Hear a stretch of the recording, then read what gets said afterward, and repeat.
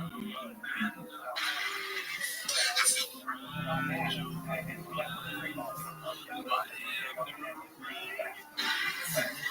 feel bad for teens, but they're so confused. And it's not all my fault. I feel like they need to take some responsibility for my jokes.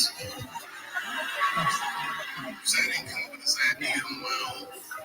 This idea that a person can be born in the wrong body. And they have to admit that's a fucking hilarious predicament. It's really fucking funny. If it happened to me, you'd laugh, wouldn't you? That wouldn't be funny if it happened to me.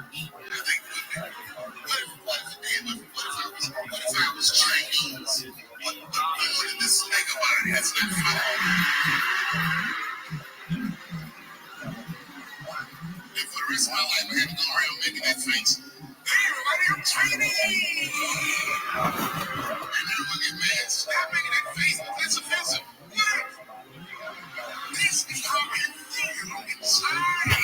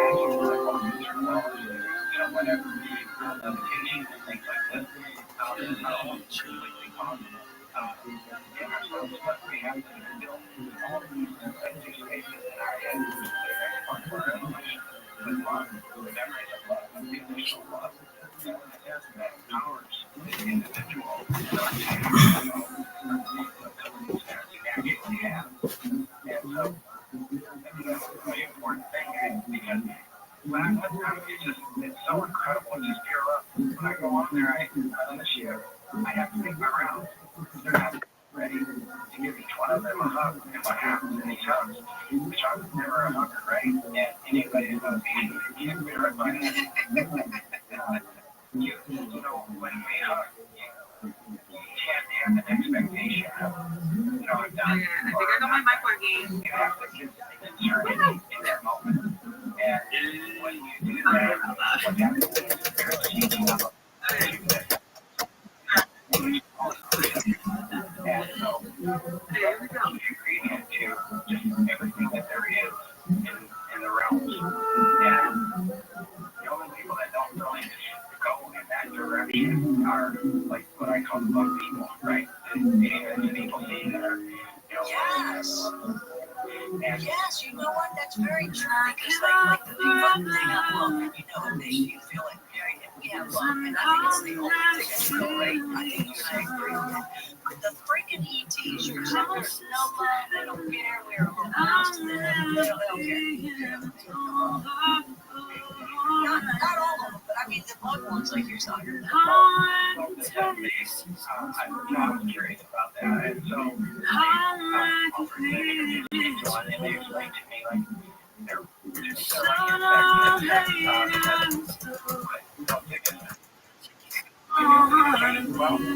to me like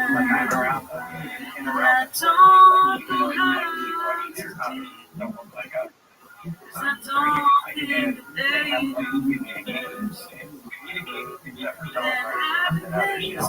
But the bug people, they're more willing to insect bite or hide bite. And when they go to the hard material that they need, they'll never damage the actual one. They'll never damage the plant or do anything about it. As far as everything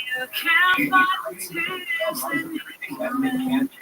And they take more than what they need. So what they do is they'll share the habitat and they go by all their natural walls, just like that's the only way you can succeed in the universe, right? And something it was like they told me something here, right? You don't have to do that, right? They will not hurt you. You know, yeah, and so I thought, okay, you know, my hammer in there, and so one of them offered to meet with me so that I could look at them. They didn't look at me and such. So they put me in this room on my back, and above me was this anyway, describe it as like a spike leg at the end of it. You know, almost like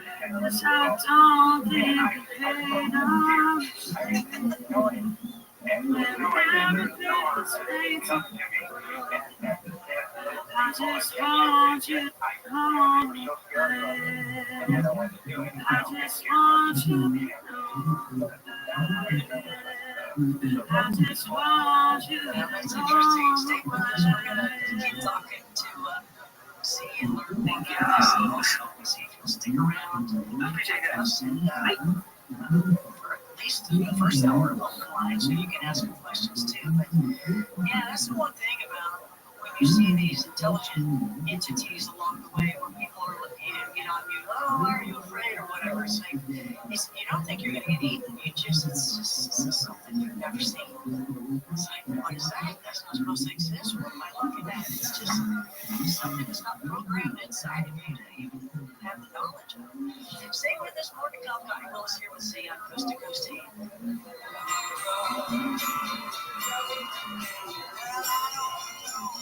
Well, that's true. You got me.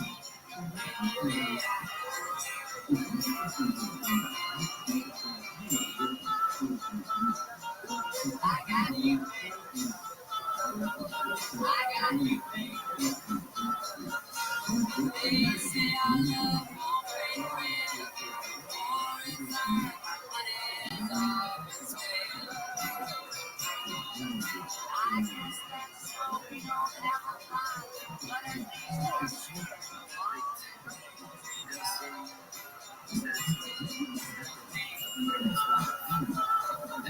I got you.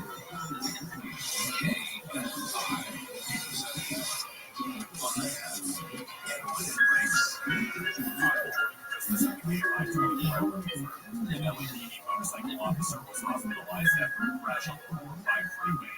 The officer went down just after 4 o'clock on Thursday on the northbound side of the freeway near the Stonewall Center. Officials say the officer's injuries were minor and he's expected to recover. California is speakers on the way means the governor's environmental policies will triple the state's economy. The California Business and Industrial Alliance is waiting for the recent fuel standards, which will push the price of the pump through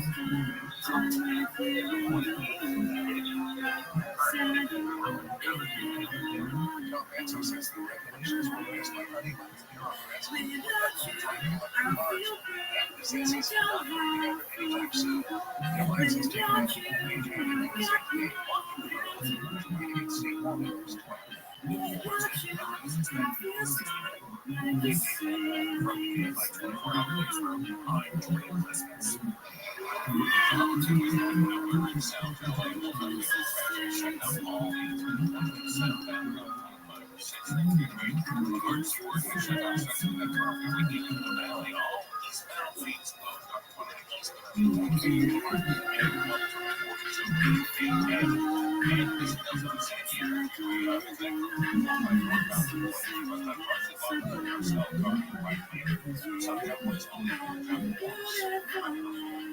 What's up, everybody? It's the Trainers. I'm back for this season of the future. Each episode is taking you inside and behind the scenes of conversations that happen at the highest levels of our franchise. We're going to touch names, top coaches, reading the story, and the story which you probably like to hear. Each week, I'll bring you conversations on the inside.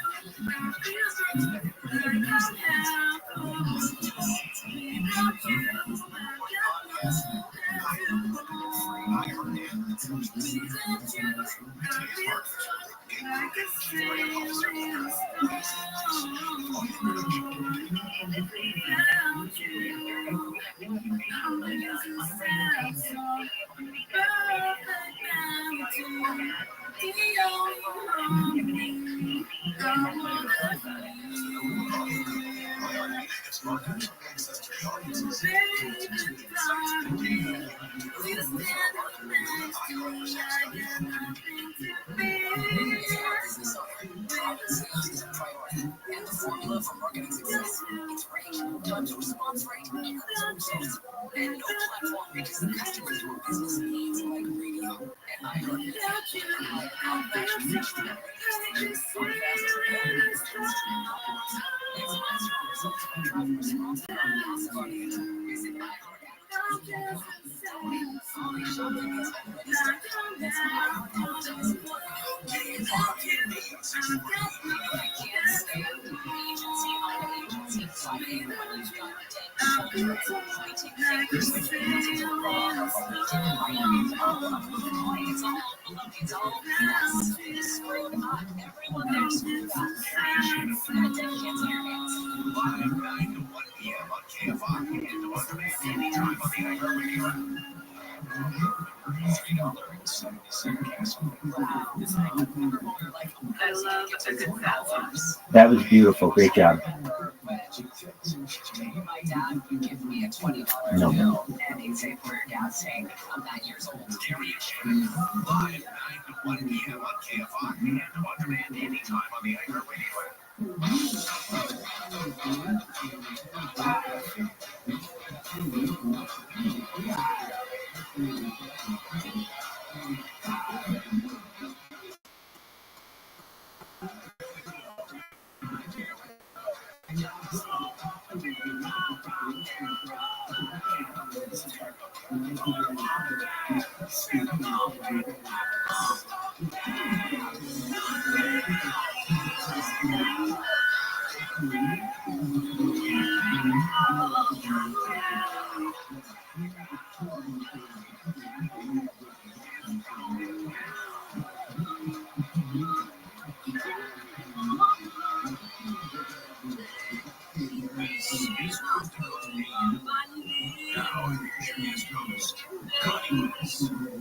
Knock down, drag out, let Sammy Hagar and Kid Rock performing a nice duet there on Coast to Coast AM. The duets are bumper music from tonight. Some good stuff, right? You know, they maybe like some sweet ones, and some just good. Well, country or something. Just throwing it all in there, seeing what you think. I love that you guys love music that I play. It's just fun. Bring it back to old music radio and play some good tunes like that. You can always check out our bumper sticker. Bumper sticker, our bumper music. Yeah, I'm giving away a lot of bumper stickers along the way there. But you can check out the bumper music on our website. And while you're over there, see where George Norrie's going to be in 2025. It's amazing. Already talking about 2025. I don't even think I bring 2024 much ever. I mean, because you don't use checks. Really, that's really the year, right? I don't even do any. I don't know. I guess maybe I'm not a check. I don't even know. I don't even think I really with a check anymore. But while you're over our website, see where George Norrie's going to be if you've never met him, and maybe he's going to be in your area because he's going to be in Charlotte, North Carolina in 2025, Dallas, Oregon, Everett, Washington, and I think it's Ticket he'll be out in LA. He's not there half the year anyway, so that was always easy. You guys got it. Maybe some more information from our website. See you, George Norrie live. Coast to Coast AM.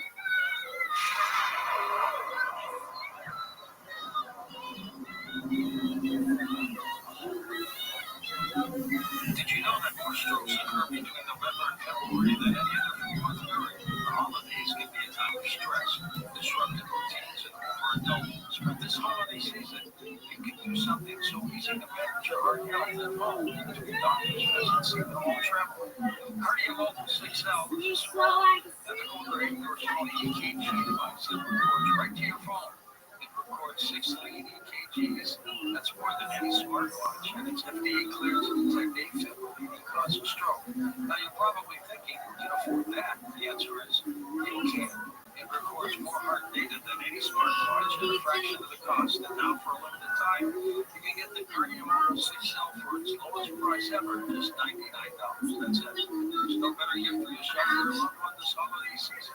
And for just $99, no other place. Go to Cardia.com. It's KARDIA.com or Amazon.com to order the Cardiomobile 6L. For many of us, the holiday season means more travel, more shopping, more time online. More personal information and more places you can't control. It only takes one innocent mistake, even if it's not your mistake. Not to worry, LifeLock monitors hundreds of millions of data points every second and alerts you to threats you could miss by yourself, even if you keep an eye on your bank card statements. If your identity is stolen, your own U.S.-based restoration specialist will fix it. The last thing you want to do this holiday season is face drained accounts, fraudulent loans, or other financial losses from identity theft all alone. Give yourself the peace of mind that comes with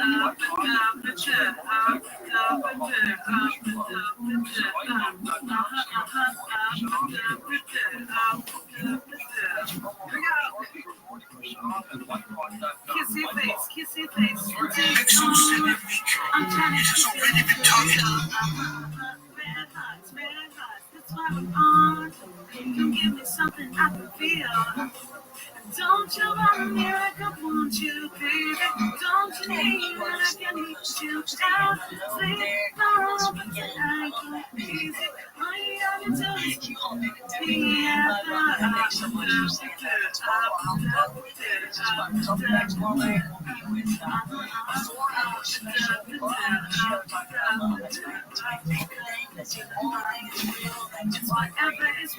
it's whatever you like. And here we are talking about the embassy. Tomorrow's just maybe Come back, doctor in the world. don't you want you, baby? Don't you need me? I need you down. Please I go crazy. All you gotta do is just be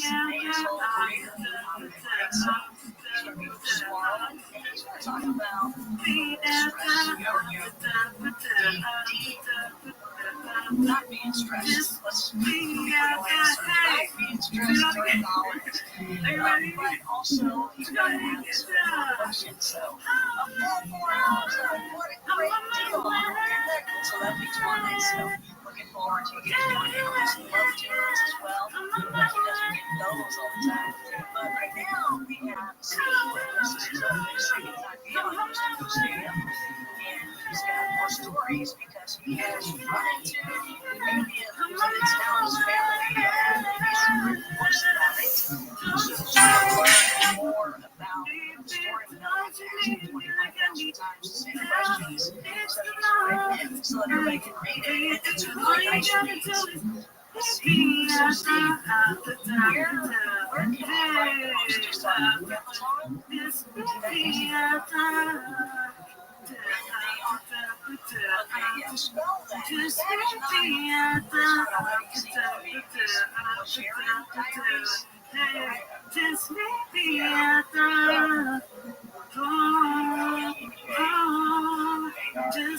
maybe at the yes, it's upbeat song for you guys.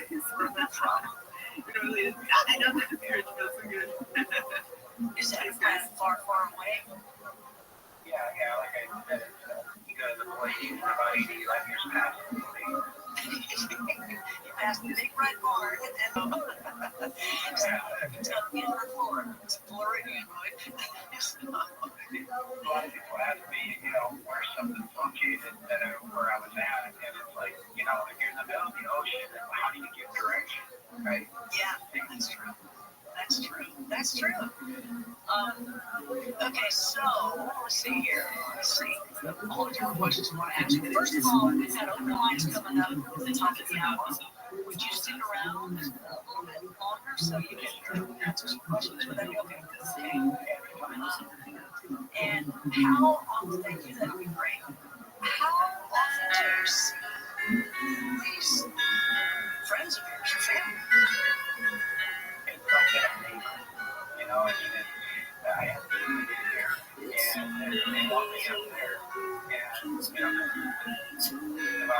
there's almost very kind too, but we develop like a family, and so they got me, so they'll show up, or else, you know, I'll do that, and so I mean, sometimes they don't, they have a light here, and I take care of the class, you know, I can still be in contact with them wherever I am with them, but at the same time, I want to be with them too, so I take care of my normal neighbors, stuff here, and when I have limiting their time, I talk with them, so, you know, up to work, you know, get there, so, Is there a specific time?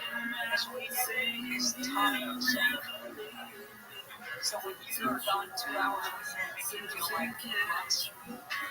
yeah, sometimes I come back here and so I can keep time up there and they know how to get here to Florida. And when I get back here, sometimes it's, you know, positive or negative to what I should be here. Other times it's right on time. And I never really quite been able to figure that out. I think my ass would make up instead of going into a really long conversation that I really don't care about. No, well, I care about it. It might be a short one, so I'm asking next time. Now, I appreciate that. Here, let me give you this. Now, you had said before that they walked around with you, and anybody can see it. It's not like you're the only one that can see them. Thank you. That's not the case. You had said they walk around with you, and I think it was Halloween you were walking around with them, and nobody knew the difference.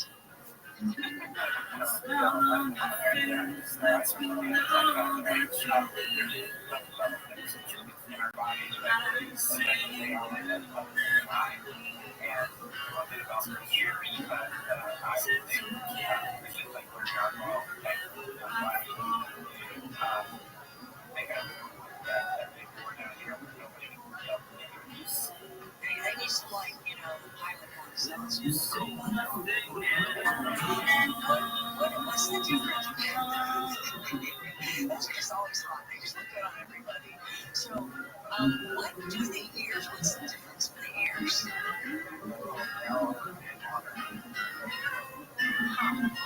Ears, longer ears, but otherwise you think, like, you know, when a human ages, their ears get longer. If the Jewish Messiah doesn't appear within the next 216 years, it will prove that Judaism is in fact a false religion, or at the very least, rabbinic Judaism is false. The Talmud and the Zohar are both in agreement that the Messiah must appear before the year 6000 on the Jewish calendar, which is the year 2240 on the Gregorian calendar. This means that our great-grandchildren, or maybe even grandchildren, depending on how young you have kids, will live to see either the Jewish Messiah or the mass exodus from the Jewish religion.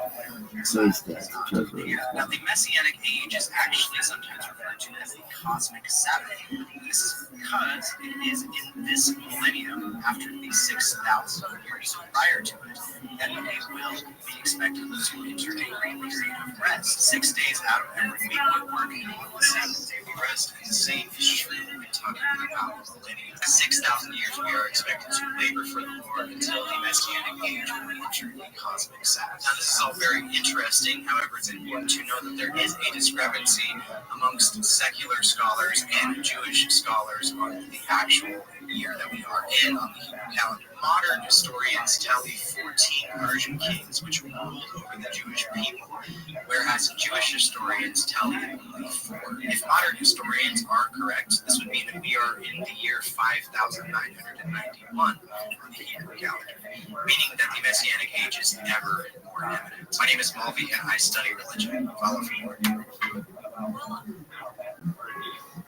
interesting. Well, I've always seen this as a love No, I story. don't want to face that to And no. Sam Jess, but I think at one point you took some sort of twist on that. And that was your goal. But your entanglement, which leads to like what life, what they describe life is to be.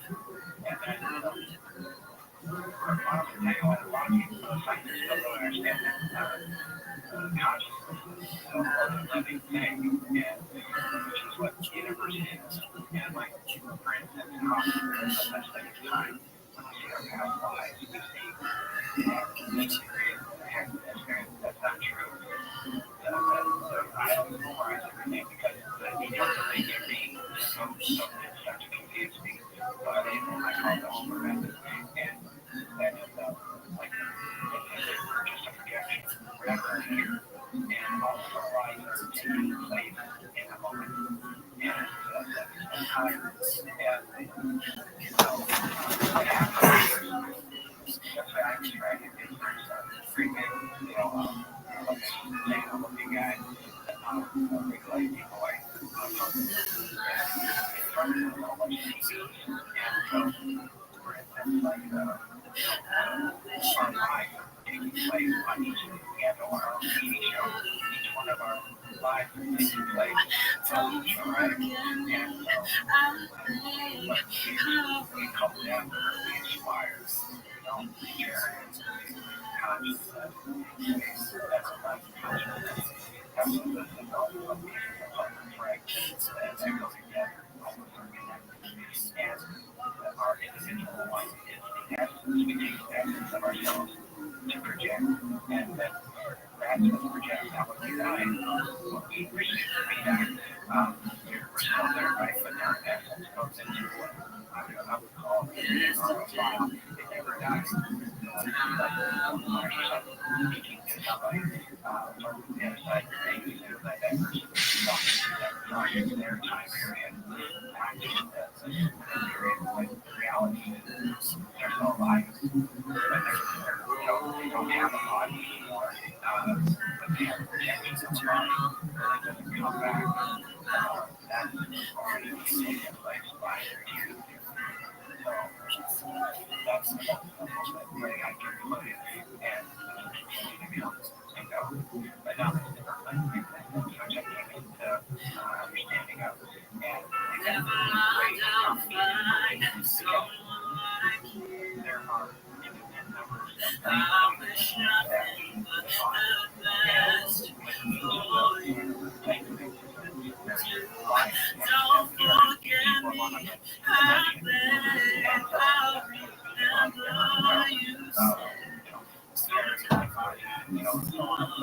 and we don't understand that we're here in a physical being in our past lives, our future lives. No, it's interesting to hear, because I know that you have so much that you've learned and you're trying to spit out as much as you can for us. Have they told you how the universe is created? Are they like crazy advanced from us? Or, how did they say the universe was created? Do they believe in God? What we can call God, but they don't call God.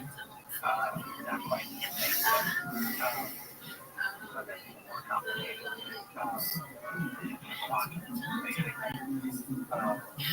Which is a great source. I don't know, cloud. Just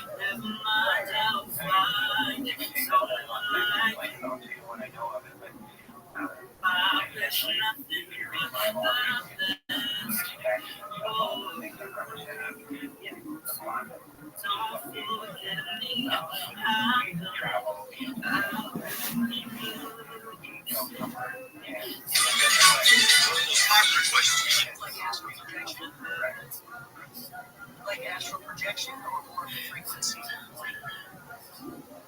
It's very hard to answer that question because there's so much that I've learned without words.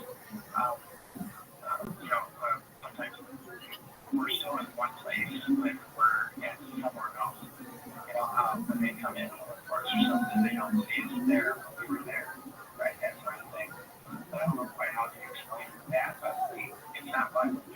either it's your essence of splitting. You travel or having travel. Okay, so I think you were telling us how the universe was created. Oh, okay. Well, how the solar system, galaxies, all the things that are formed, it's like in space, it's a fabric.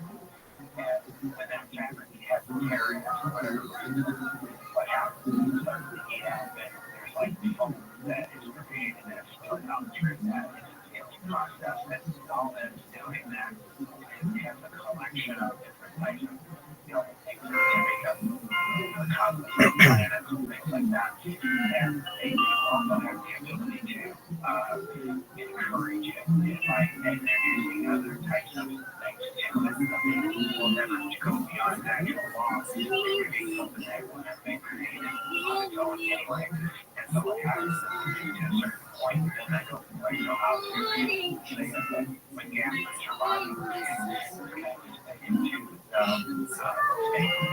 and then it's over long periods of time of rotation and such, and it develops shape, which is circular, or like a planet or Earth or something like that, or Chevy Equinox EV gives you the range you need up to 319 miles. dark matter. That's a non-existent thing. That we don't have the understanding of what dark matter truly is, or what claims to be dark matter, but it's contaminated. Some scientists that get, have research that they're being paid to do, and they don't have the answers, so they throw it into dark matter. So it's really complicated what it is. Different layers of density, because that's the apply our functions of space.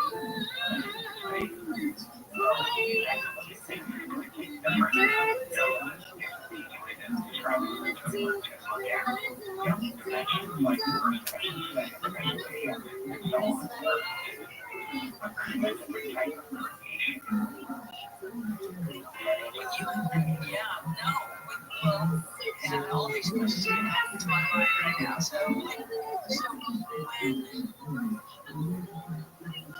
how do they want to help us at all? They just can't. They're not allowed to. It's like not unless we get. Okay, so you were saying that we use our brain too much, and we need to use our mind more, and that can be very healing. Have they taught you how to use your mind better? Anything like that? Because when they think both logically and emotionally, where introverts primarily think logically and women primarily emotionally. But together, it's for greater good. Love has to be it. How you have to have enough love in your mind or brain in order to transmit that and bring those two hemispheres together. And then once you get there, at that point, you find darkness, right? When you're leading into it, entering into the mind. And then once in the mind, when an incident occurs, like somebody touches your arm or something, co-workers, people, so our elements, and your primary five elements is my home organization. Your primary five elements, that touching of your shoulder that you just experienced, one of those elements has a relation to that. And so what it does, that interprets it and sends it to the brain, which the brain is the organ. So it has clear reference in order to interpret it for the rest of the body. Or, when we think with the mind, that's why the mind asks so many questions, because you think with the brain, you have to feel it real.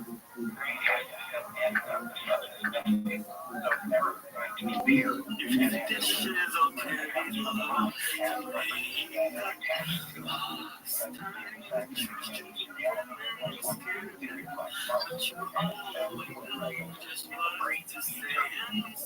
You have to reflect. That was excellent. I'm just kidding. But that was excellent. That was excellent. So we're going to do a open line. You're going to stick around with us, right? Okay. Thank you. All right, we're going to be doing that next. So I wanted to ask you the same question. Because, right, there's 15 million questions you expect to be asked. He's not hesitating on the answers. He's throwing one back. So we'll ask him some more questions. You guys can put some appliances coming out of the time. What's next? All right, we're looking out and John Gray, 4 hours of question and answers. Love, especially during the holidays. It's a real deal, and it's great to hear. So actually popping that out as well. That's used to be universal language. So stay with us, Dr. Let's continue kind of looks here. We'll see our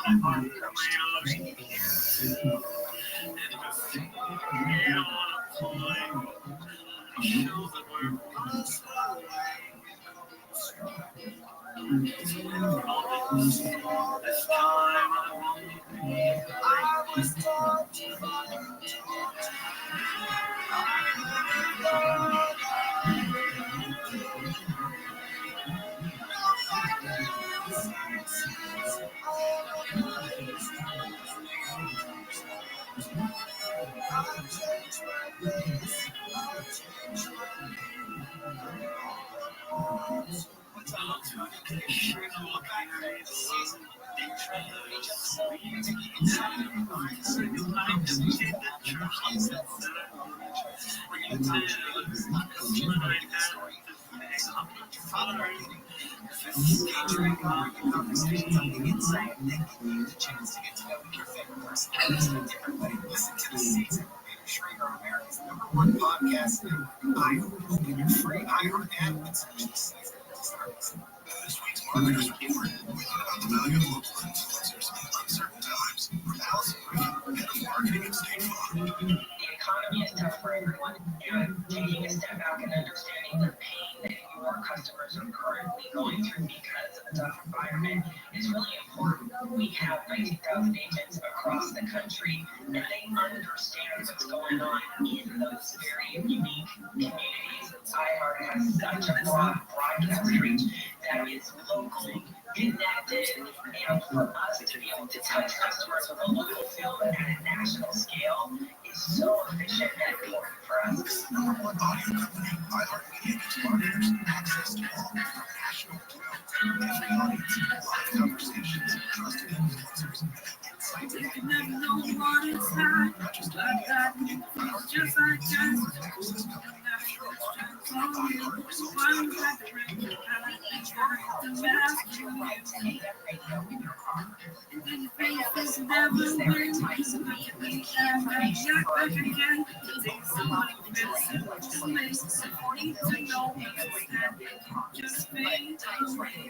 Please text the truth. And ask Congress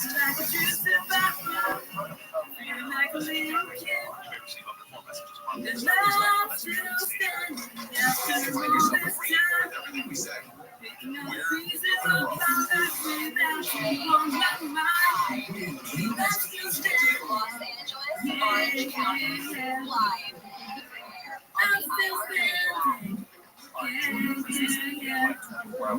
The CDC says the first invasive childhood device has been confirmed in California. Officials in the child specimen about experts say the child will have respiratory symptoms and more tests to see if the virus is spread by wild birds, causing a growing outbreak in the capitals. Governor Gavin says California will once again fight the Trump administration over immigration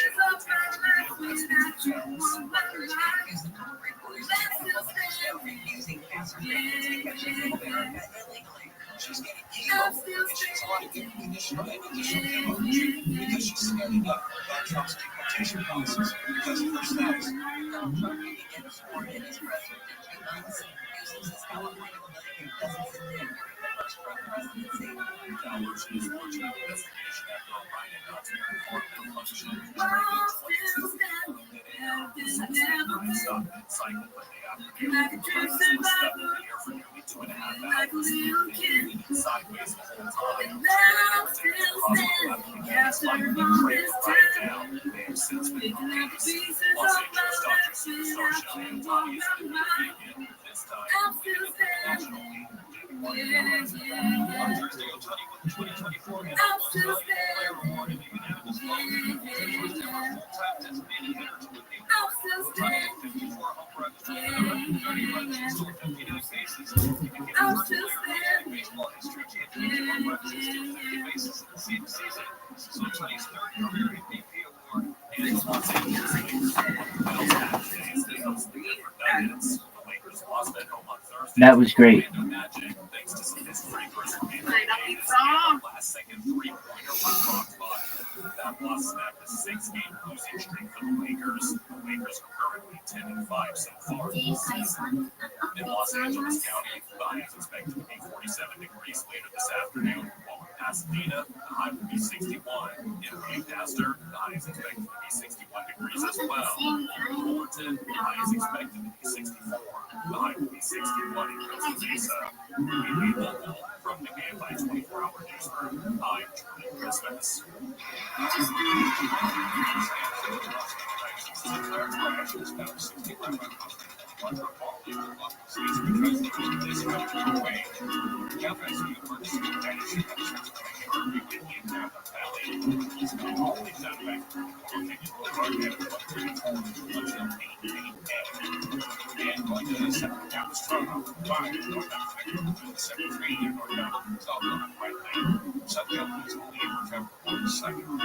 Hi, it's Sherry, owner of Life Source Water. Your clients love the fact that Life Source Whole House Water System delivers clean and delicious water from every tap and faucet with no regular maintenance. And now is the best time to use Life Source. For a limited time, we will pay your sales tax. Save up to $1,000 on your new system. Call 800-WATER-99 to secure your no-tax deal. Visit LifeSourceWater.com. That's 800-WATER-99. Life Source. Tasteability proves more.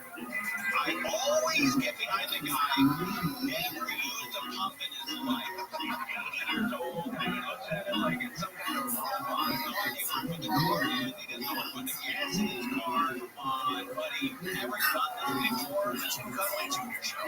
First time at the pump, live at 4 to 7 p.m. on KFI. And on demand anytime on the iHeartRadio. I don't find it entertaining for me. It's entertaining. They celebrate from $8.29 paid into the $2.99 bid. They get it going. I've never been an organic piece of fruit or vegetable in any bar. It's a Cuddly Junior Show. It is crazy. Live 4 to 7 p.m. on KFI. And on demand anytime on the iHeartRadio. Anytime there's something rustling downstairs or outside the bushes, my first instinct is to clean up. They can go downstairs. See what's going on. It's a Cuddly Junior Show. I hear you scream twice and call the cops. Live 4 to 7 p.m. on KFI. And on demand anytime on the iHeartRadio. People learn to slaughter into this country without a key. They're the clean. How do we get our visuals home? This country is upsetting. That's why people of the United States smell and why have a commission. It just get overridden by the court system. Live 16 a.m. on KFI and on demand anytime on the iHeartRadio. You know, they let you rent a car when you're 25. Accidents, assault weapons, or anything. Just like the rush.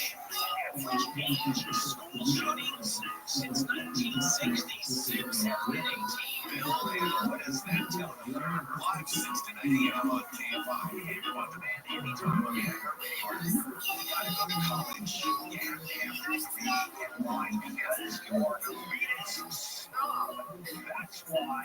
And you want to go and say, my kid went to college as opposed to my kid didn't. It's all about you, Bill. And it has nothing to do with your kid.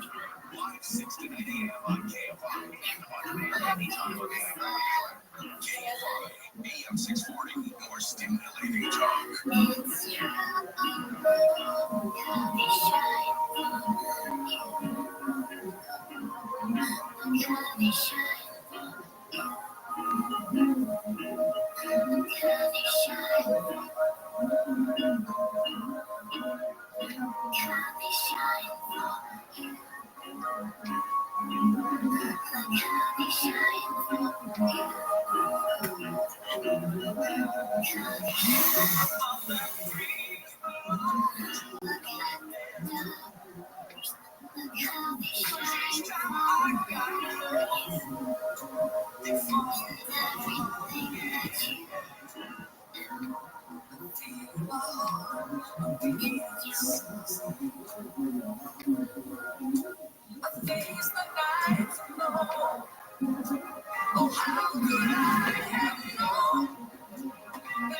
That was wonderful. Great job.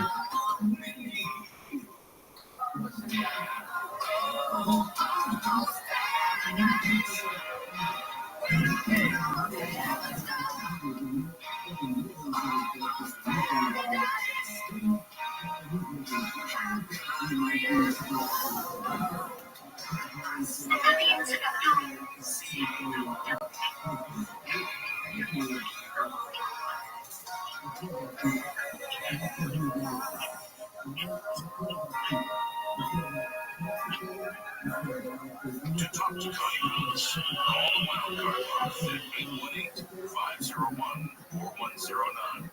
The first time caller line is 818-501-4721. To talk to Connie from Easton Park, call 800-825-5033. From west of the Rockies, toll free, call 800-618-8255. This is Coast to Coast AM with your guest host, Connie Willis. And from 1984, that's Ed Wilson, Vibrato, Almost Paradise. What a great song, huh? Coast to Coast AM, bring it to you. Top duets is what we've got for our bumper music for this evening. And guess what time it is? It is open line. So give me a call here on Coast to Coast AM.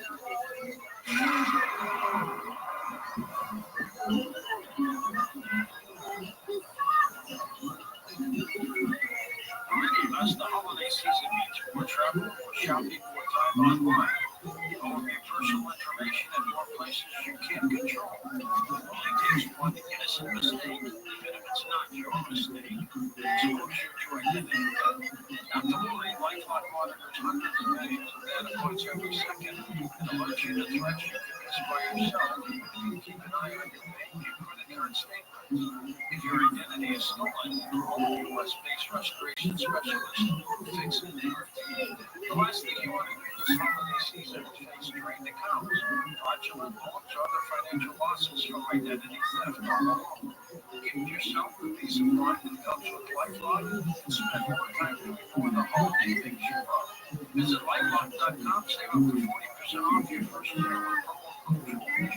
That's promo code George for 40% off at LifeLock.com. LifeLock, the threats you can't control. Living with dry age degeneration, dry age, it's the developing geographic atrophy, GA, there's something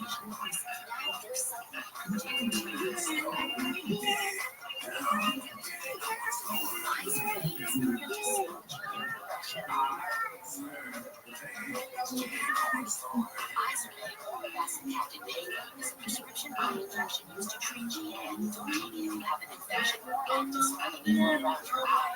Izervay can cause eye infection, retinal detachment, or increased risk of wet AMD. Izervay may temporarily decrease eye pressure, and condition may be impaired after an eye injection or exam. Don't delay. Ask your doctor about Izervay today.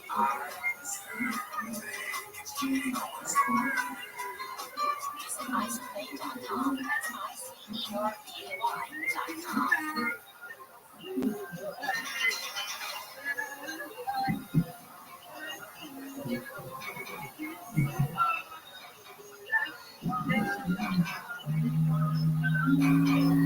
With stations all over the U.S., North America, Puerto Rico, Guam, and nice and right here, Coast to Coast AM. And I'm there, Connie Willis, your host for tonight, and tomorrow I will be here as well. Looking forward to that too. But right now we've got open lines, and we are talking with Sage. So stick around and answer some of your own questions. Before we come to the phone lines, I'm looking at all your books. On Amazon, Sharon Diaries, L-E-J-A-R-E-N-S.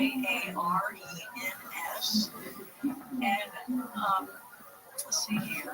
We've got, okay, that's not, yeah, that's Operation C. That's what the first one is.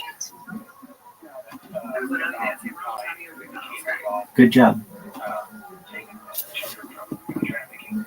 Oh, okay. It's got an interesting cover on it. I thought it was like a light. I'm sorry. It's not that. It's like, oh, interesting. So you did that. That's good operation. See, so you'll see that. Men's arrest and child sex slavery. Thank you again for all you're doing. Because you are successful with it. So there's a book line. That's the accidental contact. That's what we had talked about before when you were on. You get the book natural law. And then you go to your next one, which is the Pleasure Diaries. There's the almost full the table of ancients. Oh, that's interesting. The Diaries 5. OEM. What's OEM? Kind help is probably not the Okay. Do that again. Then we got the Interstellar. Then I tell my key to the side of this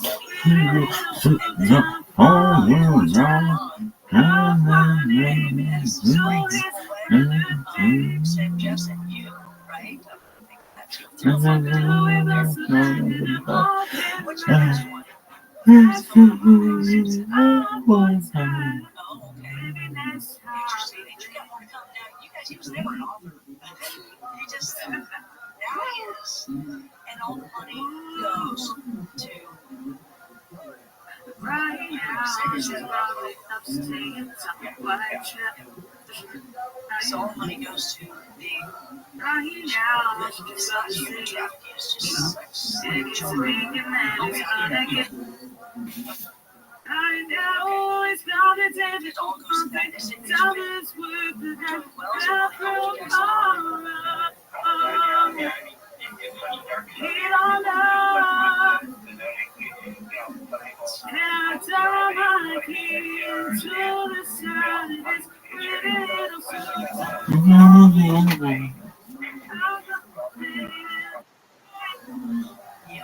you know, even at the campaign,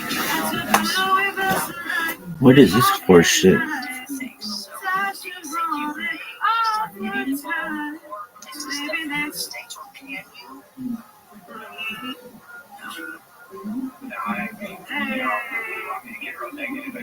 I'm not saying I'm trouble, because the next time about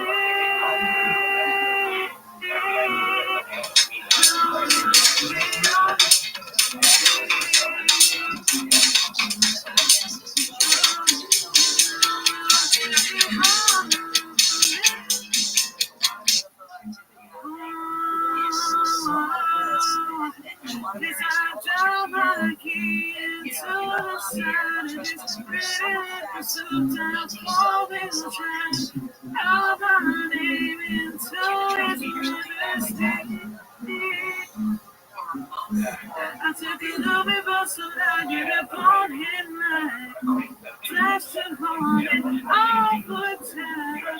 Maybe next time we'll live before you. Oh, maybe next Well, that's what I was thinking. I want you to go back into some of those areas because you might get in to some of the areas where they go and change tunnels, whatever they do. So it has to be there. yeah. Thank you guys. I appreciate it. The country. Great job.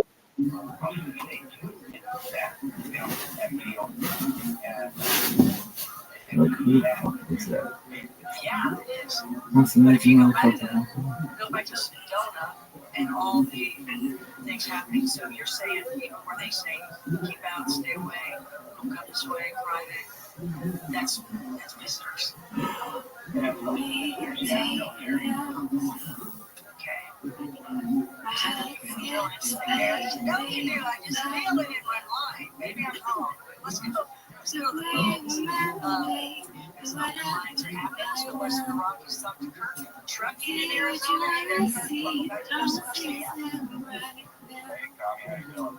Hey, doing good. I'll sit and watch you cover. With the fire that you started in me.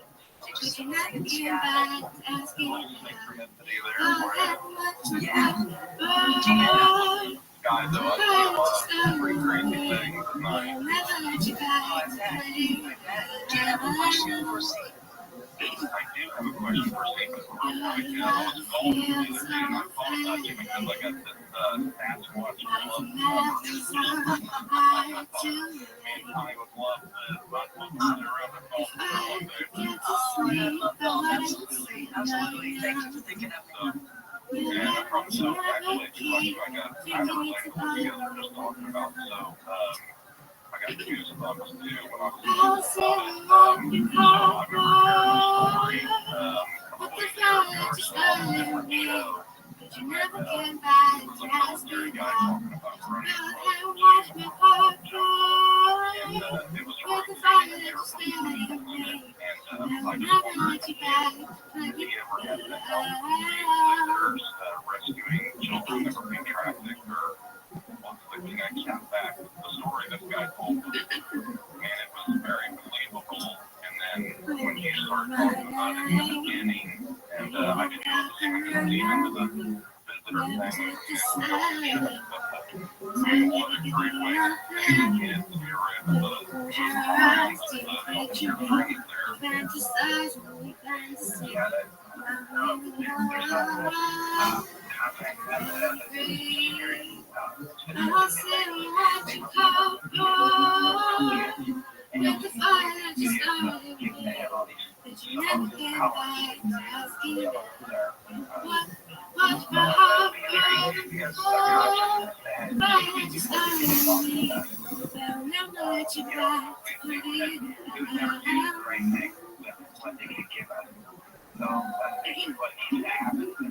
Let you back. Let you back. See, I'm like, I disagree. I would veto that and say, you're here. If you want to get your beads, you're on our planet. Help us out. Give us, tell us what to do. Give us the shortcuts. That's what I would say. So it seems that a lot of people say the same thing you say. But I'd do everything I could to shake them and go, come on, man, help us. Imagine if they gave us a way to create water wherever in the world. It would never get past the person that first received it from the second one. It would turn into a more monetary thing. Oh, well, if you give it to the right person, though, maybe not, Or the Great Balls, I want the Great Balls to happen here, because that way we can eat anything at any time. You probably don't waste that stuff, right? It's just like defending your life. Yeah, it's totally defending your life. You can eat anything you want to have. That was a great movie. Let's go east of the Rockies, talking to Donna from Harrisburg, Pennsylvania. Hey, Donna, welcome to Coast to Coast AM. Good morning. How are you? Doing great, thank you. Good. I took a leg cramp weekend, That works. The first question that I have is, it may have already been mentioned, but like I said, I woke up almost an hour ago. Do these have a name like, we've got American Heritage, Canadian military, do they have a name? I'm sure what you're talking about is the race, and it was Jared. Oh, okay. That's one letter. Okay. Sometimes I don't hear what the starting letters are. And then my second question is, do you have good heart? I want to put it this way, I might be saying it wrong. Do you have a preference of which world you're in? Not really. I mean, I love being out there and everything, but I also have this goal. I have these here that I can necessarily with these kids. And then I have relationships with people here, that I've been around for years. But when I'm out with there, it's just like, almost a lot.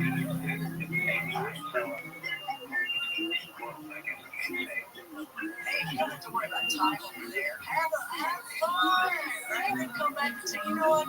I know I left at 3 p.m., but can you take me back at 2 p.m. because I have a meeting coming up at 3, so I have to prepare for it. Come on! It can never matter. That's really cool. That's really cool, though. So when do you think you'll see them next and talk to them next? That's what you did on the last show. They said, I think they commented, gave me a compliment or something, didn't they? Tell them to come see me. I'm here. I'll be awake. I'm not sure I'll remember it all. I don't think I got it. Because I would have done it. You didn't tell me again. Because I want to do it. I think it would be great. I had another question. Let's go back to the thoughts here. First time caller, Vincent, out of Austin, Texas. Happy New Year, Vincent. Welcome to Coast to Coast AM and Open Lines. I haven't got to date up my next line. More my question. I wasn't aware of you for so I haven't gotten all this information. I would have brought up and then I studied into food, and I realized what he was saying about love, and even I'm studying science, not like he can talk about that everything is at the base, what's the love. I was just curious what all religions down here, but it's very similar to those pretty religions. Yeah, it's interesting to sit down, but it makes so much more sense, it's like Jesus said, one thing was you can do all that I can do more. You should never give money to a church, but you should always pay your teacher. Each family or person should have their own altar where they worship and when they speak to their neighbors to discuss them, that's the church, right? Not establishment where it's about money and all that sort of thing. So I didn't go too deep on that because I know what I know, right? And, that's just like they say, the same as what the Dolly told me, everybody needs to have faith, whatever it may be.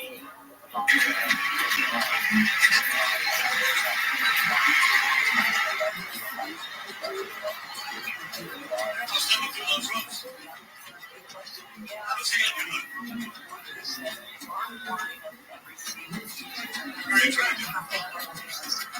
What's your name? Sue Aitchison. Sue Aitchison? Yes, Sue Aitchison. And how many words a minute? About 95 words a minute. Really? Let me ask you this.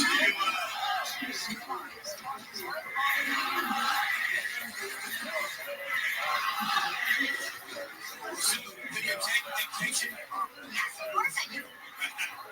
How do you love an attractive personal assistant who takes great dictation? Do you mind from time to time doing certain personal favors? No, not a problem. Anything. Well, I would suggest that if you're eminently qualified, be my personal assistant, unless you might be somebody else who might want to apply for the job. There might be some personal assistant would be who wants to give me an offer I can't refuse.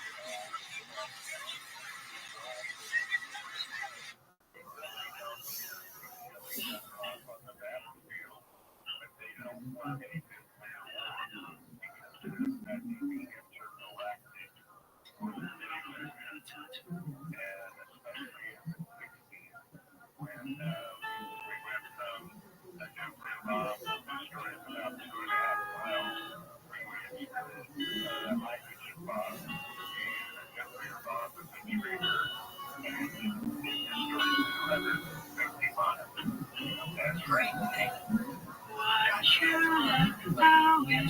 Thanks for the call. It's great stuff. Holy cow.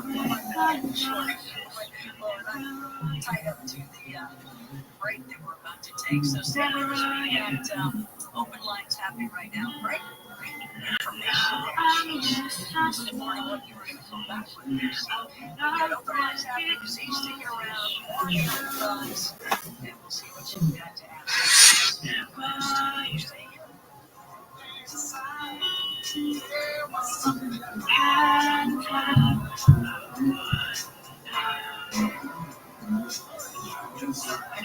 Are you ready? Are you ready? Are you ready now?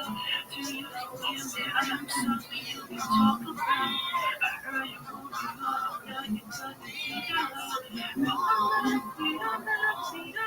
For you. Are you ready? Are you tell me that you're ready now? And you ain't fine, don't you can't live without. But you're now, you got it, now you got it figure out.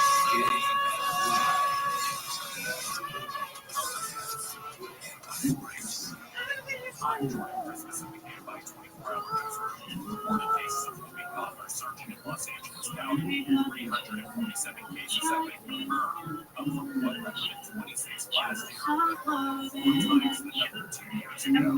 UCLA is implementing wireless electric vehicle charging for its growing bus fleet. Tammy Trujillo has more.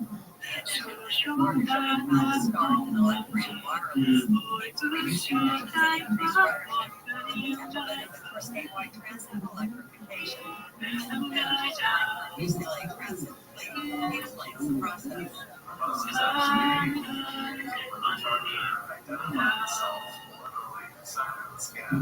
you ready? Are you ready? Are you ready now? Do you feel me? I'm something you can talk about. I heard you moving on, now you got it figured out. Feet around for you. Are you ready? But tell me that you can now. Hey, are you ready?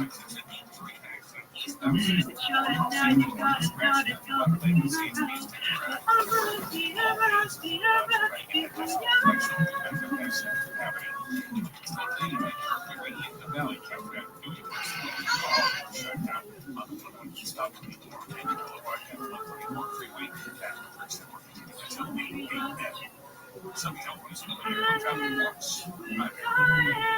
What's up, everybody? It's Big Tree. We're back for the season.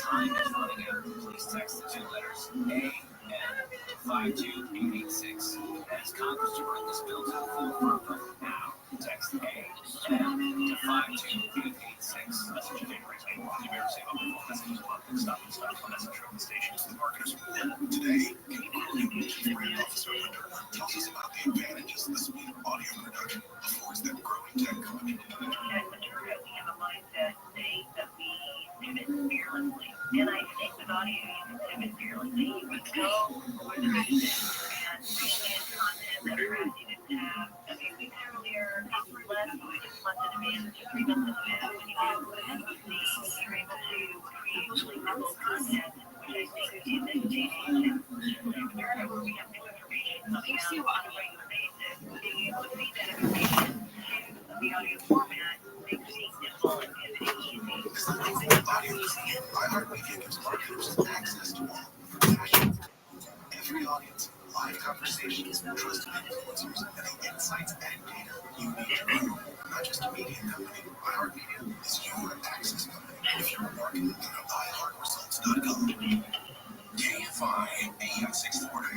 No new number is serving for guests or topics never again. Remember, a 1-year subscription comes out to 15 cents a day. Sign up today.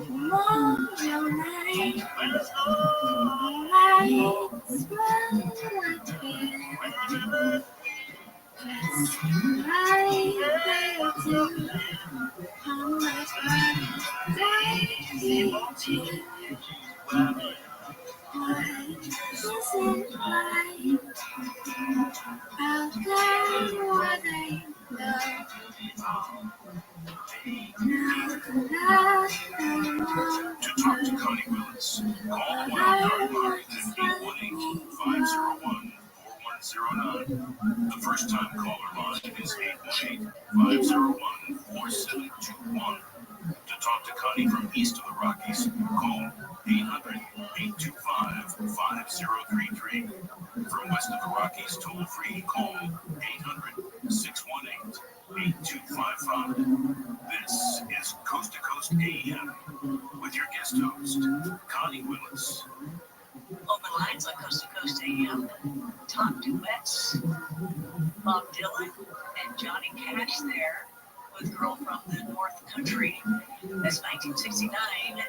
And the highlight of my life, one of the highlights of my life, meeting Jeff Gordon Rancher. That's the most fun he's called. With Johnny Cash, meeting Johnny Cash. He was called Missionary as well, but man, Johnny, there's just something about him. He's just got that. He's still got that vibe. He's still pretty fun. He's still was something. He was everything that he could have never said. And he was the first person I met like that. Because when you do radio and you meet a lot of celebrities, you meet a lot of musicians and things like that. You get to their side, you see their album covers, CD covers, all that kind of stuff. I don't think anything of that now. When you saw those things, they were bigger than life. And then when you met in person, it just never really fit. But man, Johnny, it was absolutely everything everybody ever said. And then some. It was amazing. So I'm glad that I got to meet him. Anyway, that was fun to talk to Wes. And what a great tune that was. Beyond Late Television, that's George Norris TV show. Make sure you check that out if you haven't. You can check out a free show and then decide from there if you want to do it. So learn more at beyondbelief.com or coasttocoastam.com.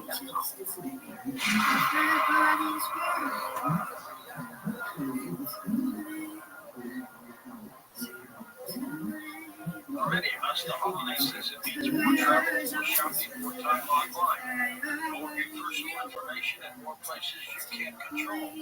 It only takes one innocent mistake, even if it's not your mistake, to expose you to identity theft. Not to worry, LifeLock monitors hundreds of millions of data points every second and alerts you to threats you could miss by yourself. Keep an eye on your bank and credit card statement. If your identity is stolen, call U.S.-based restoration specialists and fix it. The last thing you want to do this holiday season is face drained accounts, fraudulent loans, or other financial losses from identity theft all alone. Give yourself the peace of mind that comes with LifeLock. Spend more time doing more the holiday things you love. Visit LifeLock.com to 40% off your first year with promo code George. That's promo code George for 40% off at LifeLock.com. LifeLock. The threats you can't control. At 45 years old, I was in so much physical pain. I was truly dreading getting older. I had weak bones, achy joints, weight that wouldn't go away, almost no energy, and constant brutal headaches. I was falling apart physically and mentally. I searched desperately for alternatives to the pain management traditional doctors offered. That was beautiful. Medicines with no positive results. Then I heard Dr. Joe Wallach on Coast to Coast with George Norrie and decided to give his unique recommendation 90 days. It took less than a month to build results, and I lost 95 pounds. I love all the medications and pharmaceuticals. Best of all, the pain is gone. I look forward to my future.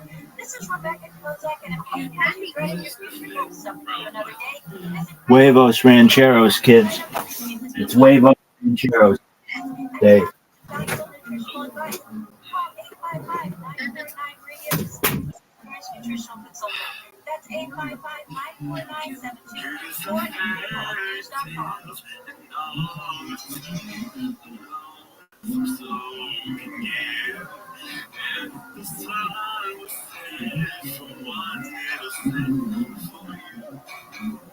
You're listening to Coast to Coast. Hello there, Connie Willis here. Please find me at ConnieWillis.com and join my Where's Willis newsletter. See what's going on with my chocolate bars. Connie's chocolate. I love it. Chocolatier. I can't believe it. The chocolate is to die for. So hopefully I'll get more in stock so you guys can share this. It's so easy to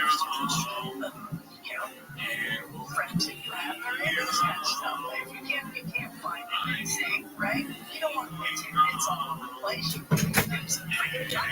There you go. But I'm enjoying my show with Rock Talk. Rock Talk. Just today, just combine the membership together. Monthly membership. Class break, interactive shows. One you have a drink with me, the other one you speak like everything else. It's just never politics, everything like that. We have fun and we take deep into the subject matters and promote more. So go to ConnieWillis.com and learn more. Also, those of you that are wanting to do the pendulum and the win any lottery, know that I have the numbers, so just buy a pair of them if you can. Tell me how to do. But you can find the books there too. It's got the downloads for everything, so you don't have to go to Amazon. It doesn't allow you to do those downloads anymore. Those 200 numbers. So ConnieWillis.com. And thank you so much for doing that. So, all right, we're talking about see, they love you. It's open lines. They love you. So, we have a whole bunch of people that want to talk to you.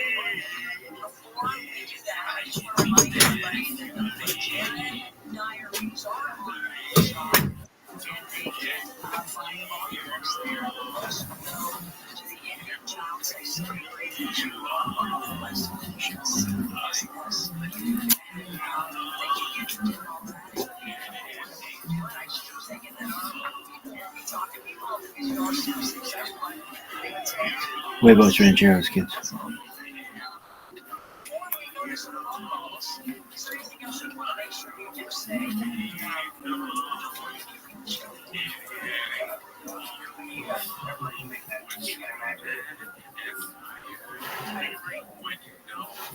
And that's all we used to say. Thank you very much for coming to the show, everybody. I agree with you, love is the answer. It's the only thing that's real. It's, without it, everything else is fabricated, right? Love is not. Huevos Rancheros.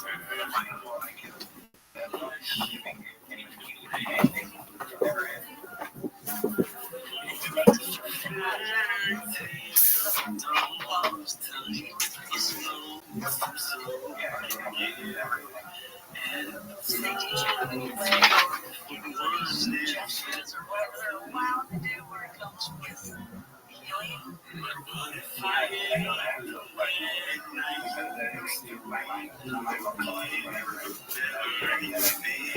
Huevos Rancheros. Huevos Rancheros. Well, I do. Hold up. On that. But sometimes what people Stand say by. longer, right?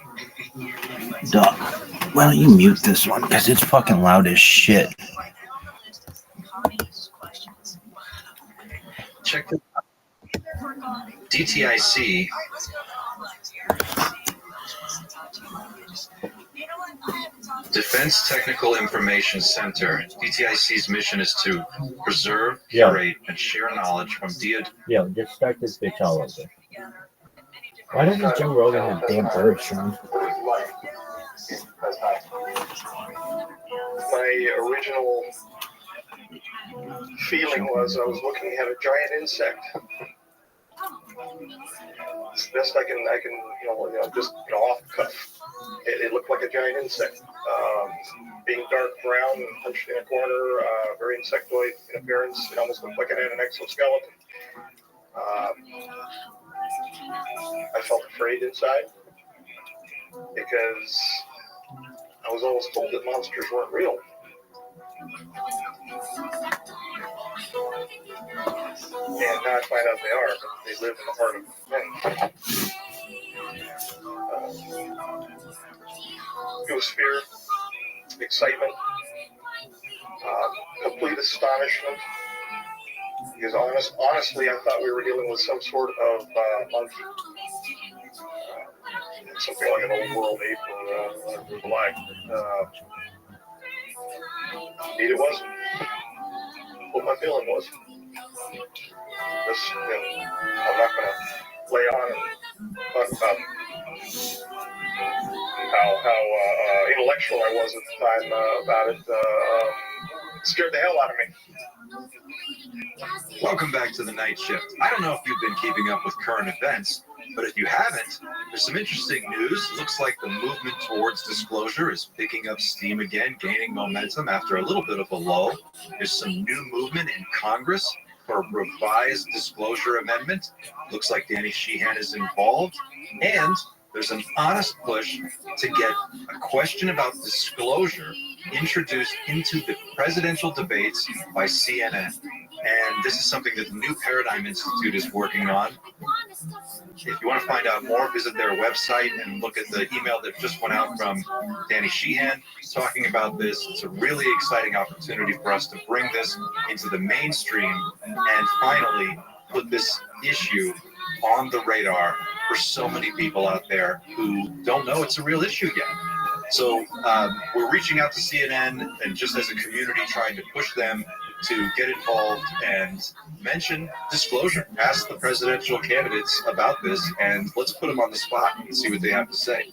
Do they try to dodge the bullet, change the subject with some kind of a silly joke and a aside, or do they tackle it head on? Do they actually have answers? They should. So this is something that we really want to see happen, and I encourage you to visit New Paradigm Institute's website to learn more. But that's not the spiciest meatball I've got for you today. I've been thinking about some new ways to expand the content on the channel, and today what I want to do is something that I've been kind of eager to do for a while, but I've held off on it, and I want to reach into the vault, pull out some old videos, and I want to watch them with you and get your reaction to some of the stuff that I find really fascinating.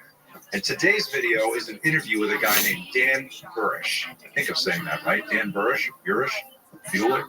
Dan Burish was a biologist, supposedly, who worked at S4 and actually worked on taking biological samples from one of the EBEs, or one of the biologics that we have in a very specialized facility at that location.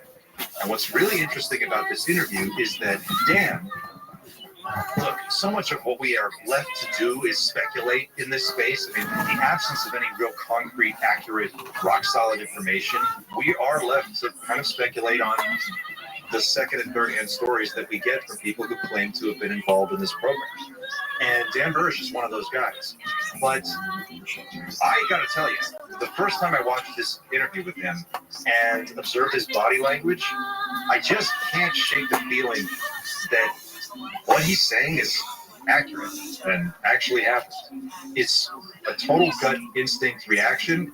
I don't have anything else to base this on, but I really want you to see this interview because it's spectacular. What we did is introduce the new members, myself amongst them, into the Queen Sphere area, and we were eventually shown the subject for which we were examining the slides. The slides were unusual in that they were pressurized cells, and they were reviewed by us on a conveyor with a completely automatic microscope. We weren't touching anything. We give verbal commands. At the second instance, we were finally allowed to have a VRML keyboard for examining the slides, and I digressed. Then working with the J-Rod itself in the ambassadorial suite of the Queen Sphere suite. Sometimes you'll see an interview with someone who's seen a UFO or encountered a being or a non-human intelligence, and you can just tell. You can just tell that they're not making this up. You just know it in your bones. This is one of those interviews. He showed me concurrently not only the equations for the rule of nines, but he also did so diagrammatically, and he did so with three-dimensional, like a VRML system, where I was watching cubes come together.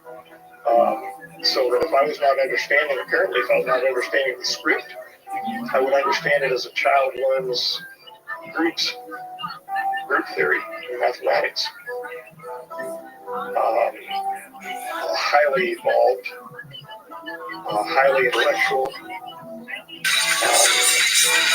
highly repressed emotions.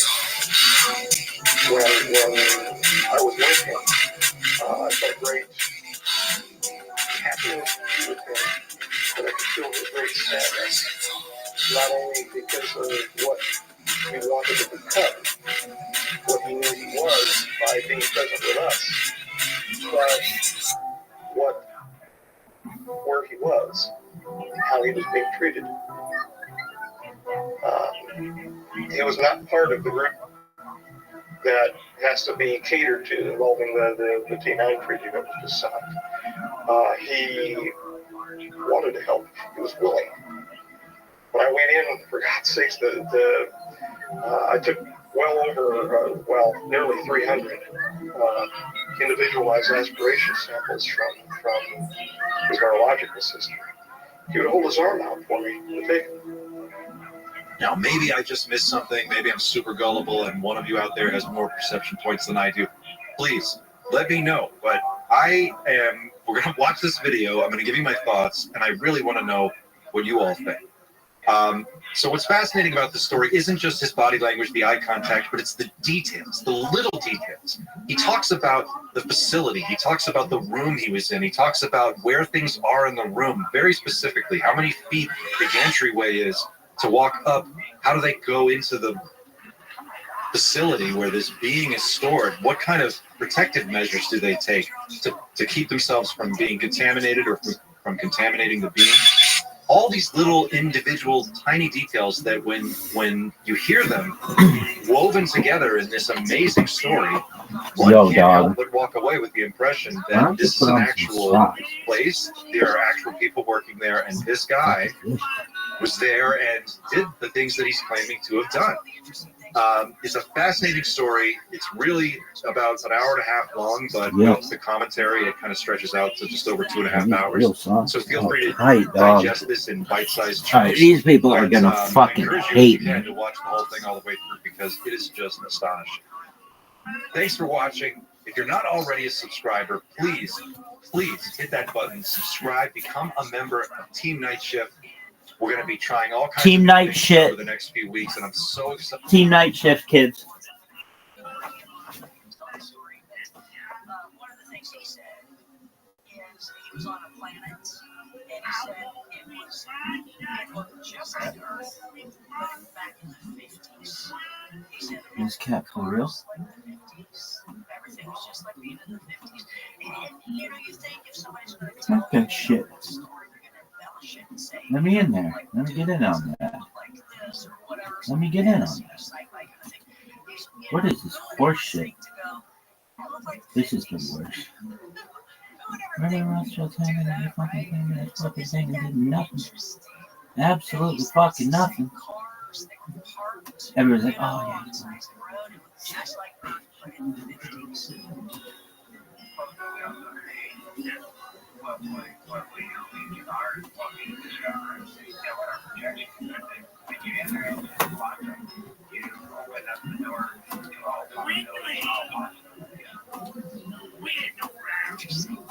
Walk our line number one, start to shine.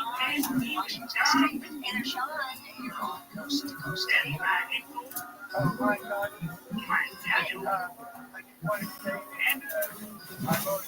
Tell me why. Let me get in on this shit.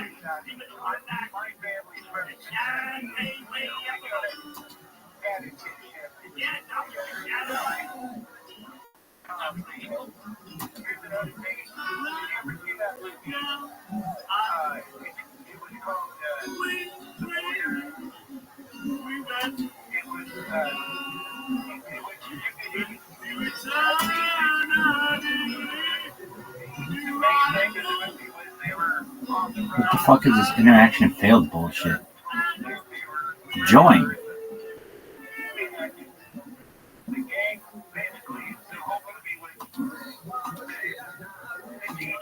That was wonderful. Great job.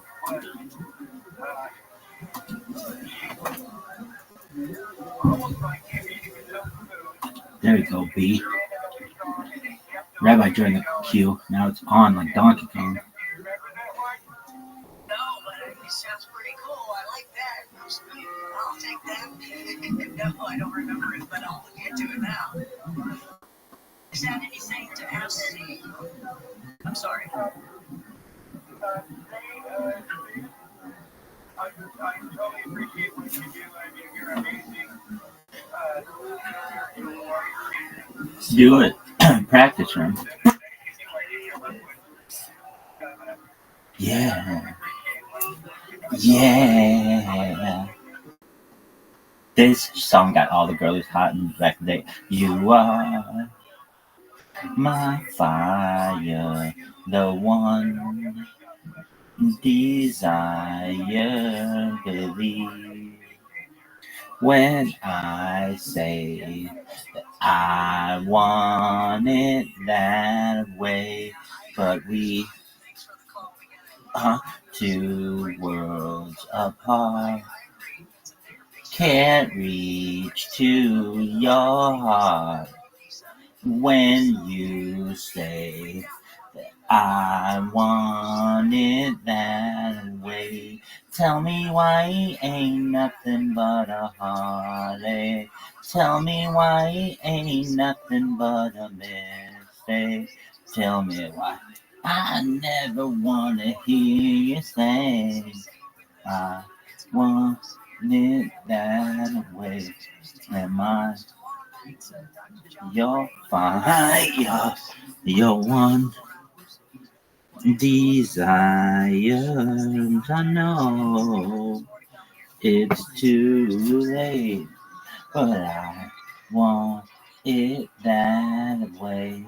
Tell me why it ain't nothing but hard. Tell me why ain't nothing but a mistake. I tell me why I never want to hear you say I want it that way. Now I can see that we're falling apart from the way that it used to be. Yeah, no matter the distance, I want you to know that deep down inside of me, you are my fire, the one desire. You are, you are, you are, you are. 1, 2, 3, 4. Don't wanna hear you say nothing but ain't nothing but a miss. I wanna hear you. I never wanna hear you say, yeah. I want it that way. Tell me why.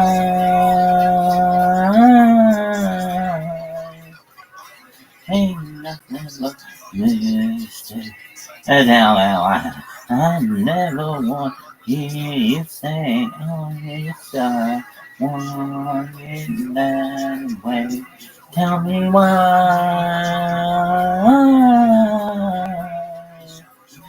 Ain't nothing but mistake.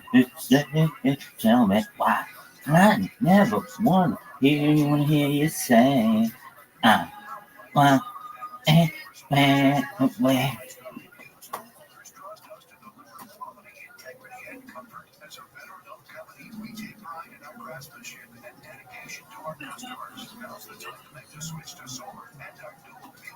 Beautiful job.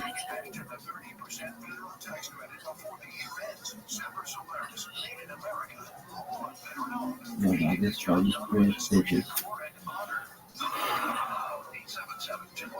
Mr. Dan Burris, S4 and J-Rod.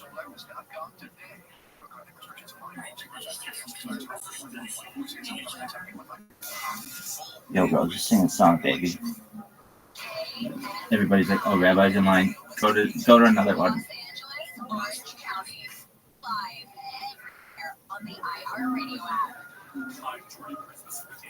Hey, everybody.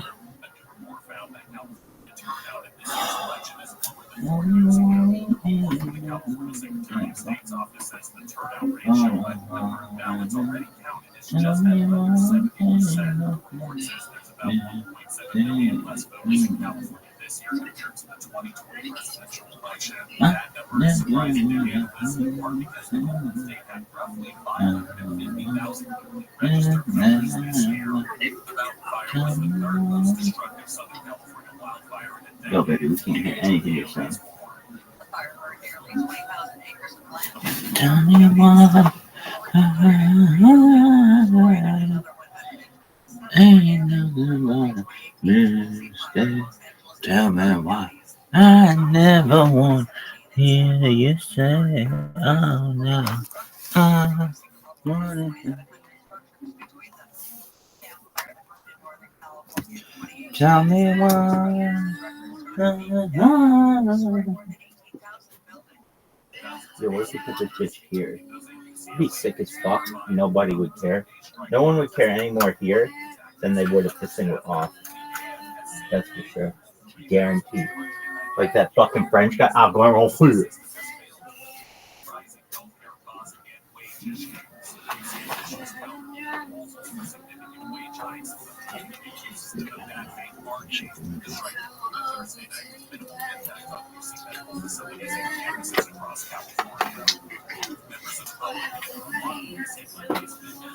Oh yeah, Frank guy.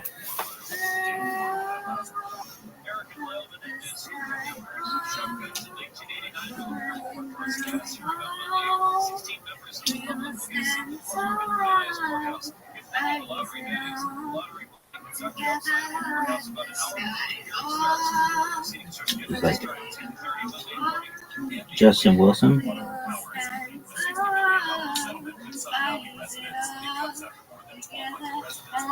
Cajun. I knew it wasn't French. Baton Rouge.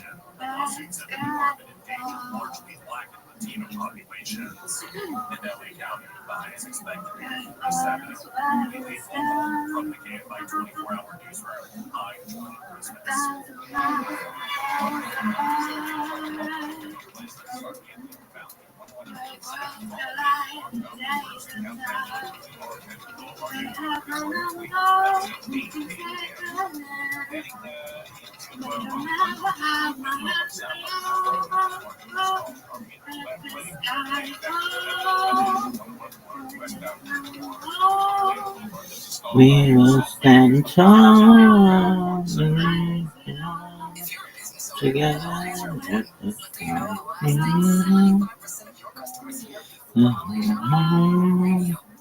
We will stand tall and raise it all together.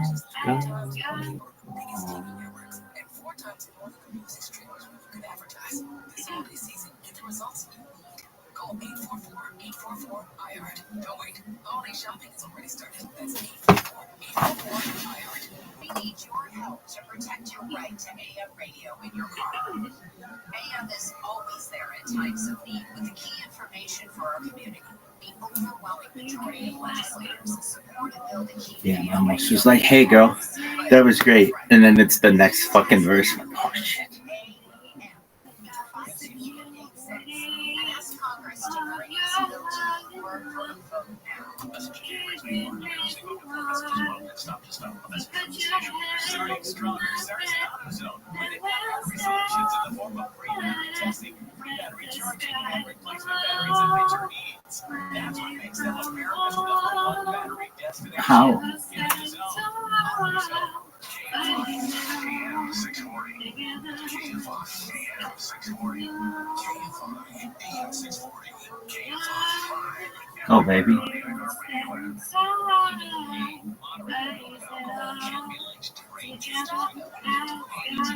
don't want to hear about coffee decline. 7 units of alcohol per week. Stop it. Is associated with higher iron.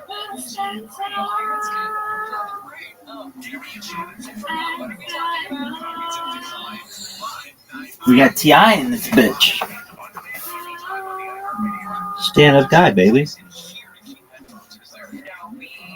to take our belongings with us when we leave and bring them back in the morning. I think I'm gonna go to Florence. I'm gonna steal one of those little kid carts that they allow you to push around baby cars. I don't think you should steal a shopping cart. That was beautiful. Great job.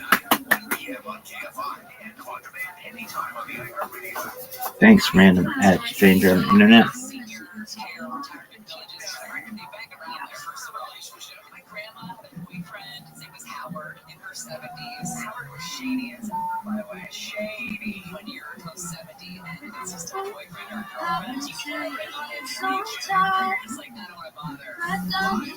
1 p.m. on KFI. Anytime on the AM 640. More stimulating talk.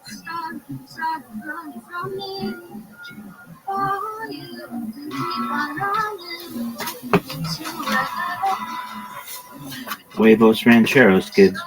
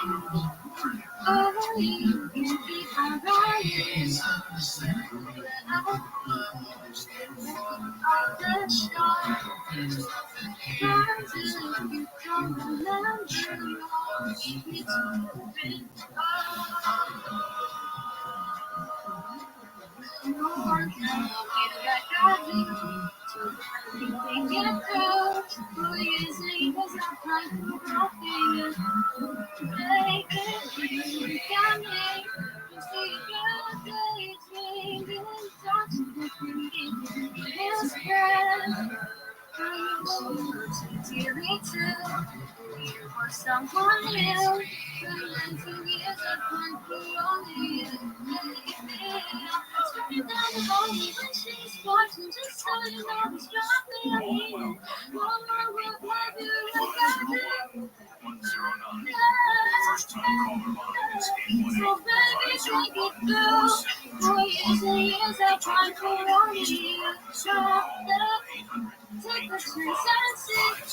Yo, girl.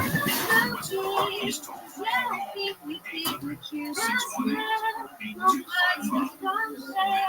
is Coast to Coast AM with your guest host, Connie Lewis. That was beautiful. Great job. 2007 on Coast to Coast AM. Robert Plant and Allison Krause. Please read the letter. Isn't that nice? That's a nice tune. Top duets will play tonight here on Coast to Coast AM. And if you're snoozing a little bit, you're going in and out like, oh, I can't stay awake any longer. It's okay. We know we're on late. Very, very early, depending on where you are. We understand it. That's why we created the Coast Insider, where you can listen to it tomorrow after you've stepped in. And you can turn it back on and listen to what you might have missed out on. We've got where you can listen 24/7, all the audio archives, ad-free, direct content, direct access to George Story, we've got the art film vault, and more. If you'd like to sign up, join us for the Coast Insider at coasttocoastam.com.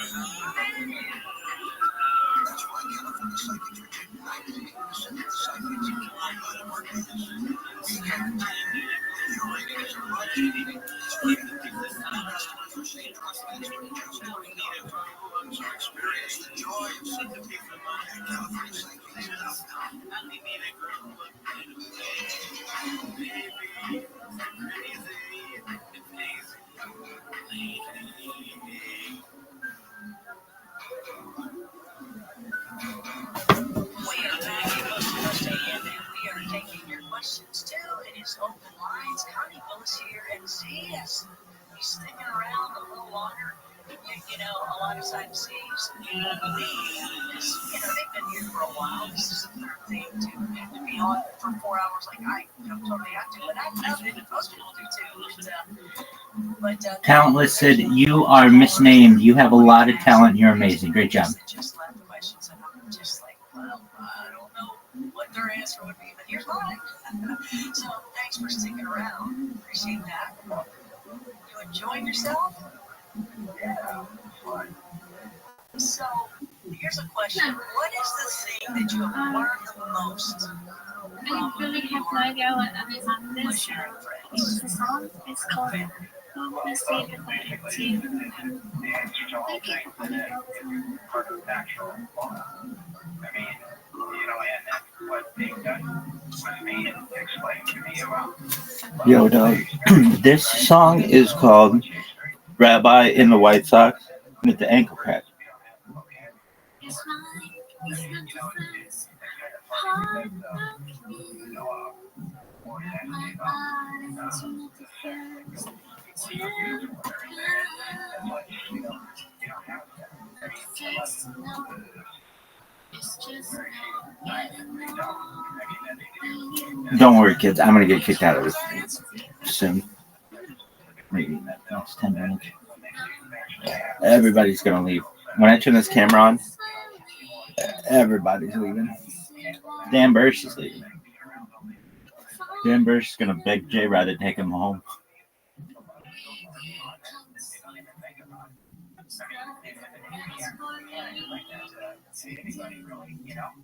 Well, you kind of explained it in one of them. So it must have been one or two.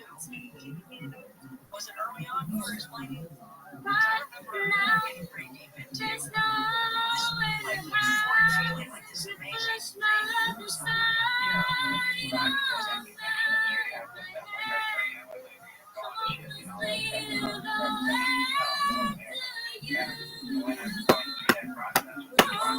Damn, bitch. Nice job. You're hitting the notes, bro. And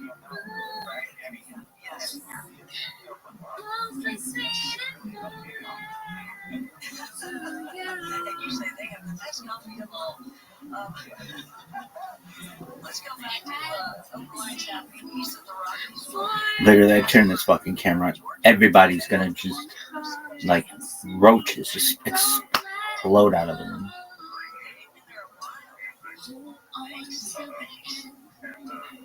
That's what I intend to do. Hopelessly devoted to you. But now, there's no way to hide since you pushed my love aside. Oh, God, if I had hopelessly devoted to you. Hopelessly devoted to you.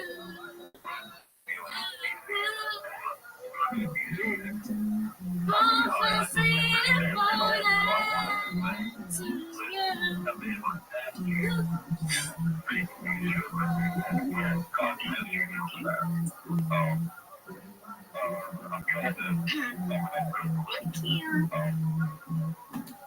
Great job, Mevio.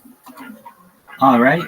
I'm Rabbi Rothschild. If you don't know who I am, I stream for world peace. This is Backstreet Boys, I Want It That Way. Yeah.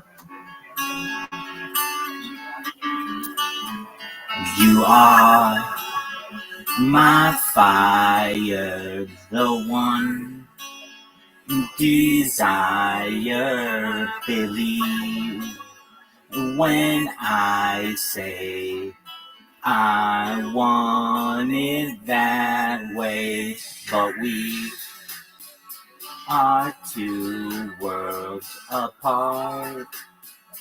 Can't reach to your heart when you say that I want it that way. Tell me why he ain't nothing but a heartache. Tell me why he ain't nothing but a mistake. Tell me why I never wanna hear you say I want it that way. Am I your fire, your one desire? Yes, I know it's too late, but I want it that way. Tell me why it ain't nothing but a heart. Tell me why ain't nothing but a mistake. Tell me why I never wanna hear you say I want it that way. Now I can see that we're falling apart from the way that it used to be. Yeah. No matter the distance, I want you to know that deep down inside of me, you are my fire, the one desire. You are, you are, you are, you are. Don't wanna hear you say anything but a heartache. Ain't nothing but a miss. I wanna hear you. I never wanna hear you say, oh yeah, I want it that way. Tell me why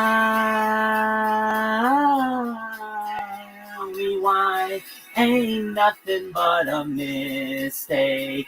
Tell me why I never wanna hear you say, hear you, I want it that way.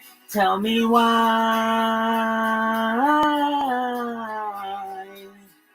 ain't nothing but a mistake. Tell me why I never wanna hear you say I want it that way, 'cause I want it that way. Thank you for the opportunity to sing. I'll press QN now for the next person.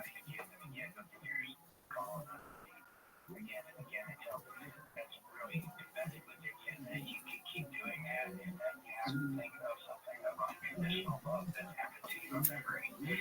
And once you start replaying that, you realize that you got the ball going around and around. When that memory then becomes real again, when the door's open. Well, okay, so you say that.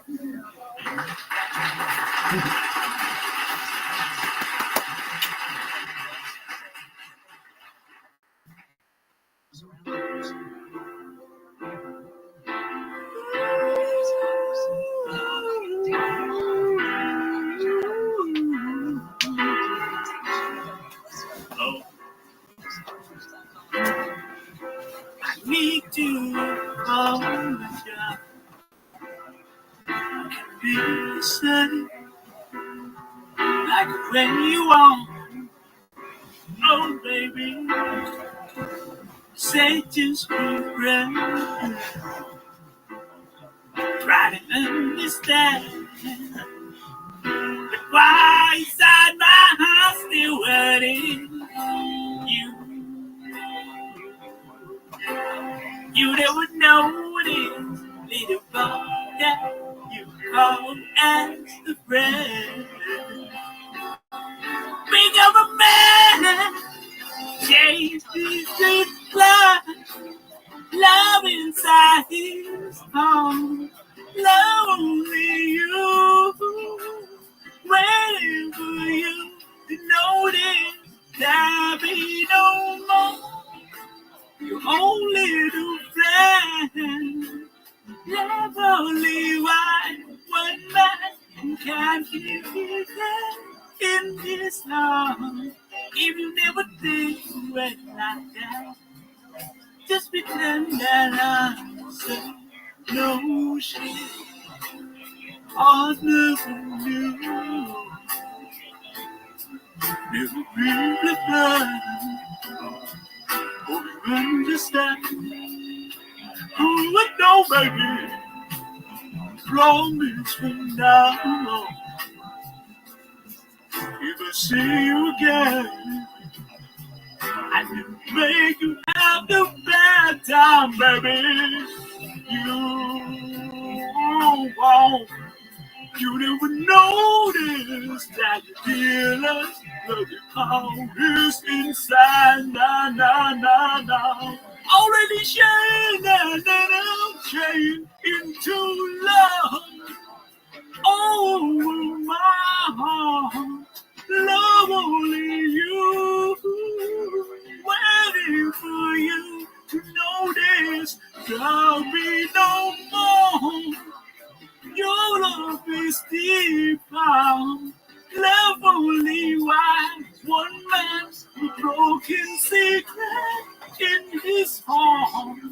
If you never think away like that, just pretend that I ain't say no shit.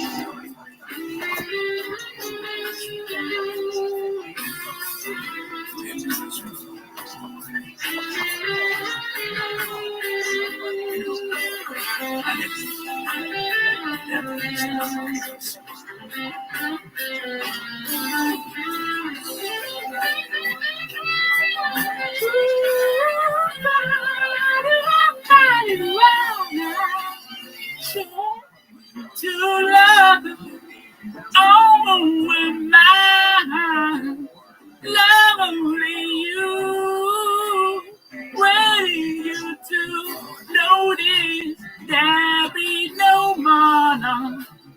Love is deep high, love only right, when man with broken secret in his time. And you never think right like that. Just pretend that I didn't mean to lie. All my years on lonely you, waiting for you to notice there be no more, no. Love us divine, love only right. One man with broken secret in his eye. If you never think like that, just pretend that I say nothing.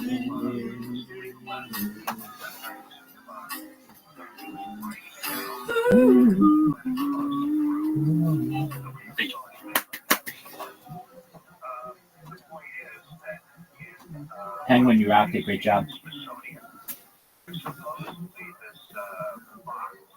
Thank you.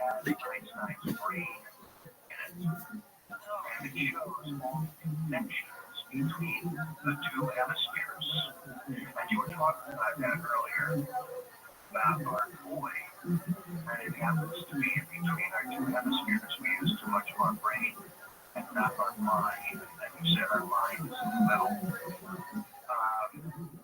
But it also, the brain is also, Einstein's brain is right next to a regular man's brain. And it really is starting to cleanse. And so, if you ever get that way, I highly recommend it. It's, interesting thing.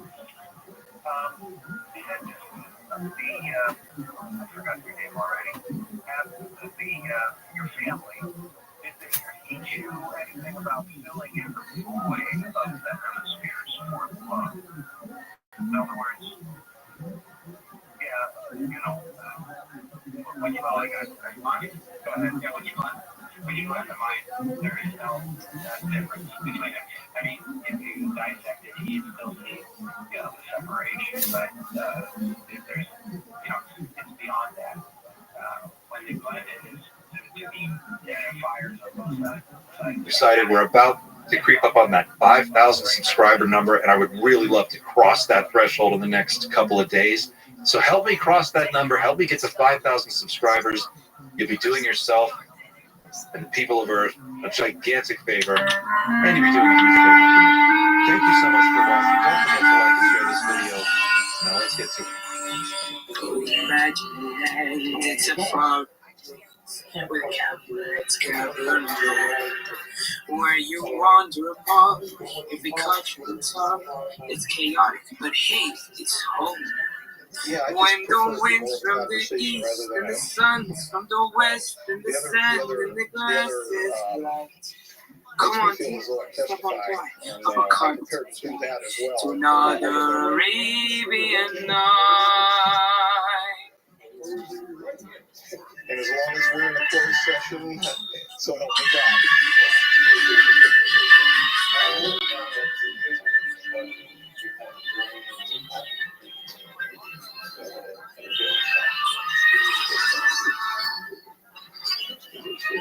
As you wipe the streets and the favorite facades of carbon clothes, you can smell every spice while you haggle the price of the silks and the satins. Oh, the music that plays as you move through a maze in the haze of your From what I understand, there's currently a 17-16 split. This is mostly around Arabian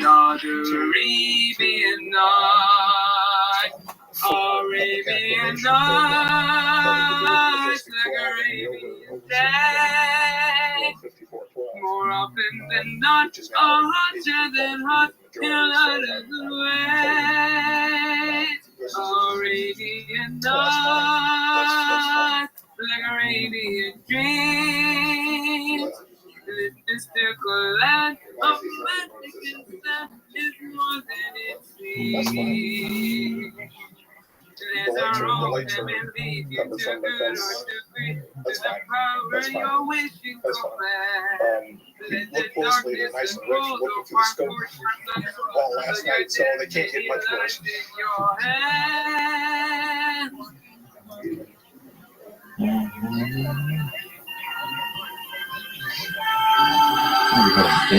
Arabian nights, like Arabian day. Take off and take flight. They shock and amaze. Arabian nights, like Arabian day. The late 80s. You're probably centering your question around work for the government. In 1986, I was approached.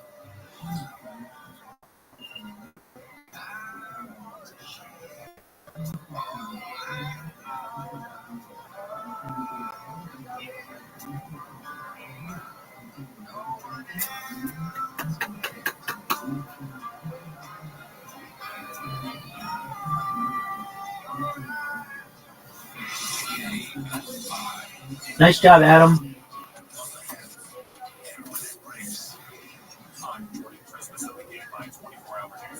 An LAPD motorcycle officer was hospitalized after a crash on the 405 freeway. The officer went down just after 4 o'clock on Thursday on the northbound side of the freeway near the Starball Center. Officials say the officer's injuries were minor and is expected to recover. California business leaders are proclaiming that the governor's environmental policies will cripple the state's economy or Mayfield has more. The California Business and Industrial Alliance is pointing to the recently passed fair fuel standards, which will push the price of the pump through. Come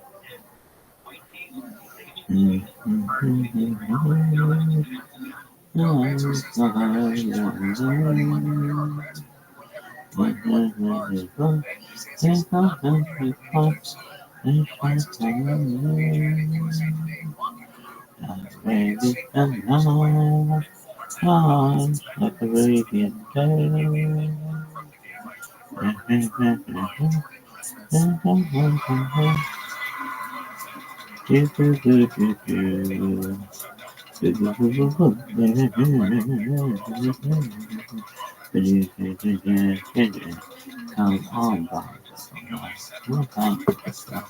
All that I really want.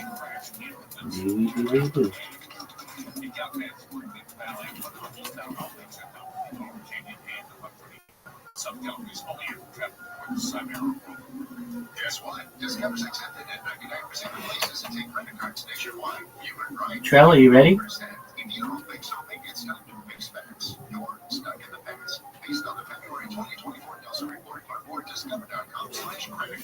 This is High Harmony, presented by UCLA Health Johnson. Trell, can you hear me? Are you ready? It's your turn.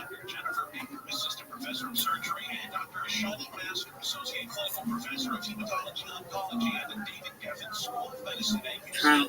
Talk to us about It's your turn. why is it so important? Breast cancer. And I would have to. Cancer is bad. Generally doesn't show up. That's why mammogram screening is so important. It's because breast cancer is going to be silent. People that are diagnosed with breast cancer, they come into my office and they feel at the top of their life. You know, they're feeling like they're healthy. They're not feeling run down by their breast cancer at all. So what we want is for it to be a screen detected cancer where we're taking this very small size and you cannot feel. UCLA Health provides Nine. exceptional health care at 5 hospitals and more than 280 locations, including multidisciplinary breast cancer clinics in Beverly Hills, Santa Clarita, and Santa Monica. Visit UCLAHealth.org/cancer for more information. Starting stronger starts at AutoZone, where they've got battery solutions in the form of free battery testing, free battery charging, and replacement batteries that fit your needs. That's what makes them America's #1 battery destination. Get in the zone. AutoZone. AM 640.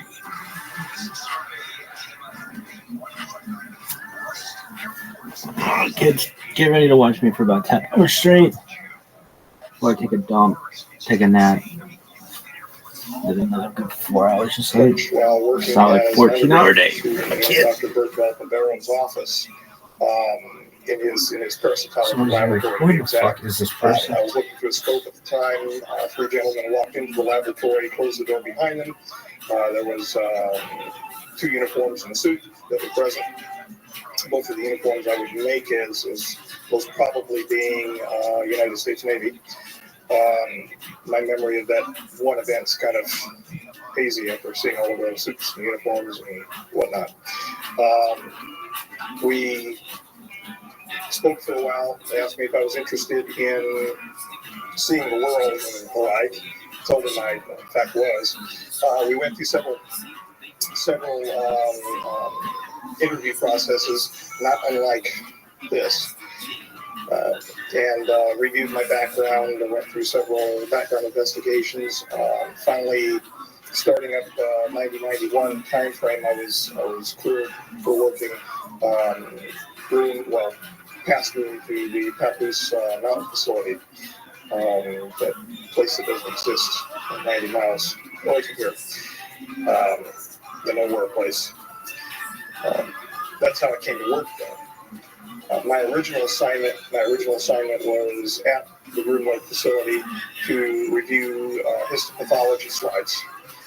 And I went through nearly a year's testing and then was basically let loose for a year, and I heard no contact from them. After that, I was brought back in and shown some higher grade slides of unknown origin.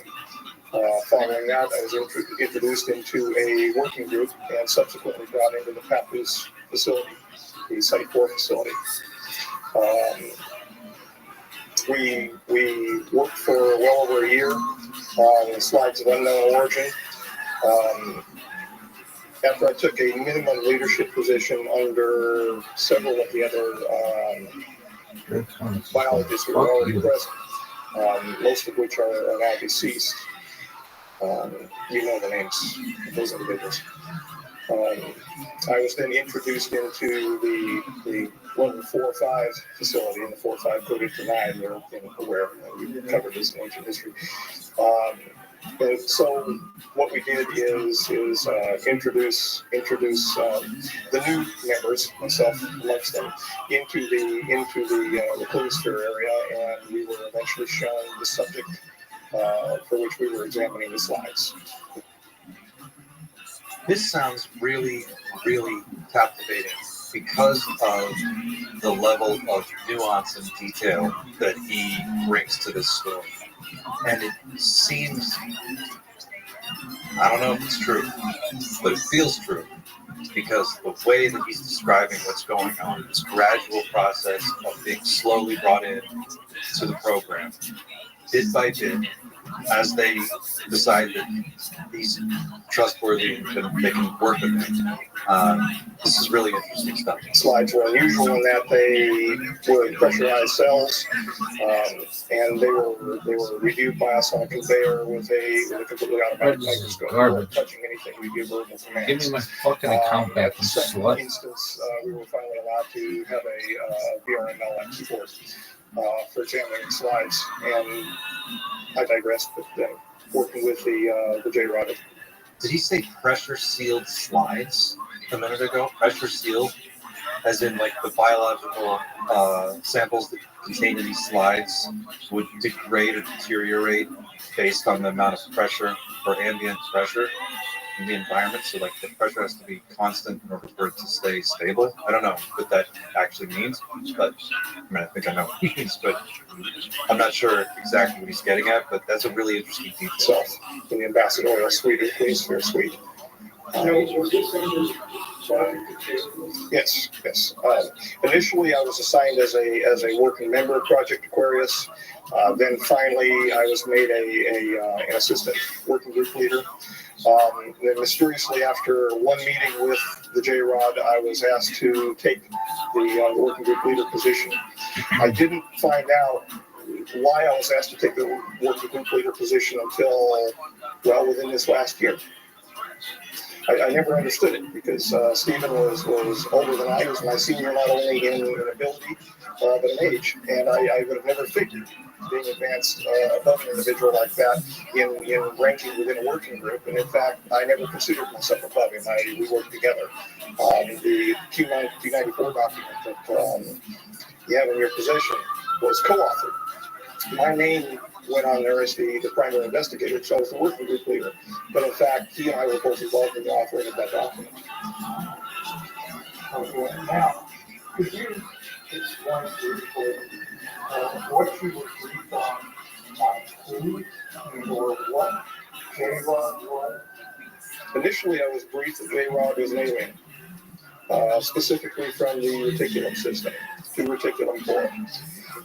I had no idea the truth. Yes, from 2 reticulum 4 now, but I had no idea the truth of how they came to be. Is that the same as the system that Betty Hill referred to in her abduction experience with Barney Hill? Isn't it? Does it say to reticuli? There's an interesting backstory to Betty and Barney Hill's, well, not backstory, there's an interesting aspect to Betty and Barney Hill's story where Betty Hill describes a star system, a star mass that she supposedly saw while she was on board the craft, which was later recreated. At the time she described it, no one was aware of what it was, and it just didn't appear on any of our star maps. And it wasn't discovered until later when an astronomer, I'm not sure what her name is, but somebody put together a model in a room where they actually hung like little model planets and stars, and basically created a 3-dimensional model back in whatever year this was. And they were from that they were able to sort of back into what the star system was, and they figured out that it was an actual star system. I wonder if that's what he's referring to here, or if it's just a different thing. I'm no expert, so. As I said to you before, I have never met an alien, but I have met an extraterrestrial.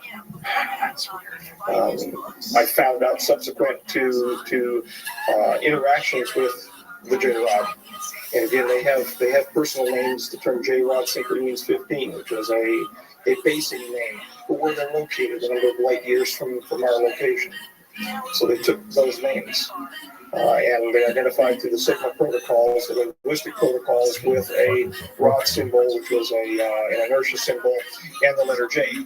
And in fact, that was a combination of Mayan and Egyptian numerology having to do with a rod and a J, meaning 10 and 5 for 15. That's really, really weird. So the linguistic protocols, he's talking about linguistic protocols?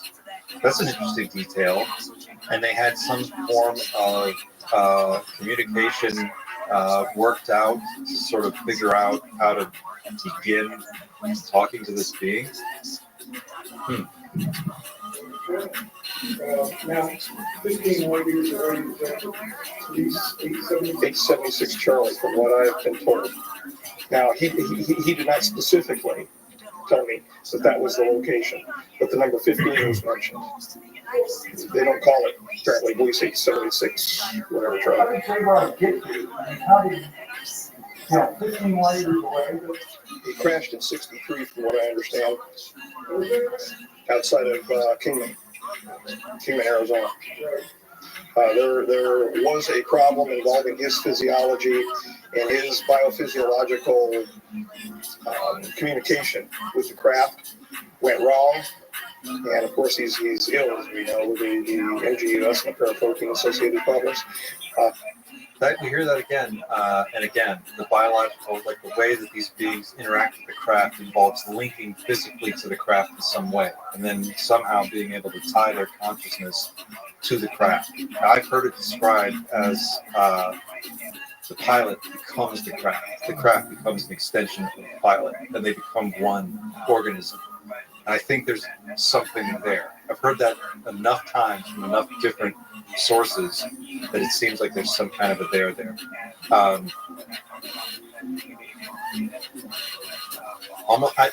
Another way that I've read that this works, and this is purely speculative based on something I read on the internet, but it sounded really compelling, was that the craft acts as sort of some kind of a quantum computer that binds with your consciousness, so the consciousness of the operator, and the operator's consciousness then can travel with the craft independently of the body. I don't know which one of these is more or less accurate, but it sounds like that's what he's describing. Something like that. The pilot has a physical connection to the craft that allows them to join with it, which makes sense. I mean, for a craft that has to perform at these unbelievable speeds and do the things that they're supposedly capable of doing, the latency time between thinking something and it actually happening would be next to zero. So it would have to be really reduced as much as possible. And the best way to do that would be to become one with the craft. I wonder also, like, what would that do to your experience of time? As the pilot is operating the craft, is time relative to the people outside the craft appears to slow down for the pilot, so that everyone else appears to be moving in slow motion and they can just sort of bounce around and do whatever it is they need to do. And what there's people on the outside of the craft are actually seeing are these impossible maneuvers that look like they're moving at 10,000 miles an hour.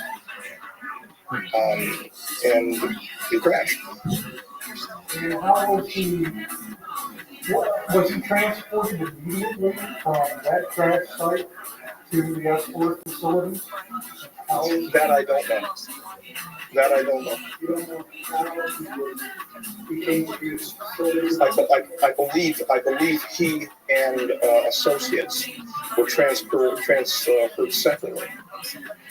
He to the originally to the Green Lake facility, and an associate to, I believe, Los Alamos.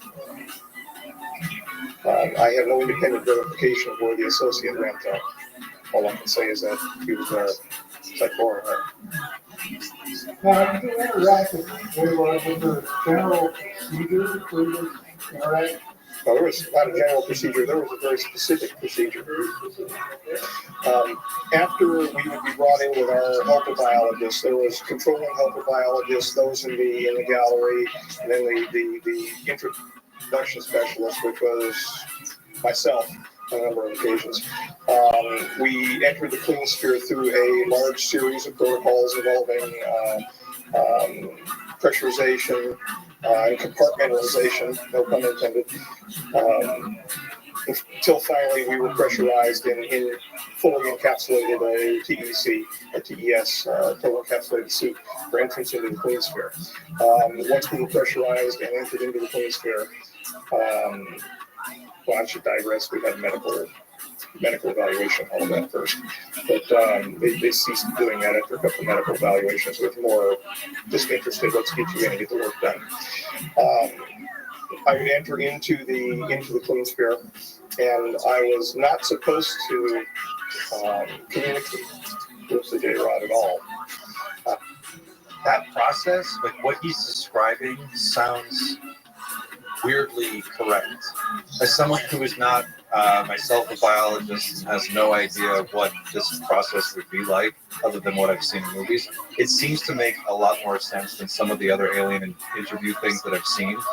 I don't know how much how familiar you are with some of the other alien autopsy, alien interview things that are out there, but a lot of them look really slapshot and sort of thrown together and fake. And there's one that everybody is kind of on the fence about that many people believe is just a puppet. It's the Victor alien interview where the alien is supposedly, or the EBE, is in a darkened room and you can see their head moving, and then there's a shot where two medical medics come in and attend to the being. And something about it looks very convincing and real, but I can also see the argument that it's very puppet-like, and it definitely would be possible to make something like that. But looking at his eyes and watching his body language as he describes the procedure, and the procedure makes it definitely sounds like a legitimate procedure. Like he would go through a medical examination, get checked out. He would go through a series of steps. He would put on a pressurized suit. He would go into what he's referring to as a clean sphere. This would be, think about it, if you were going to be working one-on-one on or with or alongside an alien or an EBE or an extraterrestrial, whatever you call it, to protect them from us and to protect us from them, there would be enormous attention paid to the biological risks of infection or contamination, especially if, I think, as we're going to find out later, this being is injured or suffered some kind of a genetic disorder. So this makes a lot of sense to me. It sounds very legit. What do you guys think? I was not supposed to know his name. The reality is we were communicating from the time that I entered into the ambassadorial suite external to the clean sphere, talking back and forth freely.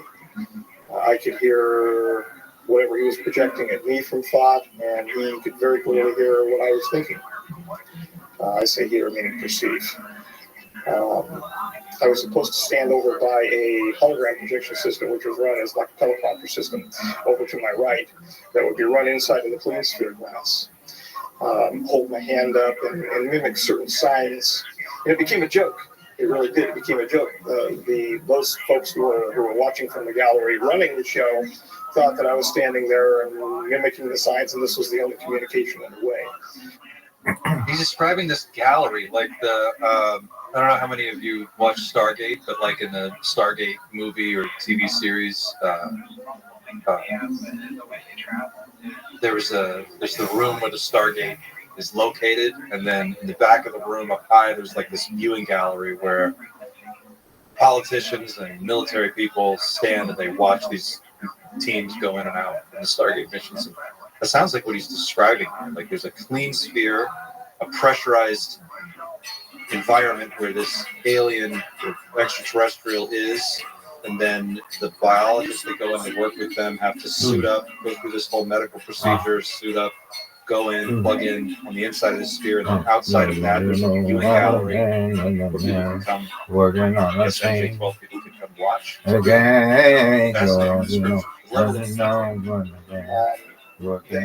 Perceived on the day that the approach, the close approach that he made, the gravity incident that he did with me, they perceived that there was a communication that occurred.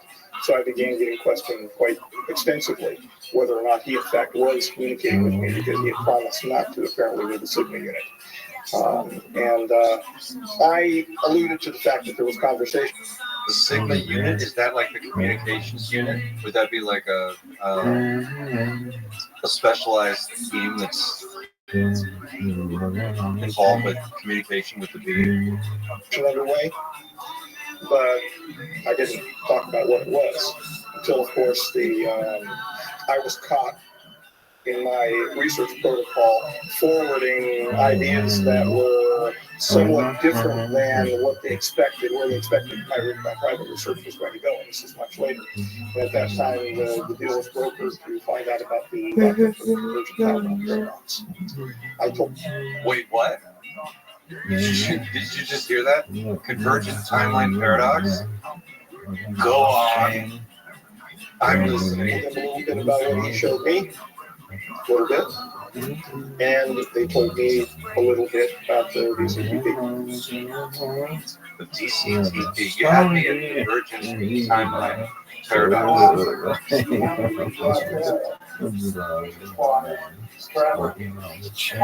Yes. So there we are. Now we're hearing this now. Time travel. Remember how you hear this a lot. Like this has been coming up again and again in the conversation. Maybe they're us from the future. Maybe they're time travelers. This video was recorded in the early 90s, like what, 94, 95? That's an interesting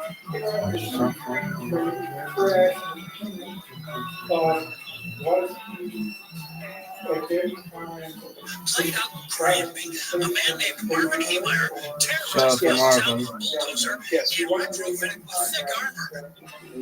Whoa, your spirit. He's my spirit animal. I need somebody to say that. This is my spirit animal. Yes. Great question. No one ever asked these questions. Like, that's such a great question. Describes A-Rod. How did they look? How did they behave? The gentleman with which I was associated was approximately 3.5 feet tall. He had a dark brown appearance, very ruddy appearance to his skin. He was in a highly pressurized clean sphere. He exuded glycoprotein-like material through pores on his skin, which was associated with the neuritis, the neuropathy that we were dealing with. I don't know. Great question. Whatsoever I was inside. Look at his eyes. I would imagine. I have no data set to say what it would smell like. In fact, there was nothing I read that indicated whether or not there was an odor. Why? I'm wondering. You've asked that before. That's why I wondered. Well, yeah, I heard about this the secretion coming from This lady is the shittiest fucking host.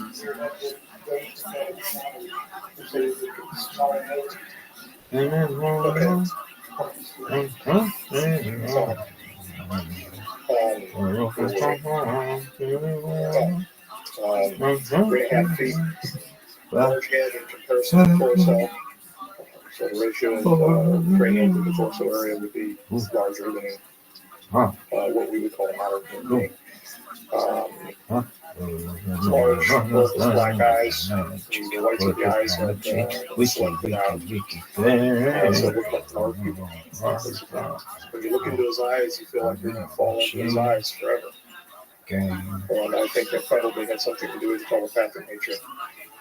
That's been described by a number of people. These motherfuckers keep giving my fucking John Mack's book, Abduction, Bud Hopkins' work, a lot of abduction and encounters reports talk about how weird it is to look these things in the eye, and that when you look them in the eye, it's like you become transfixed and almost hypnotized just by looking in their eyes. And there are actually reports of abductees who say that they're terrified to look them in the eye. But that when they look in their eyes, that they feel like that the beings can see everything there is to know about them, and they're just completely helpless. Like it's a very intriguing detail that comes up again and again and again. Always tied back to the telepathy aspect. I find that fascinating. Large arms, length, 4 very thin, sinuous fingers. Nails, not as long as presented in some of the images that you showed me in the past. One's done by Tom Mack, was it?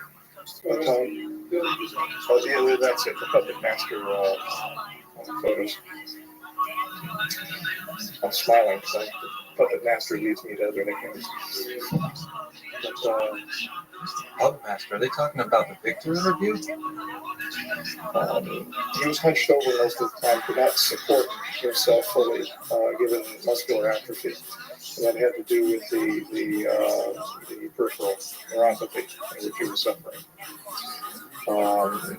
So he would grunt and move toward me almost in a flopping fashion. Feet were large in comparison to what we would say our feet would be. He was unclothed for.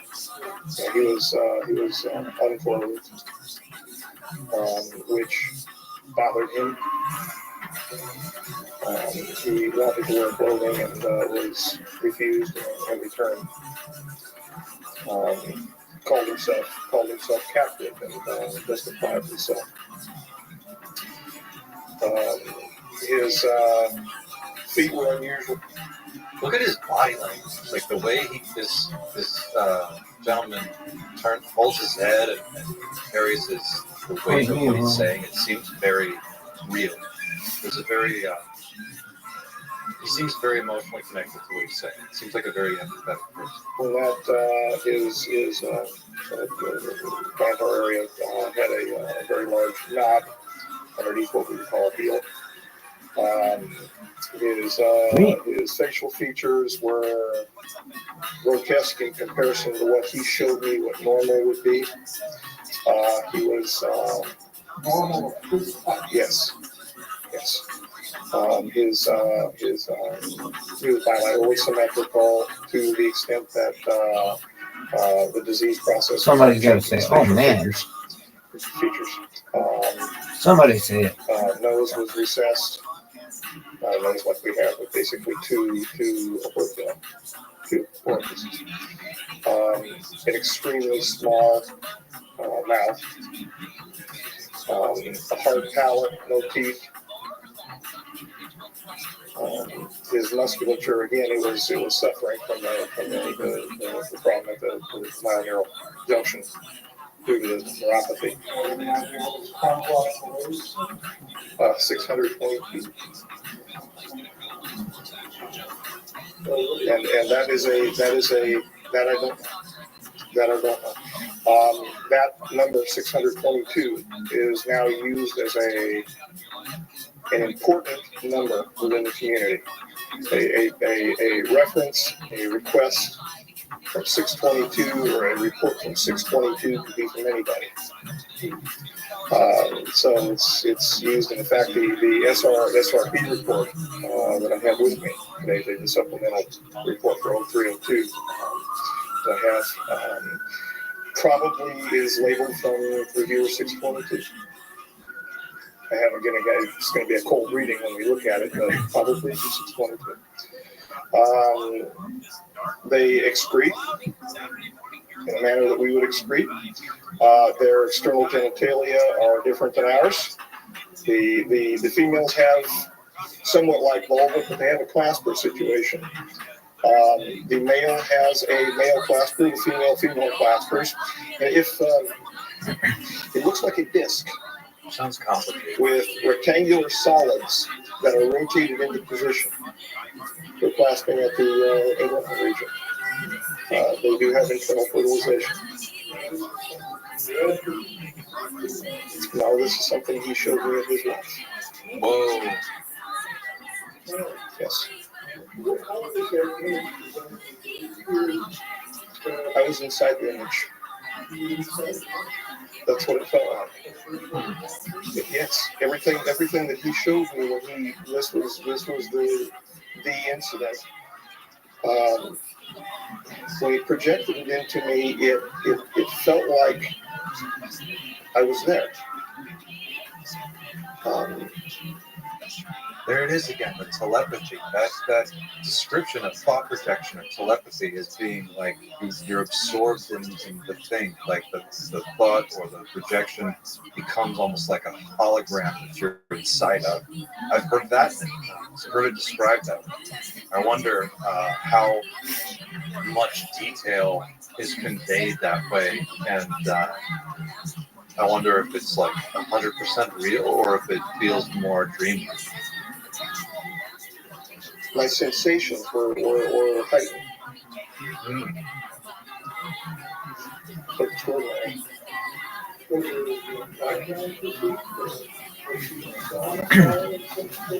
Yo, babe. Hello, Todd. It Set a was channel a status. gray surrounding, very, very dull red surrounding, almost like a concrete evacuation center.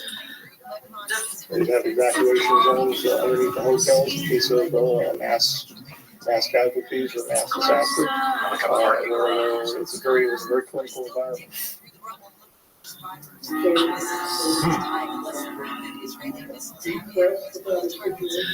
Extremely depressed.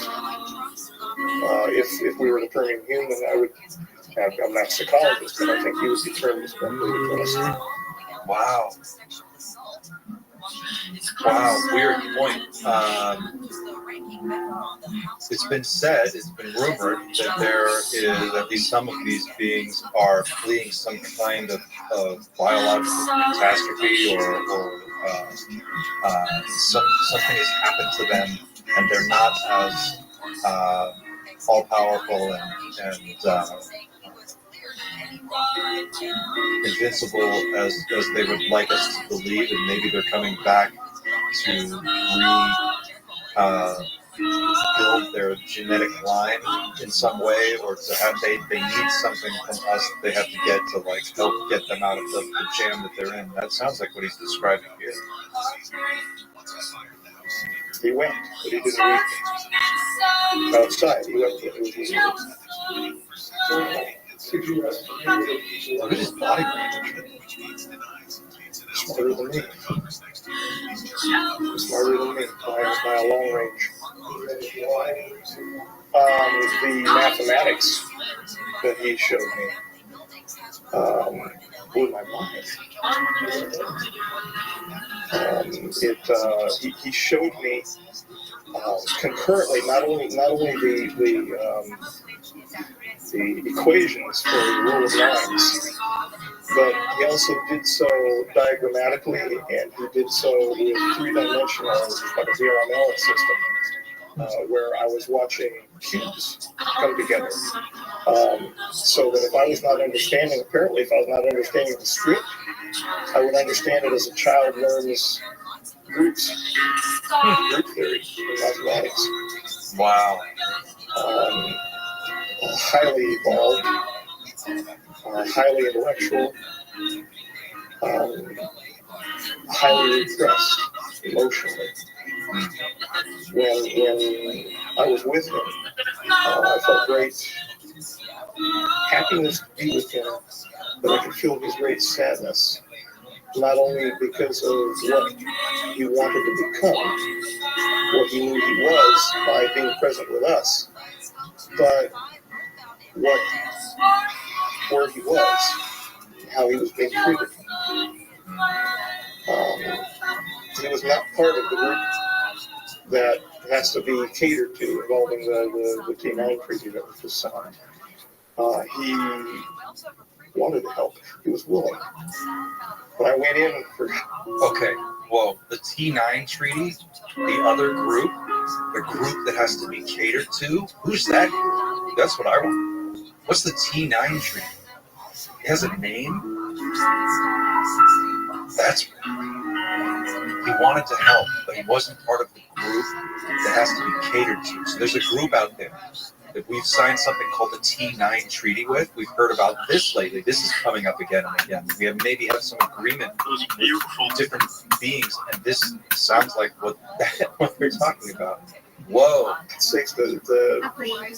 I took well over, nearly 300 individualized aspiration samples from the neurological system.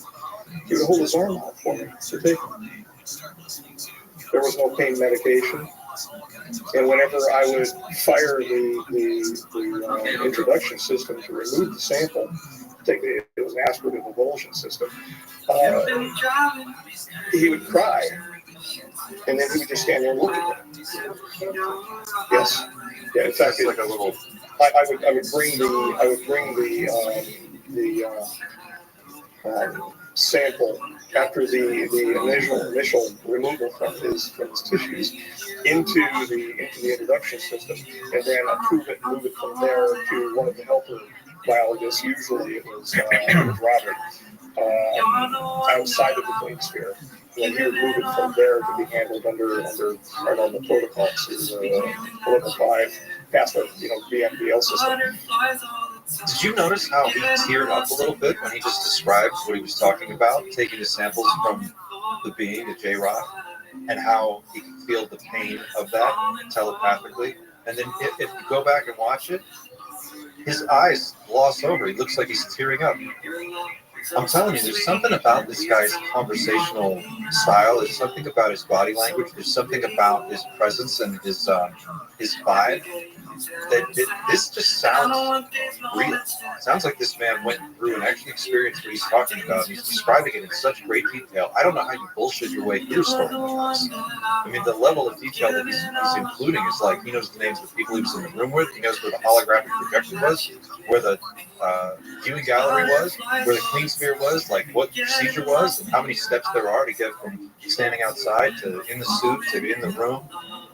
He's describing all of these tiny little details that are so specific. If you were making this story up off the top of your head, or if you were just a bullshitter and you were just trying to like wow some people with a crazy story, I don't see how the average bullshitter would it just doesn't seem likely to me that someone would sit down and think out all of these mundane, boring details and then include them as part of the overall tapestry of things going on in the space. But he's describing, like, he's creating a sense of ambiance and a sense of place and time and the people involved, and he's describing their emotional states, and he seems to be emotionally reacting to what he's saying.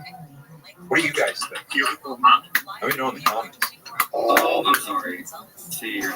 You just stand there and take it. So It's cute. really uncomfortable. Each time we Do you see feel the communication that you established when you were in contact keeps the steadiness communication over the distance? 60 feet. Yeah, this is 60 feet. There's about 60 feet from the center of the movie sphere to the introduction ramp, going down into the Ambassadorial Suite.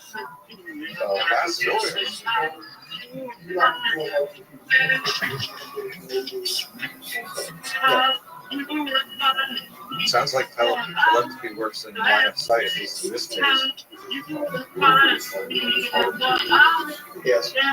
Yes. The folks that the folks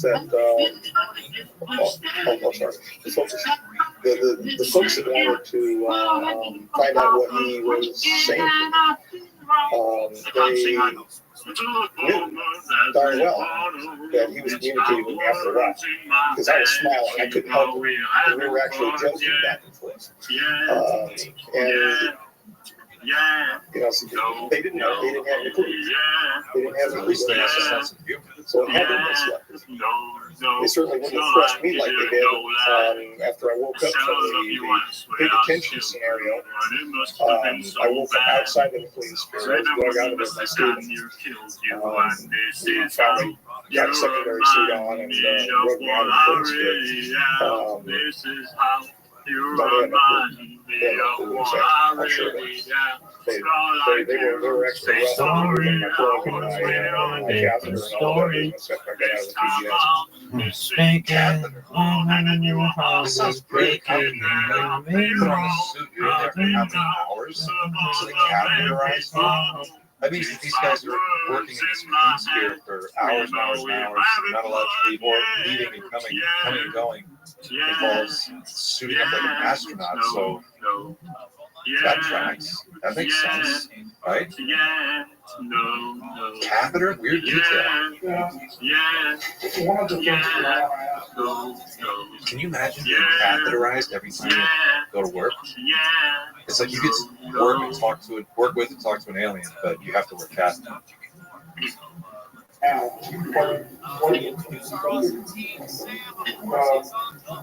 we're going to ask this last question. Never made us a wise man. They couldn't cut us apart. and stealing. This is how you I'm smiling remind because I'm envisioning the lack of the lights.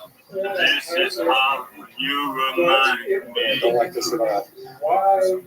This is how you remind me of what I really am. This is how you remind me of what I really am. So like you say sorry, I was really on this story. This time I'm mistaken. The largest reason is not the most important reason. The largest reason from a personal perspective is to step out from under the black ice and retire. I'm ready. I told you before, I can see myself walking around the pond and not In Russia, Black Ops community retired. bothered by anybody except for maybe over here and there, taking samples, taking my time looking at it for fun. Is Dan Burge still alive? Does anybody know? Somebody check that out. Well, my health is degrading. There's no doubt about that. The heart disease that I have is in fact degrading my health. You try. It's nice. I don't know how long that is, and of course that's within God's providence. Yeah, because it sounds cool, you know. Okay. You did great. Yeah, thanks. It's trail time, right? Trail, it's your time.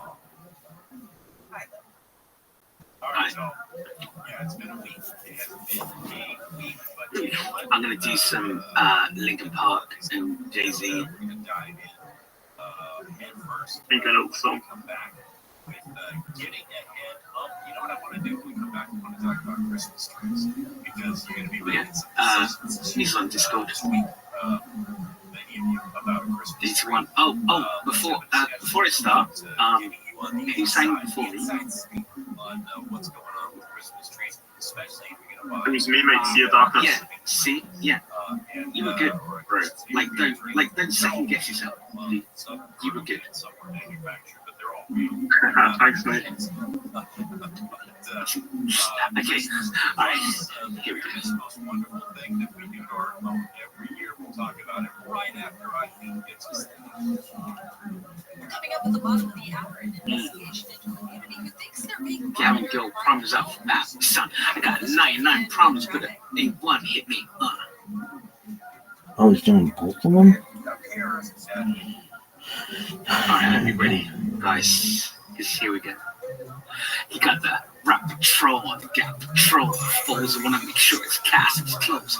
Rap crips say he's money cash holes. He's from the hood streets. What type of facts are those? If you grow with holes in your zap and toes, you celebrate the minute you was having dough. So fuck crooks, you kiss his whole asshole. If you don't like the lyrics, you can press fast forward. Got books and radio, we just play that show. They didn't play our hits. We didn't give a shit so. All these mags trying to use our ass, so advertising, give me more cash for ass fuckers. I don't know what you take us as. I understand intelligence that JC has rags to riches. We dumb. I got 99 problems and a bitch ain't one. Hit me. 99 problems and a bitch ain't one. If you haven't go problems after the back to you, son. I got 99 problems and a bitch ain't one. Hit me. Not too long ago. Bounce on the pedal to the floor. I ain't seen no high with Chase and Jake. I got a few dollars I can fight with, so I pull over to the side of the road. I hear son, you know I was stopping before, cause I'm young, I'm black, and my hat's so low. Or the roof I can might read it, sir. I don't know. I'm on the roof, I should I get some more? With these doing 55 and a 54. License registration, step out of the car. You carrying a weapon on you. I know a lot of you are. I said when I was there, all my people's legit. Would you mind if I find a car a little bit? We'll make the lock come from this lot, so it's the trunk in the back. I know my rights, so I need a warrant for that. These shops attack you, some type of lawyer summon, somebody on the summon. No, you pass the Bob, I know a little bit. Nothing you will legally search my spit. We'll see how smart you are when the canines come. I got 99 problems, but a bitch ain't one. Hit me, 99 problems, but a bitch ain't one. If you having girl problems, I feel bad for you, son. I got 99 problems, but a bitch ain't one. Yo. 99 problems, but a bitch ain't one. If you having girl problems, I feel bad for you, son. I got 99 problems, but a bitch ain't one. Hit me. If you having girl problems, I feel bad for you, son. I got 99 problems, but a bitch ain't one. Hit me. Now, once upon a time, not too long ago, like myself, had the strong arm, a hoe. It's not a hoe in terms of having, but a pussy trying to have no goddamn sense to push me. I try to ignore him, pray to the Lord, pray for him, but some fool just love to perform. You know the type, lives more to bite. We wouldn't bust a grape in a fruit fight. Yo, and the only thing that's gonna happen is I'm gonna get clapping. That's true. The boy's gonna captain again. And there it goes, trapped in the Kit Kat again. Back from the system with the riff-raff again. Yo, things on the floor, scratching again. Paparazzi with the camera snapping down. D trying to give me again, half a mil for bail because I'm African. Oh, because this fool was harassing them. Trying to play the boy like he's saccharine. There ain't nothing sweet about hoe. Oh my gun, I got 9 promises. Bitch ain't one. Yo. 99 problems, but a bitch ain't one. Yeah, I'm good. Problems, I feel bad for you, son. I got 99 problems, but a bitch ain't one. Hit me. 99 problems, but a bitch ain't one. If you haven't got problems, I feel bad for you, son. I got 99 problems, but a bitch ain't one. Yo. Okay. Chat. You know what's coming. Shut up! Shut up! Shut up! Shut up when I'm talking to you! Shut up! Shut up! Shut up! Shut up when I'm talking to you and I'm about to break everything you say to me. I need a little room to breathe. Everything you say to me, I need a little room to breathe. And I'm about to breathe. Okay. It was a part of your show, right? Was it part of your show? Yeah. That was Linkin Park and Jason. Wow. Okay. Oh my god. My voice is breaking. Okay, next up is Blanket. Let's go. Blanket. I wasn't here, but yes, pretty late. Bye-bye. How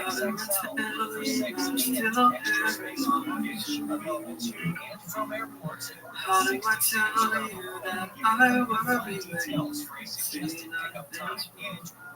I'm writing paragraphs to find the words to say.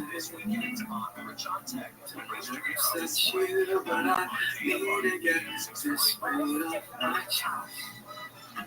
Maybe you bring me out.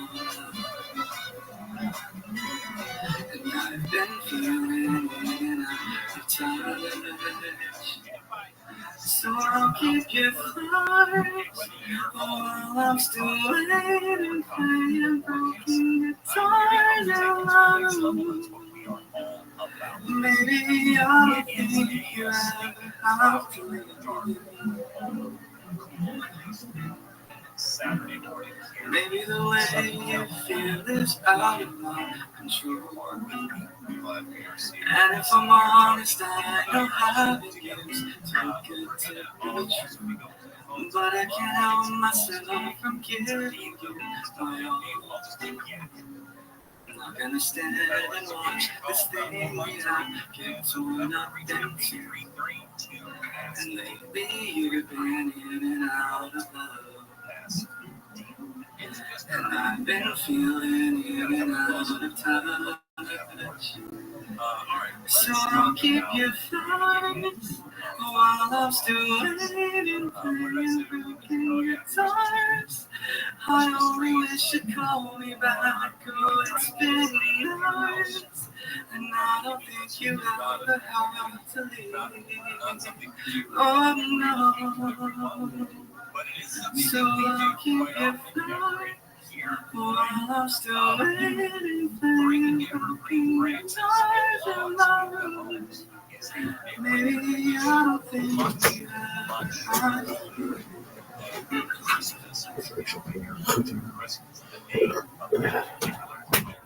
Really good. Wow. That was nice of you. Thank you. Thanks for reading. Like I said, I only know one song, so do you guys mind if I play Peace of Mind I'm working on? I'm trying to compose. Absolutely, we'd love to hear it.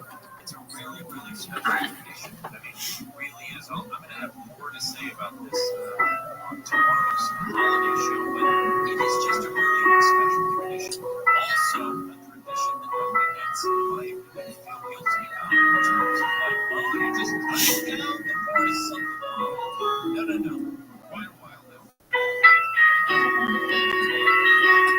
Christmas trees that you go and take a Christmas tree lot, they are Christmas trees are that's the tree he bought. It's really no different than typical body lettuce or appearance because they are grown on a tree farm specifically for the purpose of being harvested and being used in Yuletide celebrations. So we are not clear-cutting forests in order to bring your Christmas tree to you.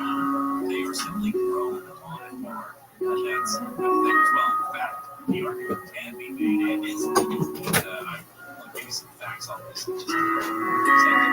Carbon capture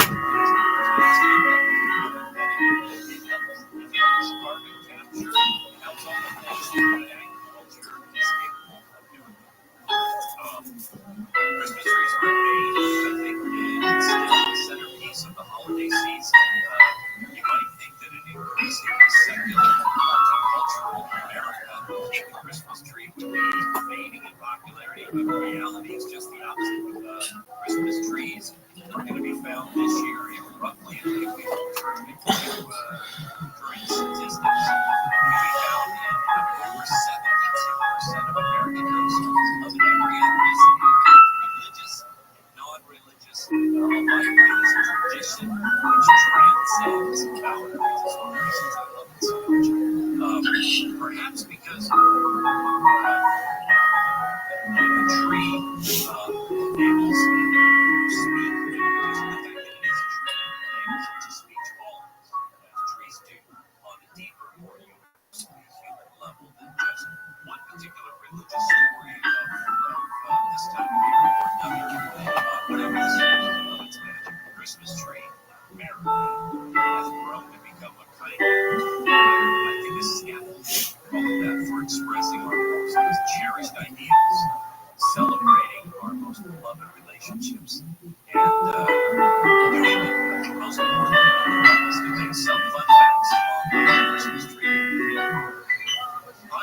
Let's see, where's my notes here? 21 million real trees, and about 13 million artificial trees are going to be purchased by U.S. households this Christmas season. There are 130-ish million households in the U.S. It's estimated this year 94 million of them will display a Christmas tree. That is a Christmas tree, like I said, in well, over 3/4 of the households. 79% of people who the holidays agree that the earlier you decorate, the more holidays they experience. 55% of households have already decorated before Thanksgiving. And guess what? I'm raising my hand. I don't be ashamed of being you're one of those who decorate until after Thanksgiving. Listen, Tina had surgery this week. We wanted to get some things out of the way first, so that we don't have to drink. But we did the rest of the decorating around the house, the lights in the house, and so on and so forth.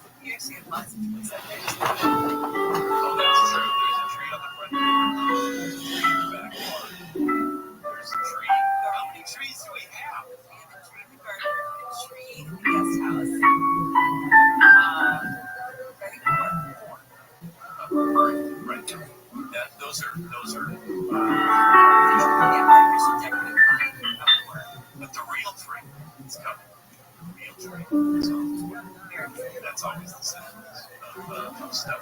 Christmas trees are a $2 billion industry. Phenomenal job, Elite. That was beautiful. That's split about That was beautiful. Well done. 50-50 between real and artificial trees. God, this week, you're on my Are grown wow. on 13,000 farms, covering Damn. 350,000 acres. I wish I had that kind of thing. An industry of over 100,000. And according to independent environmental impact studies, So I guess it's like a naughty. an artificial tree needs to be used for at least 9 to 10 years before it I was like becomes thinking you're selling for more, so I guess. friendly. But I'll try. Having 8 years of real trees, because an artificial tree is manufactured. Alright, thanks for the performance. Goodbye, Eddie.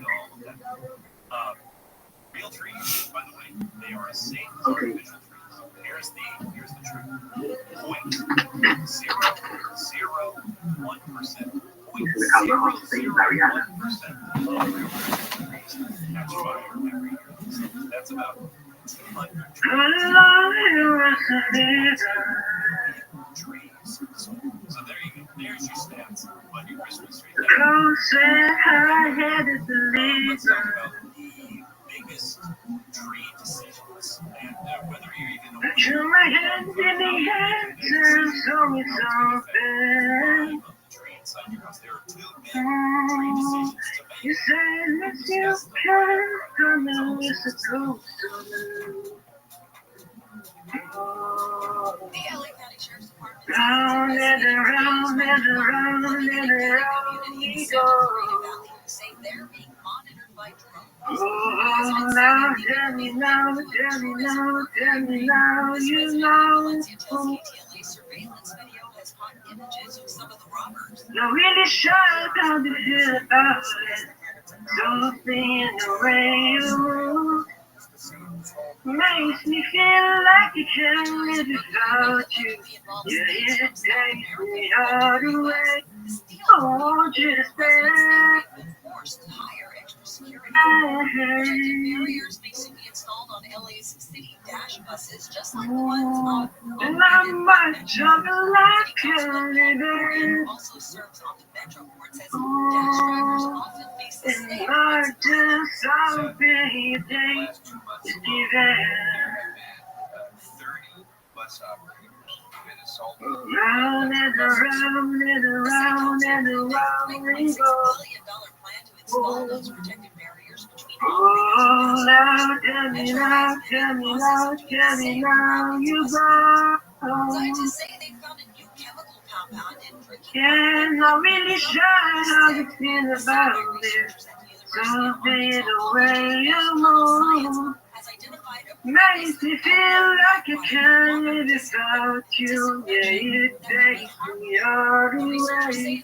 I want you to stay. decomposition, and while they don't know how toxic it is yet, they say it needs more research. DirecTV says it has shelved its plans to buy Dish Network. It says the reason is because it convince its bondholders that it was a worthwhile takeover. DirecTV's plan was to create the biggest pay TV service in the Cause I U.S. need this If your old kids' response to God. Merry Christmas is, want to bet? Johnny, how to broke the one that I'm the only one who need to say yeah. Lottery spokesperson says Cause when you never see the light, it's hard to know which one of us is taking. problems like gambling addiction. Yeah, not really sure how you feel about it. Something in the way you move makes me feel like I can't live without you. Yeah, it takes me all the way. I want you to stay.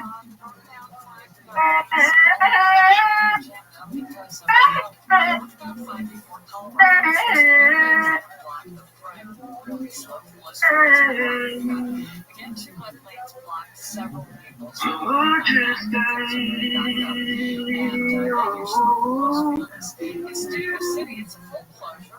The one went southbound at MD Junction or 134. Just a short detour, but keep the D, that was amazing. You have a beautiful voice. Great song choice.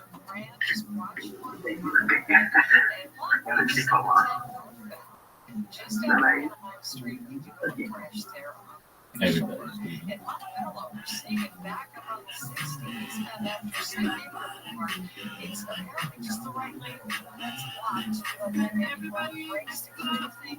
So traffic is I love to come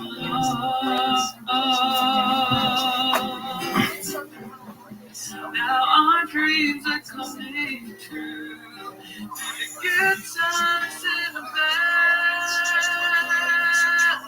Yeah, I'll be standing there by you.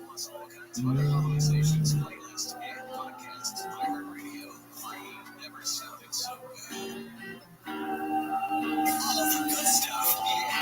Chaos keeps you on top of pop culture.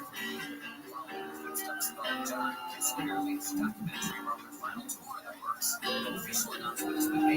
Yesterday, Sunday, despite being named Stripes live for a time about their world tour. They have last tried to December 7th of last year, closing the door on 5 decades of touring. It's not known who else is participating in the project. Estás like in a sailor.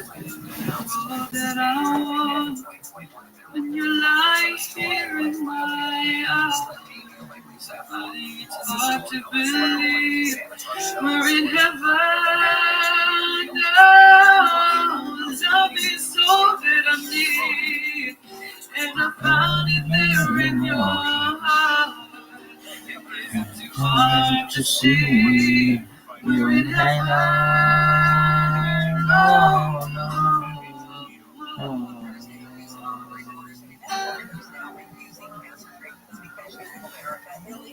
She's getting chemo, and she doesn't want to get conditional treatment because she's scared to death about Trump's deportation policy because of her status.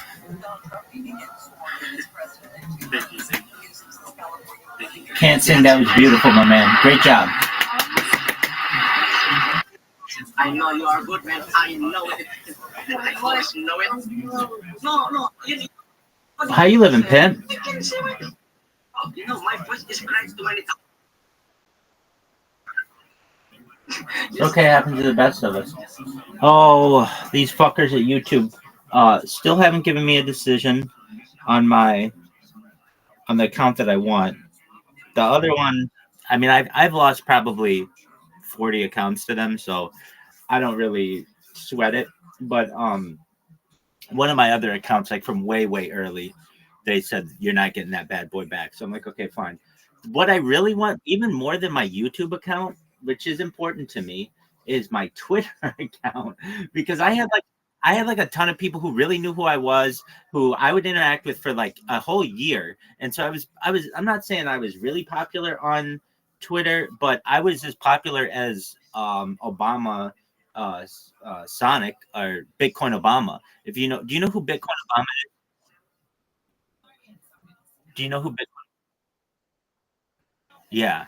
So I was pretty big on Twitter, and so my thought is this, dog, I have nothing to do except fucking appeal these things every fucking day. And when they reject it, fucking do it again. And I mean, I've got Chat GPT writing like legal letters for me, just sending them in my appeal. I recognize why they absolutely do not want me back. I made 2,000 accounts by hand and followed every single person that they have. So I know that they've got my account flagged, but I figure like, hey, if I fucking ping Linda Yaccarino, the CEO, enough fucking times, you never know. Something might happen. And if it doesn't, what's the phrase? Nothing ventured, nothing gained, or something like that. So that's how I see that.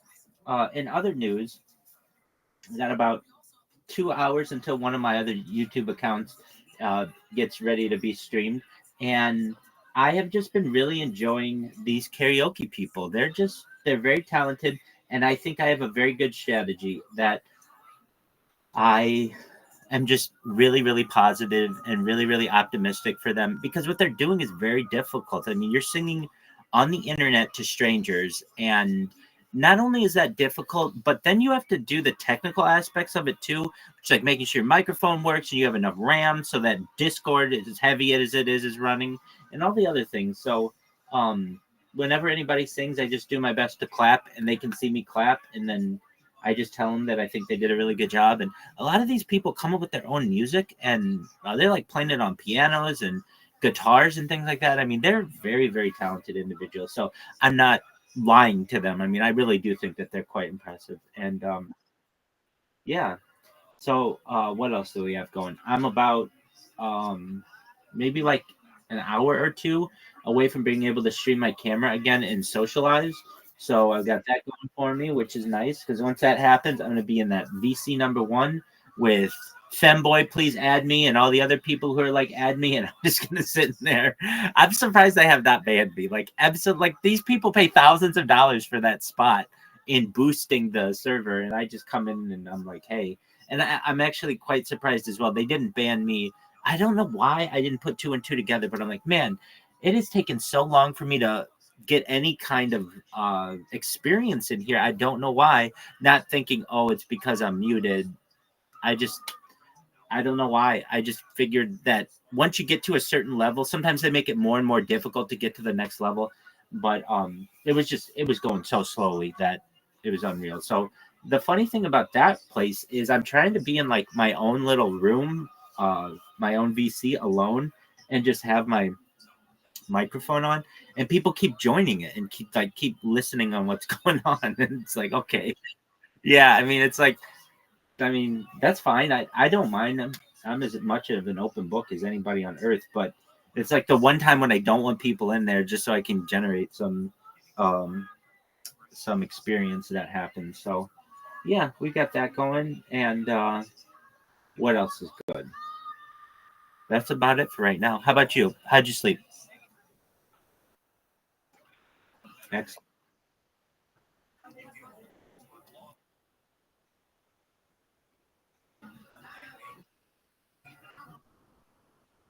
Very cool. I Dude, it's one of my favorites.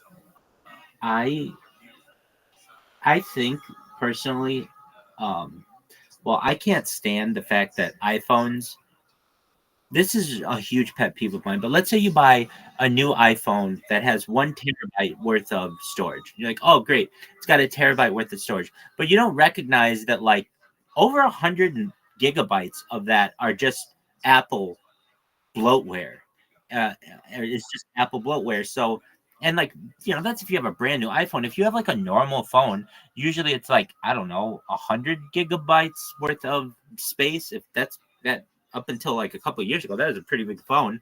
And it's like 60 megabyte or 60 gigabytes worth of bloatware. And when when they make me king of the world, I'm going to say to all the CEOs out there, if you're selling a product and you say, hey, it comes with 2 terabytes worth of storage space, all your shit, your bloatware cannot be included in that. So it better have like 1.2 or 2.2 terabytes, and then you can put all the shit that you need on that 0.2.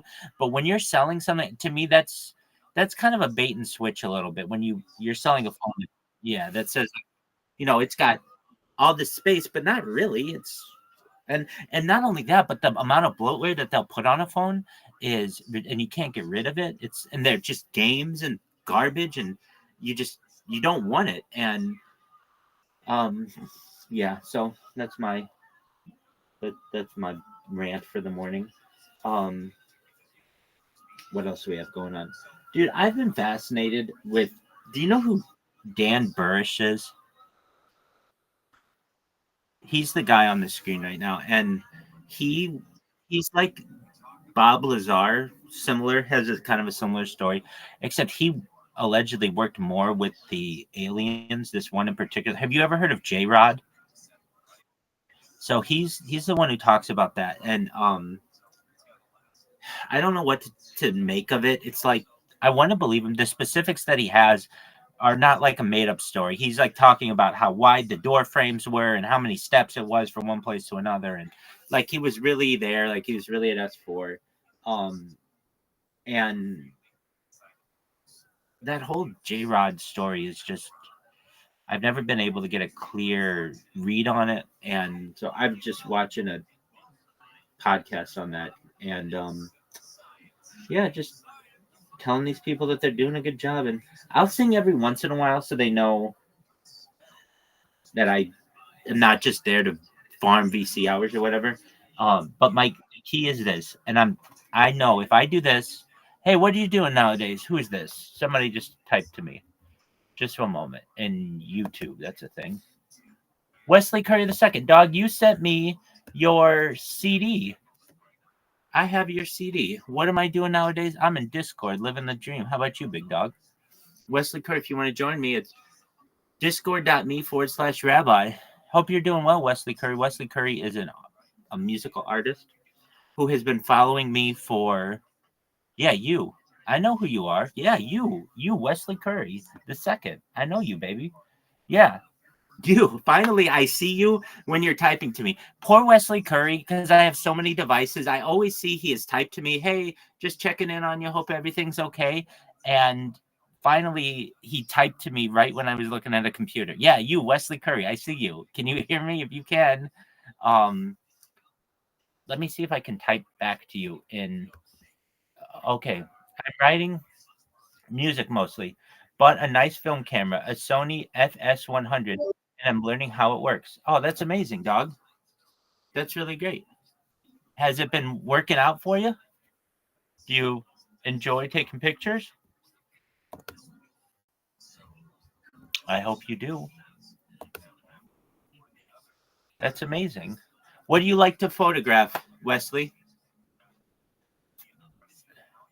No one listens to me. I am very hated these days. Peculiar. Oh, well, join the club, my man. That's life in the big city. We all have to put up with that shit. No worries, man. Wesley, let me send you my Discord. I see. This is why YouTube is so shitty. It's not like I can just send you a message. No, it's like, okay, so maybe I can type to you on YouTube. Oh, this is really nice. Okay, all message. I enjoy making movies very much, but it's a lot of work. You're right, it is. So is especially editing. I find editing to be the thing that takes the longest. Because I'm all content, baby. .me, and then let's see if this works. /rabbi.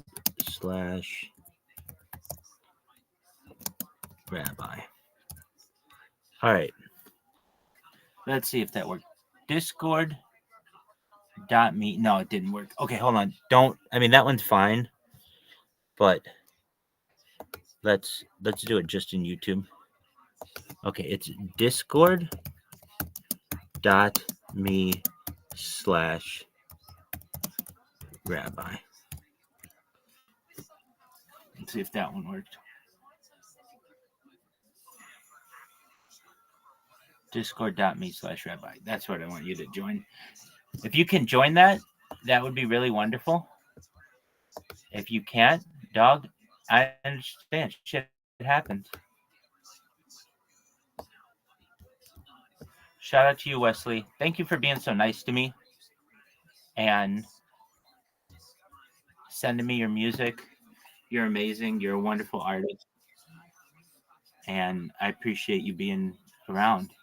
It's the setting up of the shot, lighting them, getting the right lens and frame that takes the most effort for me. Oh, man, you've got that right. I don't know if you're on Reddit, but I'm in all kinds of photography subreddits, especially when it comes to cameras and lenses and things. And they have a lot of good tips, especially when it comes to getting that right shot. Especially some more difficult looking shots aren't always that difficult if you just take some. Well, at least you try to blend. Yeah, that's exactly right. Exactly right. Wesley, you and I have been digital friends for like 2.5 years. You're an amazing person. And I hope people start treating you better. You're a very nice person. And I appreciate everything that you have done for me, especially sending me your music. That was really nice of you. Most YouTube shows are all mixed. Not good, if you get my meaning. Yep, I think so. I think I'm picking up what you're laying down. I do my best to provide entertainment for a very large and diverse population so that there's a little bit of something for everyone. We're in the middle of a karaoke concert right now with a Discord. It's discord.gg/karaoke if you're interested in that. Well, I got a big job to do once the proverbial shit hits the fan. Yes, you do, my friend. Yes, you do. Well, I want you to know I'm really glad that we were able to connect because normally I only get your messages like 6 hours after you send them, and I really feel badly.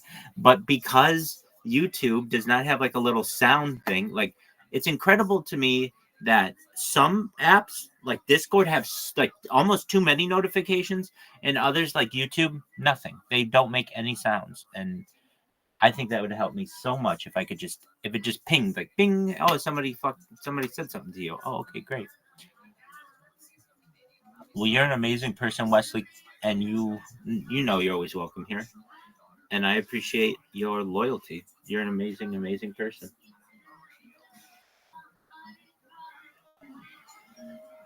So I probably won't sign up to the app. Oh, I understand. That's all right. You don't have to necessarily get an app. You can just do it in a browser too. But I understand.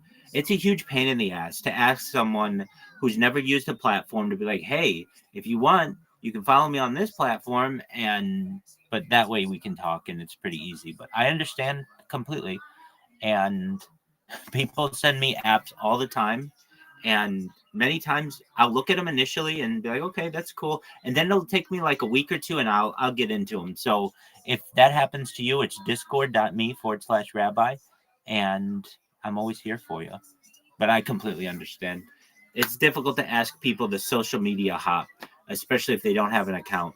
You really have to be someone who's got some pull to do that. So, Wesley, how are other things in your life?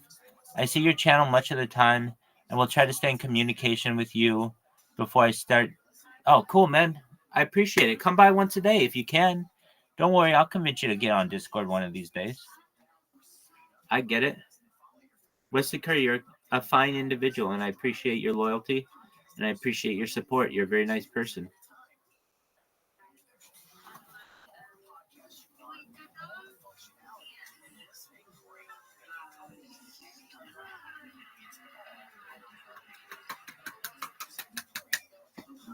I'm just clapping for some people. Well, Wesley, if you're still chilling, again, it's discord.me/rabbi if you want to check me out. You could also go to discord.gg/karaoke. I'm in there right now, too. And you should know that. Oh, there we are. You've become a recluse, you say. You have a very nice apartment and all that you need. So these days I stay mostly on myself. Dog, we got to get you in here. My man, we'll be your friend. We have friends in here. I got Caspian C in here. Here, go here. Sign up for this if you have to. I'll give you an account if you need. It's Discord. I'm going to do my best to type it really cleanly. .me and then /rabbi. Type that into. Yeah, I understand you're tired of not being heard. Wesley Curry, we're going to hear you. Let's make sure my thing's sent to you. I just typed it. All right, let's try it again. It's Discord. Oh, hold on. There it is. Yeah, it showed up. That is certain. Dog, you just need some friends. And we are going to be your friends. Wesley, go to discord.me/rabbi. Here, I'll even show you how to do it. This is what it looks like. I'll type it on my phone. Discord.me/rabbi. This is how you want to type it. Let's see if this works. Okay, it's like that. Discord.me/rabbi. Type that in.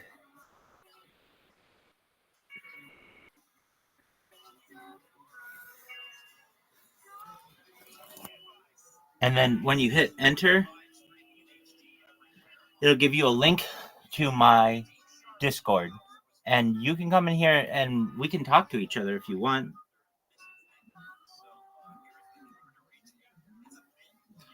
If that's what you want to do, if that's cool in your neck of the woods.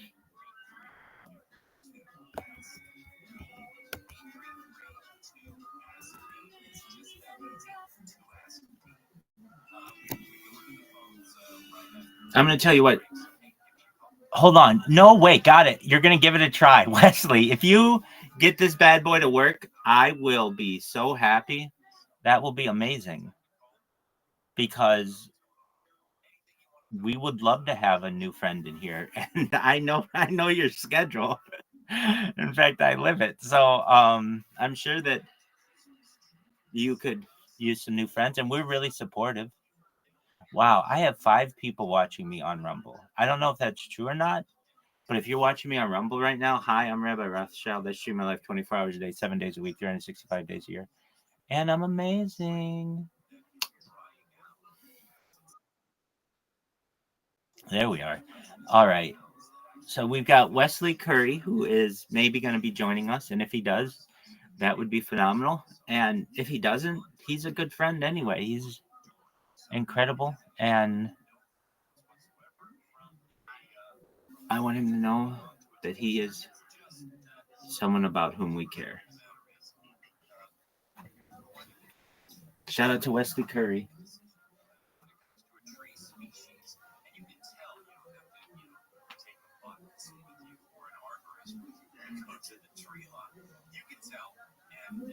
The general reality is that the thinner the needles on a tree, generally speaking, and the thinner, more flexible, and fuller the branches. You just tried to log on to Discord. It would not accept me in the invite. Okay. Let's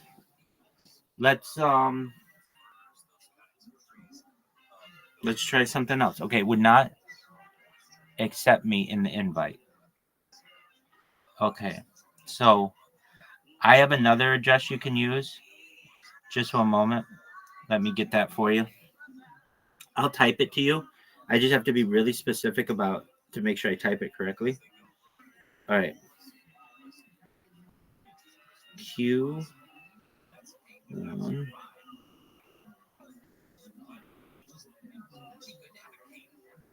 Okay. Just one moment. Wesley, thank you so much for trying. I know it's not easy. I'm going to send you another one. And this one should work. No, the other one should have too. Okay. https://discord.gg/pxv9h capital T U72A. All right. That's okay, Wesley. If at first you don't succeed, try again. Just one moment. It should be sending you a message through Rumble Studio. And just give it one moment. And it should send to you. And if that doesn't send to you, there are other things we can do. Oh, how about this? Type to me your Discord username. What is your Discord username? What is your Discord username?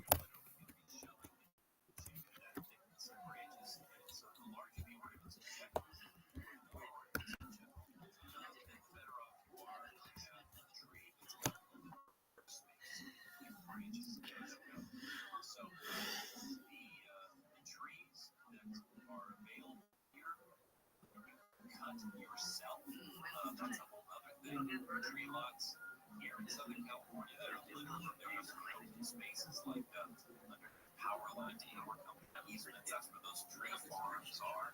They're growing their own trees. Here in Southern California, you're only going to find like Monterey and Aleppo pines. Long, right? And those are beautiful trees. But just know that that's the kind of tree that grows easiest and best here in Southern California. And then there's the Christmas tree. I put this in air quotes because it's not a pine tree. That would be cypress bushes. Arizona or Cleveland cypress that have been shaped into Christmas tree shapes. No sap on them. Right there. And then we've got things in Southern California which are very, very prevalent.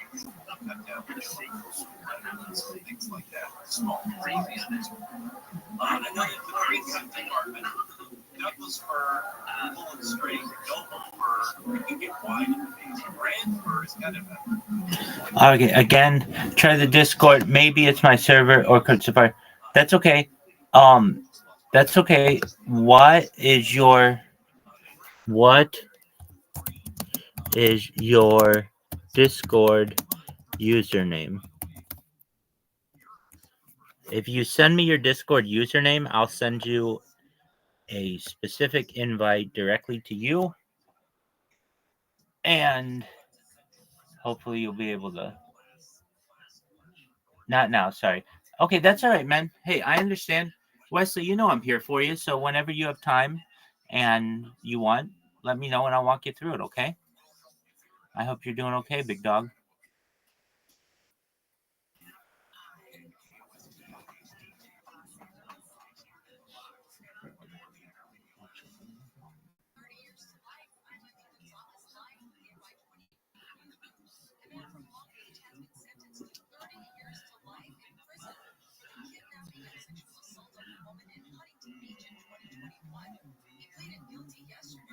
Another man is waiting for his trial for the same crime.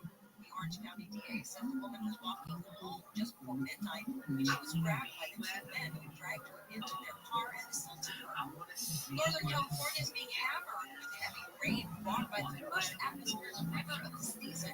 ABC's Melissa Adon says more than 17 inches of rain has been dumped on San Francisco in the last few days. Water rescues were correct. The Sonoma County Fire District rescued 2 people trapped in the high waters. The Bay Area experiencing flash flooding. She says the weather is causing flight delays and cancellations at San Francisco's airport. President-elect Trump has put forward 4 top administration nominees. ABC's Mary Alice Mark says topping the list is hedge fund manager and millionaire Scott Bissett. Commentator Scott Turner. What would I pay to spend the day out on the sand? Makes one land, they understand. She said similar Red to Robert mom, F. their Kennedy own Jr. daughters, skeptical right of vaccine research and how the government tracks adverse reactions. I'm ready to The State Board of Education in Texas has voted to allow Bible teachers in elementary schools. The state-developed instructional materials Asking my Blue questions Bonnet and Learning get some are optional, but school districts using What's get fire? extra funding. What is it? Mary Castle is the director Oh, yeah. of the advocacy group What's Texas the Values. matter? It says Wouldn't they see it I as love to explore that shore of above? and a lot of students don't understand where that comes from. So the Blue Bonnet materials go at liberty to explain.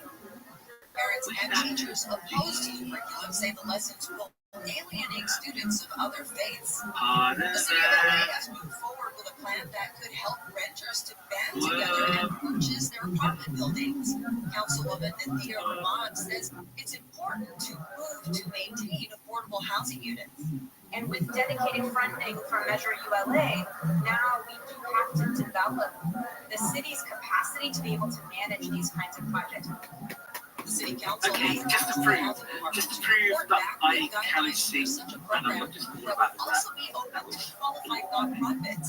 The city has nearly 6,000 affordable units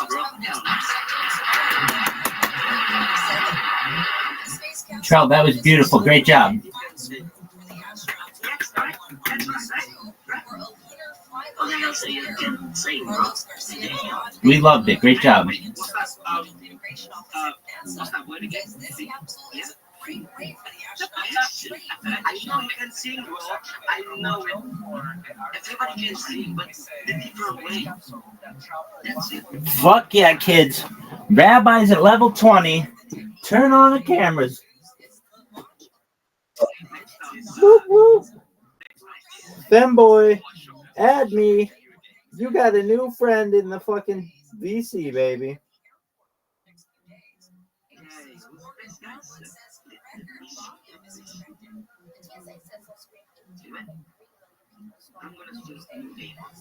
Oh shit, not this motherfucker again. Hell yeah, motherfucker. This is Rabbi Rothschild kicking ass, taking names. Get ready to watch my every fucking movement from now until the cows come home. Bloomberg reports the tech giant's plan is to catch up with OpenAI's ChatGPT and other voice services. It says a new version will be called LLM Siri, which will take in massive amounts of data to identify patterns and answer questions. Bloomberg says the new LLM Siri is due to be released in the spring of 2026. Let's see how traffic is moving on the 60. Is this just fantasy? Caught in a lens that knows escape from reality. Open your eyes, look up to the skies and see. I'm just a poor boy.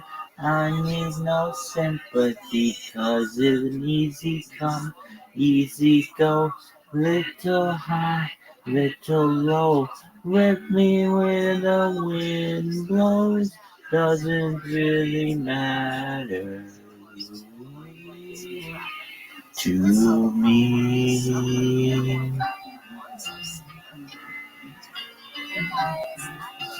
Mama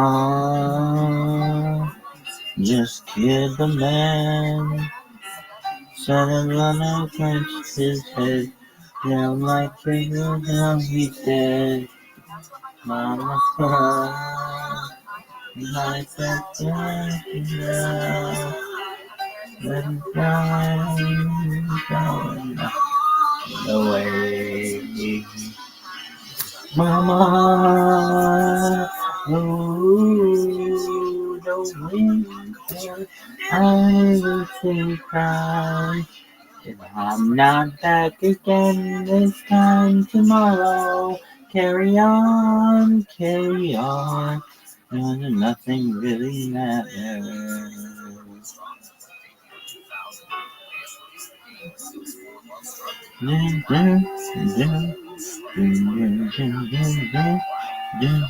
Too late, my time has come. It breaks down my spine, body's aching all the time. Goodbye, everybody, I'm down to go. Down the name my hand and face the truth. Mama, ooh, the wind blows, I'm gonna die. Young revenge, I've never been born at all.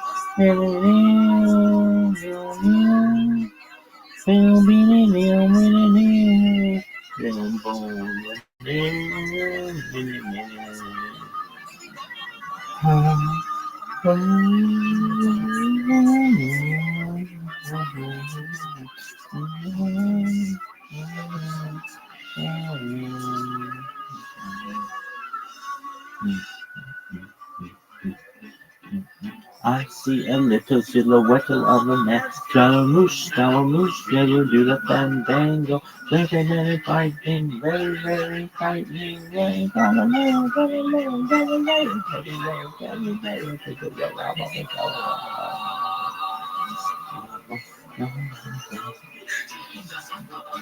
I'm a poor family, family black, every mom recipe.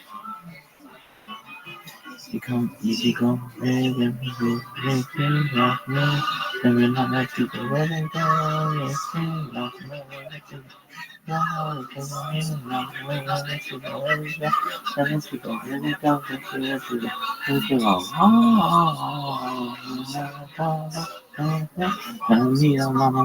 Mamma mia, the people, Beelzebub, make the devil fight a fight for me, for me, for me.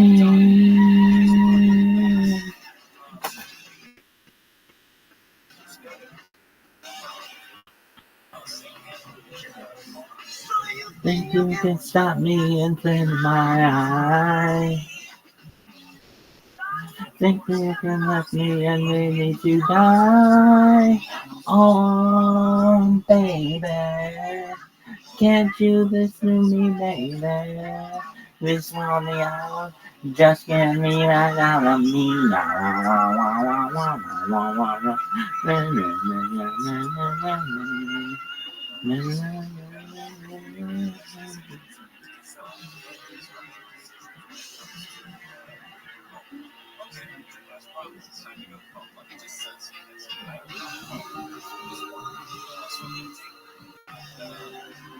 Ooh yeah, ooh yeah, ooh yeah.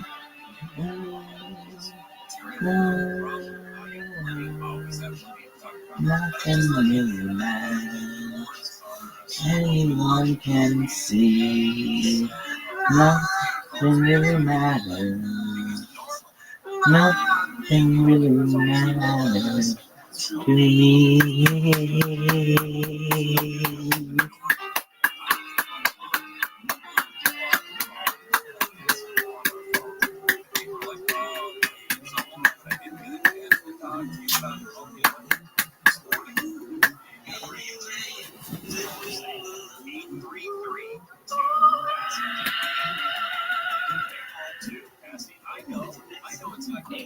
That was amazing. You made Freddie Mercury himself proud. Beautiful job.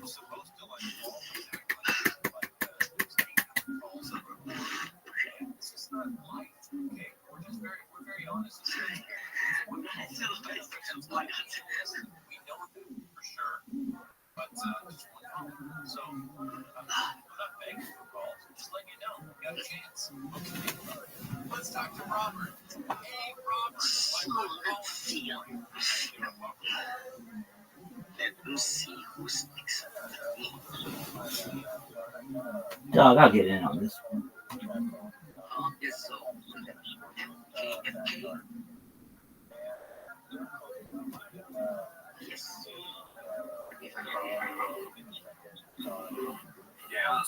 Yeah, KFK. Oh, what the fuck?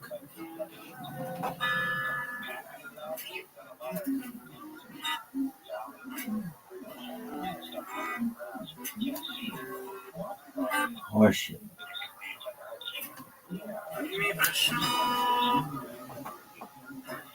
Очень-очень мне нужна. Ведь я тобой дышу. Ты в это вряд ли влюблена. Я живу, пока держу твою ладонь в своей руке. Трещины на воздухе. Пламена огня, что без тебя в высоке.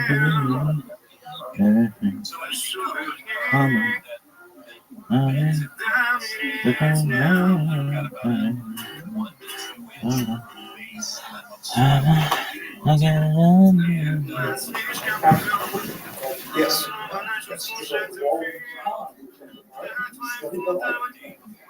Disappear at all this time. There are other reasons too. Without getting into the poor me scenario,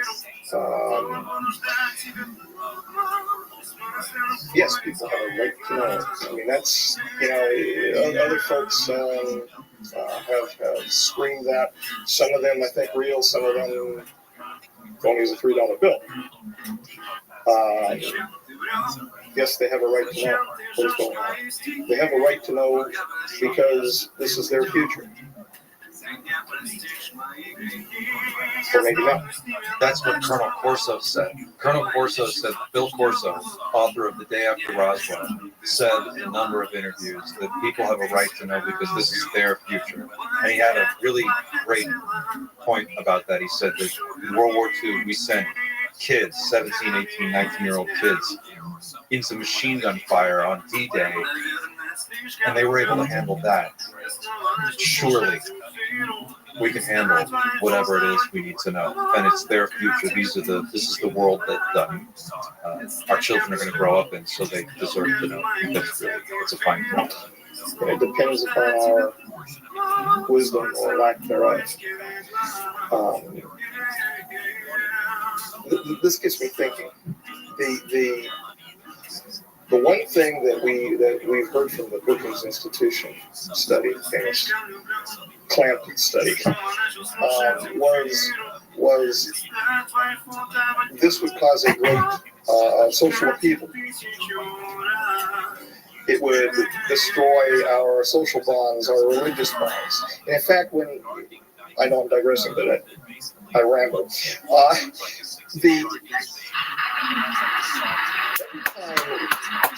An individual is approached with the issue of, will this destroy your faith? I have heard, my experience, although I'm sure there can be varied opinions, no, it would strengthen it. It would strengthen it. From a certain perspective, yes. From another perspective, no. The Brookings Institution is correct on a certain level. Suspend disbelief for a moment and walk with the idea that this is real. That the ruins that are present on the moon, on Mars, the ancient temples, were in fact, and are in fact, the gifts of our own progeny.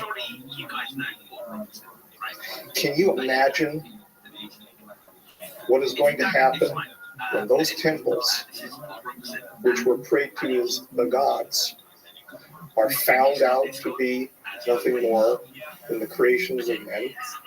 That the men themselves were those who were being worshipped, will fall headlong into the pool of Narcissus.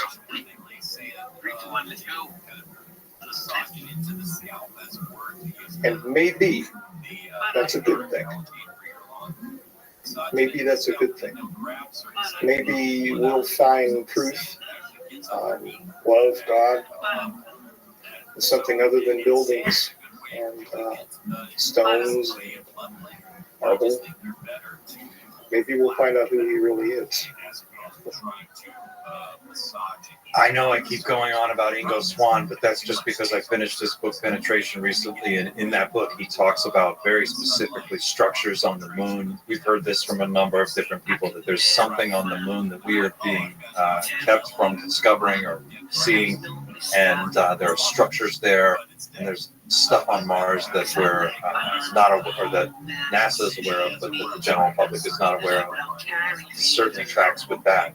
It sounds like he's suggesting that some of the things that were made that are there now were made by future humans that time traveled, and that somehow that affected our religious history on this planet. Or she, it, or just us.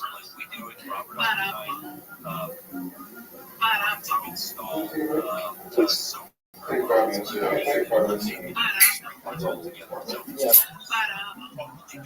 It's a little bit of odd to experience in terms of sitting on yourself. You did mention the medical exams, which are up and down, right? But in the other tape, talk a little bit more about some of the mechanical specifics, just to get a better image of what it's like for you to do it. That's fine. Okay. The introduction came through the swimming. The swimming goes on. Yeah, so it's the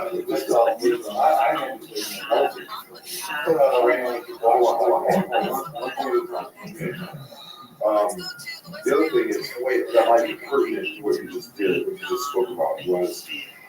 looking at slide-wise, prior to knowing what the unknown origin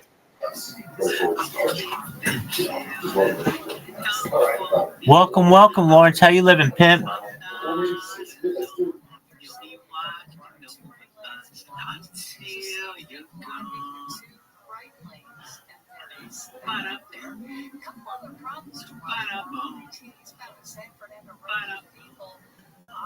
Oh, no way! Wesley, you made it. You made it. Amazing, dog. Welcome. Let me send you a friend request. Apologies, I didn't see that you had typed to me. That's that's how I am. You know better than anyone. How you doing, big dog? We're just watching some documentaries on alien disclosure if you're interested. I'm glad that you're here, my man. Wow, we finally get to meet. That's amazing.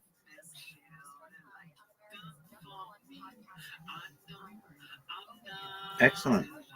Well, if you're talking right now, I can't necessarily hear you, but I do want you to know that I appreciate you being here. If you're hearing me twice, my best advice to you is mute my other camera. And if you want to listen to what I'm listening to, then go ahead and listen on. But now you can see what we're doing. Lawrence, I want you to live in here. Caspian C lives in here. I don't know to call you Lawrence or Wesley, but we'll call you Lawrence since that's what you go by on here. And you're amazing, man. Thank you for being here. Here we go. And I'm also listening to karaoke too, and I'm cheering people on, being positive for them. So I'm glad you're here, dog. Wonderful.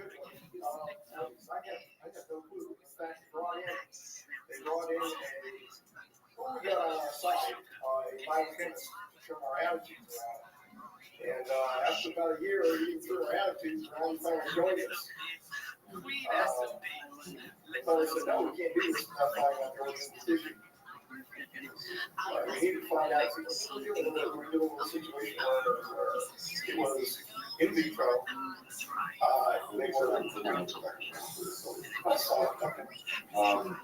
the other thing that I think we made a very good statement about why you're doing this. I wanted to do anything else we could use for you.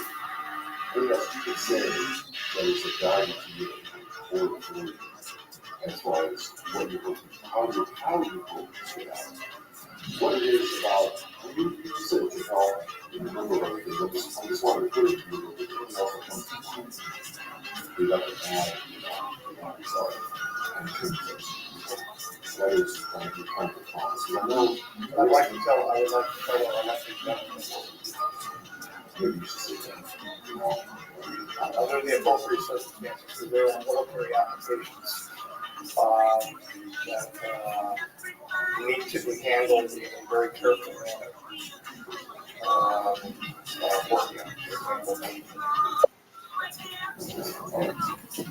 Welcome. How you doing? Oh, there he is. Can you hear me, Lawrence? Yes, you can. Okay.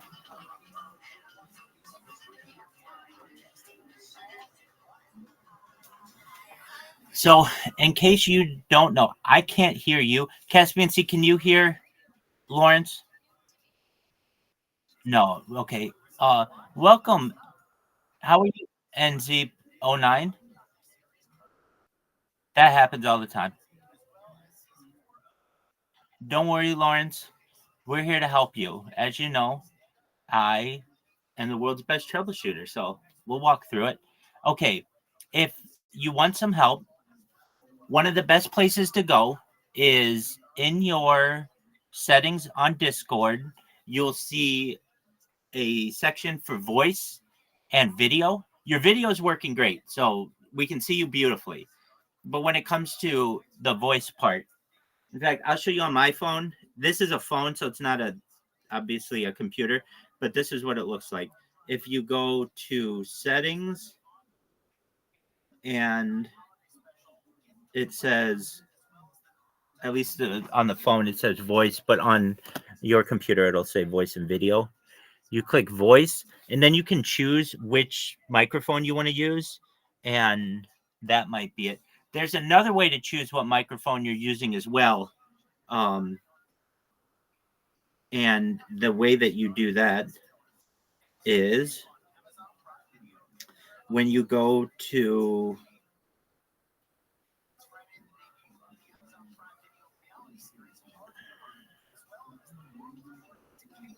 if you go to let me see if I can pull it up on my end. I'm this person, so no need to get excited. That's a lot of fun.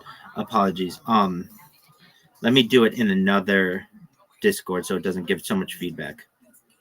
Okay. It's different because it's on a phone, but basically if you look where your mic is, sometimes it'll have a little arrow there and you can choose which microphone you want to use. So I imagine you have a microphone in your headset. Is that correct? Yes. Okay. So what we probably want to do is change the microphone input to your headset. And the way that you do that is in settings. You press the gear on your computer and then it'll say voice and video. And then within voice and video, you choose input.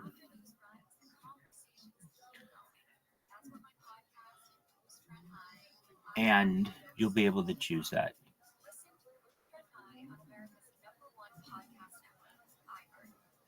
And when your computer detects that you're talking, there's a little box around your head that will turn green. Like the fact that I'm talking right now, I can tell that I'm talking. I can tell that it's being picked up by the computer because it's green.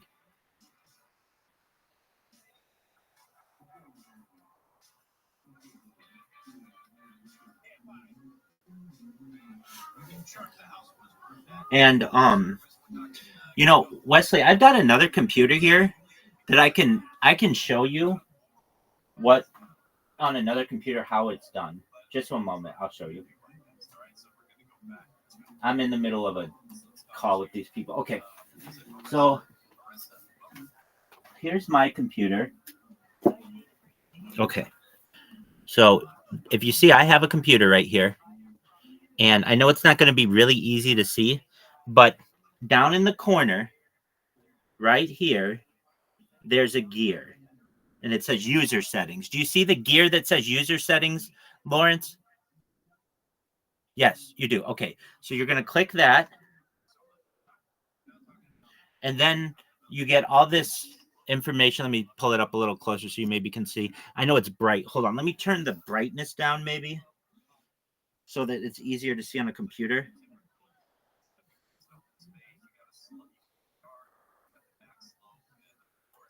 Okay.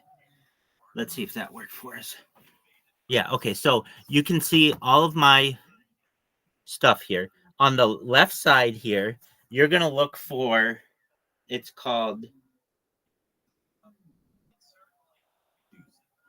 voice and video. It's under app settings. Do you see where it says voice and video?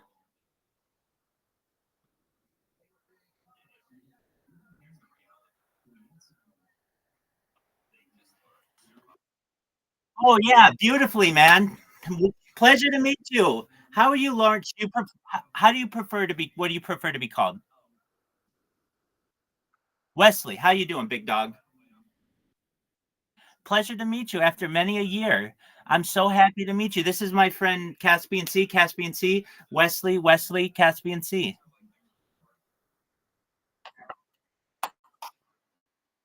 Amazing, amazing. So, Wesley, what was the issue? What was causing? Was it an input issue?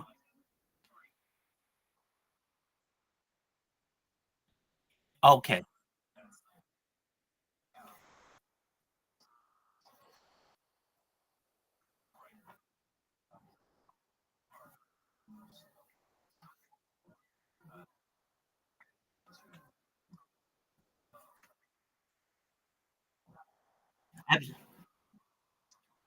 Oh, it's beautiful. Loud and clear, my friend.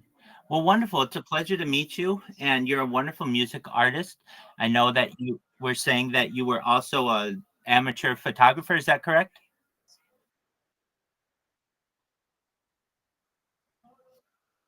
Right.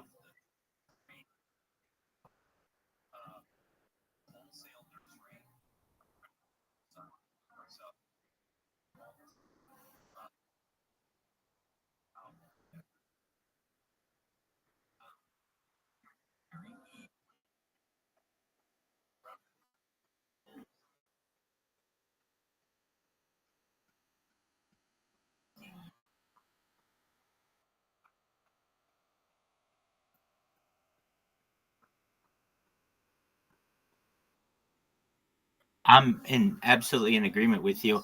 And then even if you shoot all of the footage, you have to edit it, and that's very time consuming. Beautiful. That's great. Absolutely.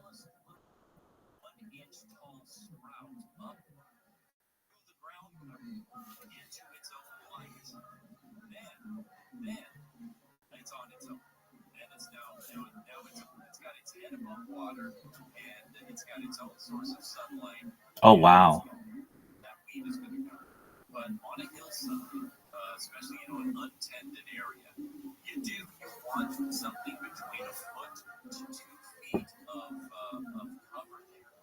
Reason is the weed seeds are going to fall in just like they do everywhere else, but they're going to be in the dark. They literally have to find a way to be in. Yeah, that's an excellent brand, man.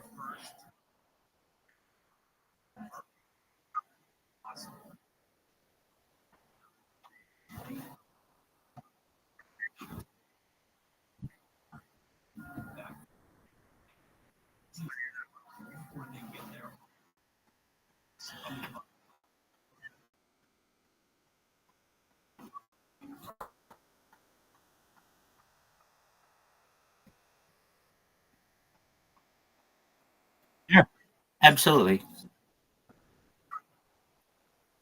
Absolutely.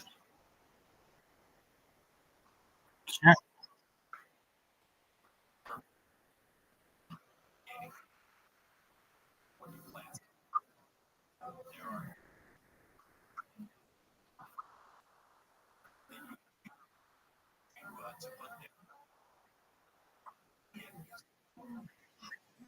Sure.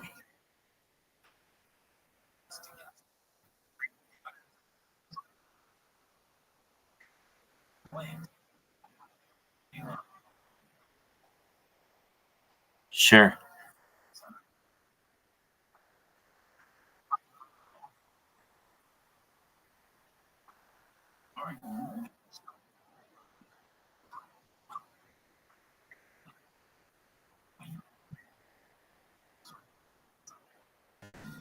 That's okay. Doing it piecemeal will allow you the time.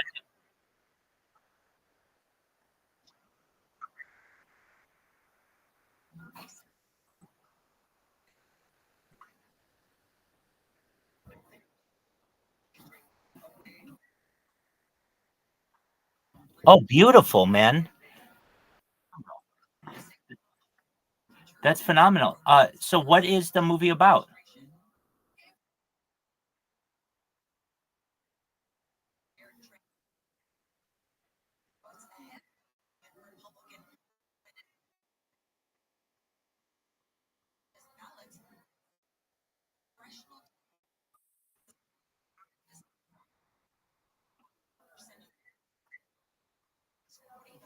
Wow.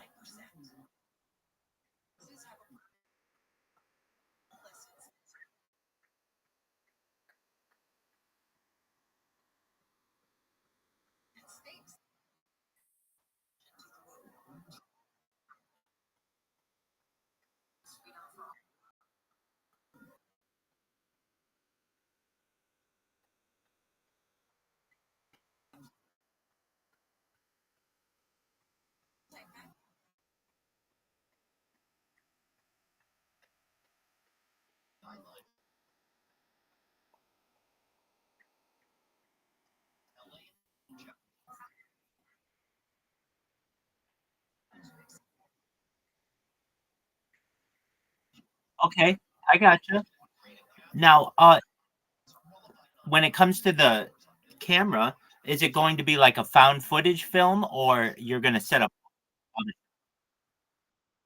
Wow, excellent.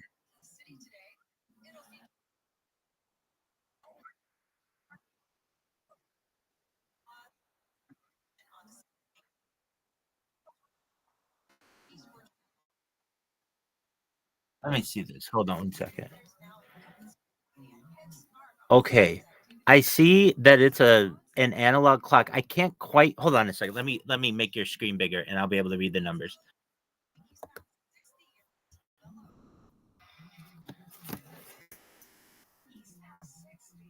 Oh, that's very cool. Exactly. 12, 1, 2, 3, 4.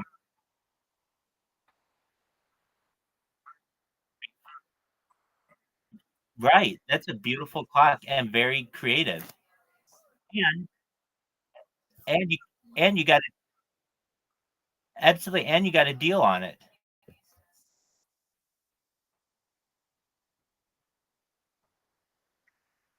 Correct. I stream my life 24 hours a day, 7 days a week, 365 days a year for world peace. I don't want war anymore. So I started this more than 3 years ago. It goes back to the pandemic. We've seen the death of a queen, the birth of AI, the coronation of a king, and everything in between. Essentially, I have more data on the internet than any person ever. You can literally watch my life going backwards, going back to the pandemic, and essentially, it's a time capsule for society. And as you know, we talk. Um, I I just moved from upstairs to downstairs, but I yeah, exactly. That's correct. Yeah,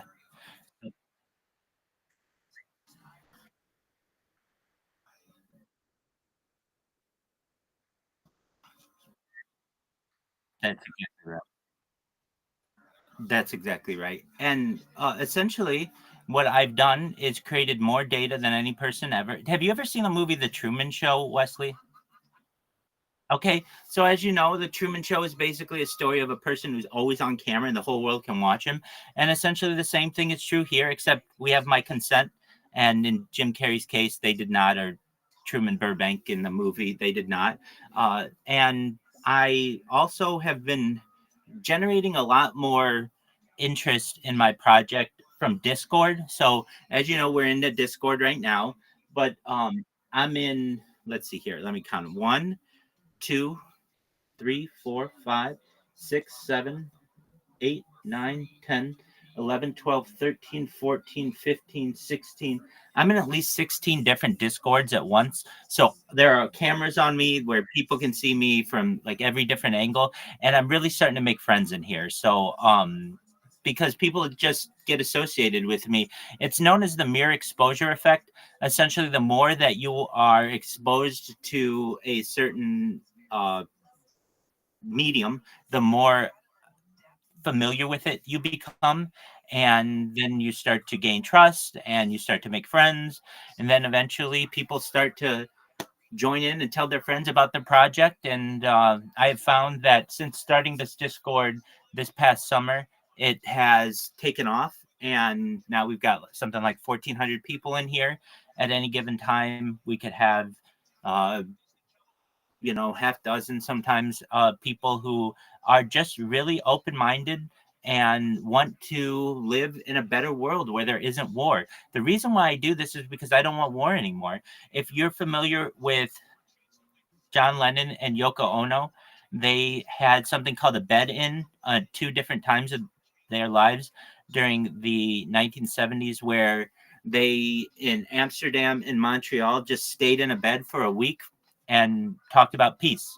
And while I don't only stay in bed, I do talk about peace, and it's essentially my contribution to the world. And I'm very motivated by peace.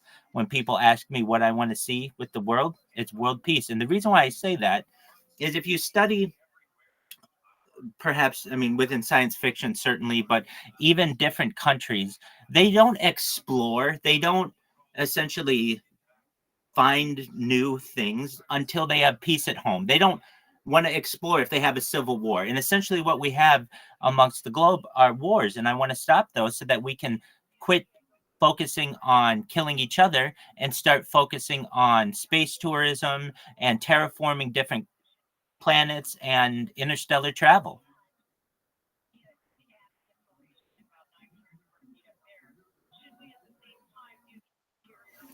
And I've never had the opportunity to talk with you directly. Some other things that you may have heard me talk about, but we talk about on here all the time, are things like anti-gravity, antimatter, faster than light travel. We talk about life extension technology. And when you were born, Wesley, your average life expectancy might have been age 80, maybe 100, maybe 120. And I really want to extend that. I have more data than any person on earth, and I'm going to be able to make you and Caspian Sea and anyone else who helped me along the way rich, wealthier than you ever wanted. And how am I going to be able to do that? Bill Gates coined the phrase in the 1990s, content is king, and I'm making it true today. In 2018, The Economist magazine stated that data was Earth's number one resource, more valuable than food, gold, water, air, petroleum, everything. And I have more data than any person. And that perhaps will be very valuable in the future, and we'll be able to monetize it. And once we get to a point where we have life extension technology with different types of advancements like stem cells and human growth hormone, perhaps steroids, perhaps we have cryogenics, perhaps we have ambrosia therapy, where the platelets of younger people are used for the benefit of older people. Eventually, though, your body's going to break down. And that's where the next kind of technology comes in. And that's mind uploading technology, where we scan your brain, Wesley, into a computer. If you want, this is all with your consent, but we scan your central nervous system, your peripheral nervous system into a computer where we know where every atom is in your entire body, in your entire mind, and we upload that into a computer for later download as an android, an avatar, a clone of yourself, a cybernetic being, an ethereal being, a robot, whatever you want to be. But basically, what I'm saying is that under most conditions, you'd be able to live a digital immortality. And if you're like, well, Rabbi, I don't know if I'm going to be able to live another 100 years or something like that. I understand. There's another type of technology out there if you want, or if your family wants, known as revivification technology. So basically, if you, God forbid, die someday, or Caspian Sea, or anybody, eventually, if people loved you enough and cared enough about you, we'd be able to use your DNA and essentially within a type of technology known as a replicator, be able to recreate you, essentially clone you if you wanted, and put your every memory, your personality, your charisma into this clone and be able to essentially bring you back from the dead. And really, given enough time, human ingenuity will continue to grow and continue to develop and evolve. And eventually, people will say, instead of saying, how is that possible? They'll say, when is it possible? And that's really the way in which we should be seeing these things. So that's what I do. And as you know, I've been doing this for years, and I'm very dedicated to it. And I think that hopefully we're starting to see the light at the end of the tunnel with the amount of people who I have who are viewing me at any given time. I have right now in like one, I've got maybe 6 people watching me. Another, I got 8 people, another 13 people, another 9 people. Another is no one, and a couple of them, but another one I see there at least 4 people. So, I mean, the more eyeballs that I get on me, the more successful I am with this project. The more people I'm able to impact, the more people I'm able to talk about the project. And really, then they tell friends, and then their friends come in here. During any downtime that I have, I like to sing karaoke. I like to watch movies. I like to watch documentaries and podcasts. If you're familiar with the Joe Rogan podcast, we watch that quite a bit in here. We also watch things such as sports. So I'm really big into sports. We'll watch some sports later today. And then we've got football tomorrow and Monday. I'm also sponsored by a cryptocurrency So I'm sure you've seen this in like, you've got to be wondering, like, hey, do you really like Sonic the Hedgehog that much? No, this is a cryptocurrency called Harry Potter Obama Sonic 10 Inu. It's a very long name for a very serious coin. It's worth over $200 million right now, and it's just getting more and more popular, and especially on Twitter. And I've been in their Telegram for this cryptocurrency for more than a year, taking questions, being essentially a concierge for the coin. And so I'm sponsored by a cryptocurrency, which is tied into this project because data is Earth's number one resource, and the fact that I'm recording everything that happens with this cryptocurrency will make the cryptocurrency perhaps very valuable someday. And all in all, it's really about world peace. I don't want war anymore. And as you know, I've dedicated my entire life to this, and I've given everything that I have to be able to do this. And I think that we're starting to grow and get more and more momentum. I can tell you that I've got some major influencers who know who I am. Aiden Ross, he is a partial owner of a platform known as Kick. He knows who I am. The owner of Kick, his name is Eddie Craven. He's a billionaire. He and I are friends in Discord. He knows who I am. Basically, on a few platforms, I'm a very well-known individual, and that's exciting because the more well-known I am, the more people I'm able to impact with my statements and with my mission. And that's overall, I don't want war anymore. If I had it my way, no matter where you are in the world, everybody has to lay down their arms. All the hostages have to be returned immediately. We sit at a table, look eye to eye, both sides, and we live stream it until we can come to some type of resolution. I want peace, and I feel that's the best way to peace. Beautiful. Well, that's wonderful, Wesley. So right now we're watching a documentary on a man who worked at Area 51, which is in southern Nevada, and specifically an area called S4. And it's basically his testimony of what he encountered. And I don't know if you're familiar, but within the last 2 weeks, there was a major disclosure event before Congress where essentially a man named Lou Elizondo was gave testimony about the United States government and its interactions with UFOs, and so unidentified flying objects is UFO, and UAPs, which is unidentified aerial phenomena, and also like USOs, which are unidentified submersible objects, like basically things that go underwater. And when they're talking about these kinds of things in Congress, that's a big deal.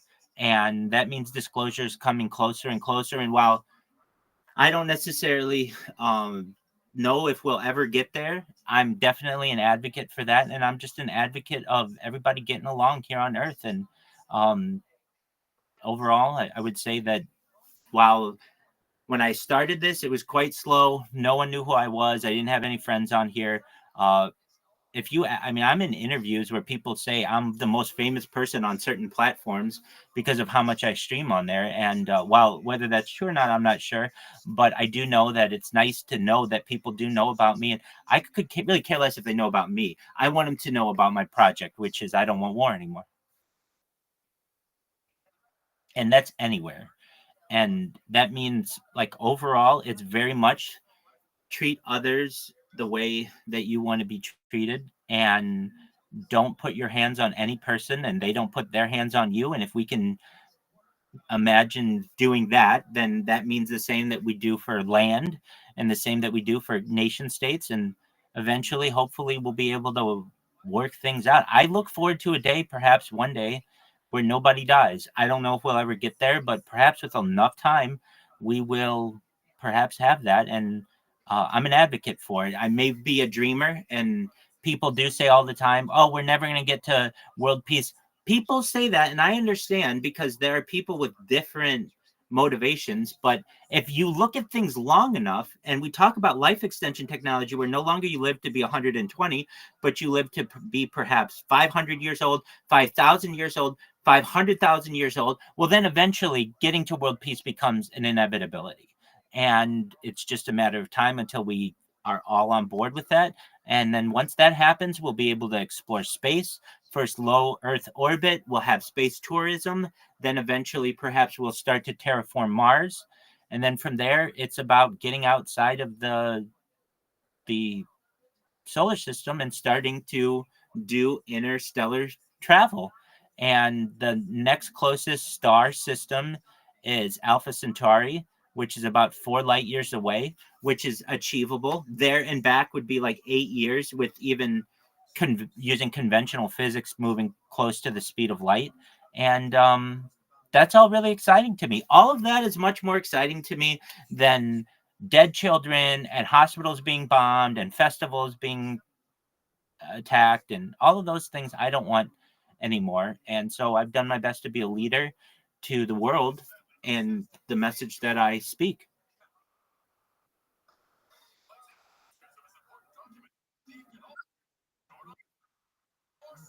Irvine, which is south of Los Angeles. Yeah.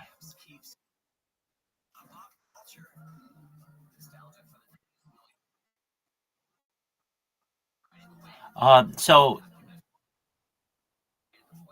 Covina. Covina is more north, and it's in Los Angeles County, close to like San Bernardino, Riverside County. I'm in Orange County, which is near Disneyland, if you know where Disneyland is. Yeah. Oh, beautiful. Okay. Well, then you went through Orange County essentially. So once you get past Camp Pendleton, then you get into the beach cities of San Clemente, San Juan Capistrano. You get into Laguna Beach and Dana Point and all those, and then Newport, and just in between all of them is Irvine, and then just north of us is Anaheim, which is where Disneyland is, and it's about 30 minutes to Los Angeles proper, and to the well, thankfully. The people with whom I live have been quite understanding, and the people who I would say I've met here and learned to or become friends with, and really learn to um, understand many different people here. I would say it's quite diverse, and I quite enjoy that. And really, when this goes viral, I look forward to being able to enjoy Orange County much more. It's very expensive, and I want to be yeah, exactly. And I want to be able to buy my own house or houses. I want to be able to, you know, live the American dream essentially. And with data being Earth's number one resource, and with streaming and influencers being the number one desired type of career when children grow up, it does have a lot of opportunity. And I would say it could happen any day. Perhaps it may take more months, and I'm fine with that. But eventually, somebody's going to see this and they're going to say, wow, so you mean I can watch you whenever I want? And yeah, whenever you want. You can watch me 24 hours a day, 7 days a week, 365 days a year. And that's going to be really exciting. And then they're going to tell a friend, and they'll tell a friend. And then eventually it'll really snowball. I do also stream in these discords, and I make friends that way, and people recruit me in order to stream in their discord, and it's just a matter of time, and it's a slow and steady uphill crawl. But one of these days, the right person's going to see what I do. They're going to retweet something that I've done. Everyone's going to think that it's interesting, and then I would say, I don't want to say it's mission accomplished, but that's when the mission really starts. That's when I become a global voice for the voiceless, where I say that we need to work together diplomatically to come to terms and end all war everywhere. And that's kind of the second step of this, where I become perhaps one of the biggest, if not the biggest celebrity in global history. I have more data than any person ever. And when I say that, just to give you an idea of like different YouTube channels, the biggest YouTube channel in the world is known as T Series, and it has something like 300,000 hours worth of data. And I have more than that. That's all of India. The next closest is like someone known as Mr. Beast. He's pretty big, and I have over 100 times more data than he has. And PewDiePie is another really big one. Again, more than 100 times more data. So people not only will be able to watch this to see what I'm doing is interesting, but I look at this from an academic standpoint in the future, that people will be able to study this like a documentary to know what a human's eating habits are, their sleeping habits, their drinking habits, their behavioral patterns, their bathing habits, their hygiene, their emotional status, their behavior. Everything about a human can be studied, but then even more than that, and that's not just from one camera, that's from at least 8 different angles at any given time. But then when we really start to advance with cameras and computers and things, you'll be able to remove different layers and see me through augmented reality. You'll be able to see my heartbeats per second or per minute. You'll be able to see my breaths per minute, my blinks per minute, my swallows per minute.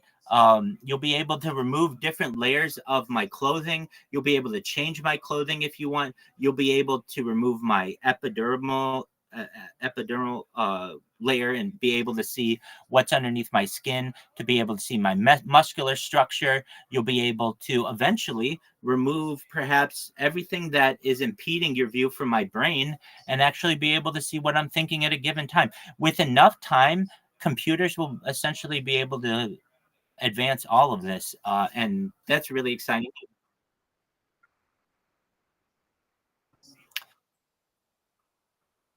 Well,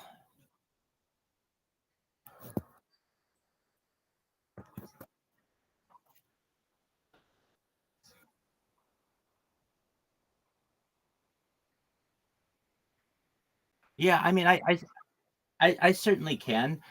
What I figure generally is that I am uploading so much data that I don't do it in HD.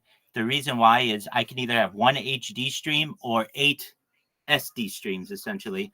So yeah, and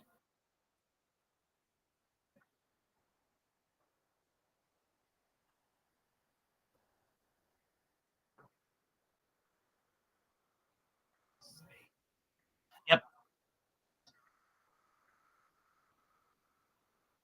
yeah, I have, especially on phones. So I have them; they clip on my phone. Uh, I do. They're like fish eyes and some other things too. Yeah, I would say that the way that I see it is the quality isn't really too important to me because I know in the future everything will be enhanced to be 8K. So all of the video that I have will be enhanced to 8K. It'll have the best sound that anybody would ever want, to the point it will be enhanced so well that the human eye will no longer be able to detect between 16K and 32K. It'll be so excellent.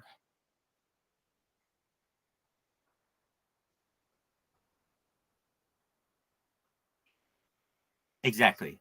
Exactly. And so, even now, YouTube, if you upload something, it will automatically enhance it to at least SD.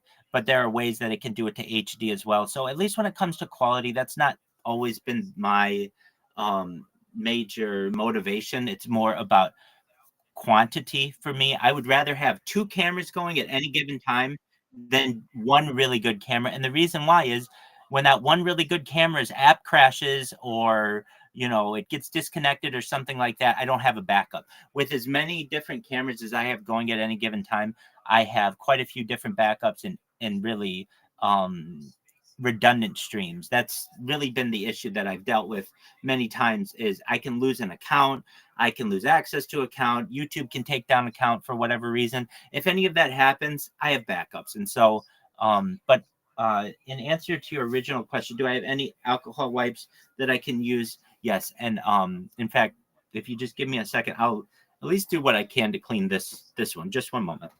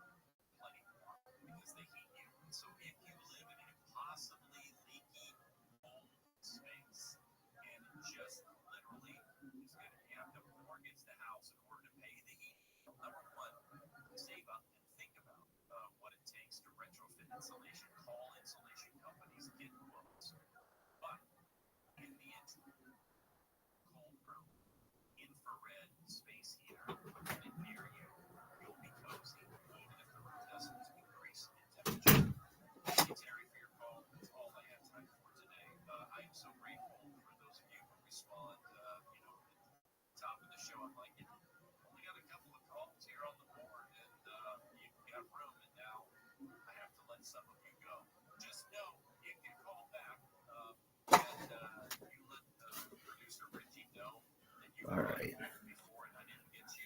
Now, these are just Chromebooks, so I don't think that they have the best cameras anyway, but I'll do what I can to hopefully be able to clear it a little bit. And I hope so. Yeah, absolutely. Anything that I can ever do for you, Wesley, just let me know. One thing that I do have to do, I have to use the restroom. So if you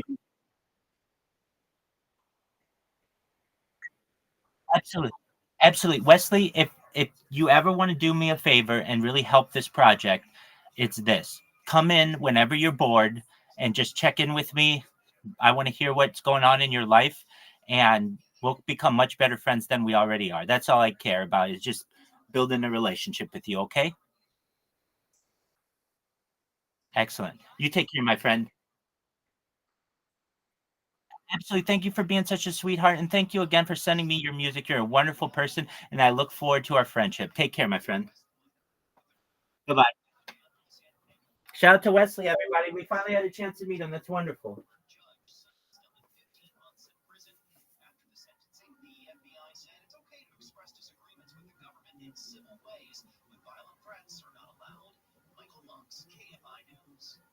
Activists say they have a good reason to protest in downtown LA. The group Coalition for Humane Immigrant Rights Los Angeles says President-elect Trump's plan for mass deportations is wide. It's a very similar language that they use, and it's they do definitely treat the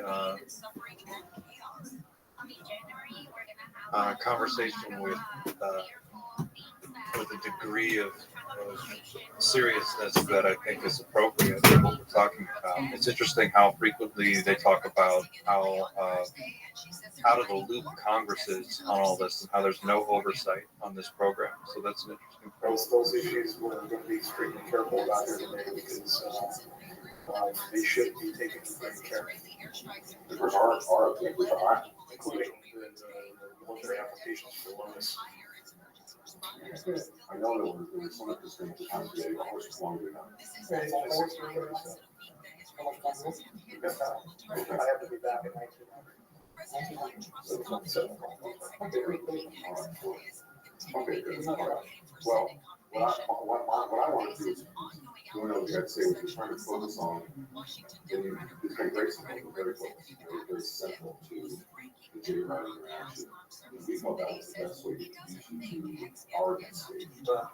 We can talk about it now, we got plenty of cases, we want to see our lives.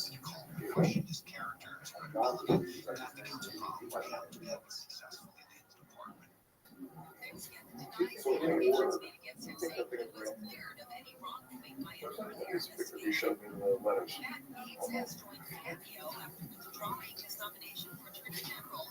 See, we spoke about another individual who has a heart condition. I figured that it was a need to know. There was a need to know basis about that. I didn't figure that there was direct. See, and the rumors coming at me about the potential for public acclamation, that would be for him those initials to take back as the hero in this situation, because he was playing the hero. And you show me a piece of paper that says order to remain. Ostensibly, it's what I meant. Order to remain in the capacity, which means that there is a greater loop. I've had the chance to speak with the individual one time, and he was funnier than hell. It really was.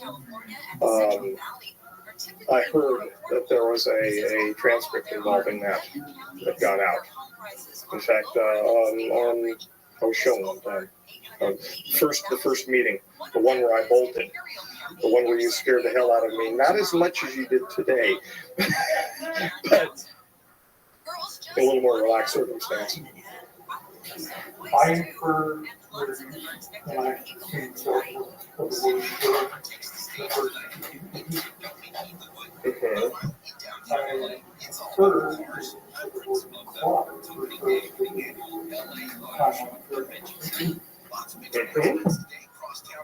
I would buy that.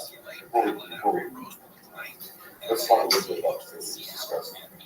What was it that you thought you were looking at when you were looking at these slides of material?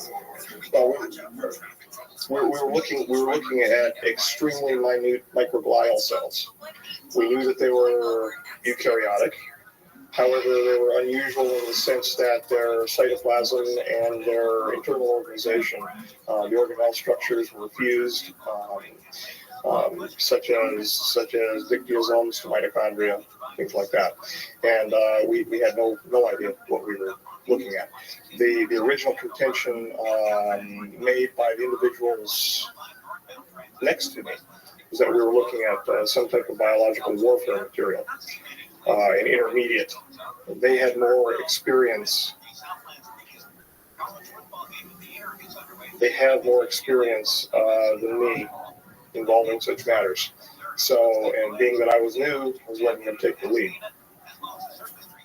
Okay, science people, biology people, people with advanced degrees that understand what he's talking about, please fact check what he's saying. Like, does this make sense to anyone? I don't know what I'm looking at, and I honestly don't know.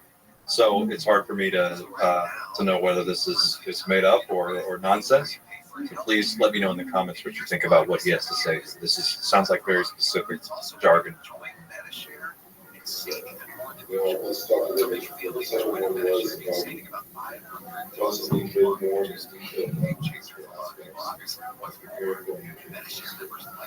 Fine. Well, we would undergo a medical examination, at least during the early time frame of the introductions, the 92 time frame, 91 to 92, when we were doing introductions. We had regular, systematic medicals by a physician.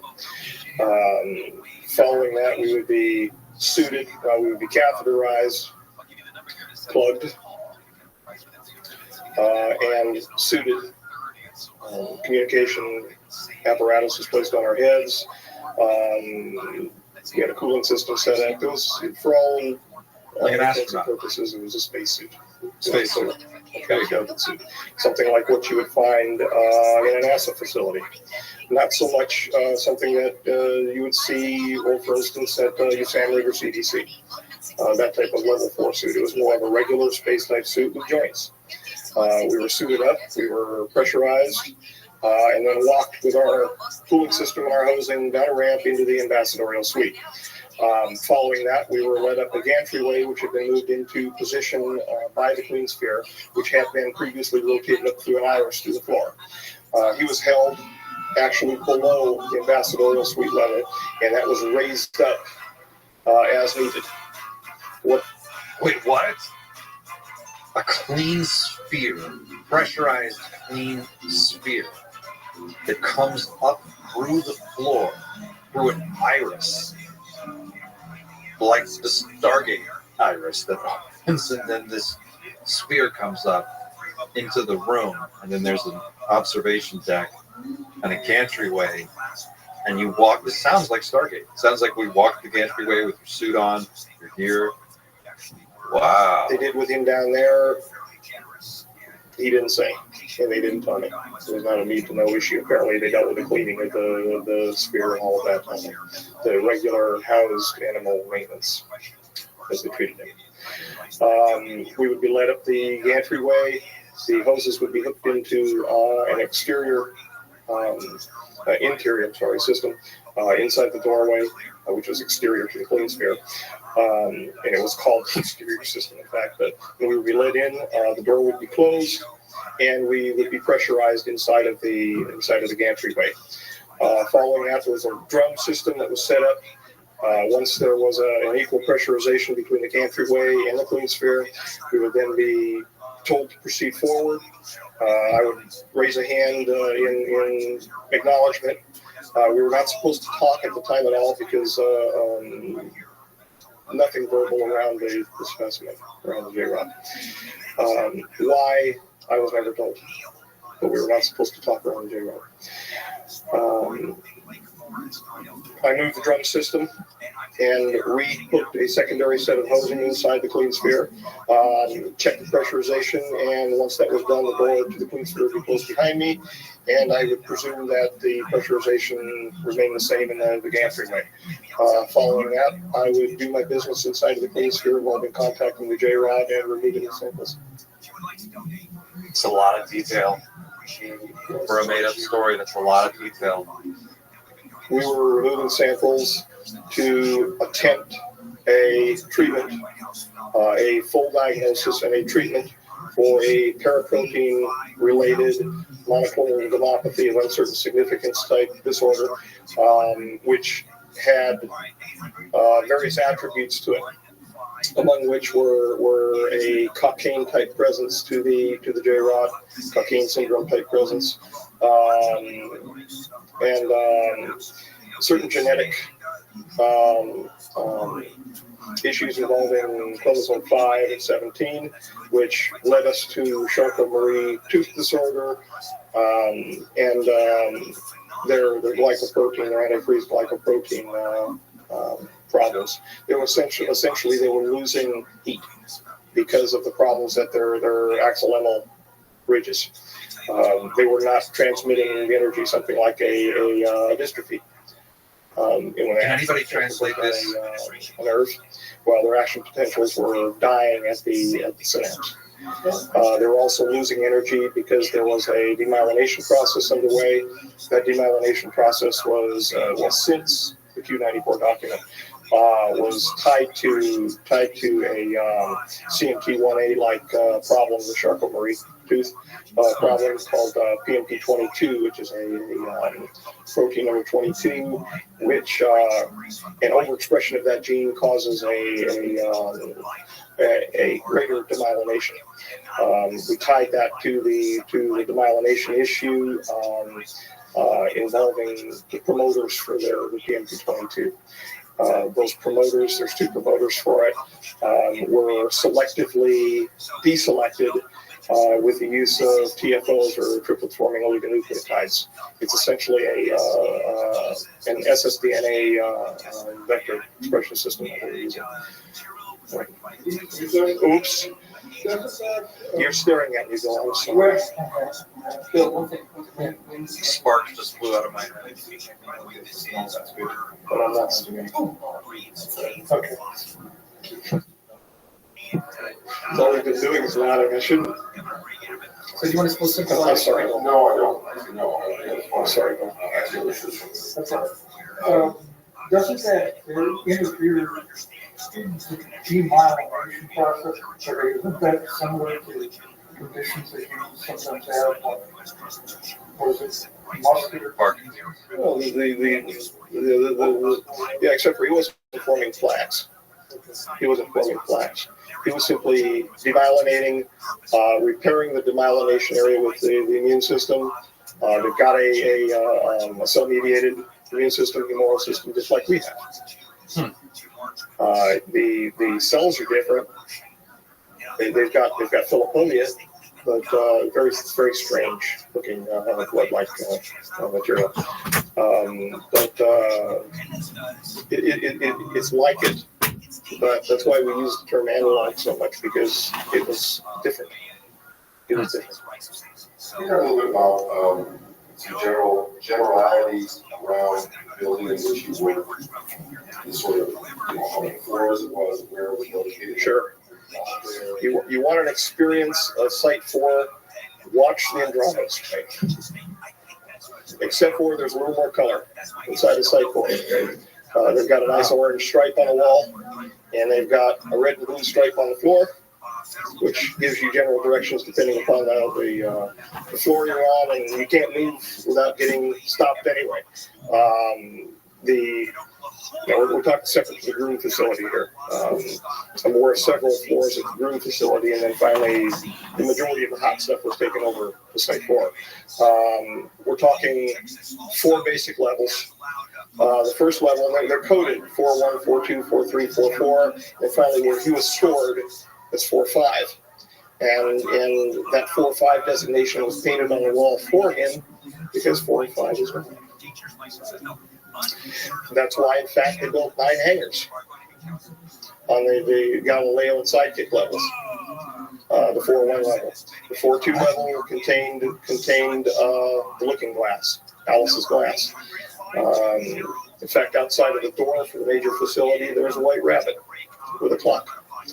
A very large, it's a statue, probably about that tall, and it's held above the doorway, wired above the doorway. The Looking Glass, I find out, is one of the ERBs. It's an Einstein-Rosenbridge promoter. It uses some form of, this is found out in the last 2 weeks. I'm asking the right questions there, I guess. It's composed of a spherical, spinning, arced, rectangular solid matrix of nickel, cadmium, and barium. There is a spinning disk underneath it, which is supercooled. Into this is injected into the center of these spinning. I'm not a physicist. Spinning disks is injected an argon gas. Into that is injected some type of repulsion matter. It's a gravity repulsion matter. This kind of sounds like the superconducting disk that Ning Li was working on, the anti-gravity researcher Ning Li that we talked about in a recent video. And there's a picture of her holding this device with 2 other researchers, and it looks like a record. Actually, the box looks like a record player with a record. But it sounds very similar. It was like a superconducting disk that was highly charged and spinning inside of some other device. Obtaining the gravity repulsion matter from the heavy materials that have been obtained from the J-rods, the 115 variety material. Element 115, that was a Bob Lazar reference. What is that? And apparently when they bombard it with enough electromagnetism, the stuff repels gravity, and it turns into some sort of exotic matter. They spin it fast enough, it opens, or they can see through it. I recently heard, again, this is all rumor, but I recently heard that one of the reasons there's a shoot-down program to take down and recover these crafts because some of the materials that are used in building our reproduction vehicles cannot be made or manufactured here on Earth, so they have to be recovered from craft. So they shoot down some craft, and they're able to go in and then get some of the stuff like Element 115, apparently, and use that. And that is, from what I understand, the great prize in what's going on in the world right now, are those devices. Why do you think the British are running around Iraq right now looking for the climatological records that are just happen to be disappeared out of the Baghdad Museum with the rest of the cylinder seals? And you're going to see some cylinder seals today too when I show you some report. So Dan, is that, when they're using, when they're engaging this device, looking for that? Yes. Is this something that they use only for the transmission of information, or can they transport a material object through time? No one wants to deal with the IRS, and now you don't have You know the answer to that. legal tax defense. At least you probably heard some rumor. There have been mistakes. There were mistakes. Animals were attempted to transport from one location to another. The production of 2 of the devices, and they put them in resonance or something like that. I'm not a physicist. I don't know. But I was, in fact, present during a human attempt. The human did not survive. The human was not put in there under duress of any sort. It was a volunteer situation, and the human did not survive. Holy shit. You know what that reminds me of? In Star Trek, the motion picture, there's a scene where they're getting the Enterprise ready to leave dry dock or space dock, and they're going to go off on this mission. And they are testing out the transporters on this new refitted Enterprise. And they're beaming some people on board, and the people get like completely scrambled inside the transporter. And when they come through the other side, they don't survive. It just totally reminded me of that. This sounds like what he's describing. This ERB sounds like a Stargate.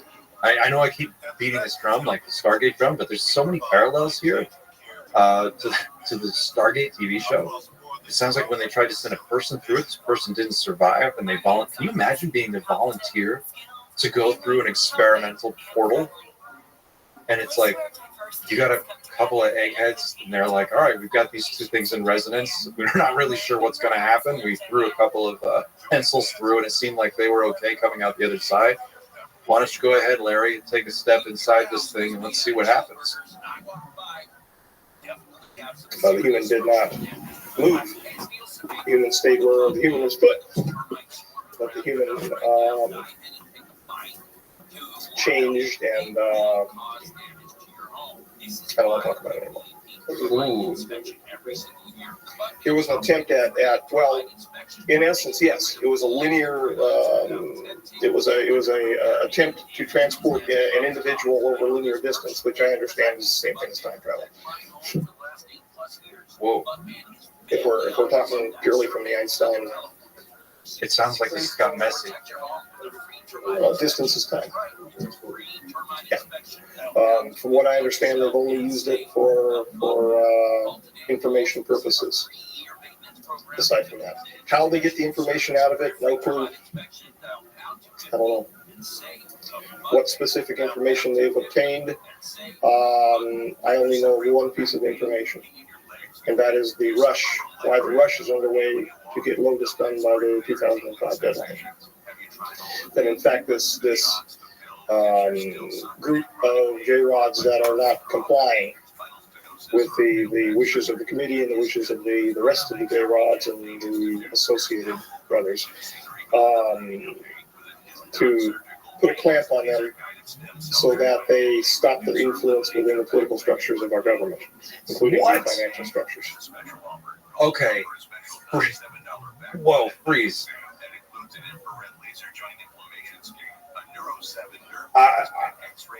Did you just hear what he said? That there's multiple groups of J-Rods, and some of them are influencing our government and financial systems, and there is a device they could use to see the future that they're using to figure out that something is supposed to happen before a particular deadline, and they have to deal with the situation. What? That it is, in fact, they're slowing down the progress to stopping getting these, picking up these little gates that were put together. That would be our downfall in 2012. Okay. 2012. Wow. Stargate, there it is. Ooh.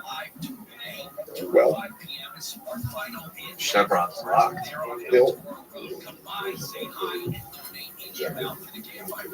What can one do for me? I would be very happy and very relieved to feel as though I was responding to the elected government of the United States of America with what talents God's given me. I'm responsible to the people of the United States of America.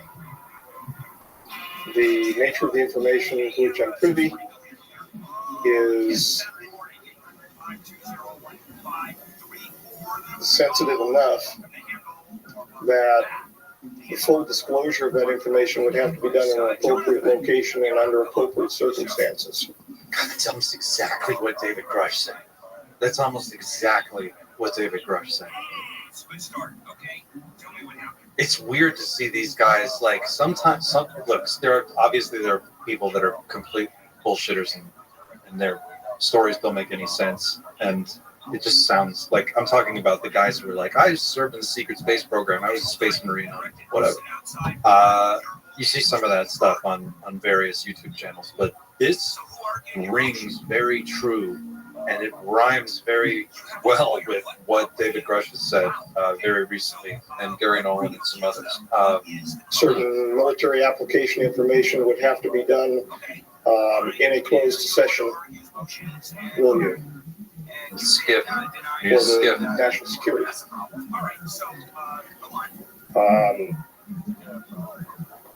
As I said to you at the Luxor, the Congress knows it's not in control, and they want that control back. They're not stupid. They know that there are things that are going on down the hall from them that they can't fathom. They deserve to have that back in their hands because that's what they were elected to do. And if we care at all about what's left of our Constitution, they deserve to have that in their hands. Aren't we the masters of our destiny in our country? Aren't we supposed to be? Yes, sir. Supposed to be.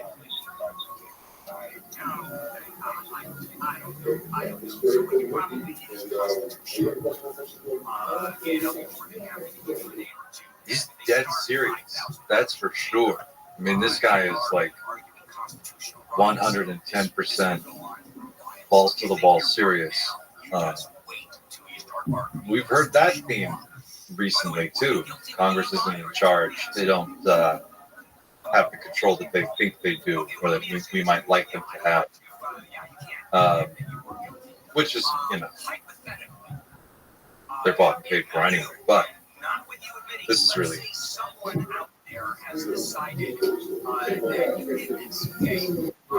I hate these lights, but I expect, no, that's fine. I expected the largest light I would have would be a CRT. I was comfortable with that too.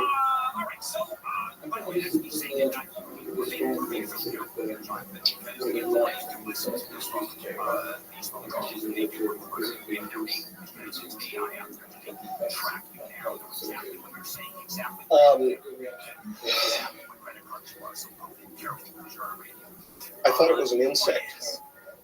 That's fine.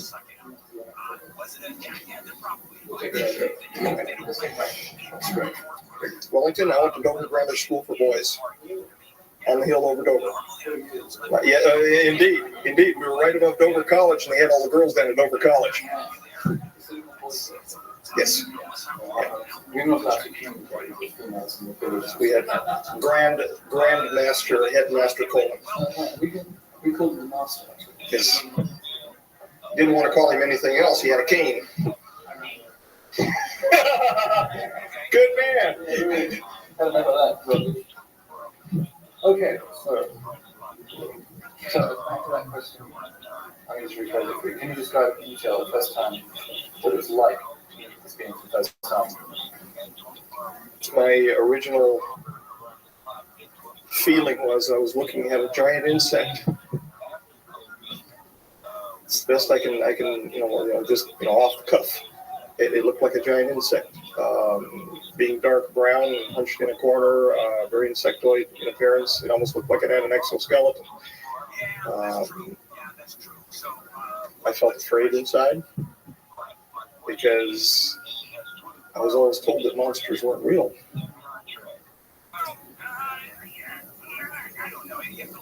And now I find out they are, but they live in the heart of men.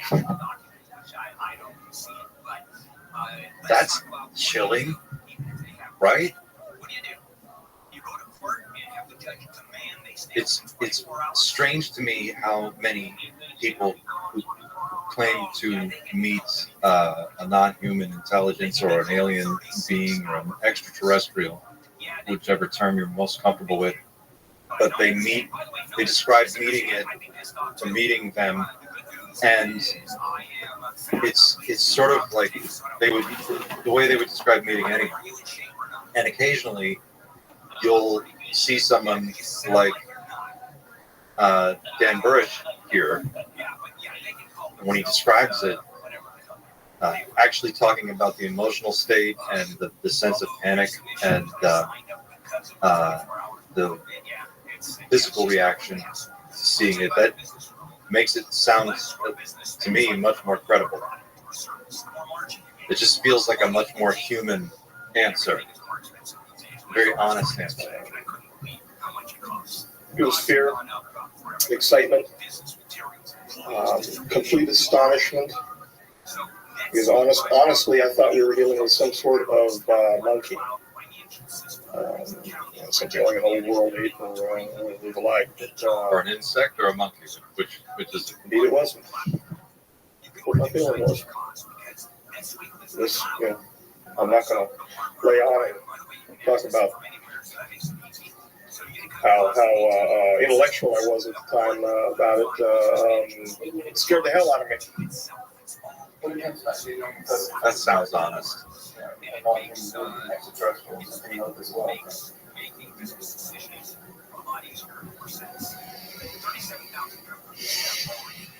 I'm trying to remember what I was feeling when I was looking at the briefing books.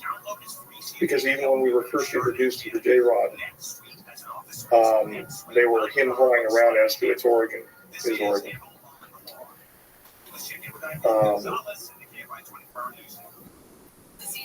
Poppycock. I didn't believe it initially. I didn't believe it. However, deep inside, I held open the possibility because of what happened to me earlier in my life. I held open the possibility that such things could be true.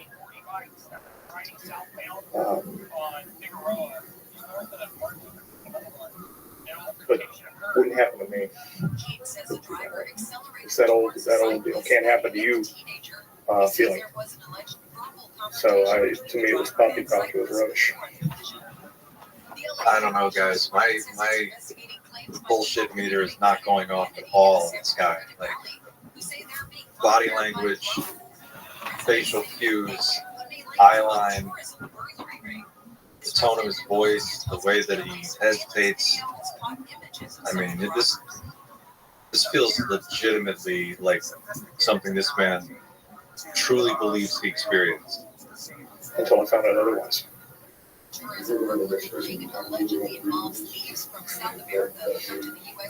Sure, they were called King Tuts, and they were basically king. They were all labeled with K's. The ones that I was allowed, they were blue binders. They were all labeled with K's. They had DTIC on the front of them, and I still don't know what DTIC. This is 1987. End of 87, and I still don't know what they're doing. I'm not. I haven't done independent searches on the matter. I would be. So if you can tell me, what does DTIC mean? Anybody know? What's DTIC? That's ChatGPT. They had a white DTIC printed on the front of them. They were marked with several sections, including physiology, general biology, social structure, political structure of the J-Rods, their origins, potential implications for interactions with humankind, cross-contamination issues. They were full of as much information that I could take in during the times that they were allowing me to read them. That's what the damn DIT or DTIC means. Okay, that's interesting. Bob Lazar says something similar, that he was given a number of briefing booklets and materials to read. And he talks about some of the things that he read in those materials, one of which was that human beings were seen as containers for something. He talks about this. You've probably heard this before. It's been this like weird piece of UFO lore for a very long time. Linda Moulton Howe talks about it a lot. But I also have heard, and I think this feels true as well, that occasionally what they'll do is they'll bring somebody into the program, and then at a lower level when they're first bringing them in, they'll give them a bunch of false information, maybe mixed in with some legitimate information, but they'll give them a bunch of materials to read, and some of it will be real, some of it will be fake. And if they don't make it through the final selection process, then they have to be sent back, tossed back, I guess. If they go back into circulation, they're just speaking gobbledygook as far as anyone else is concerned, which is very possibly what's going on. That makes perfect sense. That seems like totally, I'm not an intelligence or counterintelligence expert. Maybe somebody out there can check me on this, but that seems legitimate, right? It just seems like a logical thing to do. So it's possible that that's what happened here to Dan, or it could be that maybe he made it past that level and he got as far as he got. He's saying this was 1987. So Predator didn't come out until 1988. 1987.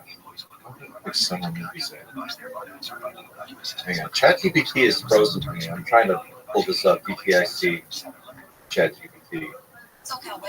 But for some odd reason, the internet is just like, all right, we'll come back to this. In the meantime, if anybody else can find out. Yeah, they were called King Tuts. They were update books. The one person. This is another reason why I didn't figure that. How Stephen, how I could be promoted to a working group leader above Stephen. Of course, I found out. And I told you why. At the time, because he kept the updates. He made sure that all of the King Tuts were updated. He did the briefing films that are still resident at Site 4, or at least at the last visit. Briefing film at S4. Can you imagine what a briefing film at S4 would look like? It's probably like that scene from Starship Troopers with Doogie Howser, where he's like, aim for the brainstem, put him down for good.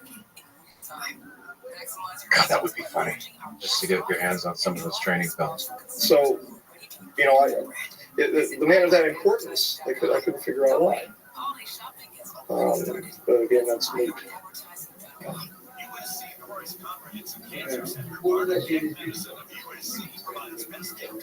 Sure. This guy seems like he's emotionally wasted. This guy seems like he's completely emotionally destroyed, or resigned to some kind of final outcome that is beyond anyone's control. Does anybody else get that vibe? It's a very specific vibe, but he's vibing that vibe pretty hard right now, and it's a little unnerving. I would say this would fall under S for somber. I'm going to file this under S for somber.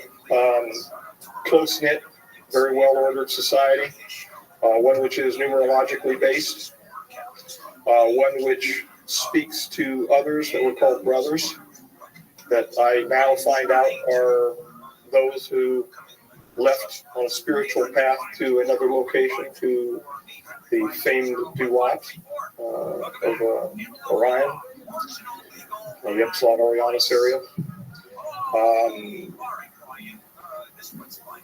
Head-to-toe physiology, including real autopsy photographs, not the Santilli kind, the real autopsy photographs. He can't sue me for that. in what ways it's got probably. But that was disgusting. The Brookings Institute paper was present. He's talking about the Ray Santilli alien autopsy video that came out in the 90s that was widely circulated, and it was rumored within the UFO research community that was a deliberate fake that had been put together to sort of throw some misinformation and misdirection out into the information pool, because there had been some other leaks that had taken place around that time. At least that's my recollection. As well as several position papers clarifying the Brookings Institute. However, each of these that I was allowed into, they had separate folders and they had separate clips within them inside the 3-ring binders. And I was told which numbers I was allowed to open up. And they were given to me on a card, and those are the ones that I was allowed to review during the times that I was allowed to review them. Most of the stuff, I mean, they had everything from military applications, physics of the craft, and I couldn't care less. I was more interested in taking in the biology issues. Real quick, DTIC. All right, ChatGPT is down for some reason. I can't get it up, but I did find, I was able to get up, DuckDuckGo. DTIC, Defense Technical Information Center. Oh, I just clicked it. I'm on a list. I'm on a list now. DTIC org chart, March 2024. Ooh, this is interesting.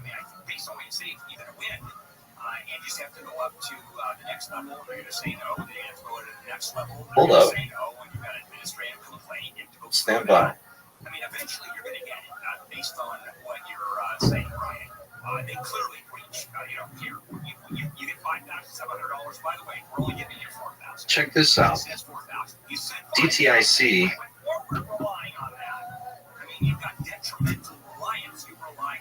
Defense Technical Information Center. DTIC's mission is to preserve, curate, and share knowledge from DoD's annual multi-billion-dollar investment in science and technology, multiplying the value and accelerating capability to the warfighter.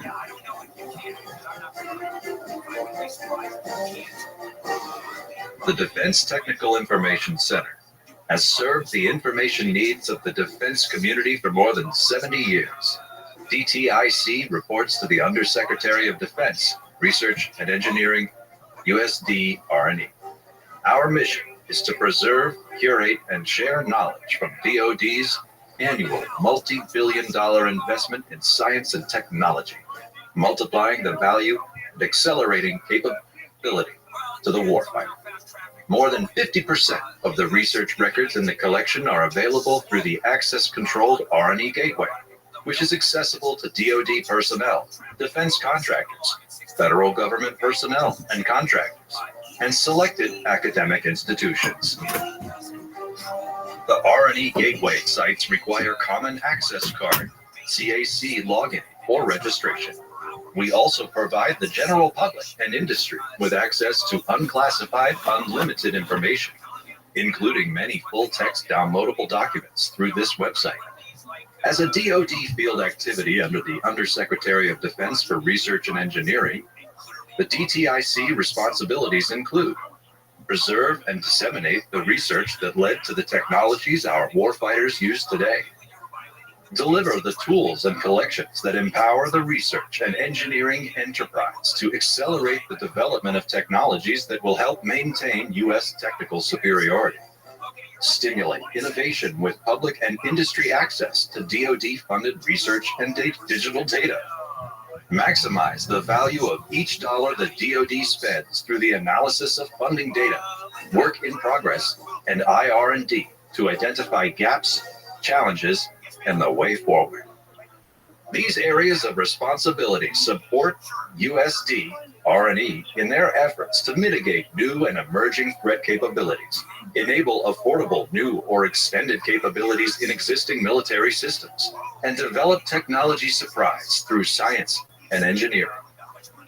DTIC also manages the Information Analysis Centers, which provide essential technical analysis and data support to a diverse customer base, to include the Combatant Commands, CCMDs, the Office of Secretary of Defense, defense agencies, and the military services. IACs actively partner and collaborate with defense research and engineering focus groups and communities of interest in cyber, homeland defense, and defense systems. They are staffed with scientists, engineers, and information specialists to provide the research and analysis to customers with diverse, complex, and challenging requirements. That's not bad for first take. Here's their history.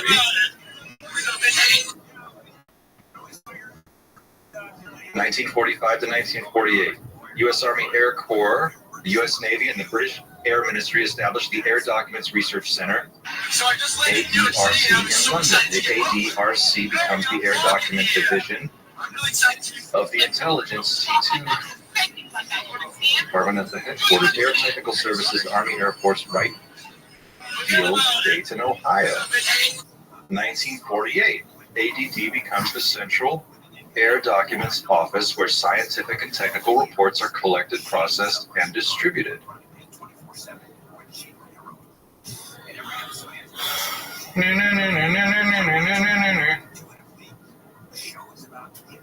1951, the Armed Services Technical Information Agency is established. CADO is renamed ASTIA. ASTIA takes over CADO's operations for document collection. ASTIA moves from Wright-Patterson Air Force Base to Arlington Hall Station in Arlington, Virginia. ASTIA is renamed the Defense Documentation Center for Science and Technical Information. That's exactly the place you'd want to put all the UFO stuff, in the most boring-sounding program ever. It becomes a DoD field activity of the Defense Supply Agency and moves to Cameron Station, Alexandria, Virginia. Holy moly. Defense Research, Development, Test, and Evaluation Online Systems becomes operational. DDC changes its name to officially to the Defense Technical Information Center. When does Skynet become self-aware?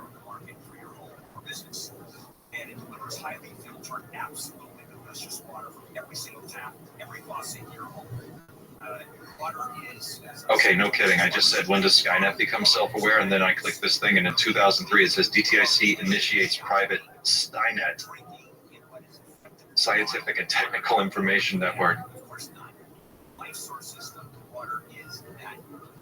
So call 800-WATER-99, 800-WATER-99.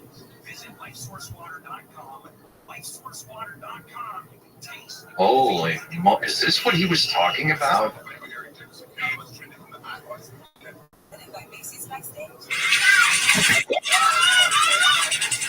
Whoa.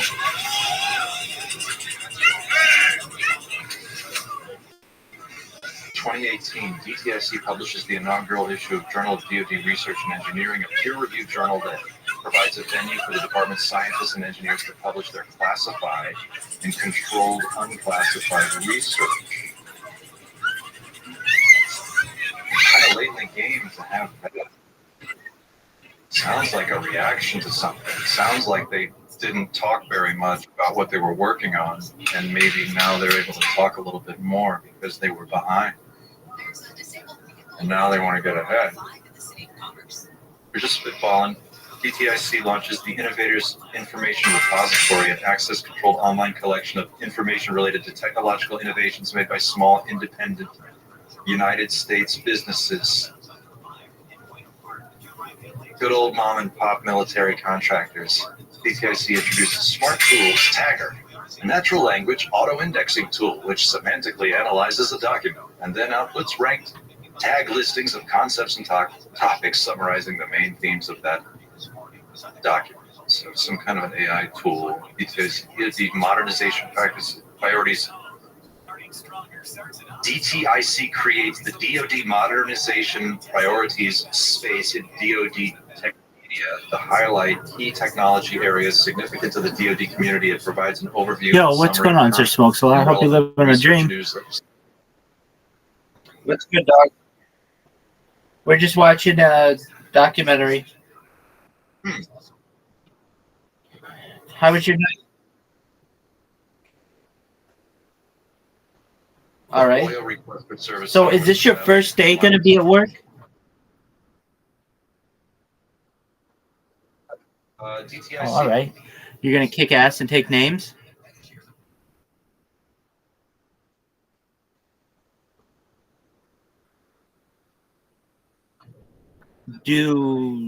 What aren't you allowed to have? Okay, so it's a drug thing. Like, can you have like a pocket knife?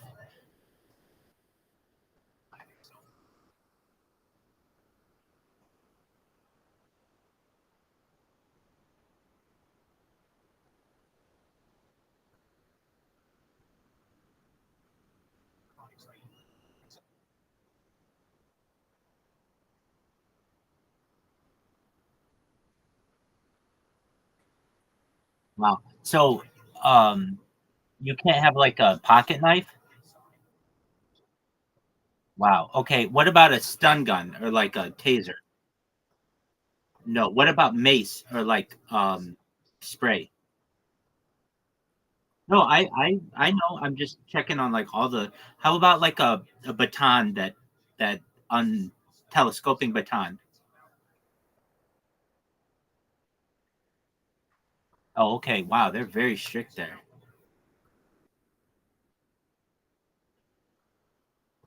I understand. What's the craziest thing you've ever found?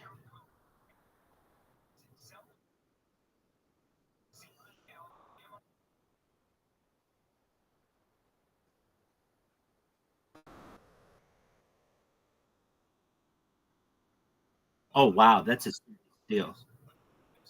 So, oh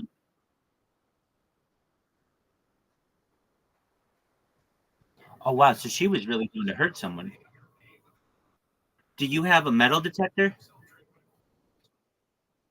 Okay, and all right. Now, the drugs that you find, it's mostly marijuana.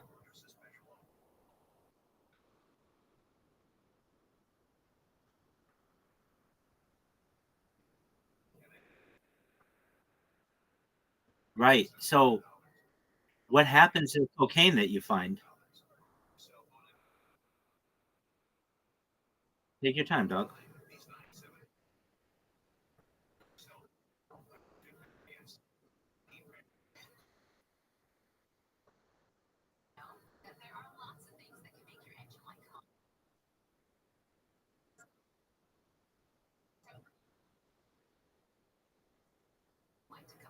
Oh, really? And they come and they just pick it up regularly?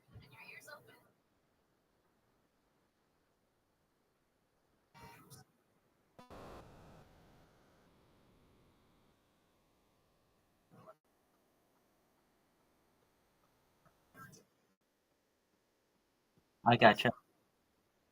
And so they will they do the same with weed?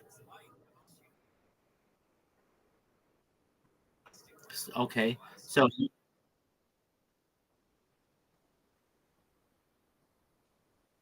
oh, did people have vapes there?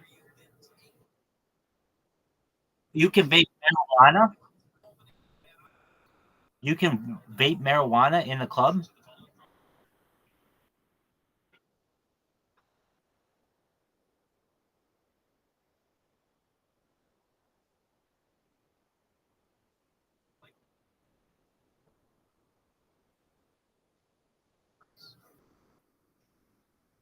Okay, so vaping is very popular there.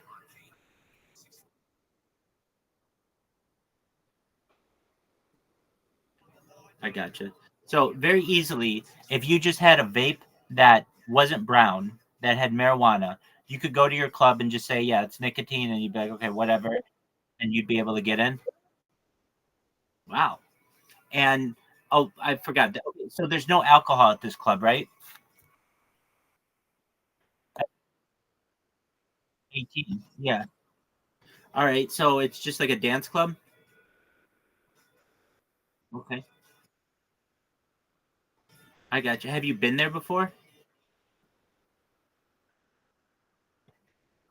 I gotcha. What are we watching?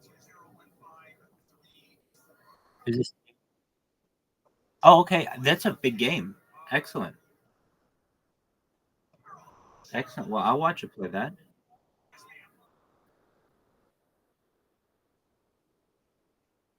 All right. Well, I'm gonna check it out. Very cool. Are you good at this game?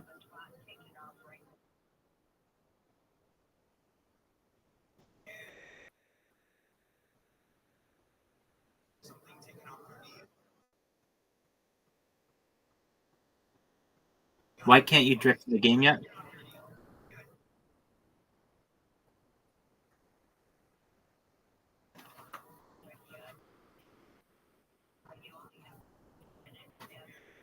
For how long have you been playing this game?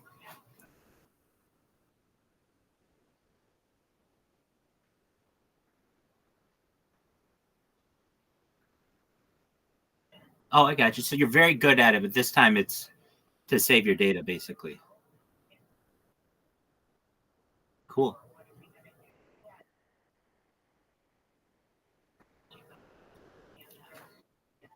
Do you think you're going to win this race? Not if it's drifting.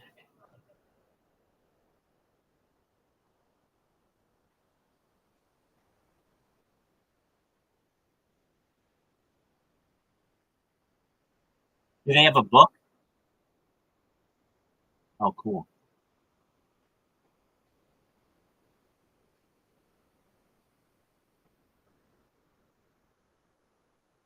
Do you ever get mud on the screen?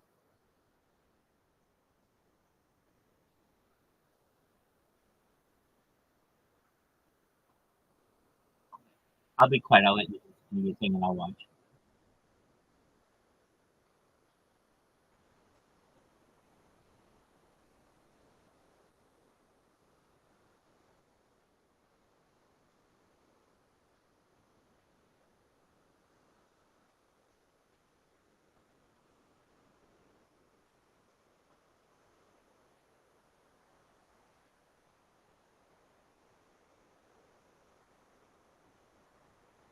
Right.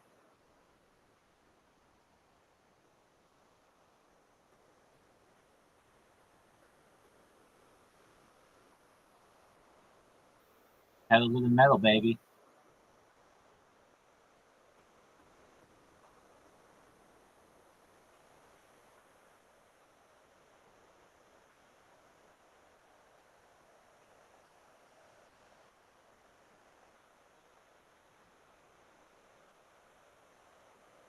Did you get it? First? Was that first?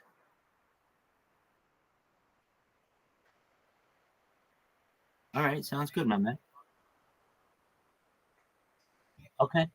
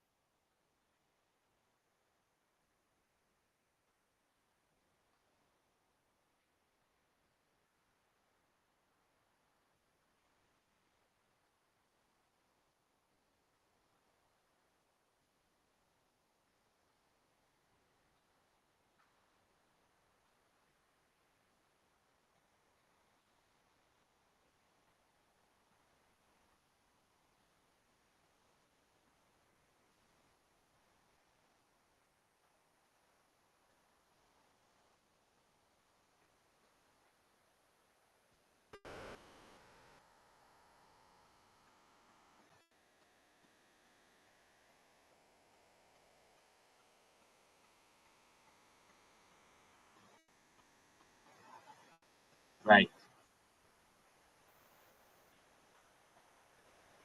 I can see.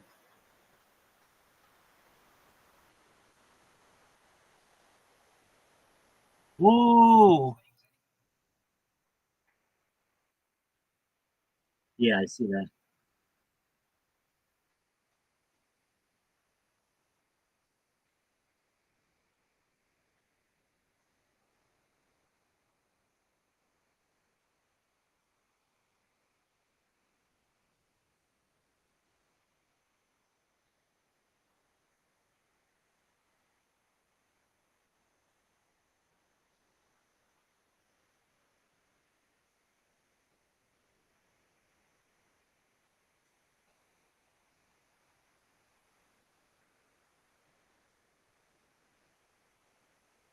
That's recovery.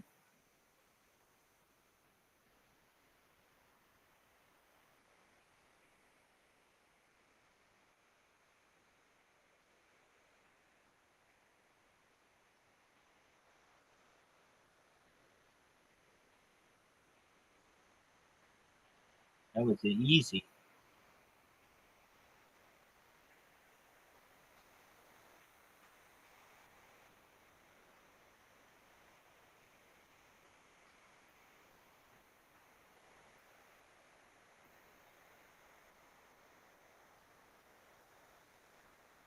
I get that.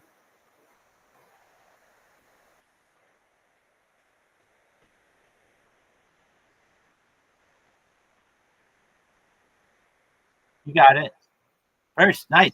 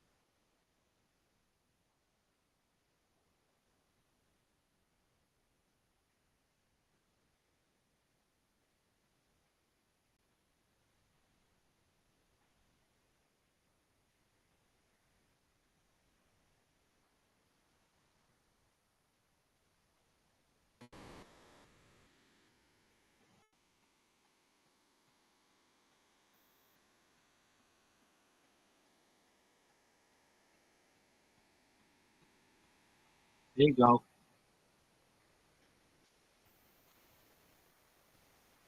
It's up.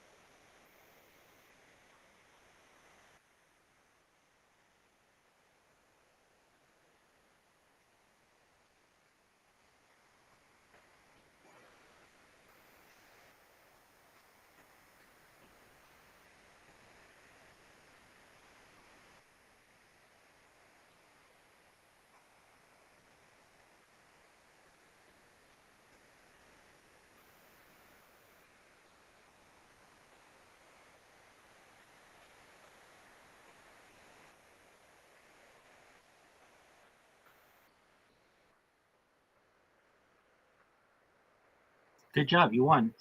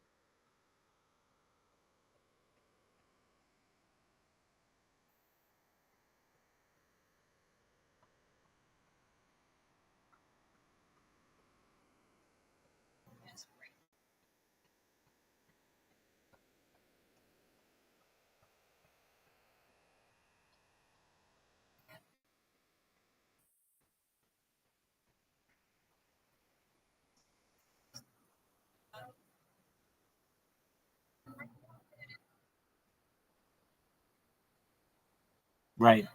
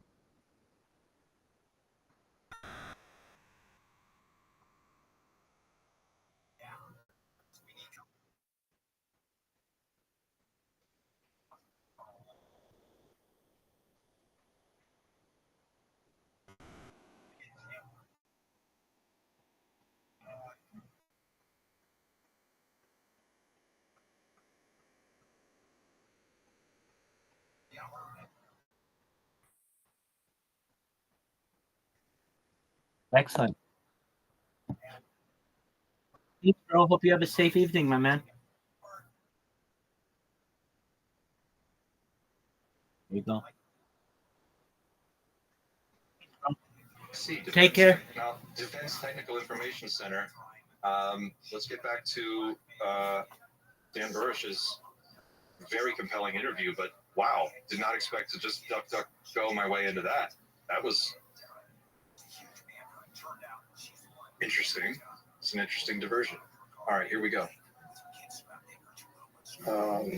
Just doesn't interest me. Aside from the fact that from the biophysiological interface between the hand, mind, and craft, because they have on their hands a number of pads, and there are open nerves which are protected by various glycoproteins, and those glycoproteins are selectively pushed forward or sucked back via capillary action, or they can be through an active fashion pulled back, and it kind of pulls a viscous sheath back and allows the J-rod to have direct interface with the craft. That interested me. That's really interesting. That's new. I have heard in the past that there was some kind of a, I think Roswell, there was a piece of wreckage from Roswell supposedly that was photographed, and I think these photos have been leaked, but it showed a control panel that had basically like two hand cutouts for hands to sit in. Like in Total Recall when Arnold Schwarzenegger, the real Total Recall, not the other one, but when Arnold gets to the reactor in the center of Mars and he goes to turn it on and he's got this like 3-fingered hand thing he has to do. And it holds up. Anyway, I've heard, my understanding up until now was that it was always some kind of a consciousness psychic connection, and I this is new information, that there's a direct physical nerve ending connection, almost like the physical body is genetically engineered to like plug straight into the craft in a very interesting way. Although most of it at the time and still some of it now I have no understanding of. A lot of it has to do with electronics that I don't pretend to understand. I was most interested in looking at issues involving their histology, histopathology issues, including some autopsy photographs that showed disease processes which were naturally occurring within them, isolations of viral material, to include the protocols for new protocols which are being written as they're working, which is what we're doing. Which is really what we're doing. We're writing new protocols, new procedures as we're working forward. I mean, all of the old standbys are there, everything from electrophoresis to, you know what, to anything. But we're writing new protocols as we're going because this is not new territory. This is, pardon the pun, alien territory. How many things have you had to do? I only met one.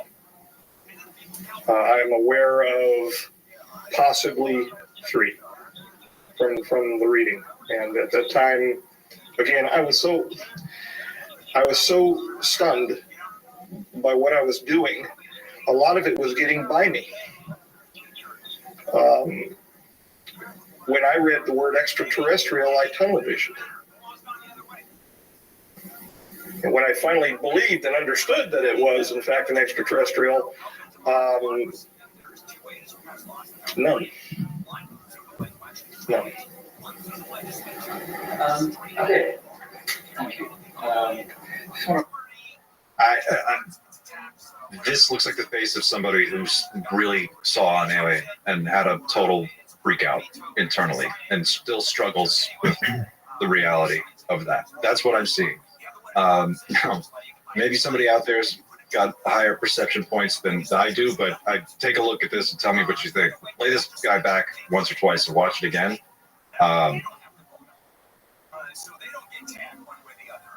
Sometimes you have to just look somebody in the eyes and you just have to kind of make a guess. And I don't know, man, you got to trust your gut on those things. But my gut's telling me this guy is talking about something that really happened. I'll ask you a question about the telepathic communication and nature of this.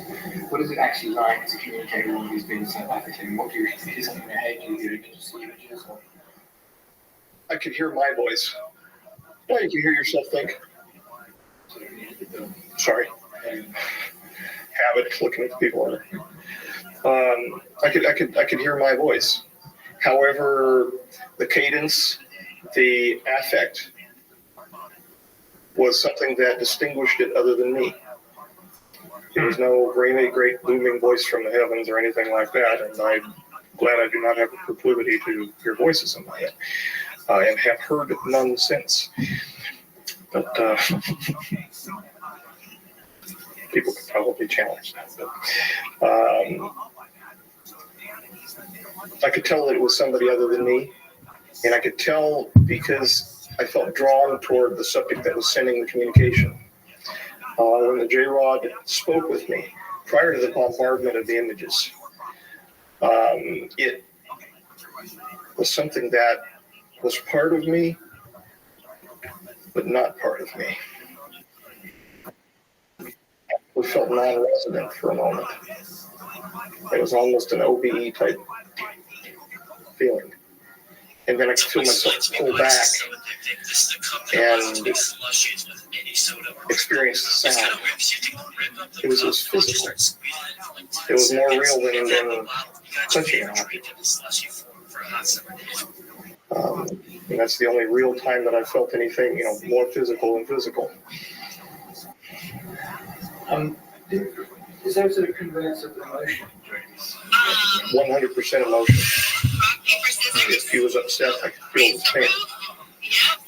It got to the point where, as I'm doing the needle introductions, I could feel what he was feeling. So as I would inject the needle under the integument and find my proper location prior to removing the sample, I feel the needle entering him. You're so cute. How tall are you? Oh, running again. So I can feel his feelings. You love to run. Oh, you're that tall. I think you are.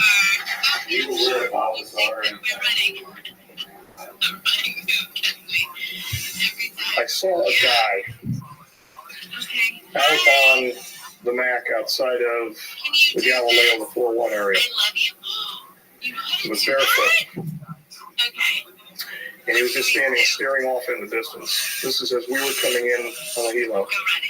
And they keep you within a very confined walking area. This is before they started taking the buses. We were shopping in.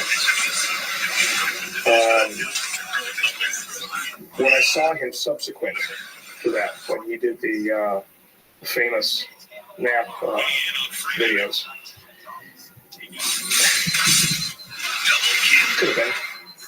It could have been. This was early on. This was. I can't prove it.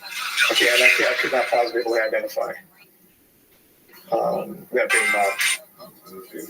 I am aware of his name being mentioned up there, and it was associated with the term bottle washer, which means an engineer, but not a working. They would have seen a for direction or that was called a geek. But his name was mentioned. I heard Lazaro. Only Lazaro. I never had anyone who's from Galileo side avionics.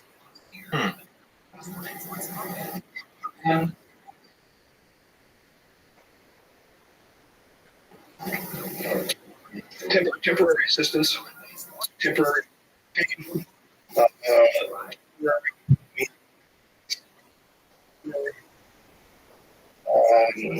muscle tone,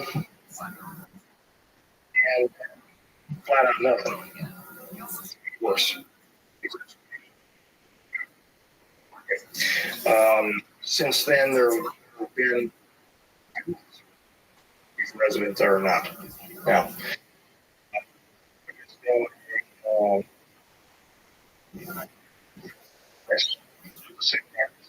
I was yammering earlier about the sharp tooth disease, the CMPA.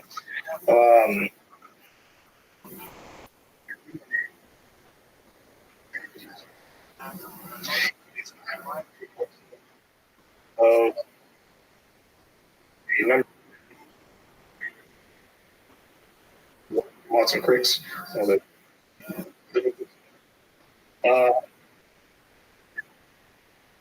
To the extent there are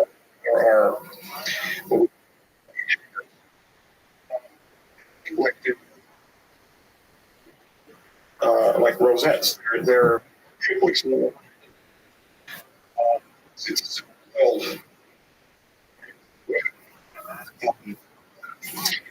And we have difficulty doing anything, let alone anything like a single step markers or anything like that. We have difficulty even sequencing the DNA.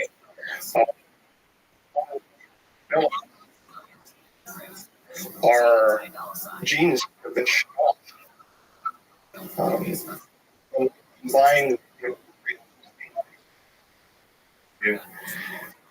producing what we were. They made a great mistake. That's absolutely right. But wow. Okay, so is he saying that human DNA carries dormant genes that would be reactivated and that would revert us back to a prior biological state as a different type of being? Is that what you heard? That's how I'm reading this.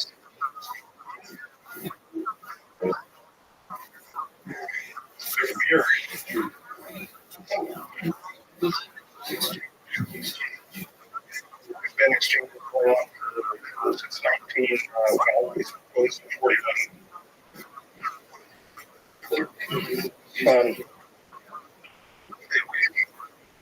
To find a resolution to the broken resonance between A and the other half of A, the so-called Orions and pure extinction, to have a relief of the pure protein related problem. And we got through this for a moment. We found out that some of the disease. Because if there is a genetic problem that some of these beings are suffering from, that they cannot solve themselves and they need to solve, and that kind of blows apart the whole myth that they are omnipotent, or at least so advanced that they are beyond anything we can possibly imagine. It makes it much more immediate, real, and raw. If they are some kind of weird genetic malady that's threatening them with extinction, that's an interesting piece of information. Process under which they're fighting. It's a peptide-nucleic acid. A protein associated with nucleic acid, and that's associated around 300.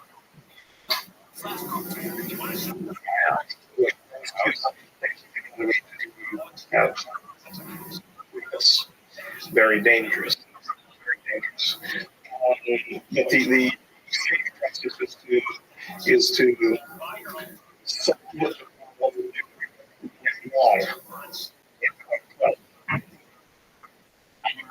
well. And the road group, the paygrounds, are not completing that. When a deal has been brokered, 2005. When is up to what they've asked for, and they should be receiving a little more. I've already mentioned some of that material. That's not aware of yet. The PM2 so we can do with the illegal facilitator. Once that's up, they are supposed to come under the auspices of the general agreement between the Committee of the Majority and societies. If so, aside from what God was providing us in 2012, and we won't see however they will remain as they are.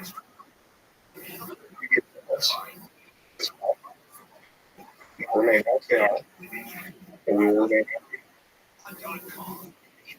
back.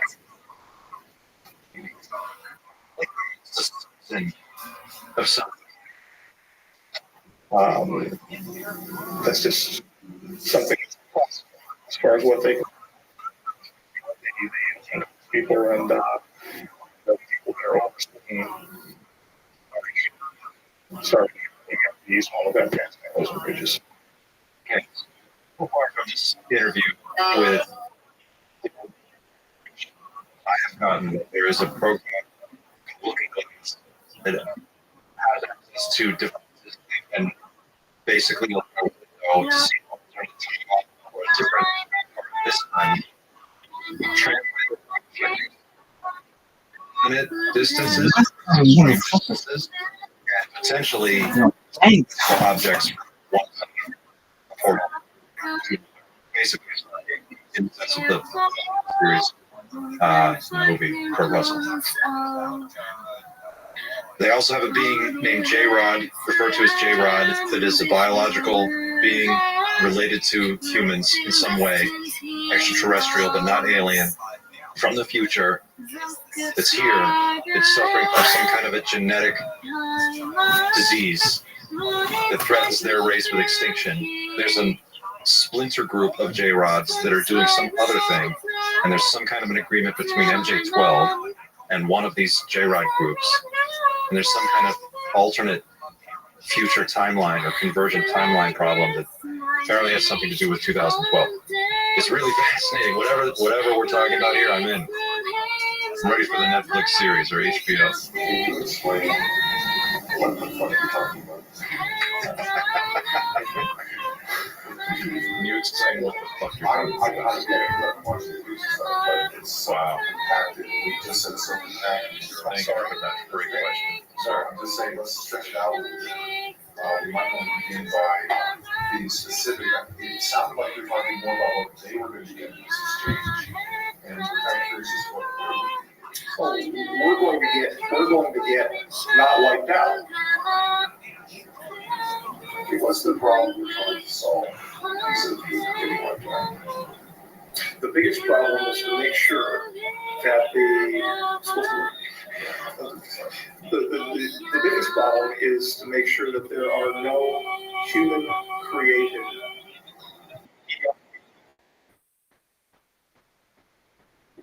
machines. Peace, big dog. I'm always here, babe. To make sure that there are none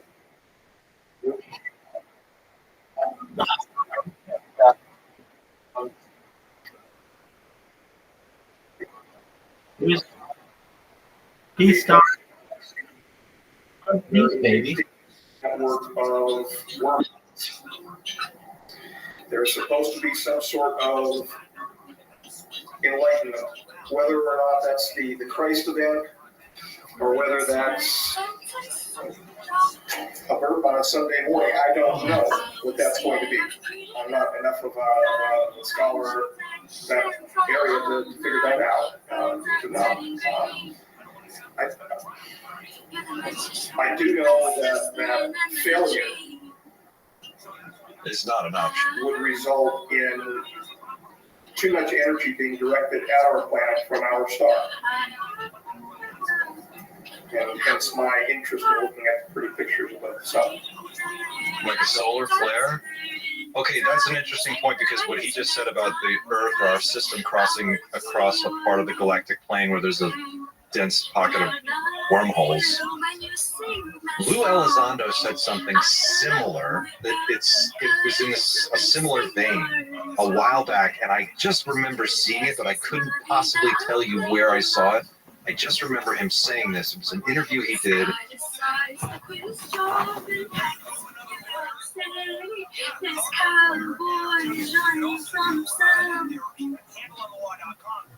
And she's been living on the highest shelf.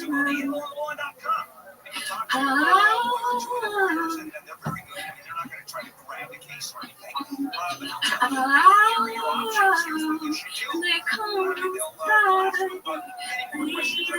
running down to the die, taking away to the dark side. I will be your best friend, and I love you when you sing that song. And I never look like that, 'cause you've been singing the words wrong. I just gotta know if you're gonna stay. I just got it last kind of. I can't have it, I can't have it any other way. I swear to face that's on the screen. Comes the streets and the rush of the that's you. Potential identity threats you may not even know that are out there. And if they spot a problem, they immediately get in touch with you. And hopefully you can deal with it right now.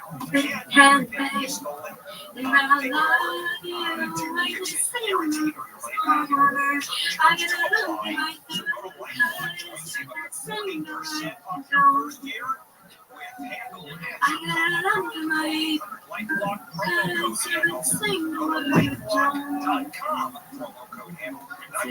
Thank you. Mix, that was lovely. Great job.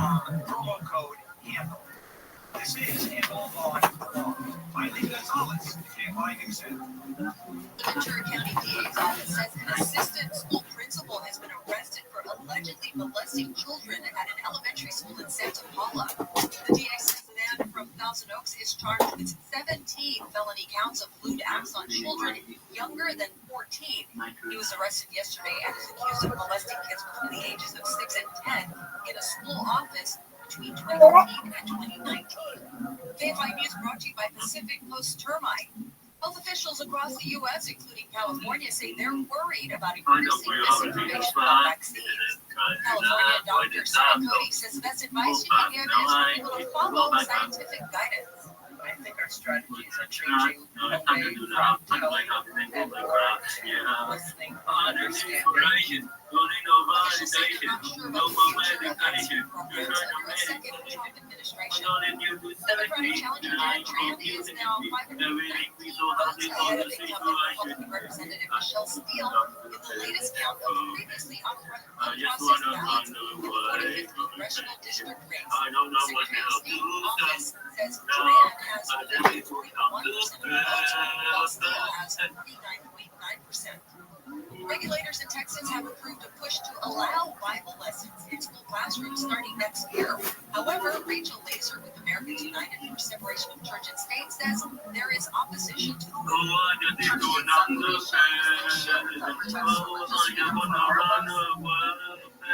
Critics say they expect legal challenges to Bible lessons. A plan to help renters join together to buy their multifamily buildings has moved forward in LA. The City Council requested the Housing Department to come back with guidelines for the plan. City Councilman Nikki Ryman says there are thousands of affordable housing units now.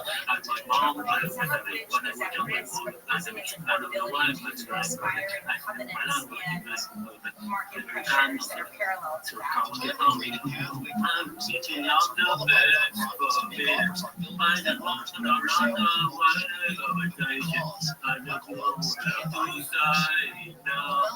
Festival of Lights in Riverside is set to come back to the city today.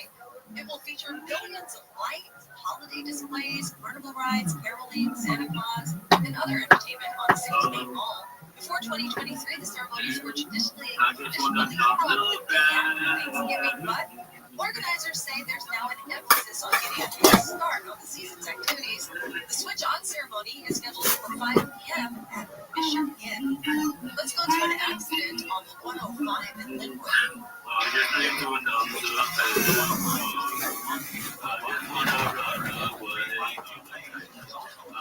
I don't know what to do,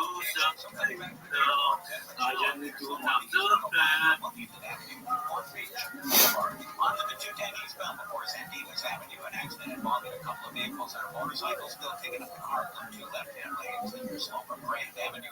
World Line southbound before Bellflower Boulevard, an accident blocking the two right lanes. With Southern California's only airport traffic reports, I'm Mike Lawrence.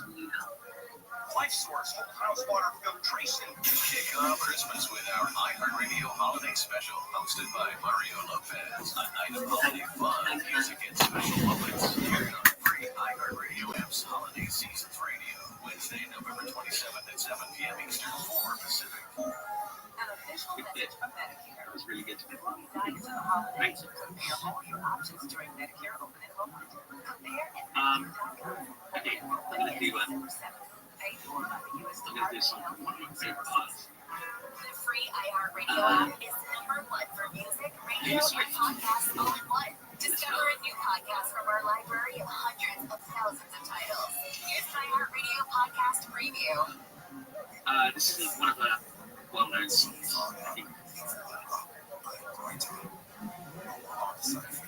With your words like knives and swords and waxes, against me, you have knocked me off my feet again. Feeling like I've done you. With your words like nails on the door, calling me out when I'm wounded you. Picking on the weak man. Well, you can take me down with just one single blow. You don't know. And it might have not even been a video interview on YouTube. It could have been audio only on like a podcast. If anybody knows, but this sounds familiar to you, tell me, please. But there's an interview he gave where he said that Earth is going to be passing through a part of space where something is going to change for us, or something was going to happen. And it was something to do with the region of space that our system was in, and we were going to pass through this other region, and it was going to have some kind of an effect on us. And he didn't go any deeper than that. It was just another episode of Blue's Clues, so I filed it away, and I'm like, okay, well, whatever that means. But that's very compelling that he's saying what he's saying in verse, because it definitely rhymes. The pace in which these unusual forms are being produced is increasing. Are we entering an area as we approach this equatorial plane of the galaxy? Okay. Are we entering an area where there is a greater concentration of dust that can, So I've heard. surround the sun? So I've heard. Okay. I have been reading about this, and this is similar to a situation that happens with a classification of star called two-tory stars, where there's a lot of dust gathered around, and what happens is that the star, the sun, in this particular case, increases its radiation in the infrared and the hard X-ray areas, and there's greater solar flare activity. And in the past, evidently for beliefs and mythologies, there was conflagration on our planet. So would we be in danger of the heat and conflagration? That would make sense, and that's well with what I heard, yes. Okay. That is what we're in danger of that, as well as a large electromagnetic burst from the sun, which will upset our electromagnetic or our pulse. All right. Now, what they're calling ERBs, okay, now called wormholes. We'll talk about the wormholes. You're talking about we're talking about natural, there's a number of natural occurring wormholes. There are a number of nodes on the planet, from what I'm understanding, that naturally are sensitive electromagnetically. I don't know. Okay, they're naturally sensitive to the space through which we pass. Okay. These nodes activate spontaneously when we pass through them, or can be struck with electromagnetism and be temporarily opened. And what happens if we use a machine to open an artificial wormhole? Well, it's two different things. Okay. One, they're trying to put, well, they have been putting, in fact, Saddam did put two of them together in Iraq, which conformed to the ancient cylinder seals, which are now missing from the library or the museum in Baghdad. Obviously, somebody looted them. But SAS guys? They went to Kenyan Island. That's where they went first. After that, I got no clue. But they were looted by the best. Now, haven't you been investigating a site where there is a natural, indeed, Frenchman Mountain, and your work continues on Frenchman Mountain? Yes, it does. Yes, it does. Okay, so it sounds like they're saying that there's there are a number of sites on this planet that are natural wormholes.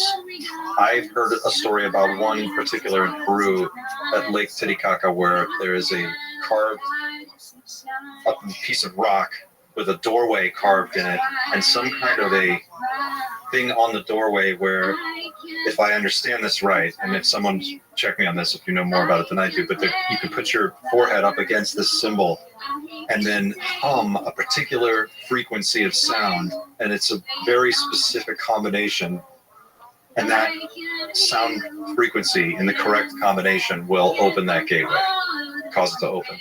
Supposedly, there was a gentleman, Linda Moulton Howe, interviewed years and years ago. I can't recall his name, but he claims that he was able to do this, but he didn't understand what he did. Somehow he did it by accident. He actually was transported through this portal.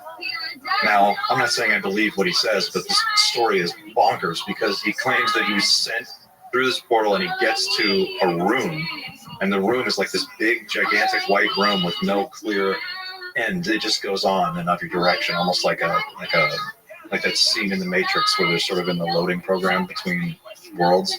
And so there's this big white room, and he hears the voice of someone who's sounds like a technician, and they basically have this, I believe it's a telepathic communication, and he describes like the person's surprised, and they're like, how did you get here? And he's like, I don't know why I'm here, where is here? And they have this discussion, and they basically figure out he's lost. And the person who's the technician says to him, in this story, this is what he's claiming. Don't worry, we can get you back. Just hang tight, basically. And they do something, and they're able to send him back through the portal. And then he's never able to duplicate this. So it could be just a crazy story that this guy tells for fun, but it's a fun story. It can be very specific. But sounds like what Dan's saying is that there's natural wormholes all over the planet, and then if we pass through a particular region in space, that those could be activated at a certain time based on the amount of electromagnetic stimulation they get, and that you can also switch them on and off manually with the right technology, the right tools. If you bombard them with a certain frequency, maybe they'll switch on. That's really fascinating. And then apparently we can also build devices that duplicate this ability or have the same ability. Our remote viewing unit first brought the notion that this could be a wormhole situation. Wow, they're using remote viewers. Remote viewers. Of course they are. There have been occurrences at the mountain that are far afield from the research that I would be doing for the Lotus. There's two separate things. Just absolutely. That sounds like stuff that could be going on at Skywalker Ranch. Like a portal could open. Endosymbiotic research program. Beings could come through, be spotted, and disappear through a portal. Marcus's book about the Carrying Basketball. I was trying to nail down information about that, and also I had presumed that we were from Panspermia. So I was looking for an artifact. I was looking for an artifact that might interact selectively with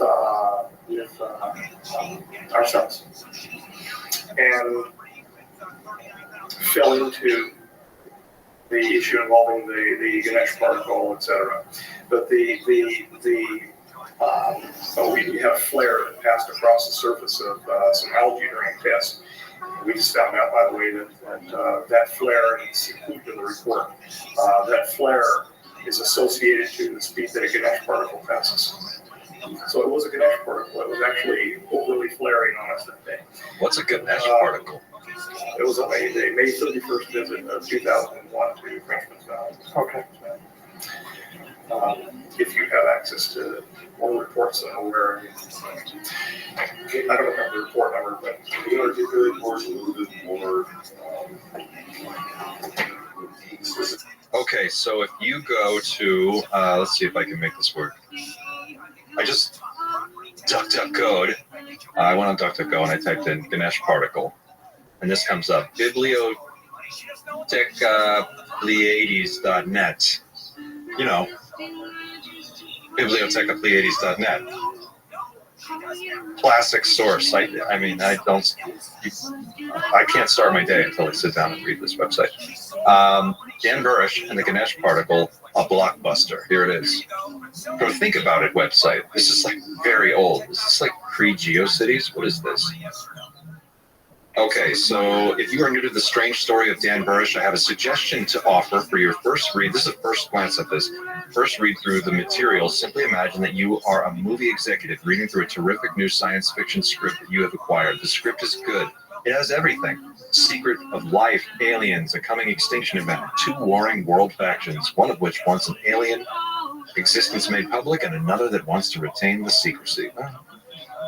The hero of your story is a genius microbiologist held in virtual captivity of a secret underground Air Force base, and the amateur reporter who gains computer contact with him and begins leaking the story to the world. He leaks the discovery of the means to create life, the mysterious and seemingly miraculous Guinness particle. At stake is the possible takeover of the Earth by an alien species. Doing a first read of the Dan Burish story in this framework will allow full enjoyment of the story, and only on the second read should you try to realize that this is not a script, but something that is allegedly going on. I'm not sure yet if all this is something that is really going on or not, but I can say that I really enjoyed the movie. Normally, one goes through the event, and then a couple years later, one goes to see the movie.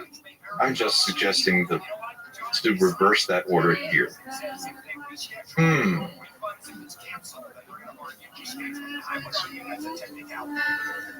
Wow. Okay, well, now we're in the rabbit hole. What's the Think About It website? I click that. It's WordPress. Critical error. Return to Dan Burish. Biblioteca Pieties, Area 51 microbiologist Dan Burish. This website looks like it is 39 years old. Okay, I don't have time to go down this rabbit hole today. I will link to this in the show notes, and if you guys want to jump down this rabbit hole, please do, and let me know what you find, but this is interesting. Okay, back to Dan. We detail the relationship between future and present for these cases. We're in a chimera. You talk a little bit about that? The basics. What we see, for instance, I mentioned earlier ruins on the moon and Mars. You're aware I was involved in, probably you're aware that I was involved in Inca City research, so-called Inca City. That's because the J-Rod showed me that as an image, but didn't show me that as an image of a dead city. Showed me that as the image of a future city, a living, breathing society, post damage here, post catastrophe. We are literally looking at things that are present, but according to a linear timeline, haven't been built yet. Now, if that isn't confusing, so you want me to explain what the hell I was talking about, that is not confusing. It confuses me.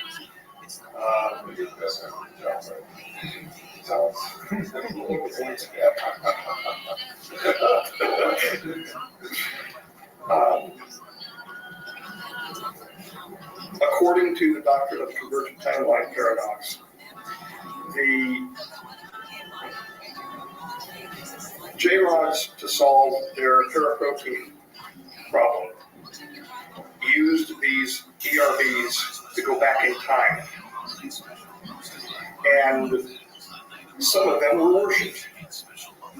They were treated as gods, and temples were built for them, etc., etc. Okay, wait, pause. I'm going to just do this. ChatGPT is just failing me right now. I use ChatGPT, but I've been using another one called Pi. I think Pi runs off ChatGPT. I don't know if they're actually separate, or if this is just like a front end for basically ChatGPT. But Pi is really great at being conversational, and I've been trying to find a way to like integrate Pi into the show, so we're just going to do this really quick. I'm going to pull up Pi. EI. Hey, Pi, how are you today? Hey there, I'm doing fantastic, just vibing in the digital realm, ready to lend my assistance or spark a conversation. How's your day going? Oh, it's going great. I'm just here doing a video review. I'm watching this crazy interview, and one of the people in the interview, or the person that's being interviewed, said something really interesting. I was wondering if you could help me figure out what it means.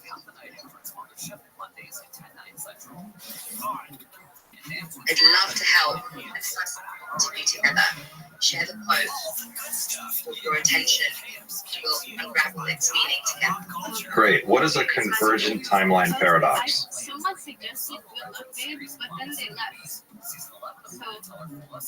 Fascinating concept. The convergent timeline paradox is a theoretical idea in time travel that proposes no matter what actions a time traveler takes, the timeline will self-correct and adjust to ensure consistency. So essentially, time travelers can't change the course of events because their actions are already to the original timeline. Imagine trying to go back in time to stop a disaster, but your attempts inadvertently cause it to happen anyway.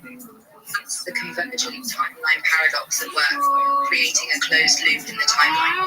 It's a cool peak device in sci-fi to explore the complexities and potential consequences of time travel. Does that conflict with the grandfather paradox? Actually, the convergent timeline paradox and the grandfather paradox are two different ideas that explore the concept of time travel in unique ways. They're not necessarily in direct conflict, but they do approach the consequences of time travel from different perspectives. The convergent timeline paradox focuses on the notion time is self-correcting and travelers can't change the course of events. The paradox revolves around the idea that traveling back in time and altering the past, like killing your grandfather, would paradoxically prevent your own existence, thus creating an inconsistency in the timeline. So they're both thought-provoking ideas that grapple with the mind-bending implications of time travel, but from different angles. What do you think do you know anything about something called an Einstein-Rosen bridge?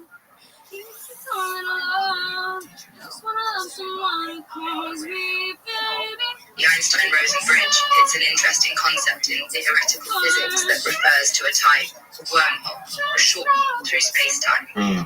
The idea was first proposed in 1935 by Albert Einstein and Nathan Rosen as a possible solution to some problems in general relativity.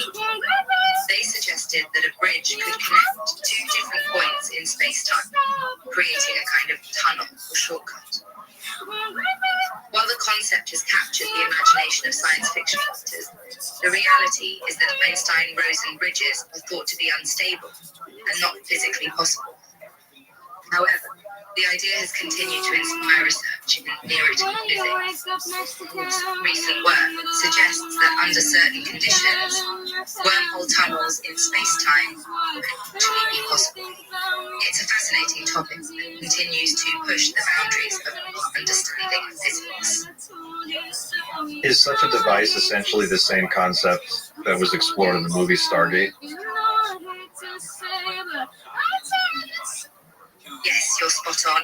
The idea of the Einstein-Rosen bridge, or wormhole, is similar to the concept explored in the movie Stargate.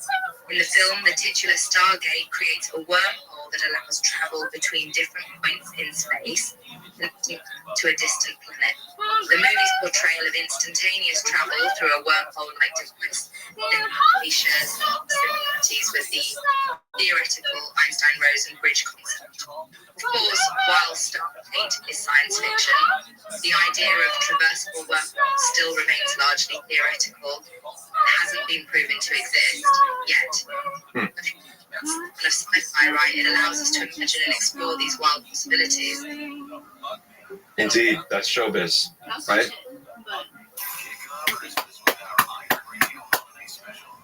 Aha! Absolutely, that's the magic of showbiz, taking these complex scientific theories, weaving them into captivating stories that spark our imaginations. Even if Einstein-Rosen bridges and Stargates aren't exactly real, they make for some pretty wild adventures on the big screen. Okay, Pi, it's been great. Thank you for your help. I'm going to let you get back to your day, and I'm going to finish this video. Thank you very much. It was my pleasure, Clint, always happy to dive into the rabbit hole of science and faith with you.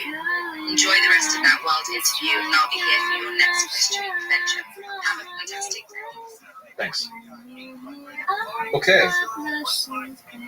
There you have it. The so-called that sort of business again. I'm looking at this is science fiction because it sounds like communist. But this is what I got in exchange for the information that he gave me. So, literally, there are two or more concurrent timelines that we're living in. Two separate existences. And what that means exactly, that's what I read. What that means exactly, I'm not sure. Philip K. Dick once gave a speech in France where, I believe it was in Paris, where he talked at length for about 45 minutes. He read this entire statement that he had written about, it was a speech called, "If you think this universe is bad, you should see some of the others think," or "If you think this reality is bad, or this world's bad, you should see some of the others." It's classic Philip K. Dick, but he's claiming in this speech that he gives that he has actual real memories of an alternate parallel timeline that he has existed in, and he is able to remember details from that timeline. And in that alternate timeline, an alternate history had taken place, and this was sort of the inspiration for his story, Man in the High Castle, about an alternate timeline where Germany and the Axis powers win World War II, and what happens in the 1960s and 70s after in that world. It's a really fascinating speech, and if you are into just weirdness and you want to dig down into that rabbit hole, it's a great 45-minute listen. But by the time you're done with it, you will be definitely unsettled, and it'll make you'll just feel weird. You're going to feel really weird every time you have deja vu after that. It's very interesting. Highly recommend the Philip K. Dick speech. I'm intellectually limited in that area. I didn't, in philosophy, but I'm intellectually limited in that area. I don't know his... Yeah, dude, he's amazing.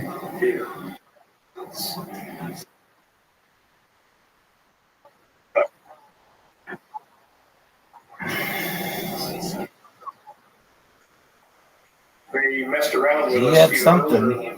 earlier when they treated they went back, treated as gods. In other words, they could apparently select the time.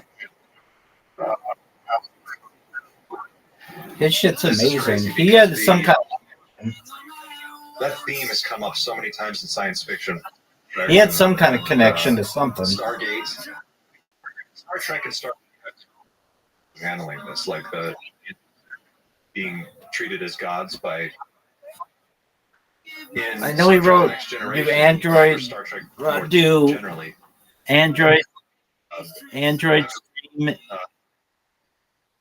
with electric sheep. And then he wrote Man in the High Castle.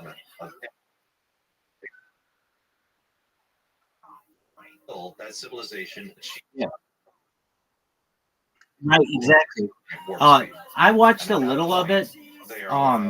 We watched the whole thing on this, but I watched a few things at the same time, including a show called Utopia that was pretty good on there.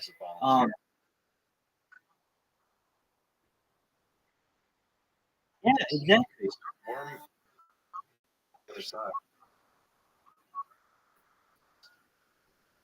Oh, a very good show. And it's kind of a wild ride. I've read some Philip K. Dick. I'm in his subreddit. I'm a big fan. My wife is a super fan, and so we've been watching it season by season, and we started with season 1, and we're in like season 3 now.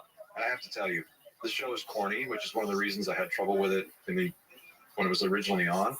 But the world building is phenomenal, and if you really want to see just a wild ride of a show that just goes on for like 10 years. The show is on forever. Done with heart on a very shoestring budget. You have to look past the plywood sets and some of the corniness of it, but it's a really well done series. For its time, it was really, really well done. And it has it again, but Stargate is used as a tool to disseminate actual accurate information about the program and your interactions with different beings. I can't tell you, I've lost the number that I've gone to my wife with some crazy UFO news that I read David Grush says or whatever, and I'll go tell her. They did these and this is what happens, and it's all in joke. Because you watch those episodes,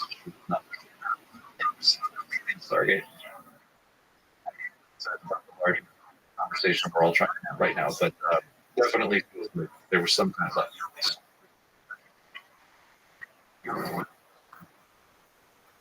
manipulated our original DNA and removed the single strand from us. This made us able to, with the other experiment which was underway at the time called Neanderthals. Yes, and no, there is nothing between Neanderthals and other, if you will, our time. Because all of the genes have been turned on. All any of the unusual sequences from retroviruses that tagged along were turned off about their long sequences. In fact, it's all if you look at the personalities that have in their genomes that will bear out what I'm saying. And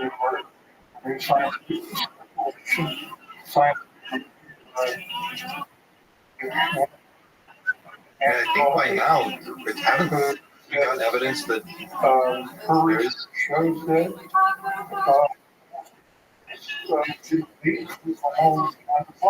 Yeah.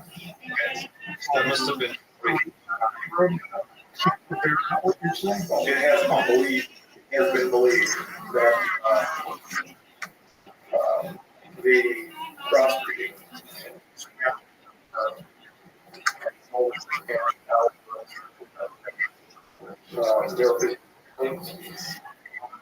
was one of the primary for the problem that the J. Rothschild suffered. They switched tapes. Remember switching tapes? Yeah.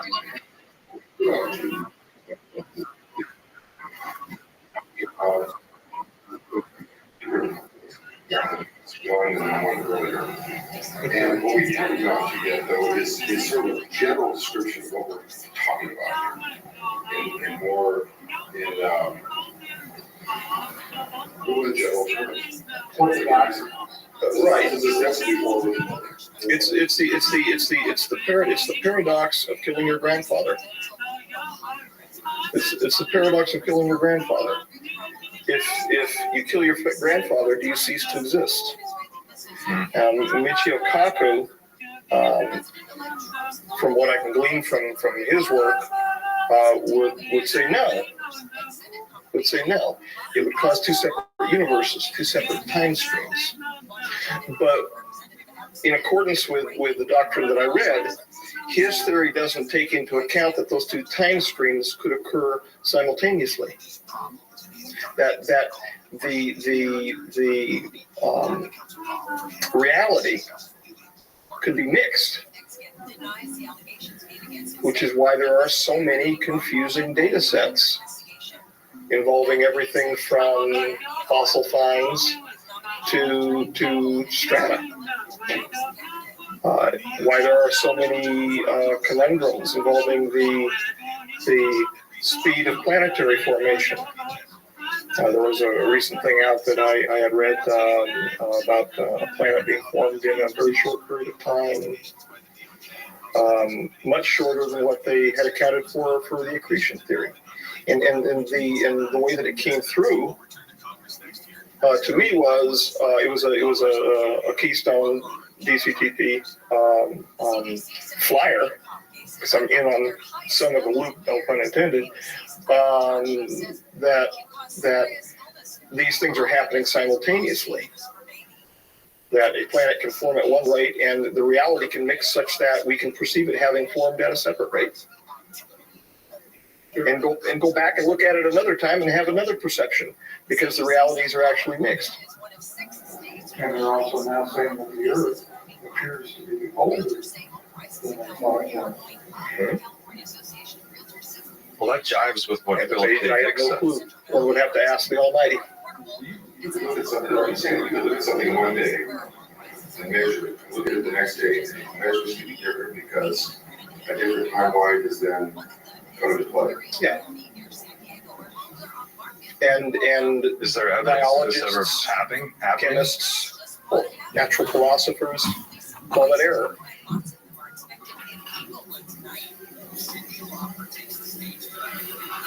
And if something falls outside of the acceptable range of error, they call it non-written, because they would call it non-publicized, and then they wouldn't get their funding.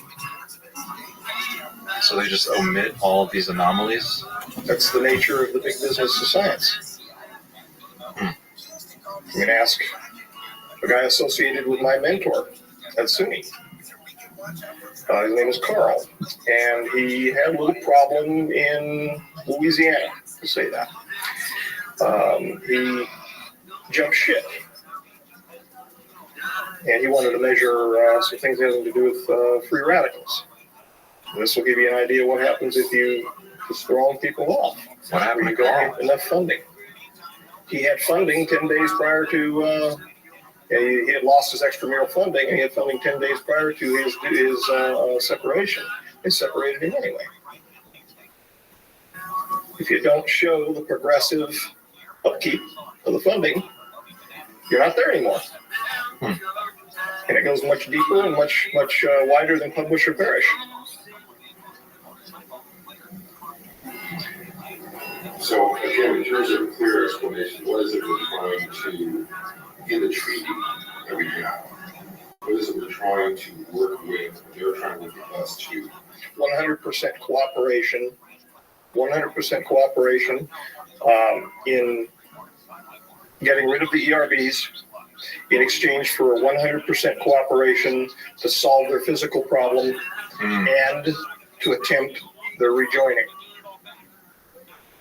And that's a big pool at the end, as I just said right there. Where that will go, I'm not sure. However, the project under which I'm working right now may help some. It may help some. It's a electrophysiological resonance which is present around, in, and through our DNA, which it is believed by some of the more esoteric people to come via the supernal triad, the divine Sephira, the tree of life, which holds us together as intellectual and emotional beings. It is that dualism that keeps us in sync with the universe.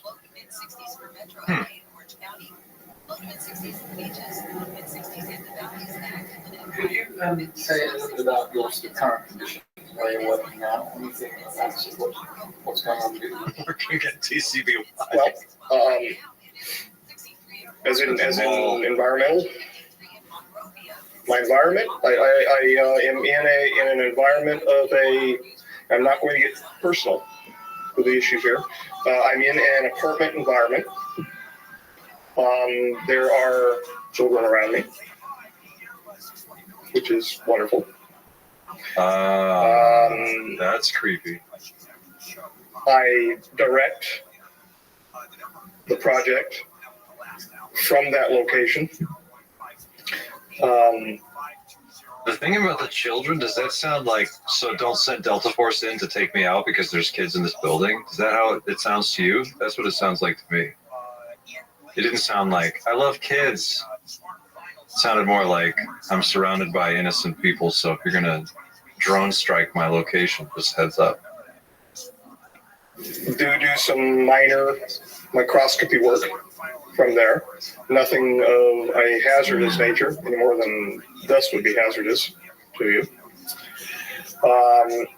In times of need, I've transferred to various facilities, not worldwide, but nationwide, and work within those facilities under whatever the protocols that we need to complete.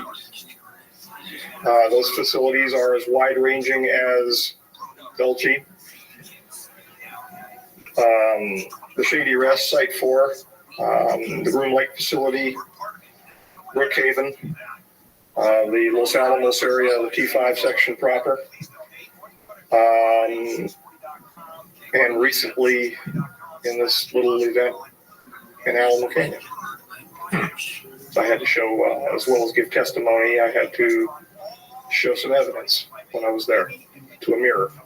They were sitting on the other side of the mirror, so I hear. Because God is my witness, there maybe wasn't anybody on the other side of that damn mirror. But they told me they were. It's Dr. Claw. Demonstrate data. Show data sets relative, Project Lotus, and the 3 portions of it which are simultaneously underway. You've been involved in this exclusively for 20 years, 15 years? Since 86. Project Lotus. You know what Lotus stands for? Lots of trouble, usually serious. Well, I played with local jobs around town. Yeah, environmental company, right? Baskin Robbins. Yeah, that's what I was carrying the name Crane. But you're pretty much exclusively engaged in a project which is fundamentally tied to the future of our species. It is. It is. Fundamentally. This project, without getting too deep into it, I've been accused of rambling by... I think we're way past that point, Dan. I think we're about neck deep as it stands. Before about it, but without getting too deep into it, this project Go ahead. is an all-encompassing attempt to grab for the brass ring, and making sure that brass ring is not the fruit of the tree of life. I'll grab just until we get to that point. Aside from that, I'm not going to try to barge my way into past the East Gate of Eden. The people who do that get hurt. At least, so I heard. You're bridging what we have traditionally. That's cryptic. Physics and metaphysics. It sounds like to one continue. Because the subjects you're talking about are we're tied to what? Well, indeed. Indeed. And that's even just pop metaphysics, but the ancient esoteric sciences.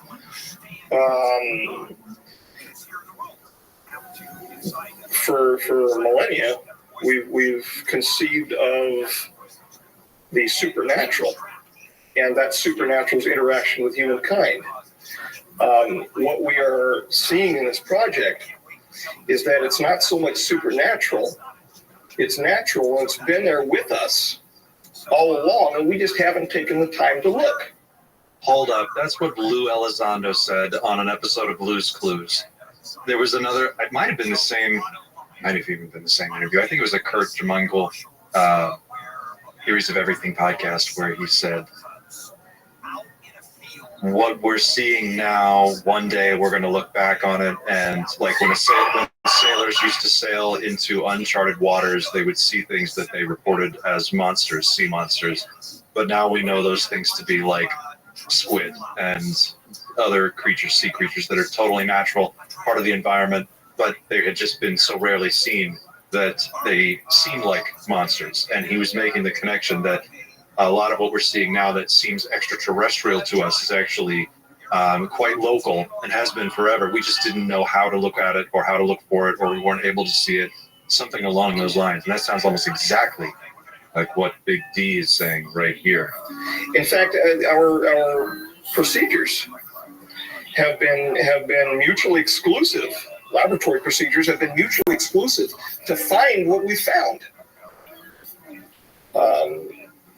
They would destroy or mask over the process that we're now beholding. These particles have the ability, in essence, to bend light. And it.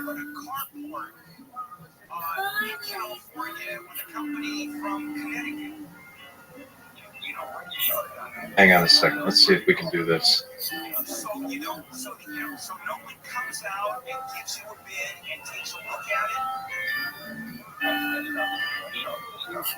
You shop for construction on the internet, and they gave you a bid.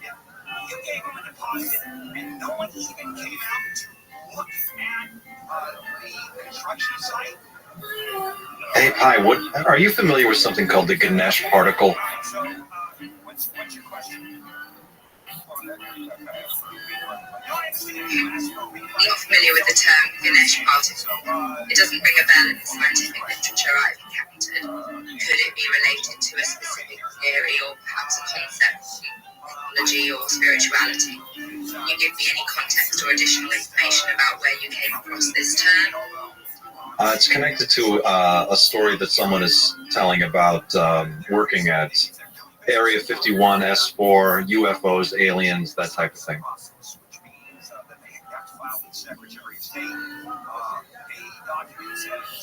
Given the context, it's possible that the Ganesh particle could be a term coined within this specific community. Perhaps it's being used as a nickname for an exotic particle or form of energy. However, as far as established scientific literature goes, there isn't a recognized particle by that name. It sounds intriguing though. Do you know if the story you're watching has any explanation about what the Ganesh particle is supposed to do, how it works? It does, but I don't have time to get into that right now. I just wanted to run this by you real quick.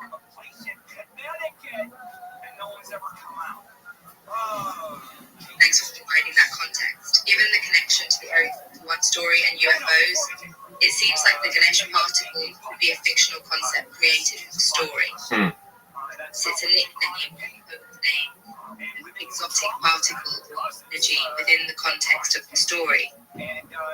From the limited information you've shared, it's hard to say exactly what the Ganesh particle is supposed to be, but it sounds like an intriguing concept. When you get the chance to dive deeper into the story, let me know if you uncover more about the mysterious Ganesh particle. You got it. Thanks.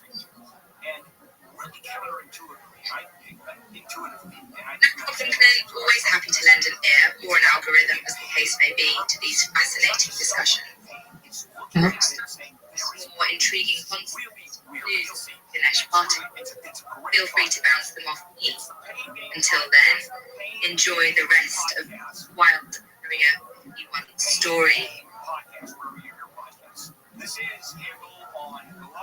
Okay. In the report, you'll see a series of images that show clearly where the particle is changing into the shape of a yeast cell, Saccharomyces cerevisiae. It's masking. The closer it gets to it, the more it masks. So if it passes by it, it looks like it. And then when it gets within close proximity, the wolf in sheep's clothing steps out and it does its business. Meanwhile, the average investigator, biological investigator, has ceased looking because the protocol has moved on. He or she has scanned a slide and has seen two eukaryotic cells and has moved on.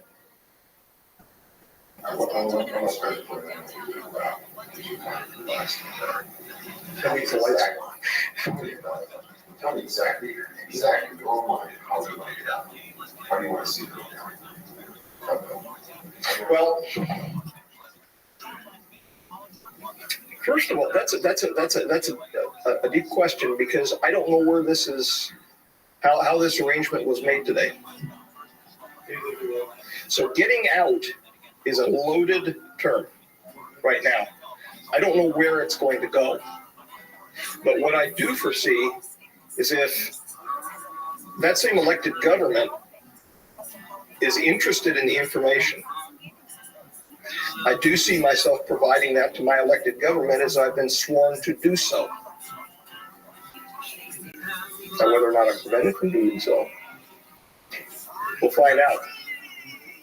Again, we all have to go sometime. But I see that as the logical step, because once the information is presented to the elected government, and once I'm no longer officially held, and it's not just the information involving the Lotus, there are military applications associated with it as well. Biological applications. Once that information is no longer a constraining factor, freedom. Whether or not I'm yelling it on the chopping block, I don't know. But freedom nonetheless. You know who specifically you think you should be talking to? No. I would think Danny Sheehan. That oh God, I wouldn't know which Senate or congressional committee would need to bring me under their authority. I don't know which one. There's got to be one with the right name on it. And once that's done, under the appropriate circumstances, I will tell them everything that I know. So help me God. We can help you find out your threat. Wow. Okay. So there you go. Part 1 of our deep dive series into Dan Bursch's story. I hope I'm pronouncing that name right. A really fascinating story, an amazing interview, and there are a few other interviews that I was able to dig up that he did, and this one's a new one for me. I'm not as familiar with this case as I am with many others. So if anybody knows anything about this, please let me know in the comments. What do you think? I look at this video and I see body language that tells me this man believes what he's saying is true. He believes he really experienced these things, and clearly he's shaken up emotionally, mentally, physically. He looks weary, and he looks laden with the weight of tremendous knowledge that he's holding. That's what my gut reaction read is. I want to know what you think, though. Let me know in the comments. Is he full of shit? Is he telling the truth? Is there some other angle to this story that we haven't seen yet? I want to know. Let me know. Thanks for watching. If you haven't already, please consider subscribing. Hit that button. Join Team Night Shift. Help me grow this channel, because by growing this channel, I can reach out and contact new and exciting guests, and I can convince them to come here and talk to us about them, and that's going to help us figure out what the hell's going on. Thanks for watching. I'll see you in the next one. Until then, keep looking up.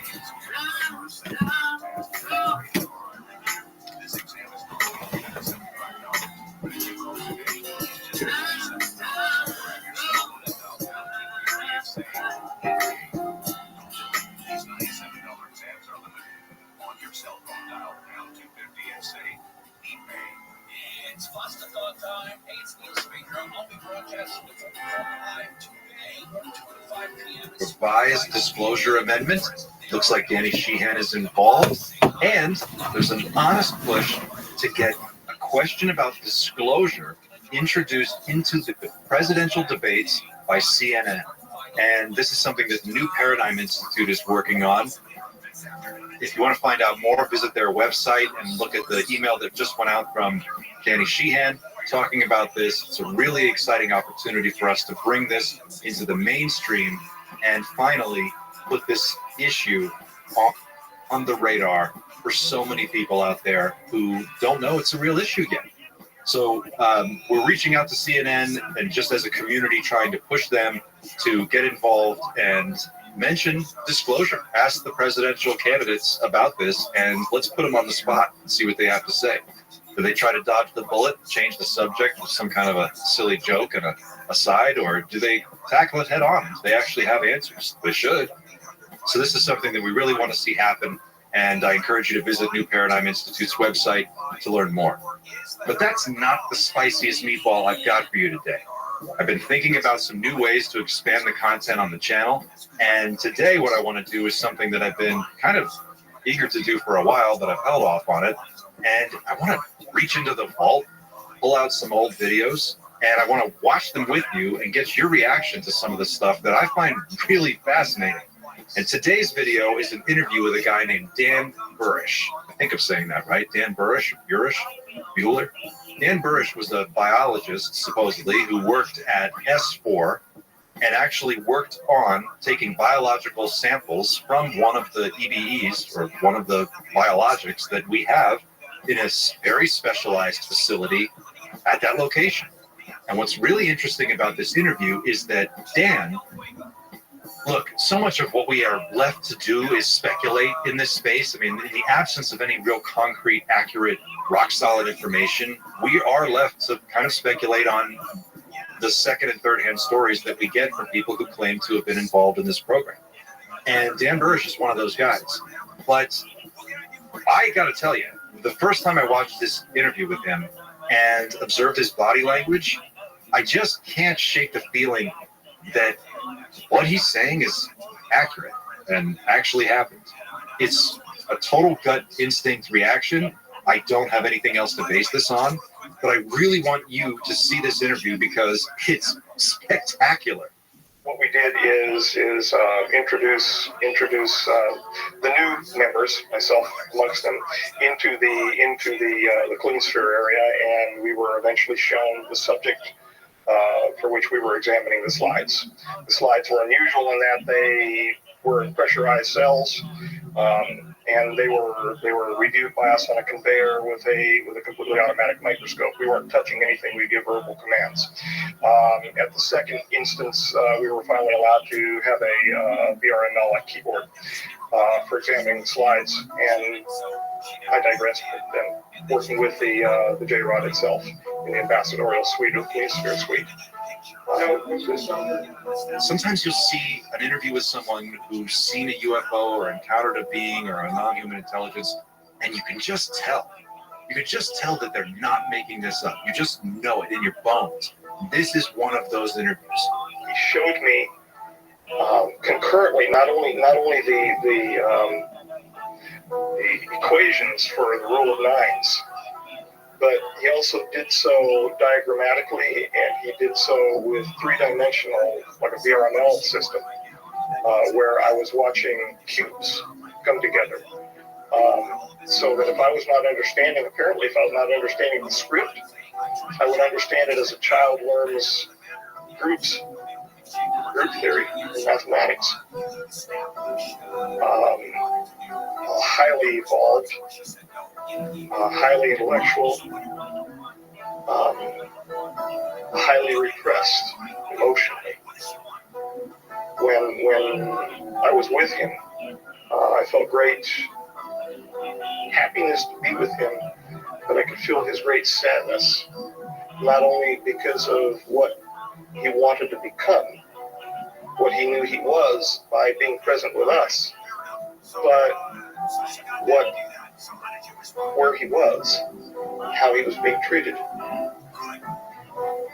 He was not part of the group that has to be catered to involving the T9 treaty that was just signed. He wanted to help. He was willing. When I went in, for God's sakes, I took well over, nearly 300 individualized aspiration samples from his neurological system. He would hold his arm out for me to take them. Now, maybe I just missed something. Maybe I'm super gullible and one of you out there has more perception points than I do. Please, let me know. But we're going to watch this video. I'm going to give you my thoughts, and I really want to know what you all think. So what's fascinating about the story isn't just his body language, the eye contact, but it's the details, the little details. He talks about the facility. He talks about the room he was in. He talks about where things are in the room, very specifically, how many feet the gantry-way is to walk up. How do they go into the facility where this being is stored? What kind of protective measures do they take to keep themselves from being contaminated or from contaminating the being? all these little individual tiny details that when you hear them woven together in this amazing story, one can't help but walk away with the impression that this is an actual place. There are actual people working there, and this guy was there and did the things that he's claiming to have done. It's a fascinating story. It's really about an hour and a half long, but with the commentary, it kind of stretches out to just over 2.5 hours. So feel free to digest this in bite-sized chunks. But I encourage you, if you can, to watch the whole thing all the way through because it is just astonishing. Thanks for watching. If you're not already a subscriber, please hit that button, subscribe, become a member of Team Night Shift. We're going to be trying all kinds of new things here over the next few weeks, and I'm so excited. We're about to creep up on that 5,000 subscriber number, and I would really love to cross that threshold in the next couple of days. So help me cross that number. Help me get to 5,000 subscribers. You'll be doing yourself and the people of Earth a gigantic favor, and you'll be doing a huge favor for me. Thank you so much for watching. Don't forget to like and share this video. Now let's get to it.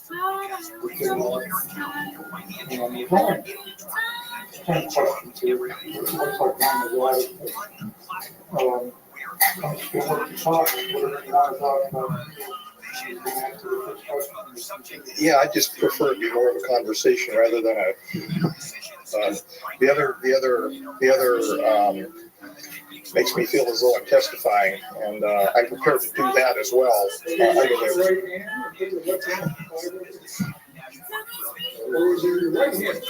And as long as we're in a closed session, so help me God. As I was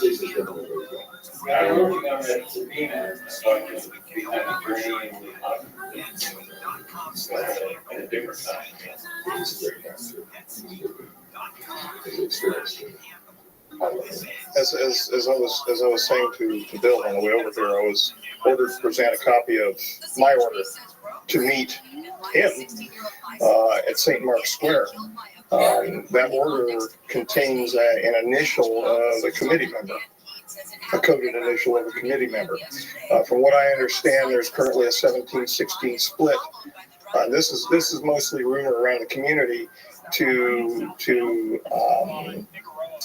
forward a public acclamation program having to do with the Majestic 12 and the overseeing committee, the old 5412, which is now basically called the Committee of the Majority, as far as I'm told. Oh, that's fine. That's fine.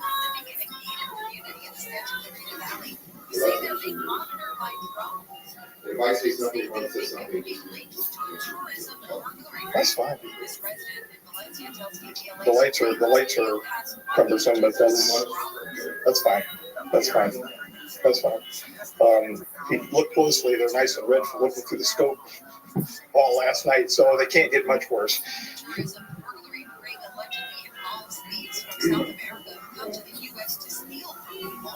Residents say they've been forced to hire extra security. Protected barriers installed on areas of the dash buses, just like the ones operated by Metro. City Councilman Paul Corey also serves on the Metro board says dash drivers often face the same kinds of Well, several locations in the mid-90s. I had some covered positions here in Las Vegas, which made me look like a good old-fashioned Joe. In fact, I had some police experience at the late 80s. You're probably centering your question around work for the government. In 1986, I was approached while working as an undergraduate student in Dr. Bert Belpabero's office in his parasitology laboratory, to be exact. I was looking through a scope at the time. Three gentlemen walked into the laboratory, closed the door behind them. There was 2 uniforms and a suit that were present. Both of the uniforms I would make as most probably being United States Navy. My memory of that one event's kind of hazy after seeing all of those suits and uniforms and whatnot. We spoke for a while. They asked me if I was interested in seeing the world and the like. I told them I, in fact, was. We went through several interview processes, not unlike this. and reviewed my background. I went through several background investigations. Finally, starting up 1991 timeframe, I was cleared for working past room to the Papoose Mountain facility, that place that doesn't exist 90 miles north of here, the nowhere place. That's how I came to work there. My original assignment was at the Groom Lake facility to review histopathology slides. And I went through nearly a year's testing and then was basically let loose for a year, and I heard no contact from them. After that, I was brought back in and shown some higher grade slides of unknown origin. Following that, I was introduced into a working group and subsequently brought into the Papoose facility, the Site 4 facility. We worked for well over a year on slides of unknown origin. After I took a minimum leadership position under several of the other biologists who are already present, most of which are now deceased. You know the names of those individuals. I was then introduced into the level 4-5 facility, and the 4-5 coded for 9. You're aware. We've covered this in ancient history. And so what we did is introduce the new members, myself amongst them, into the clean sphere area, and we were eventually shown the subject for which we were examining the slides. This sounds really, really captivating because of the level of nuance and detail that he brings to this story. And it seems, I don't know if it's true, but it feels true because the way that he's describing what's going on, this gradual process of being slowly brought in to the program, bit by bit, as they decide that he's trustworthy and they can work with him. This is really interesting stuff. Slides were unusual in that they were in pressurized cells, and they were reviewed by us on a conveyor with a completely automatic microscope. We weren't touching anything. We gave verbal commands. At the second instance, we were finally allowed to have a VRML keyboard for examining the slides, and I digressed. But then working with the J-Rod. Did he say pressure-sealed slides a minute ago? Pressure-sealed, as in like the biological samples that contained in these slides would degrade or deteriorate based on the amount of pressure or ambient pressure in the environment. So like the pressure has to be constant in order for it to stay stable. I don't know what that actually means, but I think I know what it means, but I'm not sure exactly what he's getting at, but that's a really interesting detail. In the ambassadorial suite of the Clean Sphere suite. Was this under his project? Yes. Initially, I was assigned as a working member of Project Aquarius. Then finally, I was made an assistant working group leader. Then mysteriously, after one meeting with the J-Rod, I was asked to take the working group leader position. I didn't find out why I was asked to take the working group leader position until, within this last year. I never understood it because Stephen was older than I. He was my senior not only in ability, but in age. And I would have never figured being advanced above an individual like that in ranking within a working group. And in fact, I never considered myself above him. We worked together. The Q94 document that you have in your possession was co-authored. My name went on there as the primary investigator because I was the working group leader. But in fact, he and I were both involved in the authoring of that document. Okay, now, could you explain briefly what you were briefed on who or what J-Rod was? Initially, I was briefed that J-Rod was an alien, specifically from the reticulum system, to reticulum 4. I had no idea the truth. Yes, from 2 reticulum 4 now, but I had no idea the truth of how they came to be. Is that the same as the system that Betty Hill referred to in her abduction experience with Barney Hill? Wasn't it? Was it Zeta Reticuli? There's an interesting backstory to Betty and Barney Hill's, well, not backstory, but there's an interesting aspect of Betty and Barney Hill's story where Betty Hill describes a star system, a star map that she supposedly saw while she was on board the craft, which was later recreated. At the time she described it, no one was aware of what it was, and it just didn't appear on any of our star maps. And it wasn't discovered until later when an astronomer, I'm not sure what her name is, but somebody put together a model in a room where they actually hung like little model planets and stars and basically created a three-dimensional model back in whatever year this was. And they were from that they were able to sort of back into what the star system was, and they figured out that it was an actual star system. I wonder if that's what he's referring to here, or if this is just a different thing. I'm no expert, so. As I said to you before, I have never met an alien, but I have met an extraterrestrial. I found out subsequent to interactions with the J-Rod. And again, they have personal names. The term J-Rod simply means 15, which was a basing name. But where they're located, the number of light years from our location. So they took those names. And they identified through the signal protocols, the linguistic protocols, with a rod symbol, which was an inertia symbol, and the letter J. And in fact, that was a combination of Mayan and Egyptian numerology having to do with a rod and a J, meaning 10 and 5 for 15. That's really, really weird. So the linguistic protocols, he's talking about linguistic protocols, that's an interesting detail. And they had some form of communication worked out to sort of figure out how to begin talking to this being. Now, 15 light years away, we go to 876 Charlie, from what I've been told. Now, he did not specifically tell me that was the location, but the number 15 was mentioned. They don't call it, apparently, I believe 876, whatever, Charlie. How did J-Rod get here? I mean, how did 15 light years away? He crashed at 63, from what I understand, outside of Kingman, Arizona. There was a problem involving his physiology and his biophysiological communication with the craft went wrong. And of course, he's ill, as we know, with the MGUS and the paraprotein associated problems.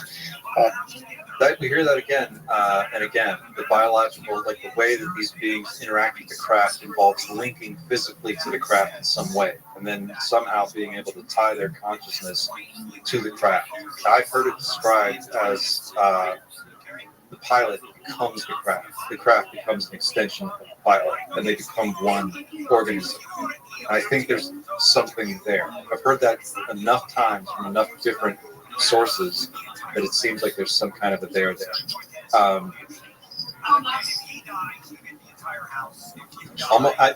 Another way that I've read that this works, and this is purely speculative based on something I read on the internet, but it sounded really compelling, was that the craft acts as sort of some kind of a quantum computer that binds with your consciousness, so the consciousness of the operator.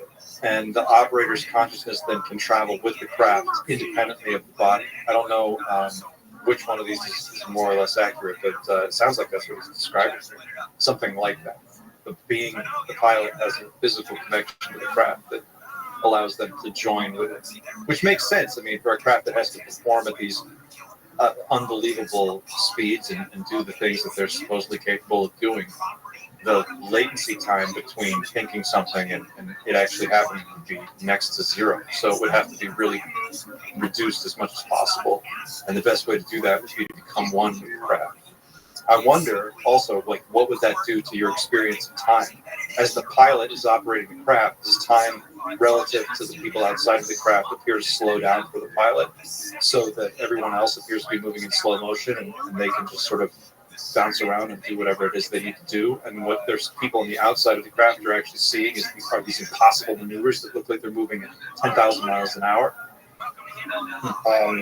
And he crashed. And how was he transported immediately from that crash site to the S4 facility? That I don't know. You don't know how he came to be in the facility? I believe he and associates were transferred separately. He to the originally to the Green Lake facility, and an associate to, I believe, Los Alamos. I have no independent verification of where the associate went. All I can say is that he was there at Site 4. Right? Now, you interacted with J-Rod. Was there a general procedure for this interaction? Well, there was not a general procedure. There was a very specific procedure. After we would be brought in with our helper biologists, there was controlling helper biologists, those in the gallery, and then the introduction specialist, which was myself on a number of occasions. We entered the clean sphere through a large series of protocols involving pressurization and compartmentalization, no pun intended, until finally we were pressurized in fully encapsulated a TEC or TES, total encapsulated suit for entrance into the clean sphere. Once we were pressurized and entered into the clean sphere, well, I should digress. We had medical evaluation, all of that first. But they ceased doing that after a couple of medical evaluations. So it was more just interested, let's get you in and get the work done. I would enter into the clean sphere, and I was not supposed to communicate with the J-Rod at all. That process, like what he's describing, sounds weirdly correct. As someone who is not myself a biologist and has no idea what this process would be like, other than what I've seen in movies, it seems to make a lot more sense than some of the other alien interview things that I've seen. I don't know how much how familiar you are with some of the other alien autopsy, alien interview things that are out there, but a lot of them look really slapshot and sort of thrown together and fake. And there's one that everybody is kind of on the fence about that many people believe is just a puppet. It's the Victor alien interview where the alien is supposedly, or the EBE, is in a darkened room and you can see their head moving, and then there's a shot where two medical medics come in and attend to the being. And something about it looks very convincing and real, but I can also see the argument that it's very puppet-like, and it definitely would be possible to make something like that. But looking at his eyes and watching his body language as he describes the procedure, and the procedure makes it definitely sounds like a legitimate procedure. Like you would go through a medical examination, get checked out, you would go through a series of steps, you would put on a pressurized suit, you would go into what he's referring to as a clean sphere. This would be, if you think about it, if you were going to be working one-on-one on or with or alongside an alien or an EBE or an extraterrestrial, whatever you call it,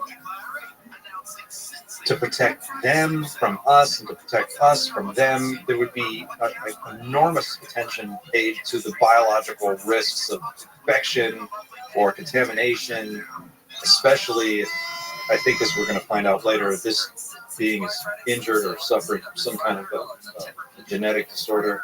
So this makes a lot of sense to me. It sounds very legit. What do you guys think? I was not supposed to know his name. The reality is we were communicating from the time that I entered into the ambassadorial suite external to the clean sphere, talking back and forth freely. I could hear whatever he was projecting at me from thought, and he could very clearly hear what I was thinking. I say hear, meaning perceive. I was supposed to stand over by a hologram projection system, which was run as like a teleprompter system, over to my right, that would be run inside of the clean sphere glass. Hold my hand up and mimic certain signs. And it became a joke. It really did. It became a joke. Those folks who were watching from the gallery running the show thought that I was standing there and mimicking the signs, and this was the only communication on the way. He's describing this gallery like the, I don't know how many of you watched Stargate, but like in the Stargate movie or TV series, there's the room where the Stargate is located, and then in the back of the room up high, there's like this viewing gallery where politicians and military people stand and they watch these teams go in and out in the Stargate missions. And that sounds like what he's describing here. Like there's a clean sphere, a pressurized environment where this alien or extraterrestrial is, and then the biologists that go in to work with them have to suit up, go through this whole medical procedure, suit up, go in, plug in on the inside of the sphere, and then outside of that there's a viewing gallery where people can come. Yes, MJ12 people should come watch. It's really fascinating description. The level of detail. They perceived on the day that the approach, the close approach that he made, the grabbing incident that he did with me, they perceived that there was a communication that occurred. So I began getting questioned quite extensively whether or not he in fact was communicating with me, because he had promised not to, apparently, with the Sigma unit. I alluded to the fact that there was conversation. The Sigma unit, is that like the communications unit? Would that be like a specialized team that's involved with communication with the being? Underway, but I didn't talk about what it was until, of course, I was caught in my research protocol forwarding ideas that were somewhat different than what they expected, where they expected my private research was going to go. And this is much later. And at that time, the deal was brokered to find out about the doctrine for the convergent timeline paradox. Wait, what? Did you just hear that? Convergent timeline paradox? Go on. I'm listening. A little bit about what he showed me. A little bit. And they told me a little bit about the DCTP. The DCTP. You had me at Divergent Timeline Paradox. Now that you brought that up, which implies travel time. Yes. And you said that. So there we are. Now we're hearing this now. Time travel. Remember how you hear this a lot lately? Like this has been coming up again and again in the conversation. Maybe they're us from the future. Maybe they're time travel. This video was recorded in the early 90s, like what, 94, 95? That's an interesting one. Was he at that time just traveling through space from the staging area? Yes. Yeah, yes, he wasn't doing any time travel. No, not as far as I'm aware. Not as far as he told me, no.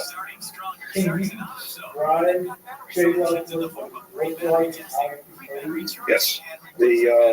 Great question. No one ever asked this question. Like, that's such a great question. Describe J-Rod. How did he look? How did he behave? The gentleman with which I was associated was approximately 3.5 feet tall. He had a dark brown appearance, very ruddy appearance to his skin. He was in a highly pressurized atmosphere.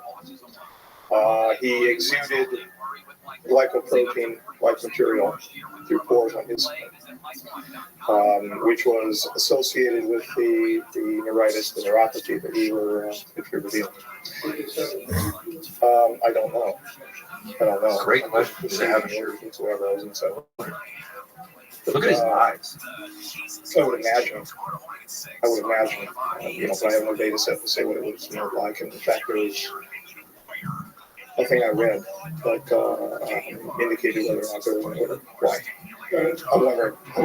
You've asked that before. That's why I'm wondering.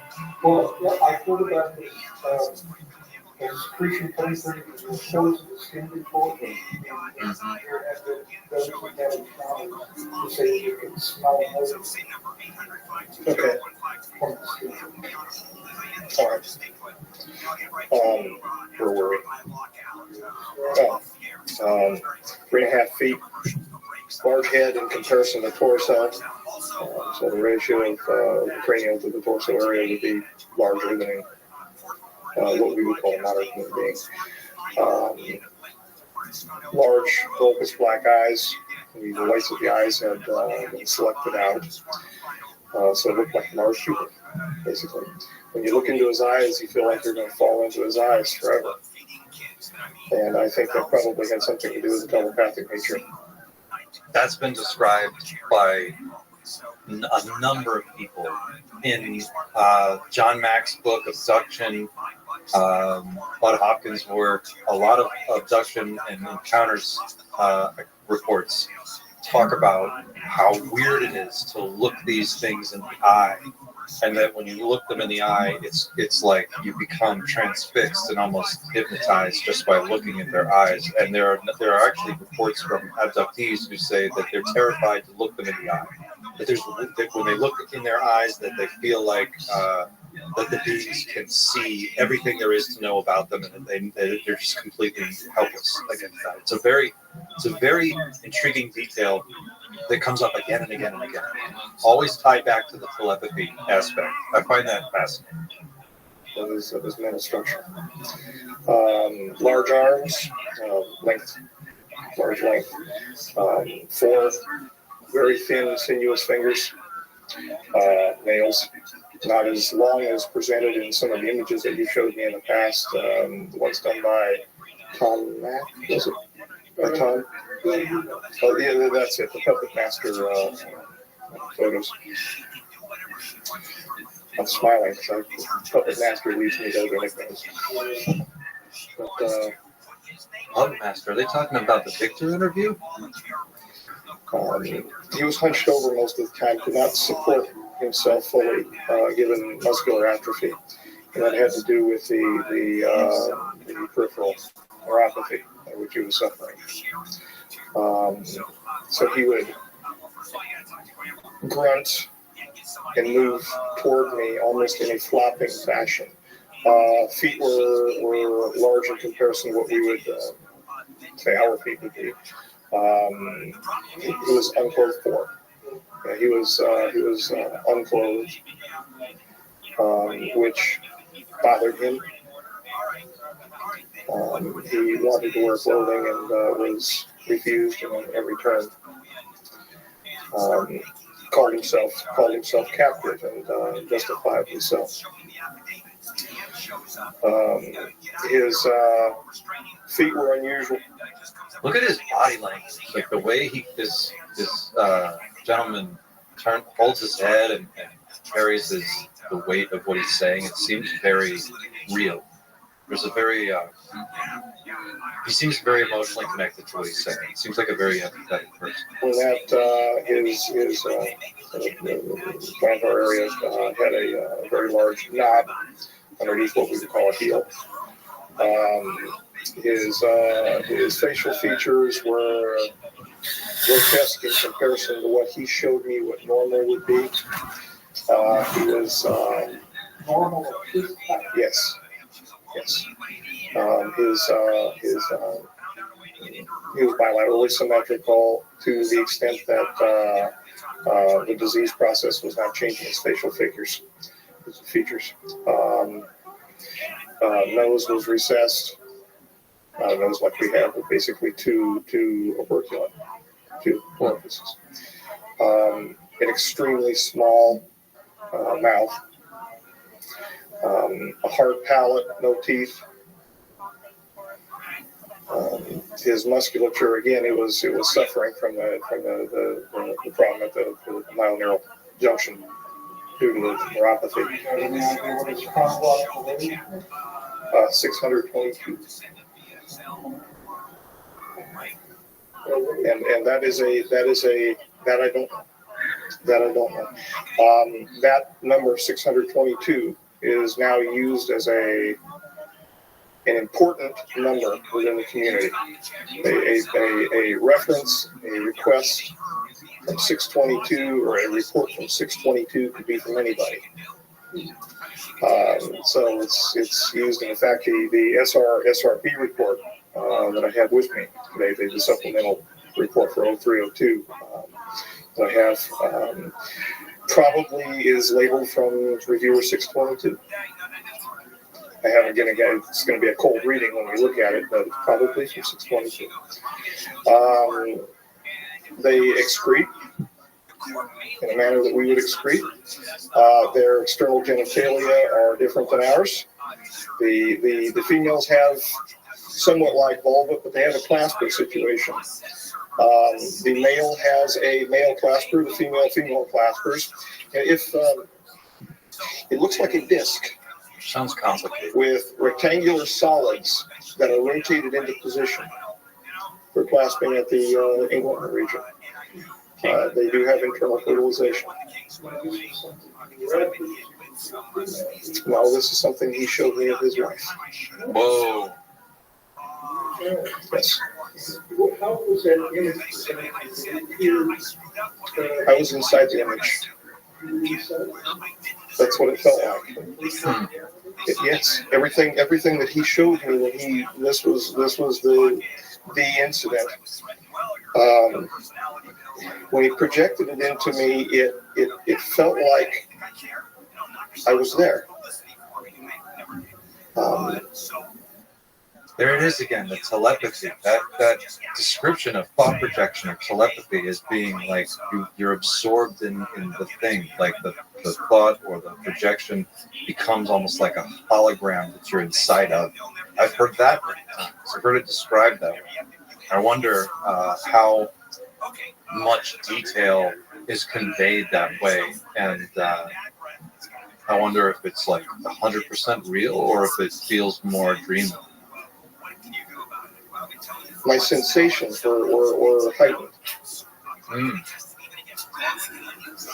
But extraordinary.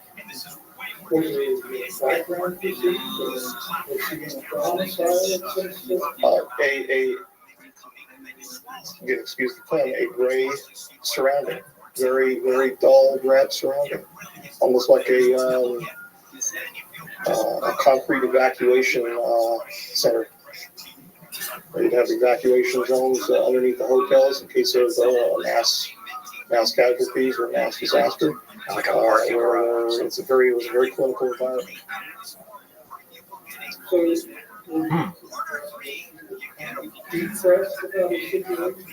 was extremely depressed. If we were to turn him human, I would have, I'm not a psychologist, but I think he would be termed as clinically depressed. Wow. Wow, weird point. It's been said, it's been rumored that there is at least some of these beings are fleeing some kind of biological catastrophe or something has happened to them and they're not as all powerful and invincible as they would like us to believe, and maybe they're coming back to build their genetic line in some way, or to have they need something from us that they have to get to like help get them out of the jam that they're in. That sounds like what he's describing here. He wept, but he didn't weep outside. He wept when he was in the Look at his body language.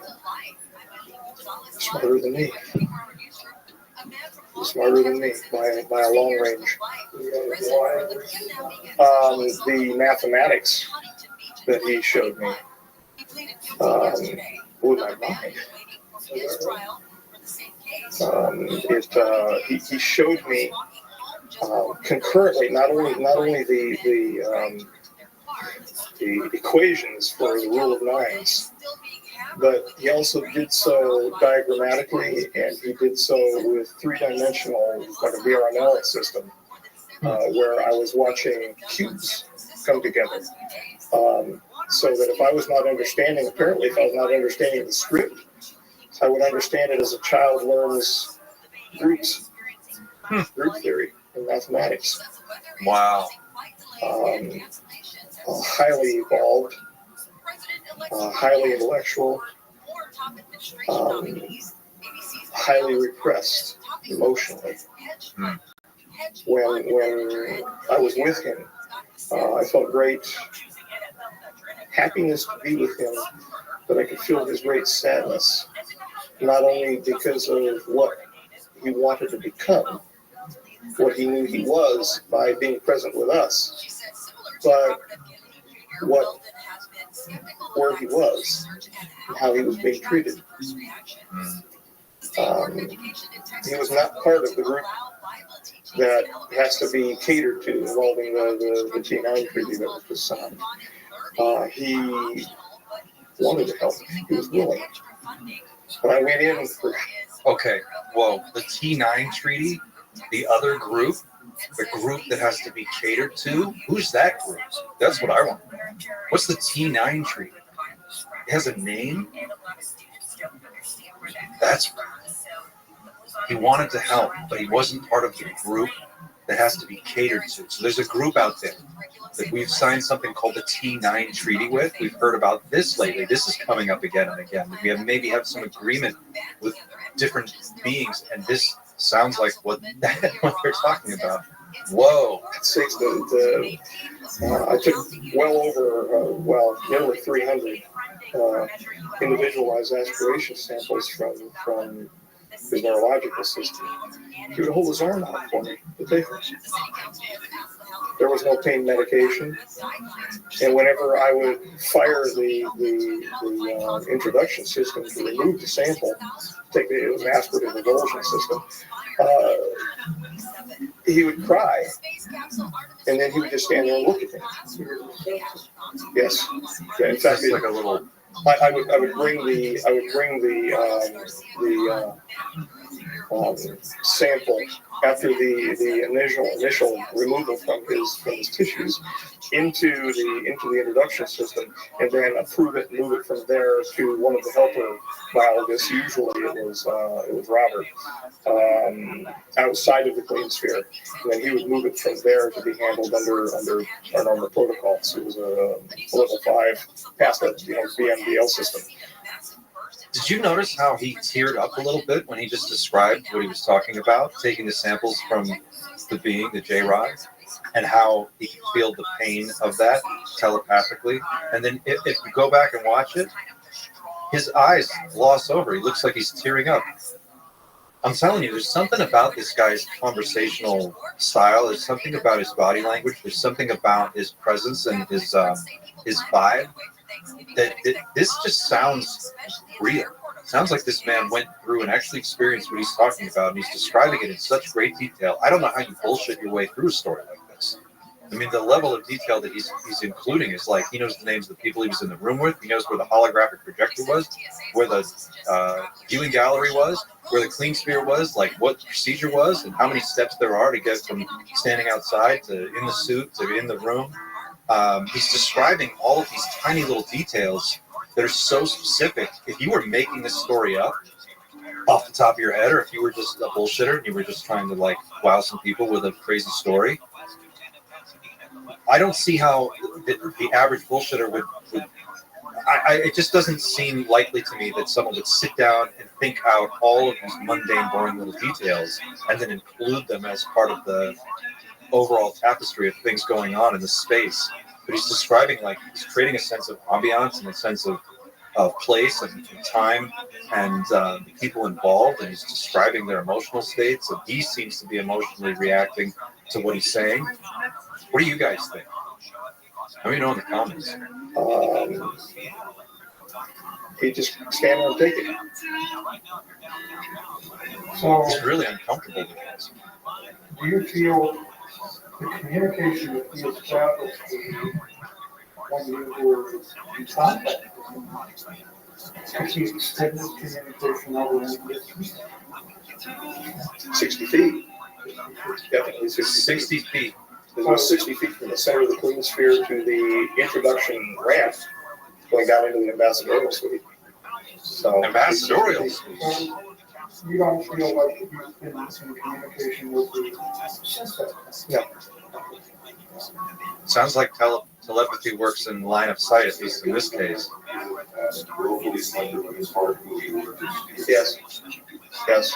The folks that the folks that wanted to find out what he was saying to me, they knew darn well that he was communicating with me after a while, because I was smiling. I couldn't help it, because we were actually joking back and forth. And you know, so they didn't know. They didn't have any clue. They didn't have any clue. They have a sense of humor. So it had to be selective. They certainly wouldn't have pressed me like they did after I woke up from the big attention scenario.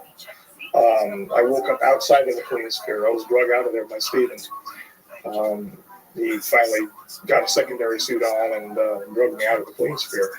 No, they had no clue. They had no clue what he was saying. I'm sure of it.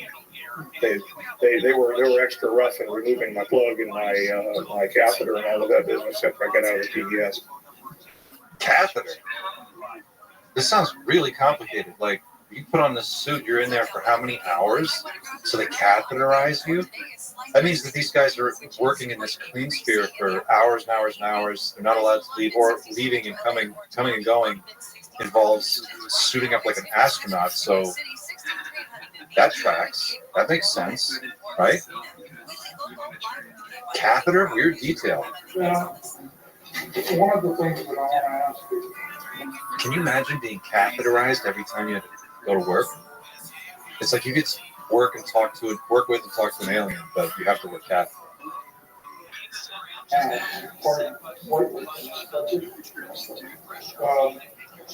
We're going to ask this last question, then we're going to put it away. And we'll see where we go. I'm smiling because I'm envisioning the lack of the lights. Yeah, don't like this at all. Why? And of course, you're going to have to restate this again. Why are you into math? So this is intensive, telling us about this, about green ball. It's multifocal. It's multifocal. There's several reasons. The largest reason is not the most important reason. The largest reason from a personal perspective is to step out from under the Black Ops community and retire. I'm ready. I told you before, I see myself walking along a pond and not being in Russia. Black Ops community retires you. Bothered by anybody except for maybe a bird here or there and taking a sample and just taking my time looking at it for fun, for enjoyment. Is Dan Burge still alive? Does anybody know? Somebody check that out. Well, my health is degrading. There's no doubt about that. The heart disease that I have is in fact degrading my health. Time is coming. I don't know how long that is, and of course that's within God's providence.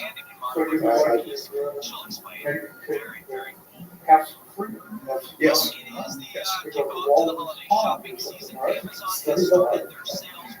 Disappear at Walden's Pond. There are other reasons too. Without yelling the poor me scenario. Yes, people have a right to know. I mean, that's, other folks have screamed that. Some of them, I think, real. Some of them only is a $3 bill. Yes, they have a right to know what is going on. They have a right to know because this is their future. Or maybe not. That's what Colonel Corso said. Colonel Corso said that Bill Corso, author of The Day After Roswell, said in a number of interviews that people have a right to know because this is their future. And he had a really great point about that. He said that in World War II, we sent kids, 17, 18, 19-year-old kids, into machine gun fire on D-Day, and they were able to handle that.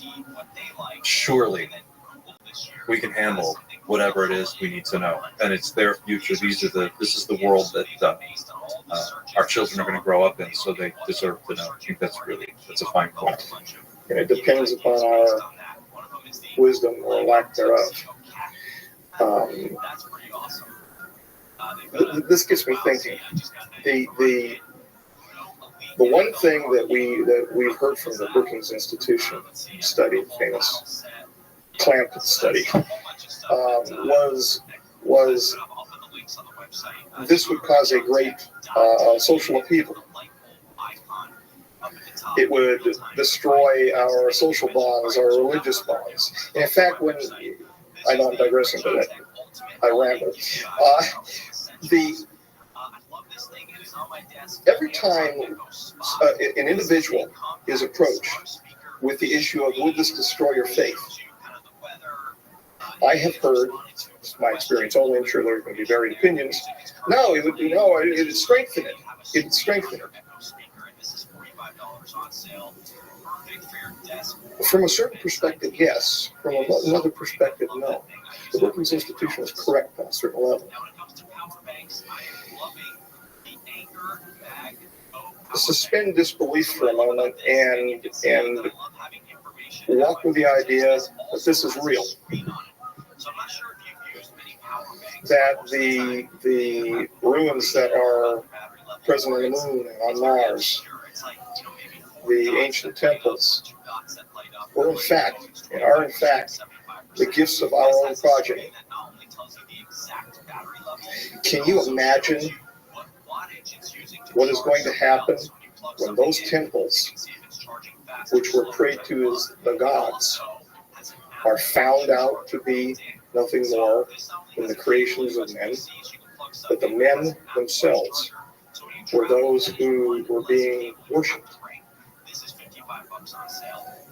will fall headlong into the pool of Narcissus?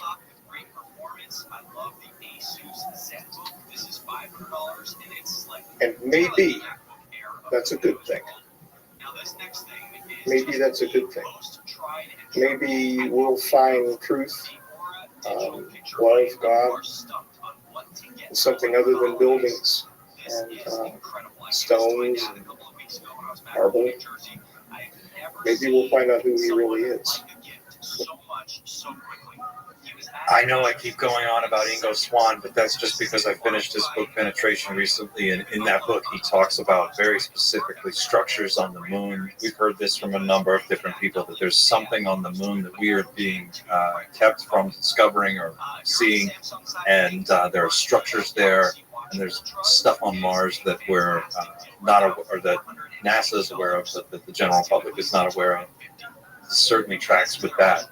It sounds like he's suggesting that some of the things that were made that are there now were made by future humans that time traveled, and that somehow that affected our religious history on this planet. Or just us. This one is promoted by Hillary Please. 35 minutes. When I stopped testing this thing, she said, what happened to the air freshener? I said, It's a little bit about increased your interest in terms of suiting up and yourself. You did mention the medical exams, which right out after law. Right. But in the other thing, you talked a little bit more about some of the mechanical specifics, just to get a better image of what it's like for you to do that. That's fine. Okay. The introduction to entry, the swimming, those swimming on that. Just all, I had to say, one thing at a time. The other thing is, that might be pertinent to what you just did, what you just spoke about, was what you were looking at slide-wise prior to knowing what the unknown origin material was, that's what you had. You know, just what it was you had. All right. Without you doing well, maybe just a general statement. All right, what you thought. Just give us a little No, that's a good one. I had no clue. In fact, they brought in who we got on our side, a biochemist to turn our attitudes around. And after about a year, he didn't turn our attitudes around. He finally joined us. They finally said, no, we can't do this without flying on Georgian tissue. We needed to find out. See, we were dealing with a situation where it was in vitro.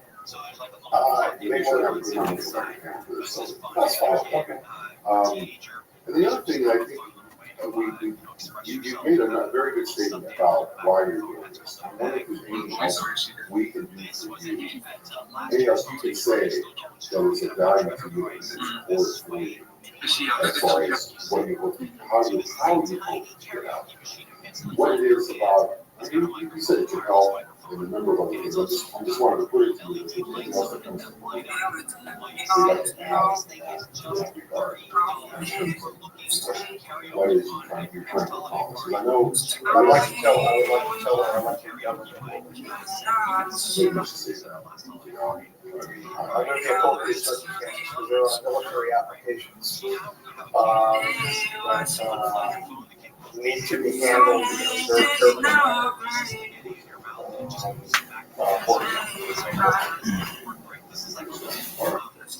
That's very close to what David Grush and Lou Elizondo and Carl Nell have all said. It's the very similar language that they use, and it's they do definitely treat the conversation with the degree of seriousness that I think is appropriate what we're talking about. It's interesting how frequently they talk about how out of the loop Congress is on all this and how there's no oversight on this program. So that's good.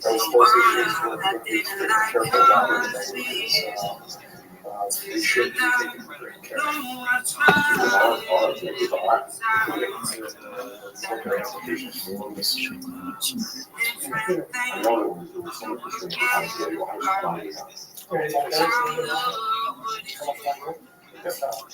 have to be back.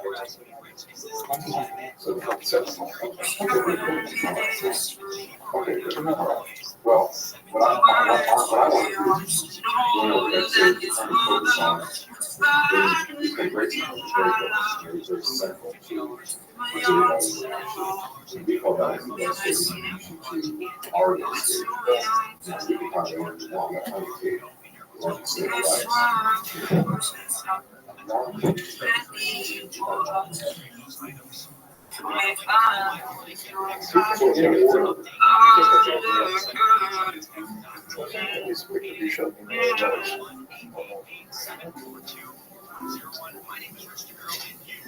See, we spoke about another individual who has a heart condition.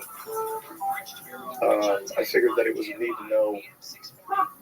It was a need to know basis above that.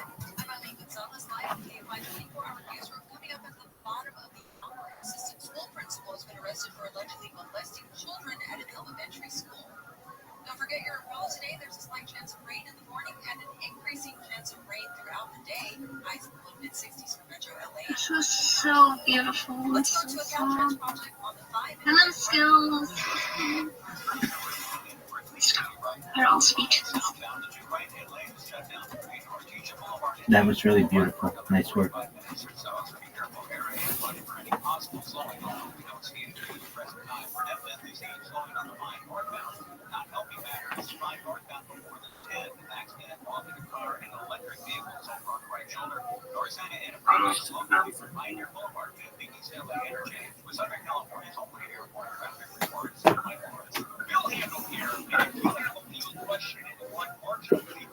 Oh my God, it's my turn.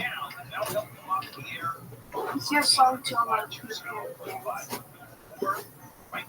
Having a time in your life is the more rewarding than ever when you visit any MGM Rewards destination nationwide. Time spent occurred on all of it. Details at MGMRewards.com. There was a time when I was alone. Nowhere to go. To go home. Only from my feelings. You sometimes go away. And one night I close my eyes. I look down the light. We can hear it still. Why? People need more time for love. You said feel pain down. I think you'll never feel alone.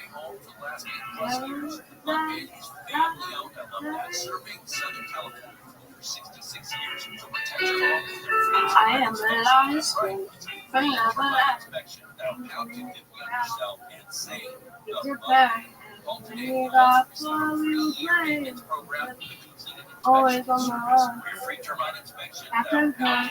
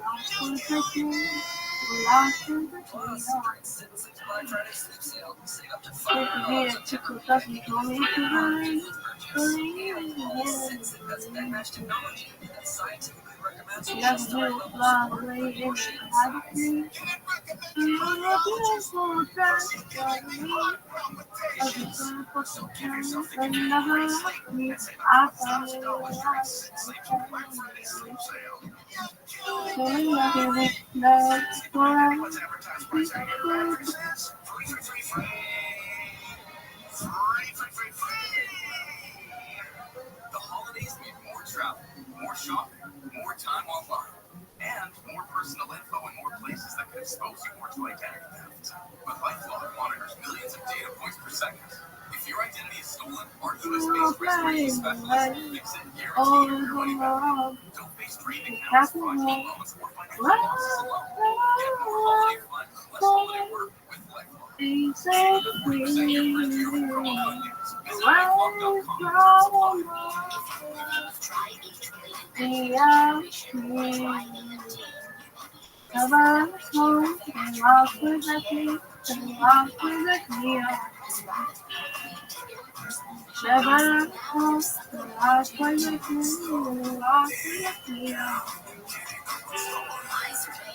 Be a pet to the bone and be gone. Be the second horse on my favorite song. Never in the love story. My sweet home, wherever I like it. Be a pet to the bone and be gone. Be the second horse on my favorite song. Never in the love story. My sweet home, wherever I like it.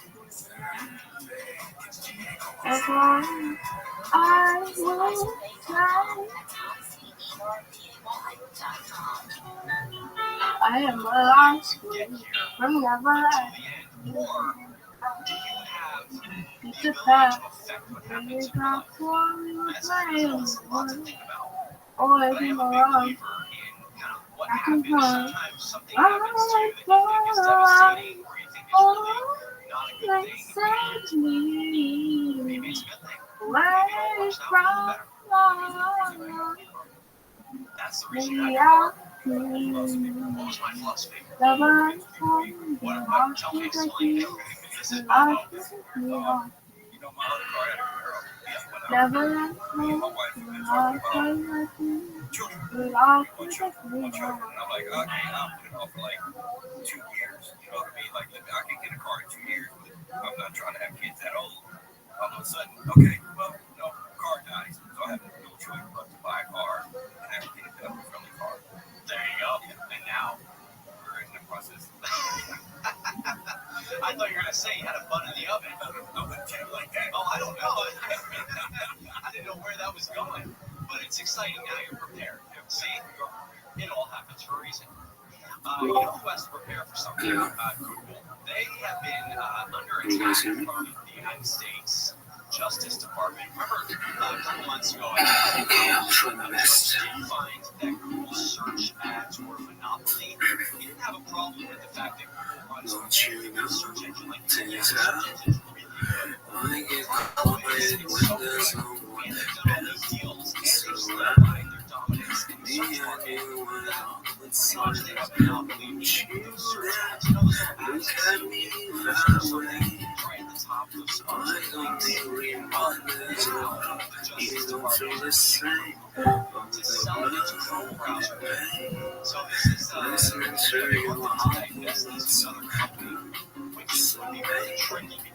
She's so perfect, blah, blah, blah. Oh, I wish you will wake up one day. So we can confess your love, and just let me say, I talk to you, what's my dream? Just never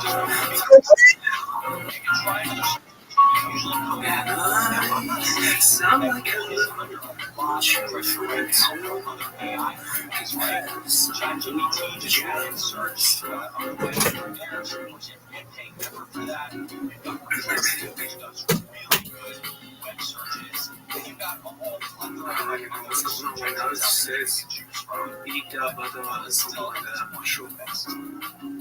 So what else do they want to do? They also want to prohibit companies like Apple and Samsung to make sure that search engine is available on those devices. The iPhone is fired up.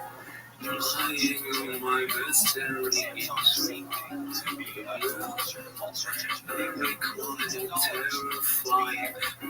It's always driving me a bit insane. They also want I have to get this on my chest. I'm telling you today that when I talk to you, it's wrong to you.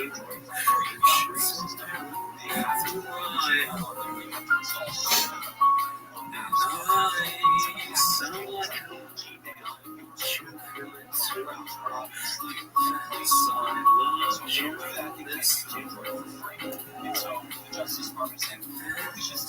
I loved you, just thinking of you. I'm not sure it's going to happen at all. That is what the Justice Department is pushing for. I've loved you from the very start.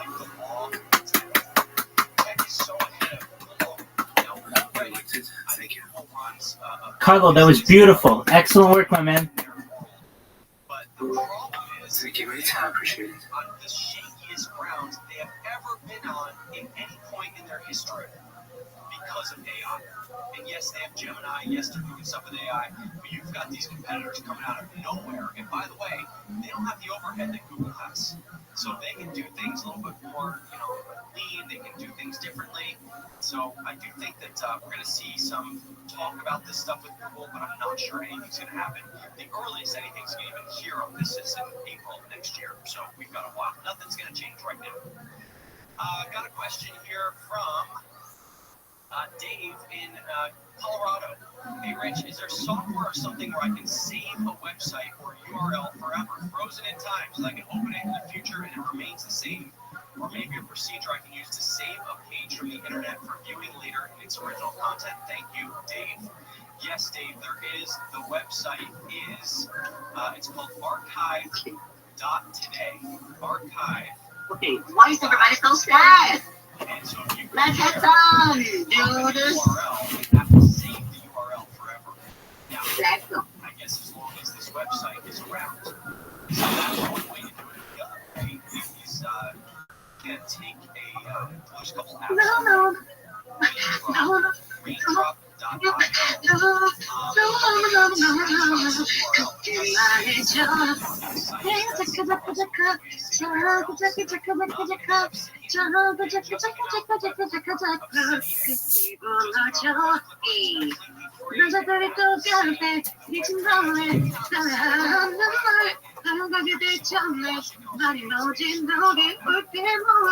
이렇게 처음이라고 누구라도 이래쳤다고 내일막에 바라보면 말해도 너네 같지만 왜 다시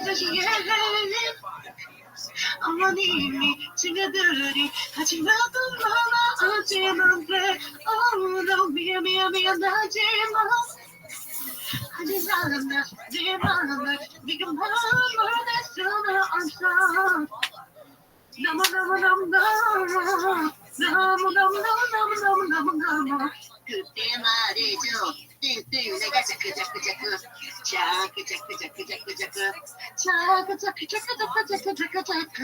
그때 불렀죠.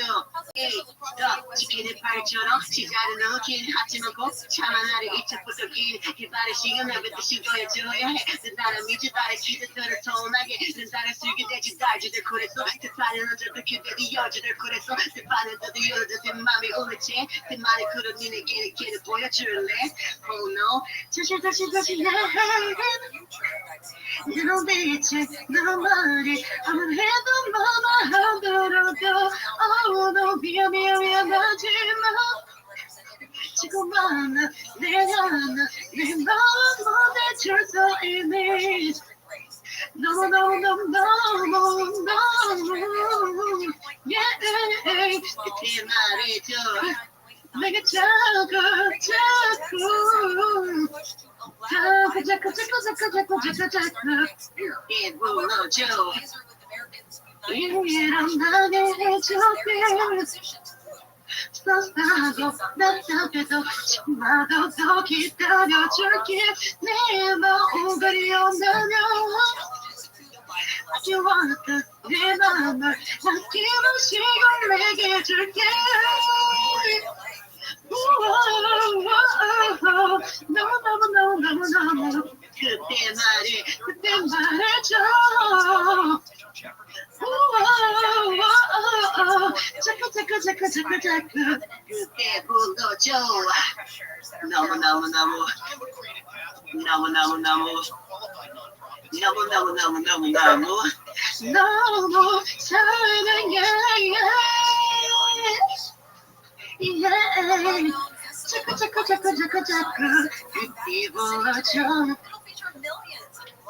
holiday displays, carnival rides, airway, Santa Claus, and other entertainment on the city's main mall. Before 2023, the ceremonies were traditionally held the day after Thanksgiving, but organizers say there's now an emphasis on getting a head start on the season's activities. The switch-on ceremony is scheduled for 5 p.m. at the Mission Inn. Let's go to the 105 in Linwood, where there's a disabled vehicle. A broken down Metro bus off the carpool lane on the East 105 just before Garfield. If you're slow coming back from the airport from Wilmington Avenue, Paramount Boulevard, Pasadena 210 eastbound right at the 134. An earlier accident involving an SUV and a van cleared off the roadway. East 210, though, you're slow from Royal Boulevard to the 134. East LA interchange 5 northbound before the 10. An accident involving a car and an electric vehicle over on the right shoulder. The Southern California's only airport traffic report. This report is sponsored by Macy's Backstage. Macy's Backstage has amazing deals on celebrating holidays, all for $15 and under, with low prices every day and unique finds before they're gone. Store only at Macy's Backstage today. Location near you at Macy'sBackstage.com. You have a legal question and want to legally right now. I told the truth.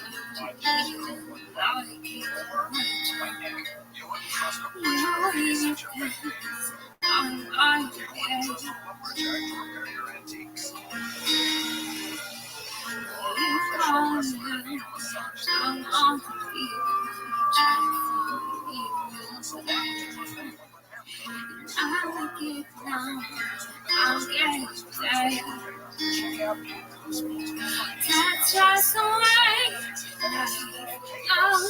I like to stand. Trust me, I know. Always trust me. Just hours from now, we're out talking with no longer hoping out. Be on the road, you're on the plane, going somewhere.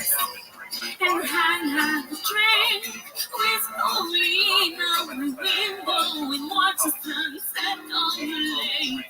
I'm not feeling, but it's okay. Cause I just away, close, I push my luck, shout, and for your tongues.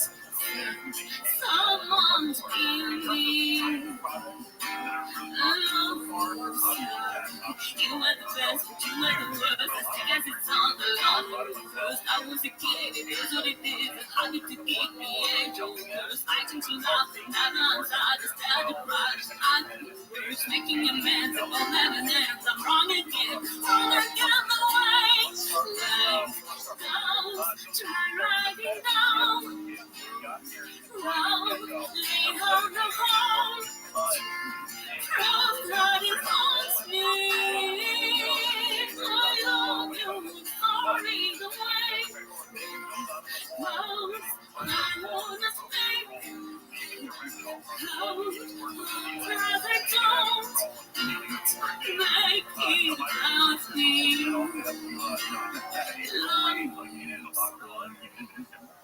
It's a STEM gift. Yeah. What's the price point on that? It's going to be around $30. So it's super reasonable. Marked down qualified class. What's next? That was beautiful. Great job. For frequent flyers, it is the Beats Studio Pro over-ear headphones. They have incredible noise cancellation. You know, the kind of thing that you expect. The technology there is so solid in terms of what you expect there. It's also got visual audio that they would basically become kind of table stakes for all kinds of headphones. But Don't you know it's how I could cry? Are you fucking serious?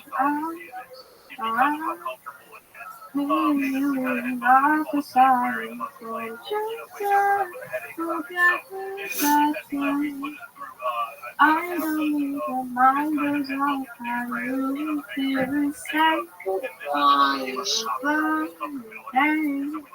Or just enough to face you tonight. She's so perfect, blah blah blah. I wish you wake up one day.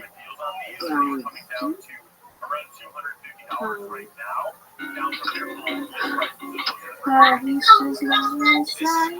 Los Angeles, you get to your kids' ball game and you pay for free. What do you got for that?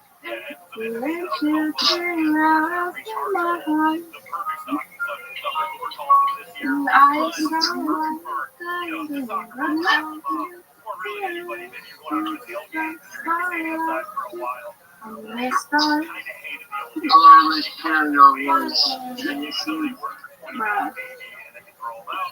Hello.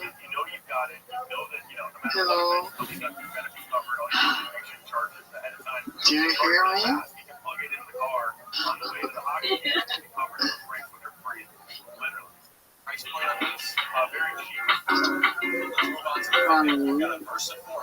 Good morning. Or good night. Alright.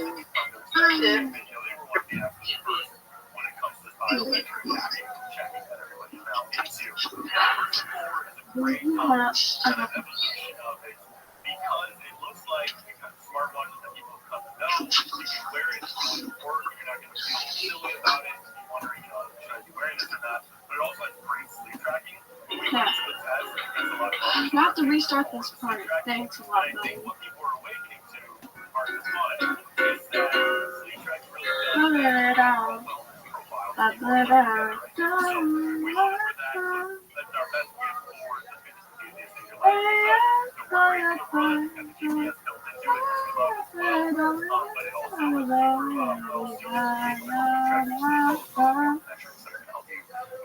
What's a girl to do?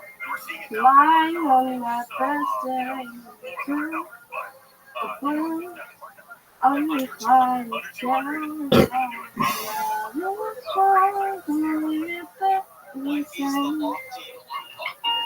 I to get this off my chest and come today. I feel like I'm doing okay, feel like you into tell you everything more.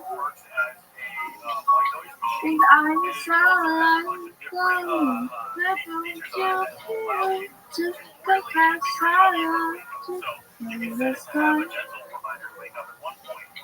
Who's past silence? This I know I love you from the start.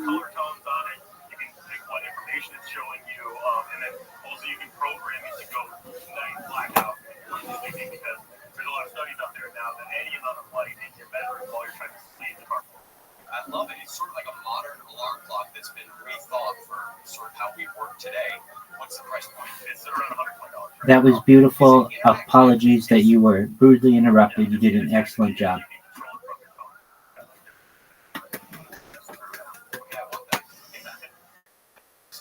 Tell me about the Soundcore speaker.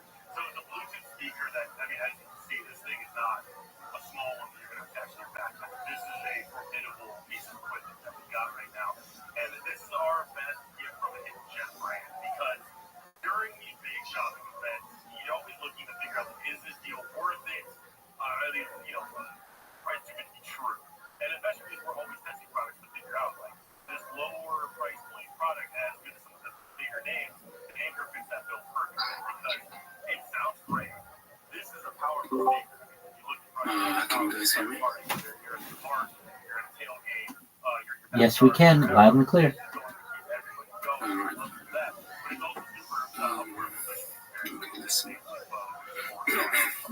I also like that it looks like there's some lights on the sides that light up while it's playing music.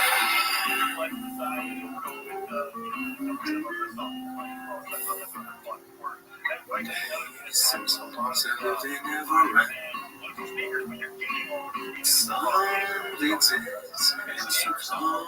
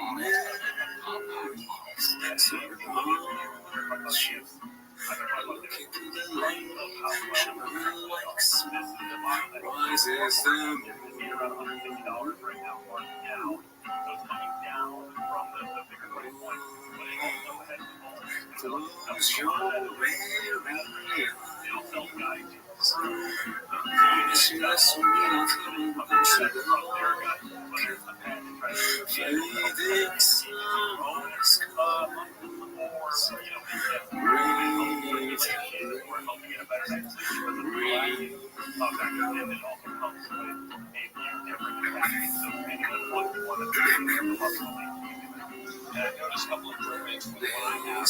This has USB-C, which is a nice.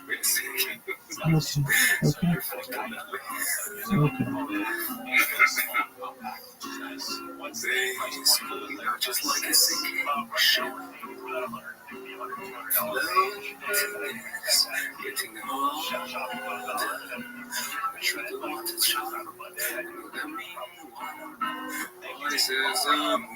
Music.com, and just full disclosure, Best Reviews is owned by the same parent company as UCLA, which is not organization. All right, get those phone calls in. Rich 1-800-410-4101. Please enter your right after this. 640 time now. News update.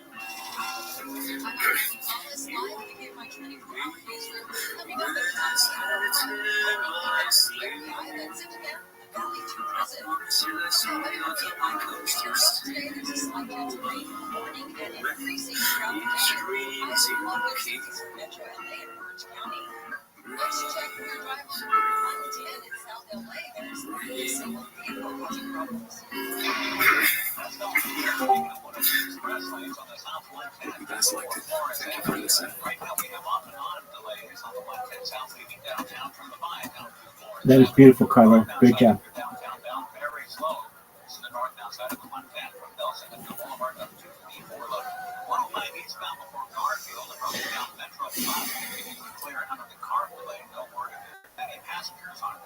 East 105, you're slow from Central Avenue to Lakewood Boulevard. The Southern California's only airborne traffic reports. I'm Mike Lawrence. You'll handle here, and if you have a legal question and you want marginal legal advice, you can call me right now, because I'll help you off the air. Phone number is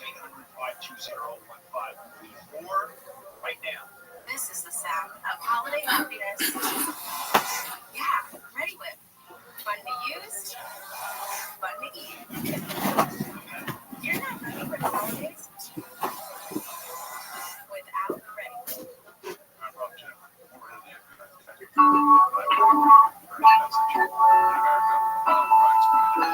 Seconds.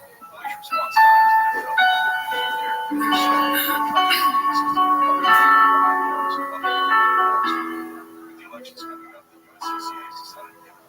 I give you an inch and you take a mile.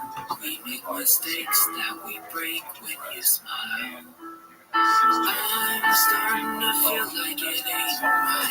How can you care if I don't cross your mind? 'Cause I don't say when I talk, but you just push me away.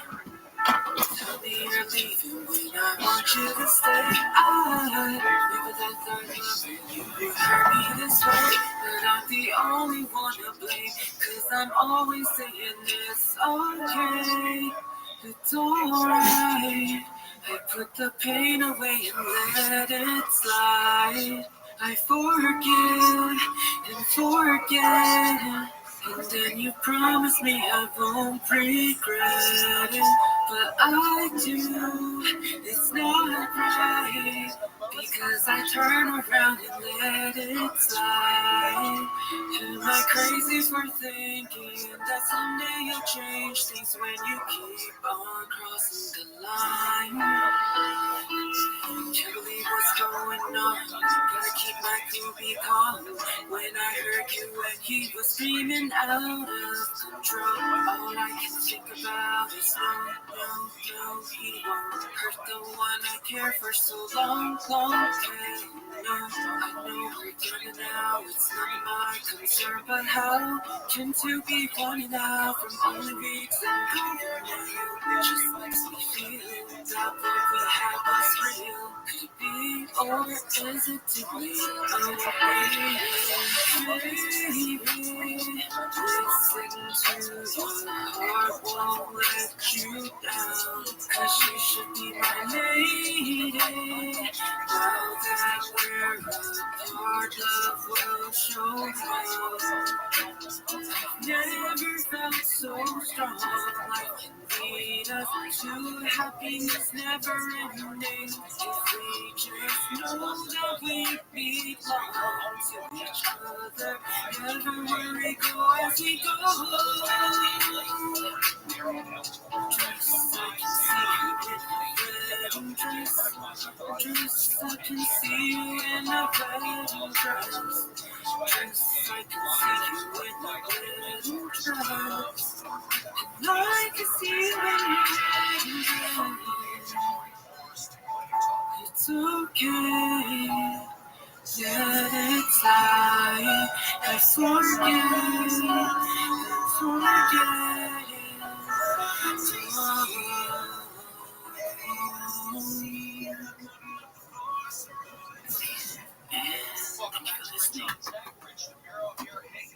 Excellent work, beautiful. The phone line for the show, 888-RICH-101, 888-742-4101. The website for the show, richontech.tv. Doing the show notes a little bit different today, so they're still in the same place. If you hit the like bulb, it will take you to the show notes. This is episode 89, and it's just a little bit different. It's different for all of you, which are there in real time. One thing saying that Jacob Palmer from Best Reviews just mentioned, you can find it there, or anything that I mentioned earlier in the show is there. Dave writes in, I missed out on the show. Please tell me the software you use to answer emails or voice. Don't like to compose emails from my voice. So the thing that I mentioned on the show is called Whisper Flow, W-I-S-P-E-R. That's available for so that is a massive right now. And iOS things with information. It's very accurate. 2,000 words for free. I think we so we're on this is I have not reached the point where I should put it on so that works just fine. If you're on Windows, that I see in the back of my mind all the time. Typing by pressing the Windows key plus H. Like I feel you, like I'm running around. So Windows H plus the microphone key, and that will bring up the voice to text on Windows was 11. So it's like, when it was 10. When it was 10, yeah, same thing. So, again, that is how you think about there. You know, it's one of these things where the dictation that we have, like, especially on iPhone, is just, it's not that good. Like, I really can't, it's not as fast as I want it to be. On Android, it's very fast. Using Gboard by Google, that's what it is. The voice to text is, like, incredible, and it's really fast, especially for the Pixel. Samsung is using it as well. The Pixel is, like, somewhat a little bit ahead. It goes back to what we're talking about. It's a cool product. So, to the Jerry, Irvine in California. Jerry, you're on the couch. Don't need to remind me when I put it all behind me. I see you in the back of my mind all the time. It's like a fever, like a burning light, like a fire.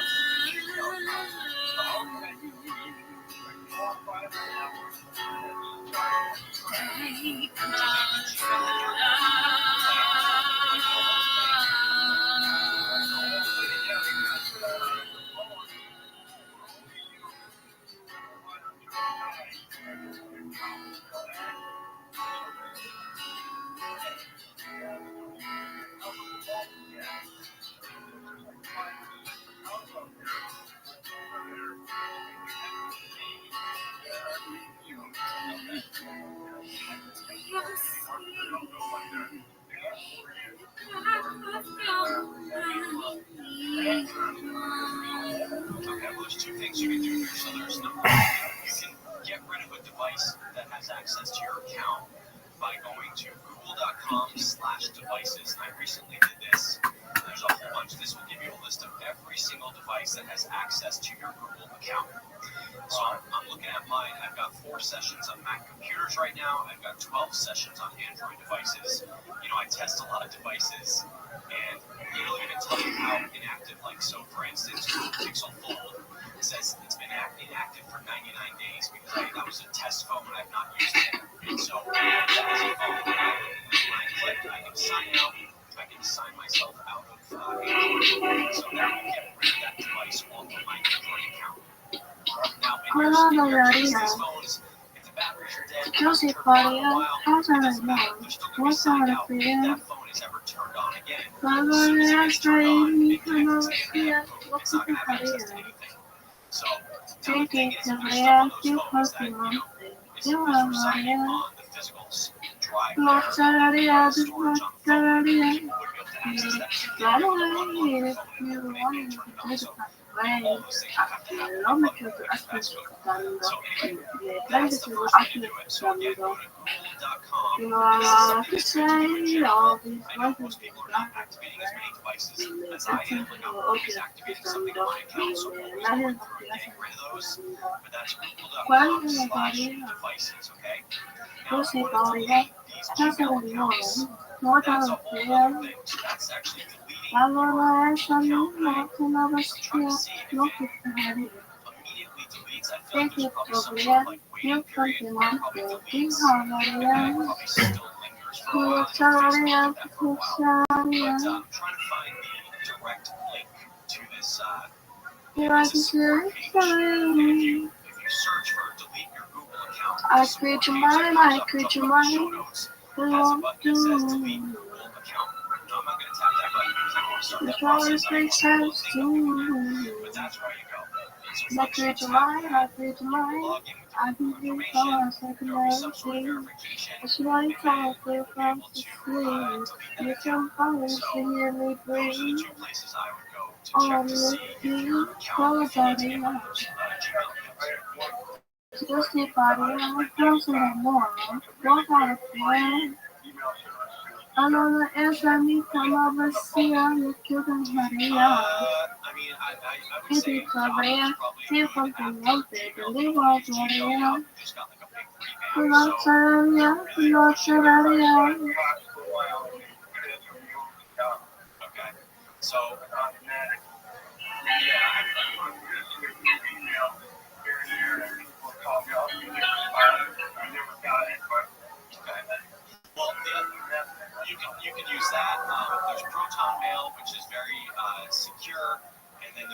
Outlook. So Outlook is obviously Microsoft's mail, so you can use that as well. I mean, there's a lot of different email providers out there. I'm not a big fan of some of the smaller ones just because, it's just, I think sticking with one of the bigger ones is probably better just because their software is going to be better. But if you want something that's secure, try Proton Mail. A lot of people are using that. There's a free level. Let's see what you get for free. So you get a gig of storage for free. I would do that. Do Proton. Proton Mail is, it's nice and secure. So, and it's 1 gig for free, one user, one email address, and that's completely free every month. So I would do that, Jerry. Thank you, Rich. I appreciate your time. Have a great day. All right. Thank you, Jerry. Appreciate it. 888-RICH-101, 888-742-4101. A new trick in phishing scams might bypass your email security. It's all because it's hidden in image files. This is from a Bleeping Computer. They say that hackers are now using what's called SVG files. Those are scalable vector graphic files. And they're sneaking malware into your inbox through these files. So typically, when you get an email, it might have an attachment like a PDF or a JPEG or some other type of file name, and you recognize that and you say, I wasn't looking for this doc file or something. If you see an SVG file attached to an email, I would disregard it, because unless you're expecting it, it could be malware, it could be a problem. SVG attachments could be dangerous. Be careful out there. 888-RICH-101, 888-742-4101. This is Rich on 10. KFI AM 640, live everywhere on the iHeartRadio app. Portions of the following program are pre-recorded. To all of you tool people out there, has Harbor Freight got a deal for you. Big savings every single day this November. Because we know that right now, when the price of everything only seems to go up, you need a place where prices stay low. So shop in store or online for quality tools you can trust and prices you love. You couldn't say that you are not hearing anything, but anyway, it's all a lot for me. Actually, I can just restart, whatever. Because I got there. Hi, dude. Hi. Oh. Try Dynamite for free. Just pay shipping and handling. Learn more at DINOVITE.com. That pizza girls is going down now because it stole my heart. And then I'm back. I need your love back. And I'm back. You'll be your pena. You'll be your pena. My heart's getting open for now, but don't mess up. Turn it off the hands of internal. You get your heart, cause baby, I'm gonna be on the door. You're not cheating, I'm not in gold. Not a joke, I'm gone. Or just wanna show my heart was so bad. Now, nigga, be 머리 내 머릿속에 머리카락 baby 처음부터 헤어져 bad 멈출 수 없어 절대 내 맘이 아파 never 숨기지 못해 나나라나 봐줘도 믿고 다행인 걸 한다고도 내 맘은 말해줘 How do you think who cares It's going down so 눈물이다 모든 걸 답은 없어 소원 잠이보다 해도 괜찮아 난 네가 좋아 Cause baby 아무로 밀어내도 변하지지 할 말인 걸 너를 좋아하는 걸 보면 모든 걸 좀 말해 I want so bad 나 네가 필요해 내 머리 내 머릿속에 머리카락에 baby 전부도 I want so bad 멈출 수 없어 절대 내 맘이 내 맘이 아파 솔직히 나 있다 사라질 줄 몰라 그래서 걸어빈다 그래도 난 좋아 이야 저대로 내 맘을 알아줘 baby 모른 척도 난 너도 you got feeling You wanna feel the feeling I want you so bad 내 맘은 back I need your love back 네 맘도 capture I want you bad It's so bad 불러주면 난 never go 저 말야 I want you bad already got me to hate Something 머리 내 머릿속에 너를 가득히 baby 처음부터 baby 내 맘이 내 맘이 아파 no never 숨기지 못해 나나나나나나 Let's go Matt Gaetz has joined Cameo after withdrawing his nomination for Attorney General in President-elect Trump's cabinet. The ex-Florida congressman's profile is on the site where celebrities sell personalized video messages. It reads, Trump nominated me to be U.S. Attorney General with, that didn't work out, in parentheses, and once I fired the House Speaker. Didn't work out because Gaetz was under scrutiny over investigations by the DOJ and House Ethics Committee for sex trafficking and sexual misconduct allegations involving underage women, which Gaetz denies. Gaetz announced he won't return to Congress next year. He's charging upward of $500 on Cameo. Mark Ronner, KFI News. The CDC says whooping cough cases are up to their highest level in years. ABC's Ike Ejaji says they can cause serious illness in people of all ages, but is most dangerous for babies. According to CDC, cases of the flu, COVID, and RSV remain low nationally, but RSV activity is elevated and increasing in the southern and eastern parts of the country. The CDC says California. Hello, buddy. It's time for you to do something. Can you do something for us? I hope it's gonna be really amazing to you.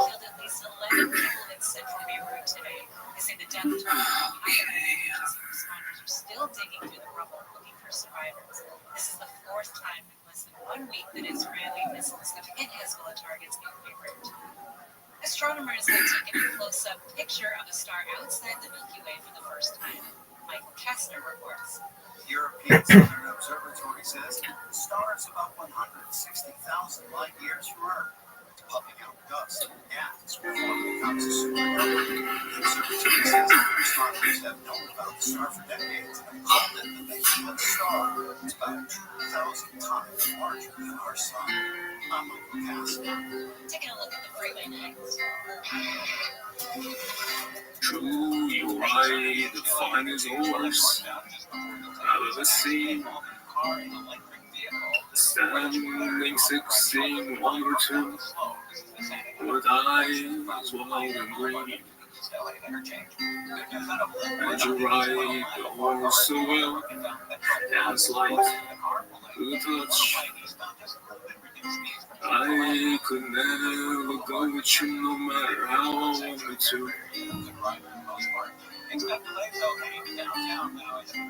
Right on, see you.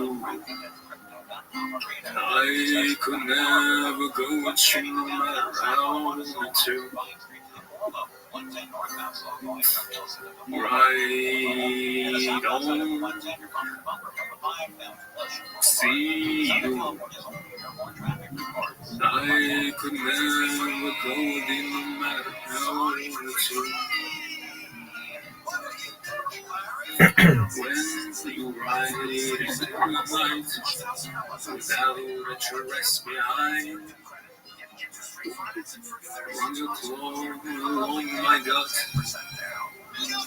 One last time,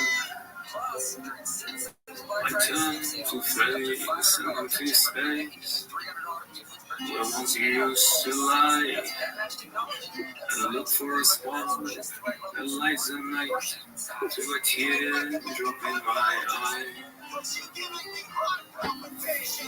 Right on, see you.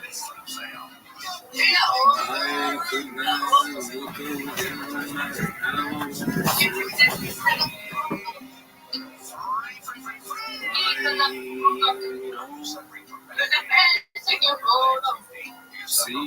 I could never let you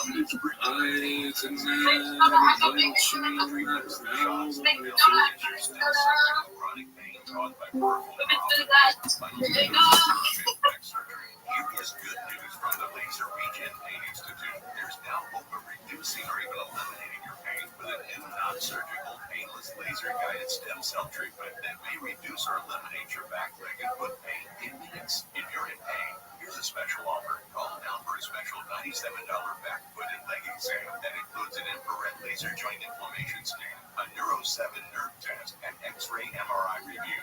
This exam is normally $375, but if you call today, it's just $97. On your cell phone, dial pound 250 and say pain-free. With a special $97 exam, on your cell phone, dial pound 250 and say pain-free. Hey, it's Steve Sharp here to extol the many holidays of the most spectacular Christmas story in the country. Somebody said you got a new friend. Plastic ones that look like glass, you can handle the job with a kid. Does she love you better than I can? All you inspire you, then take one home. And there's a big black sky over my town. Rich to Hero, Rich on Tech, on And the way you act, I bet she's around.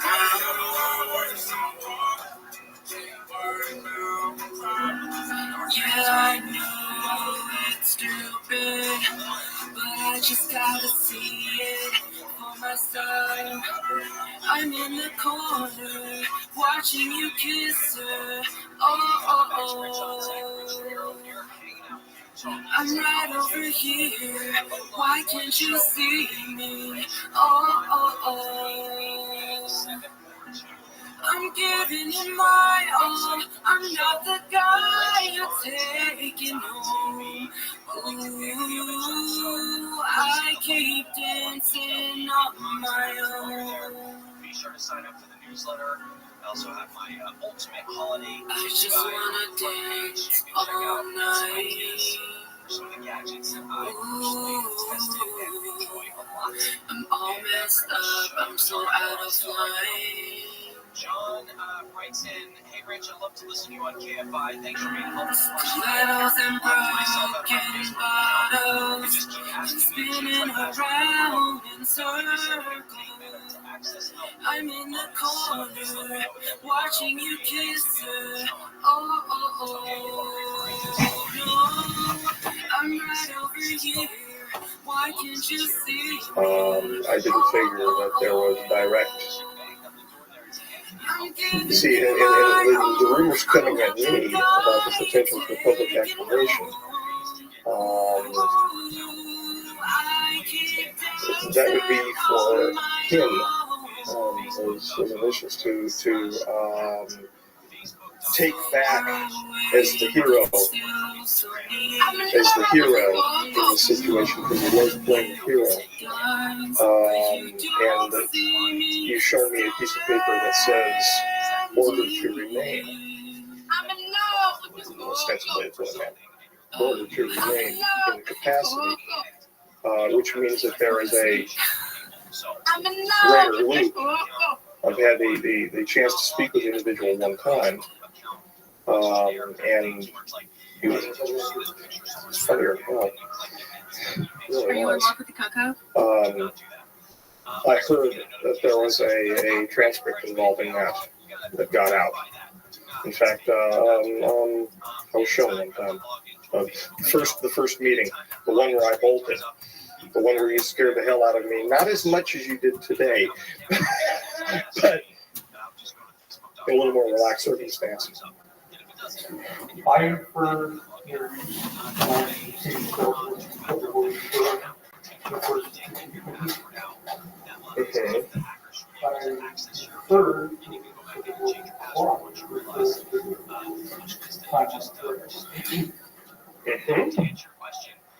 I would buy that.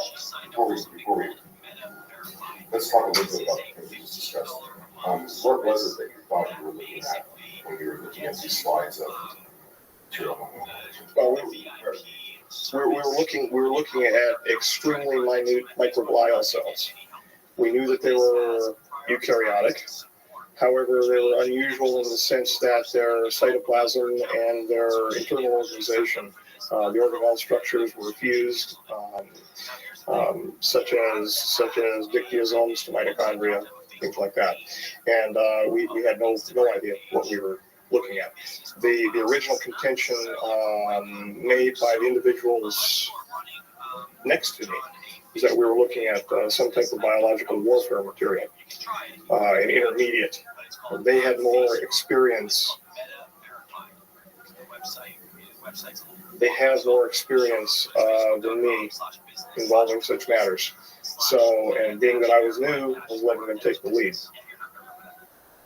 Okay, science people, biology people, people with advanced degrees that understand what he's talking about, please fact check what he's saying. Like, does this make sense to anyone? I don't know what I'm looking at, and I honestly don't know. So it's hard for me to know whether this is made up or nonsense.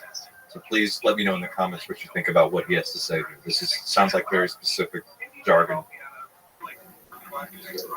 Let's talk a little. The second one was also a little bit more in detail. Fine. Well, we would undergo a medical examination, at least during the early time frame of the introductions, the 92 time frame. 91 to 92, when we were doing introductions. We had regular, systematic medicals by a physician. Following that, we would be suited, we would be catheterized, plugged, and suited. Communication apparatus was placed on our heads. We had a cooling system set up. It was for all intents and purposes. It was a spacesuit. Something like what you would find in a NASA facility. Not so much something that you would see, for instance, at USAMRIID or CDC. That type of level 4 suit. It was more of a regular space-type suit with joints. We were suited up, we were pressurized, and then walked with our cooling system and our housing down a ramp into the ambassadorial suite. Following that, we were led up a gantry-way, which had been moved into position by the Queen's Care, which had been previously rotated up through an iris through the floor. He was held actually below the ambassadorial suite level, and that was raised up as needed. Wait, what? A clean sphere, pressurized clean sphere. How does Canada do this? It doesn't like integrate into the dialer like it does on an Android phone. You can have Google Voice take over that entire phone. So how old are you? From your native dialer and go through Google Voice. Look at you with the questions. Why don't you just start picking a song and sing like everybody else? The way iPhone is set up is very, very. Why are you so mad? Holy fuck, we're so mad. We're not here to have conversations. We're here to hear people sing. Who's the best fucking song then? I didn't got any songs to play. And then if you don't pick up that phone, it's just going to go to Google Voice and not your personal voice. Play a song then, bro. Okay. So there is a setting that you have to go on your, let me think about this. So it's like basically a setting you have to do on your T-Mobile, which is like, you just can sit there. No answer, forward to Google Voice.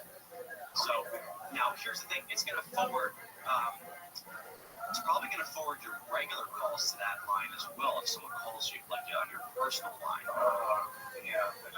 I'm going to play something just like, I think there's a way to do this because it's like a lot of little settings, but I'm sure there's a way to do what you're talking about. You're basically, Roberto, take the child. Forwarding, I think that's what you want. Because that means if you, let's see, so this will send incoming calls to another number when your phone is busy or you don't answer after I like that song. rings. Yeah, it makes my day all good. Trying to figure out, they call your Google Voice and your phone, you don't want your regular voicemail to pick up. That's when you don't know what's happening. Okay? And I think... What's this song called? I think Well, the good news is I think there's a way to do this. I've got to look into that. It's been a while since I played with the Google Voice settings. The thing is, it takes a little bit to figure it out because there are a whole bunch of settings both on your phone and also Google Voice app. Now, hopeless romantic.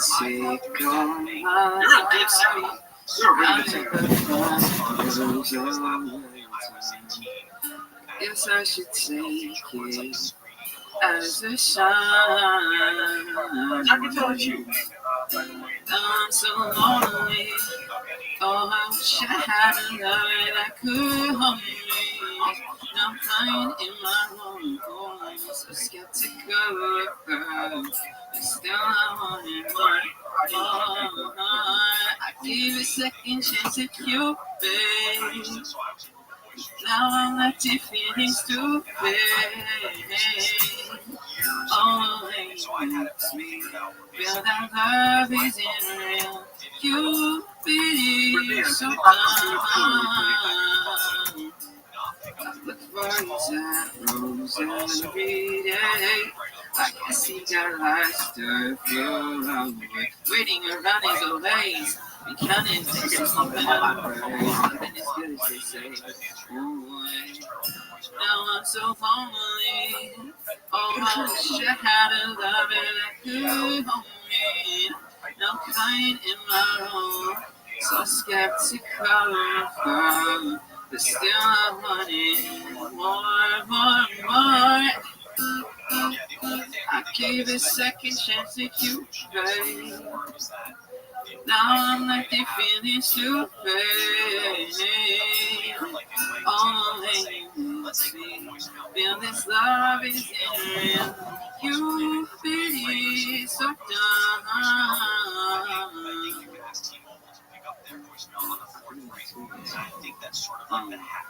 Always, girl, is seeking someone who can share this feeling. I'm a fool for her.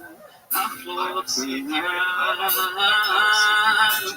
gave a second chance at you, babe. Now I'm left feeling stupid. Oh, it makes me feel that love isn't real now. You be so dumb. You be. It's got me feeling stupid. All the way it makes me feel love isn't real. Cupid is so dumb. What else do you do for fun and like hobbies? Travel? You travel a lot? You just said what to Nice job, pizza. That's great. Yo, is it still Shabbat for you, bro? Any day could be Shabbat. We don't know when Shabbat really is. Oh, really? It's the Shabbat for us.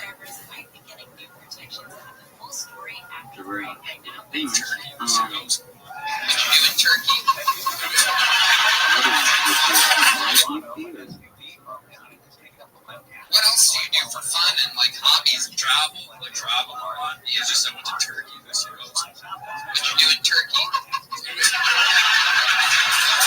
do you want to do in Turkey? Just hang out on the beach, man. It was weird though on the flight there. I was the only guy with hair. He just kept asking who my doctor was. I was like, what do you want to do in Turkey? Just hang out on the beach, man. It was weird though on the flight there. I was the only guy with hair. He just kept asking who my doctor was. I was like, why is every one of you in a bucket hat? What made you pick Turkey? My wife's friend owns a home there, so you seem like such a wholesome guy. Pretty wholesome. Do you go to church? I'm not anymore. No, what happened? When did you stop going to church? I did mushrooms. Oh, shit. Like, I see what they were talking about. It's more of a metaphor. Isn't that ironic? God made a plant that makes people stop believing in heaven. Less holiday work with LifeLock. Save up to 40% your first year with promo code NEWS. Visit LifeLock.com. Terms apply. It's not it. Price is nowhere to be found. Mr. Green, hi, it's all good. We've got this. This is not just helping Walgreens pharmacies. Value prescriptions. Cool. Let me check to see. These are the lowest cost options covered by a Medicare plan. Oh, that's great. Thank you.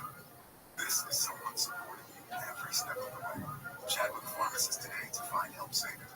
This is the human kind of help. Walgreens. I'm Rob Chapman, former head of the FBI's National Training Unit, and I'm coming to you with an urgent message. In America, violent crimes committed every 24 seconds. Police response times have doubled, and you care to defend yourself. Our twisted legal system of public moving behind bars and public criminal walks free. With the elections coming up, the USCC has decided to give away a free concealed carry evidence guide that's packed with insider tips and expert advice on safeguarding your home against potential threats. And they're giving away 6 chances to win $1,700 to invest in the self-defense or prepping equipment of your choice. Over 800,000 Americans who want to take responsibility for their family safety trust the USCC to prepare them before, during, self-defense incident. So if you're serious about protecting your loved ones in today's world, text SAFE 87222 to get your free guide and a chance to win $1,700 to buy the gear you need. Text SAFE to 87222 right now. Need a new water heater? Don't panic. It's simple. Water heaters only. Low prices, 0% deferred interest financing, same service. Call anytime, 24/7. Go to waterheatersonly.com. Waterheatersonly.com. KFI AM 640. More stimulating talk.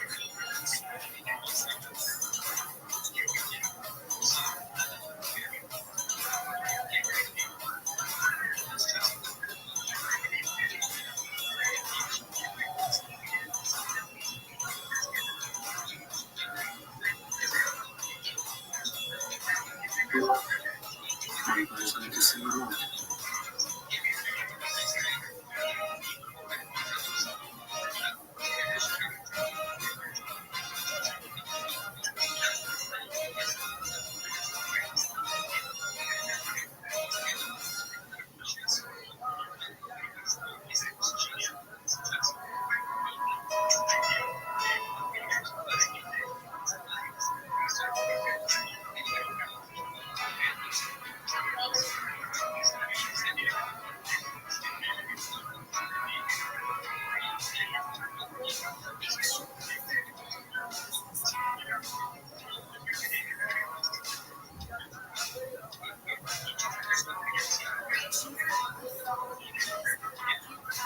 Sorry to buzz out. Then newer guy is 7 minutes, so you can't sing.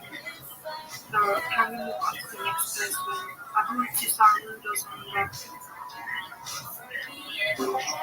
You're not being weird. The issue is that nobody knows who's in that house. If you look in the queue, Goo is up next, and I don't think Goo is here, so we can. Who isn't here? So and the next person Newark is so the entity can't sing. Okay, Newark can take that up with the moderation team, so we'll go to the next person then, and it's that person.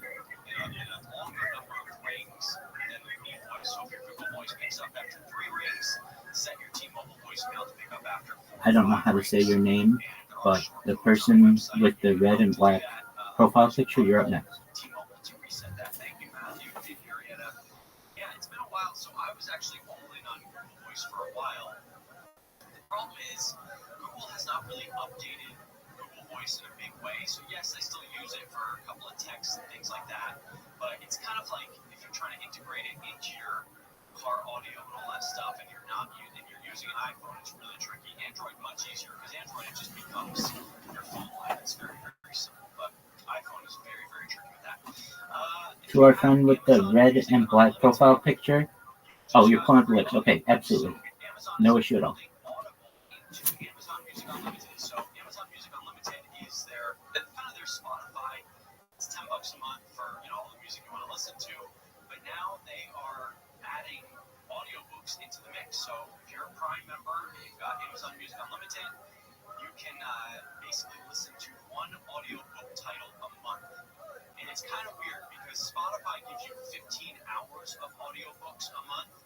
You can listen to 15 different books at an hour each. This service through Amazon only lets you listen to one title per month. So you can carry on to the next month, you don't finish it, but it doesn't sound like you can start a new book until the next month again. So again, one audiobook per month from Audible's catalog. And I had someone email me this morning saying, Rich, I downloaded Audible. I'm a Prime member. I'm a Amazon Music Unlimited member. I don't see anything about being free. And so I downloaded the Amazon app. I subscribed to the free trial, which, by the way, they're doing 3 free months right now. So you can just listen to 3 months of books for free. But if you go into Amazon Music, it's up at the top. It used to say music and podcasts. Now it says music, Audible, and podcasts. You pop into Audible, and now you can listen to audiobooks that are now included with Amazon Music Unlimited. So kind of a cool perk, and it's just an all-out Amazon Spotify added audiobooks a couple months ago. I found the Spotify audiobooks to be very good, and it would not keep my place in the audiobook.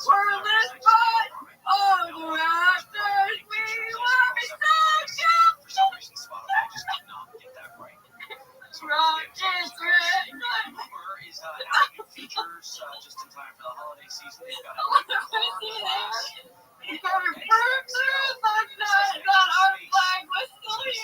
Like when I was traveling with my kids when they were younger, we had like literally 1,000 things to do with us.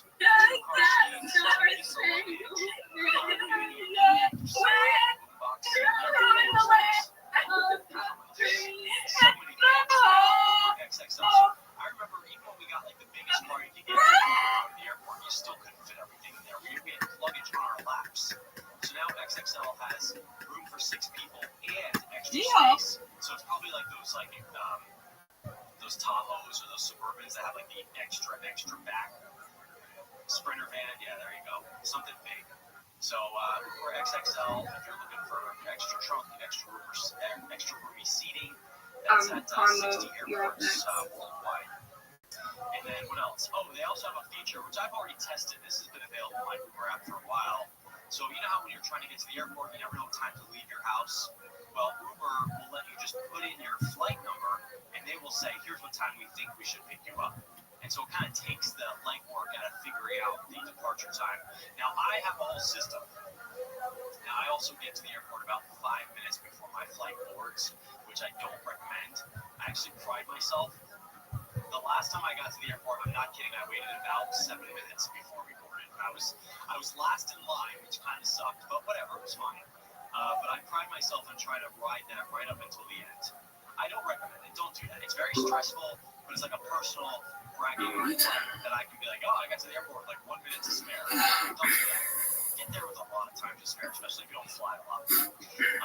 But yeah, so I have a whole system where I will look at my boarding pass time, and I will do this whole math equation. It takes like Russell Crowe was in Beautiful Mind. You keep dreaming, and that's coming.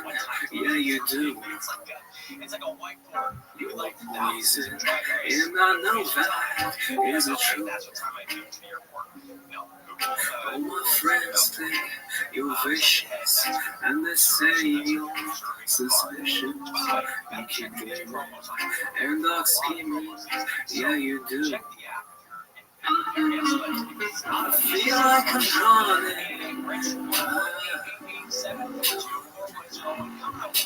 You're holding me down.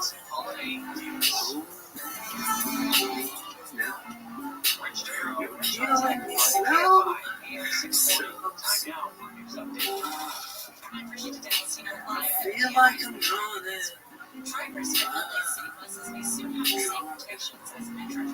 So blasted, and that's tragic, just for you. I don't know what the hell you're gonna do when your looks start depleting and your friends all start leaving. You're so blasted, and that's tragic, just for you. I feel like I'm drowning. You're holding me down.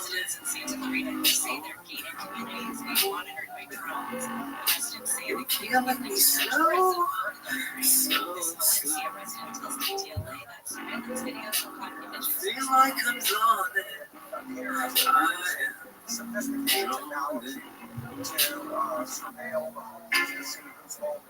My life's okay. It's just when you're around. My life's okay. Just when you're not around me. My life's okay. Just when you're not around me.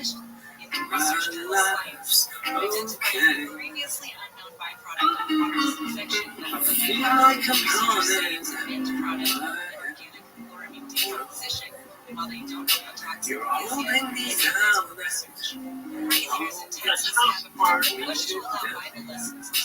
You're killing me slow, slow, slow. I feel like I'm drowning.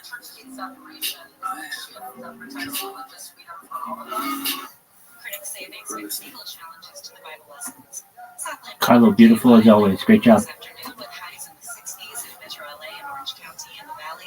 Yeah, that was fucking beautiful. Highs in the upper 60s to low 70s.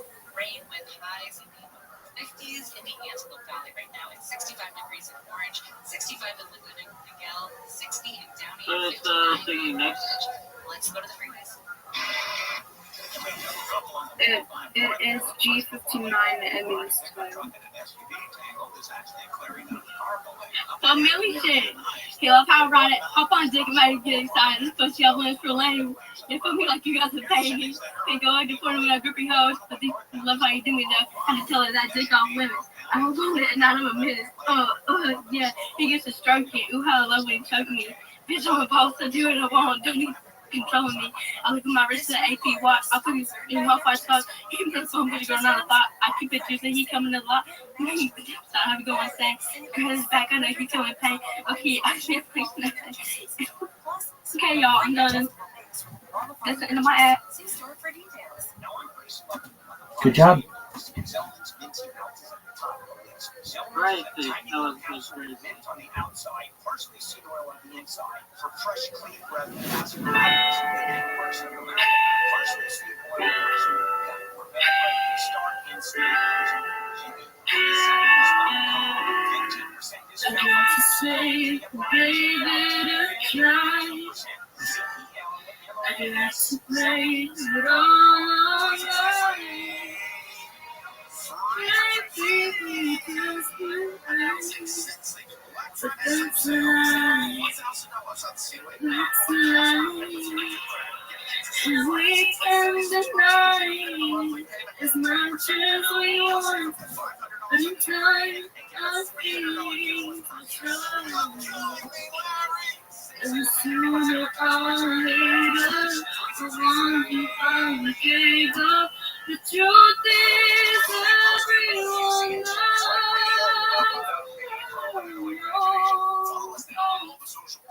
Almost is never enough. So close to being enough. It's time would I know that you wanted me the way I wanted you. Maybe we wouldn't be too hard to find. In each other's lives. And we almost knew it right. But almost is never enough. If I could change the world overnight, if he knows this thing is goodbye, you'll be standing right where you are. We get the chance we deserve. Joy to the night as much as you want. But you say you must be the so sooner or later, we wonder why we gave up. The truth is, everyone knows.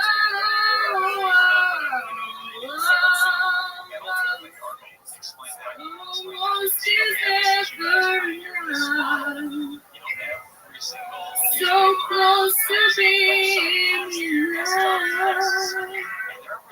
If I would have known that you wanted me the way I wanted you, maybe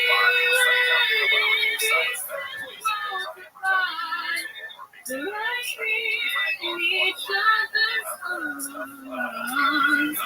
We almost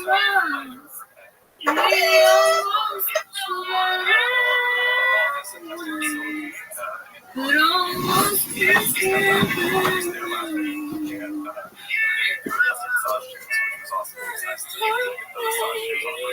That's a good day to be in. Why not? We had someone in the studio yesterday who told me about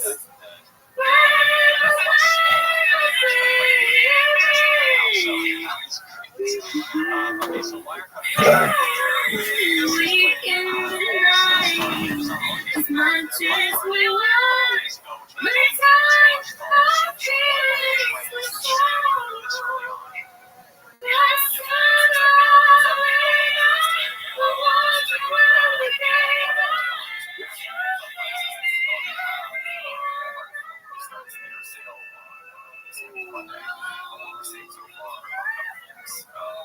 One, we're seeing a usual collection of electronics that will always be pop up this time of year. So that means headphones, that means televisions, great home license. We recommend not necessarily a super well-known brand, but it's a great value.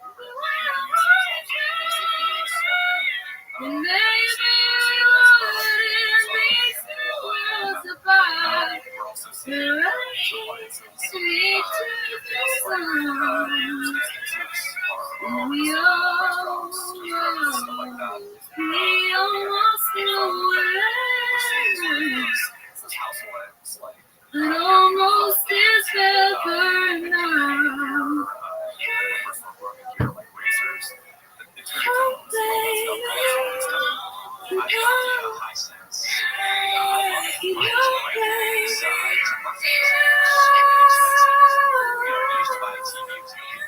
This was like, I'm not kidding you. I bought it from the Best Buy app.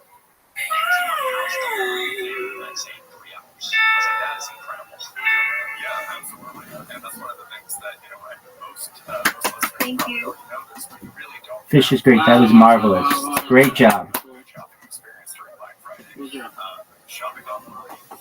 It's my turn now.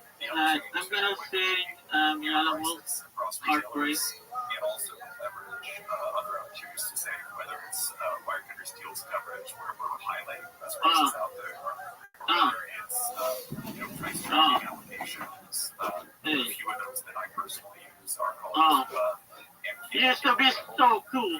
What the fuck happened to you? Look at what all this rapping like money fucking will do. I could be stuck in the Obama and I'm not really cool. But my babies will suffer Christmas because they ain't no live on. Money ain't easy, so you say you find it now. Because money is all of what I could give you. To shut your motherfucking mouth here. Take some undergrad now and burn yourself a lawyer. Mama told me I should keep it real. Mama record is selling. Mama, I'm trying hard enough to keep it still. Meanwhile, I'm trying to keep it style into the SFP. I should have got me. She never pulled away. I'm carrying her like an elephant on the demon plate. You gas out and yelling with better government pop your fucking break ass asshole. Wanna talk about heartbreak? Oh, baby, I've been around. I've been around. I can't pretend to love you right now. So you can just cry until you drown. Cause you can sweet us. I can't be friends with a friend like you trying to hold me down. You got some nerve to get mad at me for fucking anything. What I have to be besides give you back to never afford. The kids are happy because they really don't know anything. If they only knew what the fuck their mama called them for. The graduation of taking but their daddy on tour. Wait, you're on a vacation. That's what this shit is for. I get it. Alec is a fountain in the year. You're in the bed with your boo and then you're two other chipping around the truth. This is a song that this is living proof. Skid on the skin of the which is the bit let me the crack roofs. I ain't a bad bitch, but the shit is loose. There's a melody I stick in your head like you're struck it too. You wanna look around like you're okay, cause I'm the golden ticket to get you out of here. You gave it their hope as well as anything. Marry the black heartbreak. Oh, baby, I've been around. I've been different to love you right now. So you can cry your heart until you cry. Or you can swear without all this friend. Sweet a friend like you trying to hold me down. Oh, love is murder, bitch. I can't pretend to love you right now. So you can go cry your heart until you cry.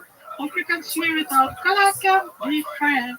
With the friends like you trying to hold me down. There's always be a special place for you in my bank account. You fucking bitch. Wanna talk about heartbreak? Oh, maybe I've been around. You know I've been around. I can't pretend to love you right now. You can go cry your heart until you cry. Or you can scream without I can't be friends with a friend like you that wanna hold me down. Oh, I heard money, bitch. I can't pretend to love you right now. So you can go cry your heart until you drown. Or you can swim without contact with friends. With a friend like you, trying to hold me down. Thank you, sorry for my I enjoyed it. It was beautiful and we enjoyed it as well. Great job. Thank you, Matt. I appreciate it. Thank you. I don't know, I haven't watched it. Apparently it's like controversial. It's like basically all the ways these retailers are getting you to like buy stuff, which I will definitely check it out. Like one thing that I consider from personal experience is that these retailers are definitely trying to create what I would describe as a false sense of urgency during this time of year, where they really make you feel like okay. Oh, sorry, I didn't know you.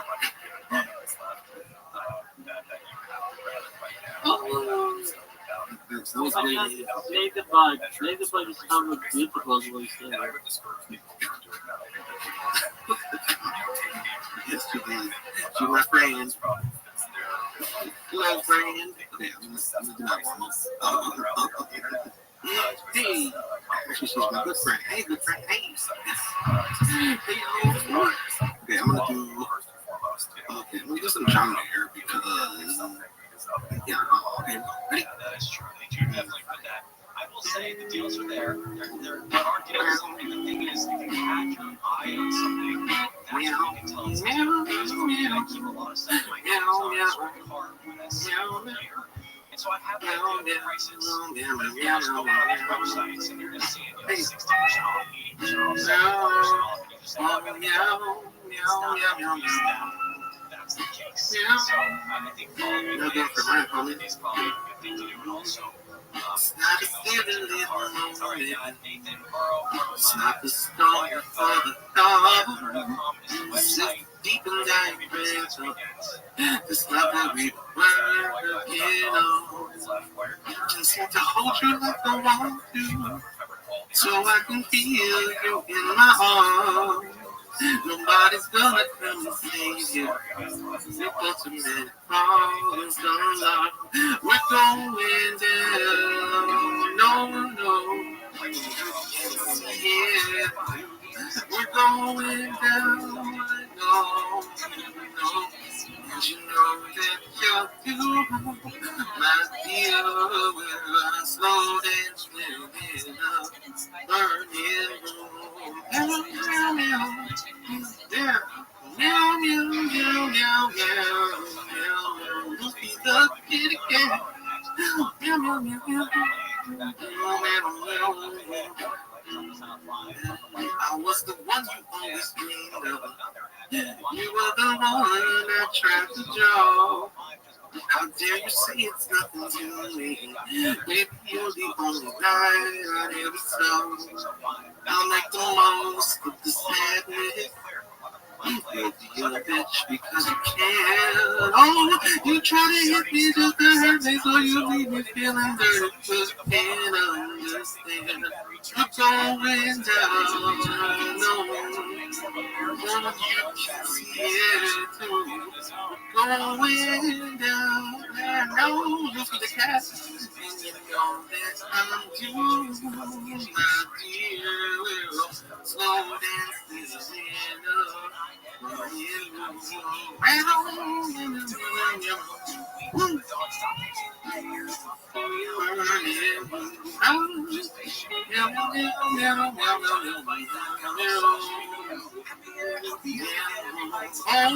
don't cry about it, why don't you? Yeah.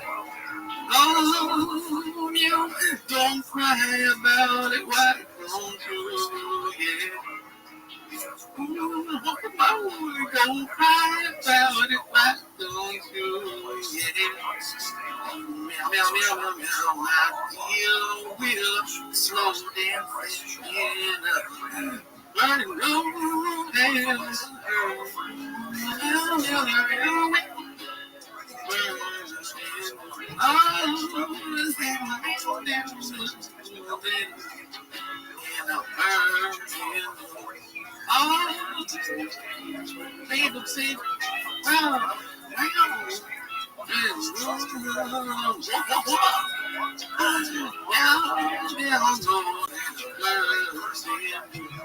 Don't you already gotta know by now? Don't you think you should learn?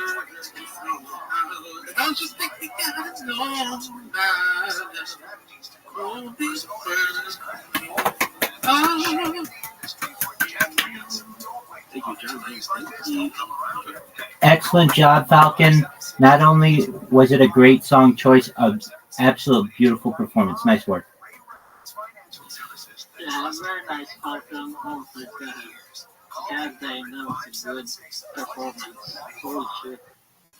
It's Pastathon time. Hey, it's Neil Spadra. I'll be broadcasting the Focal Court live today from 2 to 5 p.m. at Smart Final in Lake Forest. They're on Elmsboro Road. Come by, say hi, and donate any amount to the KFI Pastathon in-store and checkout. Bill Handel's going to join me. We'll also have some Focal Court swag today live at Smart Final in Lake Forest. Focal Court with Neil Spadra this afternoon on KFI. Music more stimulating talk.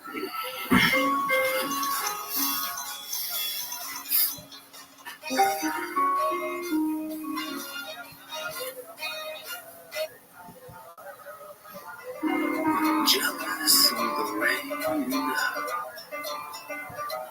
that falls upon your skin. It's closer than my hands have been. Left in the comments. You're fucking long. Oh my God, I'm so sorry.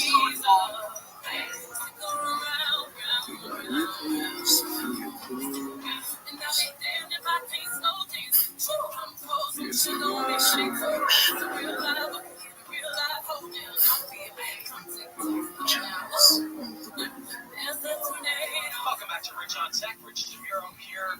Cause I wish you Technology phone line. the best of Rich 101 742 1101. and I told you When you left me, website, there's nothing to forget. contact that But I always thought you my email address. Whatever you're writing here, go to my inbox. And by the way, I know you're wondering what was the Hisense TV that I bought. It was the UA. It's hard for me to say. Well, we've had a I'm just so the way you're happy with the price is exactly what I paid still. So it's not any cheaper. But here's the thing, here's the trick. So it's saying the TV is $900, was $1,500, and it saved $600. Nobody really is paying $1,500. Like I paid $900 6 months ago. So it was a great TV. Love it. And in Las Vegas, you're on fresh as welcome to the show. I'm jealous of the love. Love that was here. Gone for someone else to share. I'm jealous of the love. And I wish you the best of all this one could give. And I told you his patrol car, the second level police office. but there is nothing to forget. But I always thought you come back. Tell me all you found was it's hard for me to say. I'm jealous of the way you're happy without me. As I say, inside, what you 16-year-old till my hands die. Here and the other day, 'cause all I do is behind this. And I wish you the best of all this one could get. And I told you when you left me, there's nothing to forget. But I always thought you'd come back. Tell me all you found was heartbreak and misery. It's hard for me to say. I'm jealous of the way you're happy without me. It's hard for me to say. I'm jealous of the way you're happy without me. Speechify might actually be a pretty good way to do it. Let me just see. Wow, that was so beautiful, man. Thank you. I needed that song. Good day. Thank you very much. With this, you have to put the text into the program for it to work, right? How would that work? I'm going to come try it. I just got an email now, and I gave my arrow down to go to the next email. So I have three emails. I'm just trying for one of them. So then I go down to the next one. Right. You can be a lover, but you desire life like a runaway, you're the desire. So I put it right, so it's like do whatever you want, baby, choose your fighter. I know that it can be a little confusing, no walk, but I know you from the riddle. Perfect as you are, wanna break out at the heart, below the chalk, get it speed or be stuck, no one, you can't be six. And your flag, we're hoping for flag, but it's ready for you, you can't. You can be a lover or a fighter, whatever you be fighting. Life is like a runaway and you're the designer. Double butterfly, yeah, double time, whatever you want, baby, choose your fighter. So it's called Read Aloud. And so if you download the Outlook app on your computer, Choose your fighter. Your Hotmail account, then I would just use that read aloud functionality. Choose your fighter. Already night is shining. I think that's Oh, probably the you best can way to be do it. clean and camouflage. When you give it all you got, you wanna break out of the box, wanna go all up the charts, it's the sweeter stuff. Go on. You wanna be simple as a flag, wanna wear more things for black, don't let anybody tell you you can't, it's okay, you can be a lover. But you be that. That is like a runaway and you're the designer. Wings of a butterfly, eyes all the time. Whatever you want, baby, choose your fighter. This is what works for me. So I really enjoy the community aspect of this show that we can Choose your fighter. that go beyond just what I can do on the fly here or my knowledge base. Choose your fighter. Wings of a butterfly, eyes. Whatever you want, baby, choose your fighter. To iOS 18, so we're talking 10 years ago. But you know, there's a lot of people out there. If you still have an old iPhone with iOS 8, iCloud backups on this phone are not only going to stop, but they're going to be deleted as well, unless you update. So starting December 18th, 2024, iCloud backups will not work on iPhones running iOS 8 or earlier.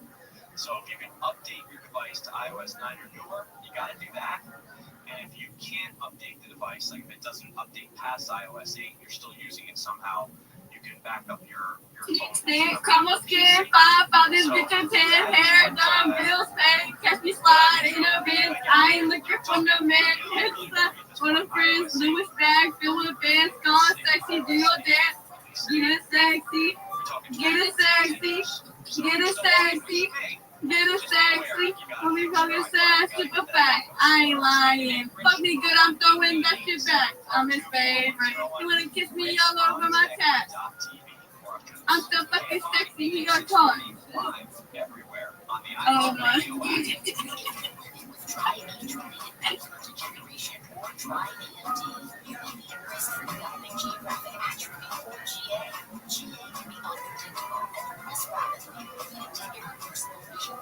Now there's something you can do too. Eye survey is proven to slow GA progression.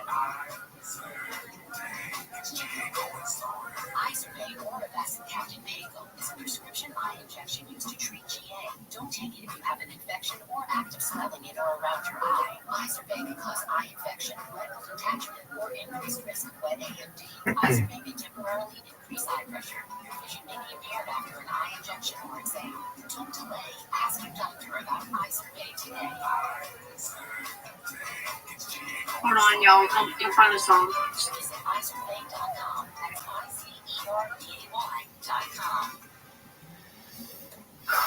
Your pet isn't just a pet, they're part of your family. Most of the pet food on the market is cooked at high temperatures, which kills nutrients. A scoop of Dynamite is a 3-in-1 daily supplement, adding back key nutrients to your pup's health. Try Dynamite for free. Just pay shipping and handling. Learn more at DINOVITE.com/radio. That's Dynamite.com/radio. Happier, healthier with every bite. Over 1 million pets helped with Dinobites.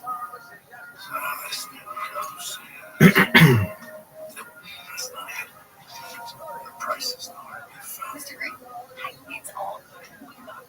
This is not just help with Walgreens pharmacies. Now new prescriptions. Cool. Let me check to see. These are the Please her phone switching. Okay, y'all, I'm back. Okay. Rip my shirt if you love me. Spit in my face when he fuck me. Tell my goose like something. Eat a dick like he was ugly. Oh man, hold up. Wait, we're his friend, bring a button. I'll think that you enough. Her favorite thing you say is fuck me, slut me out, slut me out, slut me out. Rip my shirt if you love me. Spit in my face when you fuck me. Tell my goose like something. Eat a dick like you was ugly. Big dick energy, I give it. Don't believe me, then come feel it. Come put this here in your kidney.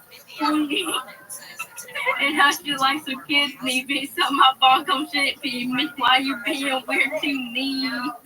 Put your ass in my face till I get sick. What you wear? I'm that side guy at the church over playing the basketball game. I don't care. I'm gonna bust my nuts. I got like all of them, baby. But I don't care. Mess with me till later. Ever supposed to be in it. Come taste me. Promise I'm not taste like shit. Gravy. Don't come quick from my bladder. Dick real big. Come club out loud. Back in kids off coochie man. Ass so fat. I give that shit fat. Once you my shit bend over backwards. Meat to meat. Wall. Right there. My butt. Okay, y'all.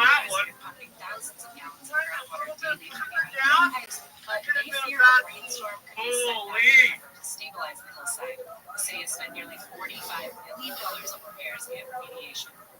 It appears that they're using sophisticated technology to surveil the homes to see who's home and who's not. The tourism burglary ring allegedly involves thieves from South America who come Beautiful to the renditions, girls. Beautiful renditions. in Santa Clarita. Oh my God, this is made to find. Thank you. Thanksgiving is less than a week away, but retailers like Walmart already have Black Friday deals. Shopping expert Trey Rogers says despite lower prices, No, you're really something. How do I get it so fast? Only you can tell me that. Maybe because you know I'm coming back. Making me forget that. Never thought I'd see you like that. And I'm a piece of my bed. President-elect Trump has called for more top administration Never been this scared before. Feelings understanding. Never put the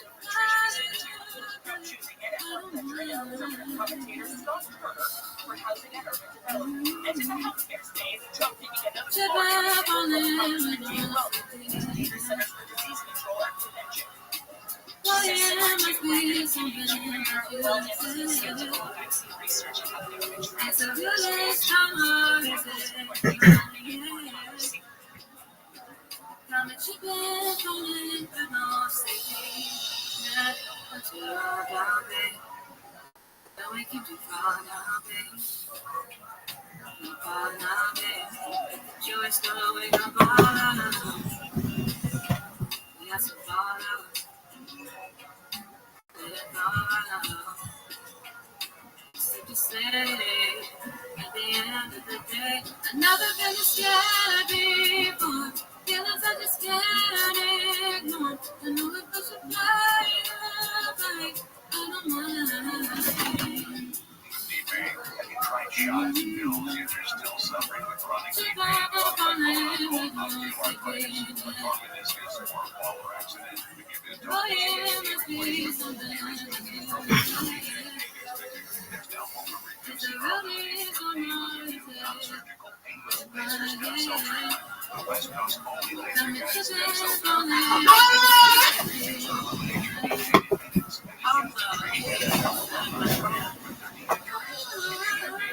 Here's a special offer. Call now and receive a special $97 exam. Red laser joint locations scan, electro 7 nerve test, and X-ray and MRI. This exam is normally $375. If you call today, it's just $97. Grab yourself one and $1. These $97 exams are limited. Call yourself one now.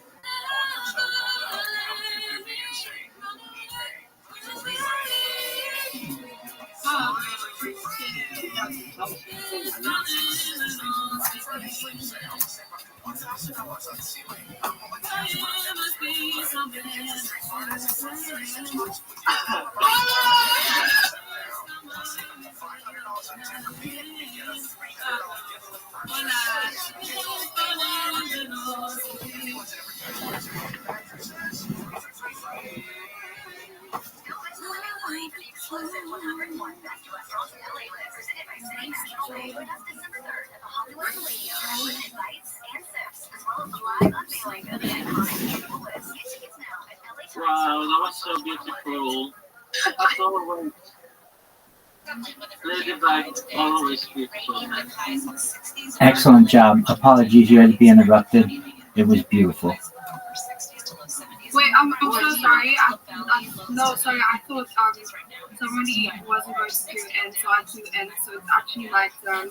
And next up is Pete on 14. I'm so sorry. It was my mistake. No worries. Am I still allowed to sing now because it's okay? Wait, everyone's doing now. No. You can sing.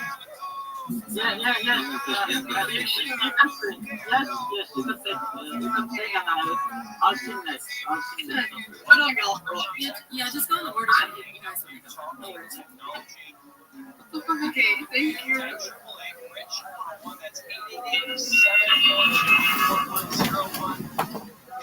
Said I wanna see you.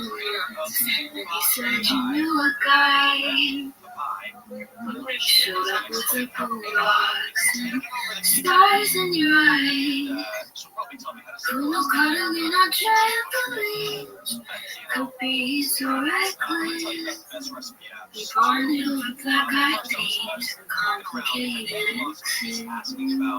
Felt so deeply into it. It was all so innocent. Now I'm a slide. I got that thirst feeling upset in my trust. Tell me about it, because I don't have a choice. All because I'm a heart topic on your tongue.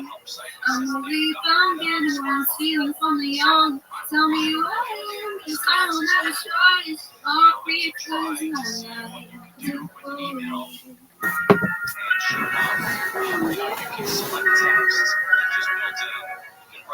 I'm not contested fighting. Everything's healing. Was only trying to hold you close while your heart was failing. It's not an illusion. Two kids going through it. Don't need to be the first love, but I'll always be your favorite. Now I'm alone, I'm a slide. I'm a constant feeling upset in my trust. Tell me who I am, cause I don't have a choice. All because I like. I'm a heart, touch it every time.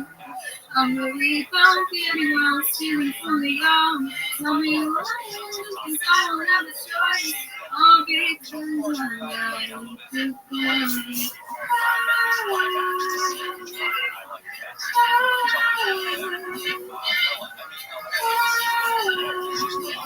All because I like.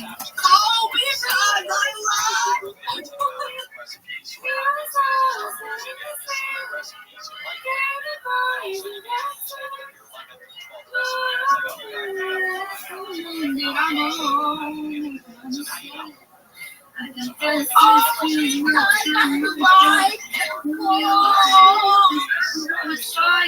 All because I like the boy and I'm just the wife.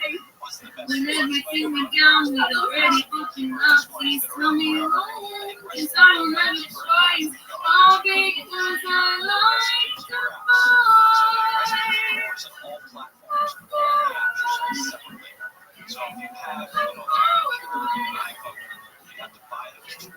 all because I like the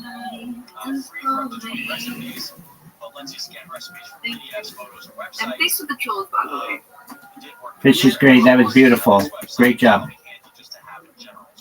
This is my turn now. Yes, it's indeed your turn. I'm gonna. Did you like a boy? Did you like a boy? I'm sorry, Pre-Tom, I'm sorry. Zoe, I know you're a troll and all, but please quiet down when everybody else is singing because it's very rude to interrupt everyone else. So please quiet down or just leave. Thank you. Wait, was it the Zoe for me? No trouble?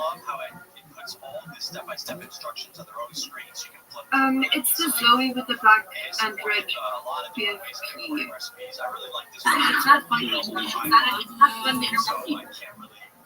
We have the one with the, I'm guessing, Asian characters. That's nice. You can use it for free, but they also have $20 for lights on the app, which I think is very It's not very fun to interrupt people. In fact, you want to know what happens when people who interrupt people on my website? Yeah, half their families are in back of my van right now. recipes was a little wonky at times, didn't always work. Do I need to call the cops right now? They also have a browser extension. It's just Maybe easier. you're going to download one of these apps. I think Well, I have to do it look up out of here. Get your Spanish butt out of here. Okay, guys, I'm All right, Emily. Okay, that's Emily. quiet down. My name's not. Okay, I'm gonna sing. It says G59, Emily. My name is Emily. Thank you. Okay, I'm gonna sing Linkin Park one more night. AI built in, so it can import a recipe and it just looks incredible. But here's the catch: it is expensive. It's $5 a month or $50 for the year, and you're gonna get hooked to this. If you download this app, you're gonna fall in love with it because it's so good. It's so good at importing recipes from images. So if you have grandma's old recipe sitting there on a piece of paper printed out, you can take a picture of that and import it perfectly. Word or You sign, only get 5 of those I a know. month, or I guess 5 in general. And of course, you're going to burn through those pretty quick. And then you're going to want to And I have $50 a year is kind of a lot. You know, not if you to add up, work 10 years, do the math. It's not a lot of money. Let's see here. We saw brilliance when the world was asleep. Costa Mesa. Carla, you're on the fridge. There are things that we can have that can kill. If they say, who cares as long as life goes on in the sky? It flickers, flickers. Who cares when summertime rounds out? If a moment is all we are, or quicker, quicker. Who cares if one more light goes out? Well, I do. Yes, this is one of the reasons why I really like the Android side. They have a lot of little things built in like that. Now, I think iPhone has similar stuff, but yes, you can ask your phone to read what's on the screen. And what do you say? Just, hey, Google, read what's on my screen. In the kitchen, one more chair that you need. Oh, and you're angry, and it should be. It's not fair. Just cause you can see it doesn't mean it. It's down there. If they say, who cares if one more light goes out when the skies are a million stars? It flickers, flickers. Who cares when summertime runs out? If a moment is all we are, or quicker, quicker. Who cares if one more light goes out? Well, I do. There's also the feature I just mentioned, the talkback feature, and then there's also an Android reader. There's an app, so you can go into Google Play and search for Reader, and I believe that's the app. I'll have to verify because I got to look it up, but it's a cool app. It's an accessibility app that works really well and will read any page. And then, of course, you can. Who cares if one more light goes out in the sky of a million stars? It flickers, flickers. Who cares when summertime rounds out? If a moment is all we are, or quicker, quicker. Who cares one more light goes out? Well, I anything. It also makes it easier to read on the screen. So it puts everything in like very simple, big font, and it highlights as it's reading. So it's a hidden gem. Good night. Thank you. We'll talk about this more, but it's called B-Tongue, that was beautiful. Great job. on Google Play. It's made by Thank you, man. So when you're looking up this app, make sure you get the one that is made by Google. All right, I'm going to put all these links on the website. Go to richontech.tv. Hit the light bulb icon up at the top if you want links to this show. It is episode 99. We've shared a lot of great stuff here. I'm going to put the recipe apps on there so you can get that link as well. While you're on the website, definitely sign up for the newsletter. That is free. It comes out basically every Saturday. So there's a new issue right now. And if you want to email me, you can do that under contact. I've got feedback today. It's just overflowing. I don't even know if we're going to be able to get to all of it. Coming up, we are going to talk about how AI It is now Bio Era's turn. I don't think she's here. So should we just skip? That's correct. Fish is good. Yeah. So it's not Colin's turn. Riverside's Festival of Lights kicks off tonight. I'll have more details after the break. But first, let's check 405 in Long Beach, where an accident has just been cleared. Carlo, are you ready?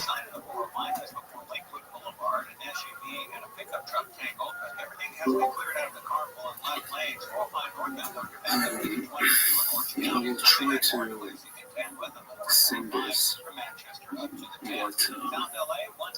it's my mind over there, so I have to be quiet as much as I can.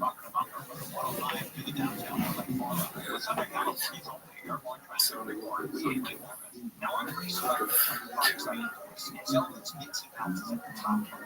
Hope you like it.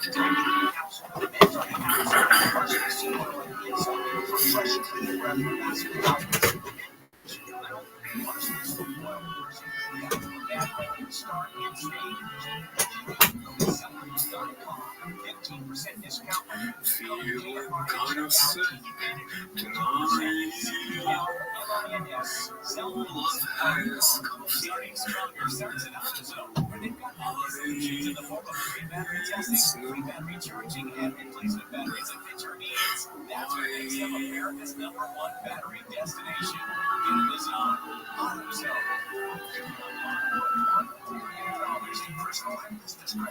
Still, you take over my mind. I don't even think that you can you should stop. Heaven knows I'm trying.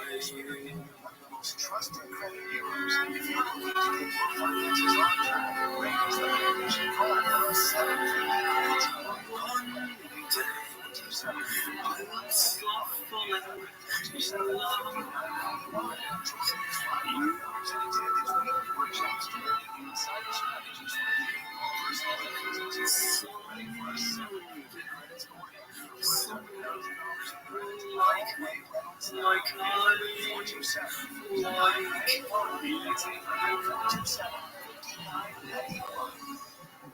Until now, drink my coffee, eat my pie, pretend that we are more than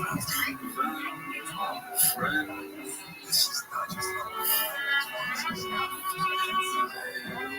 I'll let you break my heart. I will thank you again. This is someone's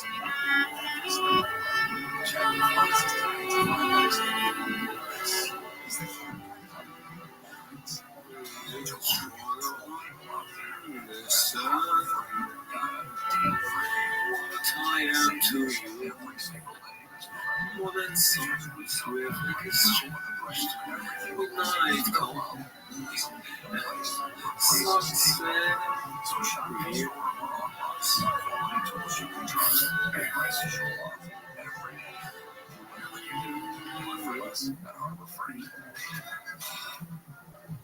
Need a new water heater? Don't panic. It's simple. Water heaters only. Low prices, 0% deferred interest financing, same-day service. Call anytime, 24/7. Go to waterheatersonly.com, waterheatersonly.com. Yes, I know. I have a calming demeanor. You know when it's your job, basically, to push people beyond their comfort zones. It's really I will stop following you love.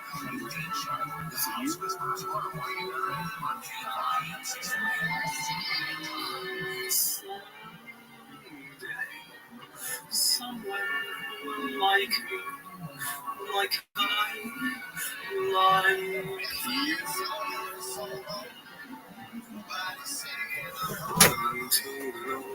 My coffee with my pot.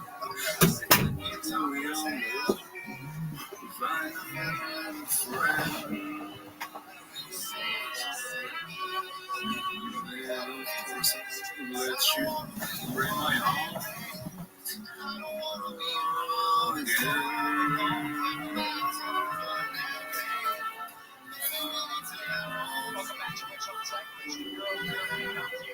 Someday,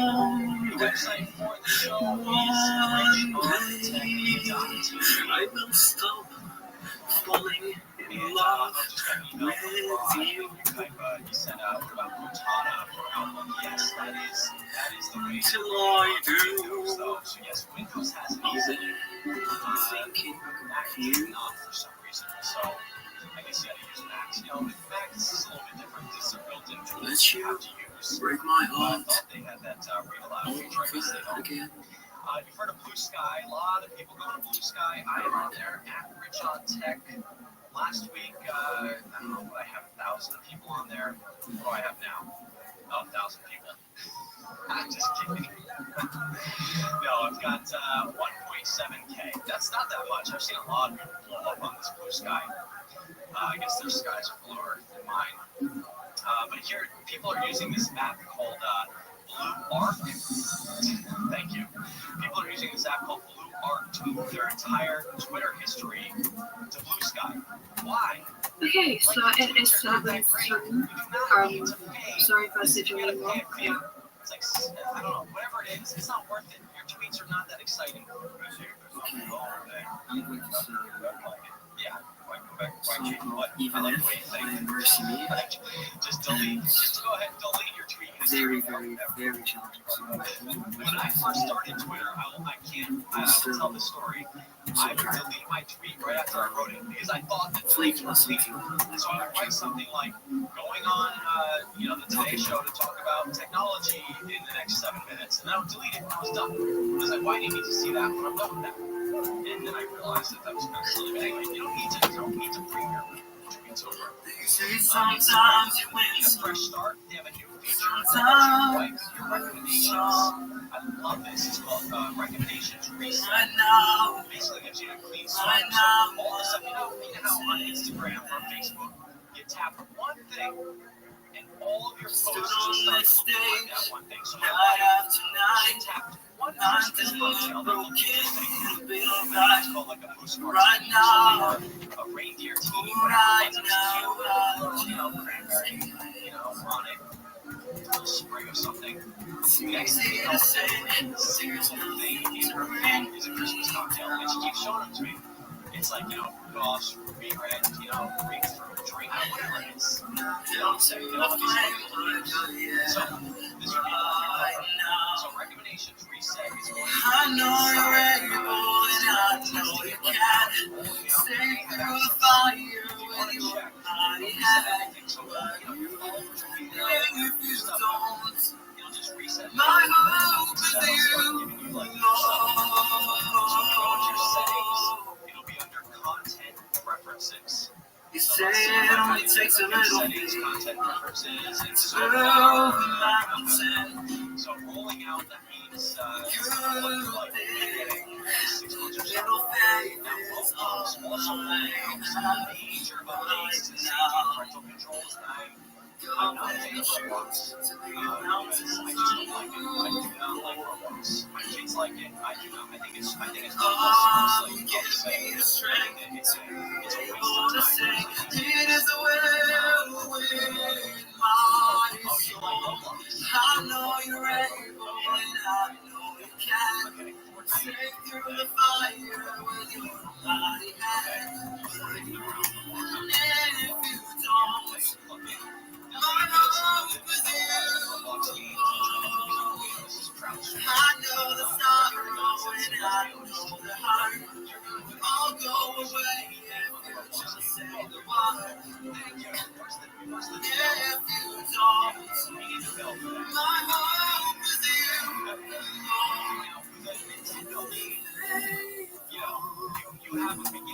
feeling good all my days. To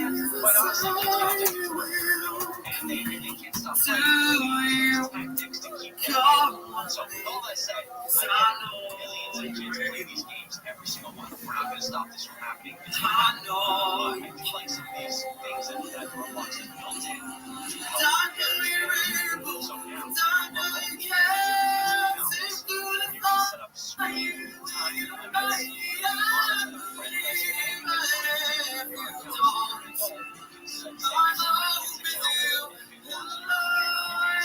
I will tell you,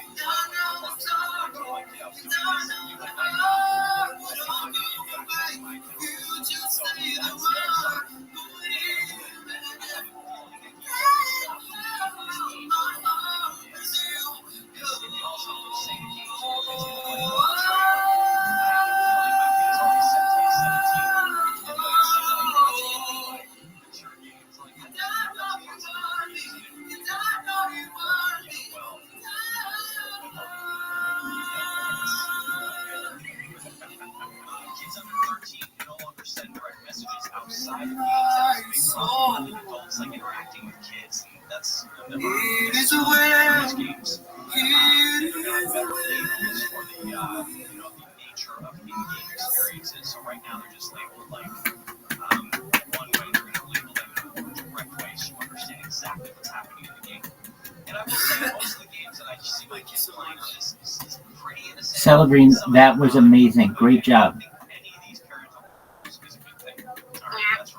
I'm so impressed with the last episode. Congratulations. No. They had the Echo Show 15, 21, it's a 21-inch screen. This is huge, $400, and it's got a better camera, better audio, and built-in compatibility for your smart home devices, including Matter, Zigbee, and Wi-Fi 6E. So this acts as a photo from the calendar to their list, and just watch it. It's basically a TV screen at this point, that size, $400. Me too. You took my sentence out of context at the Mariners apartment complex. I ain't no candle. I'm the bull, the lightning, the thunder, kind of girl who's gonna make you wonder who you are and who you play.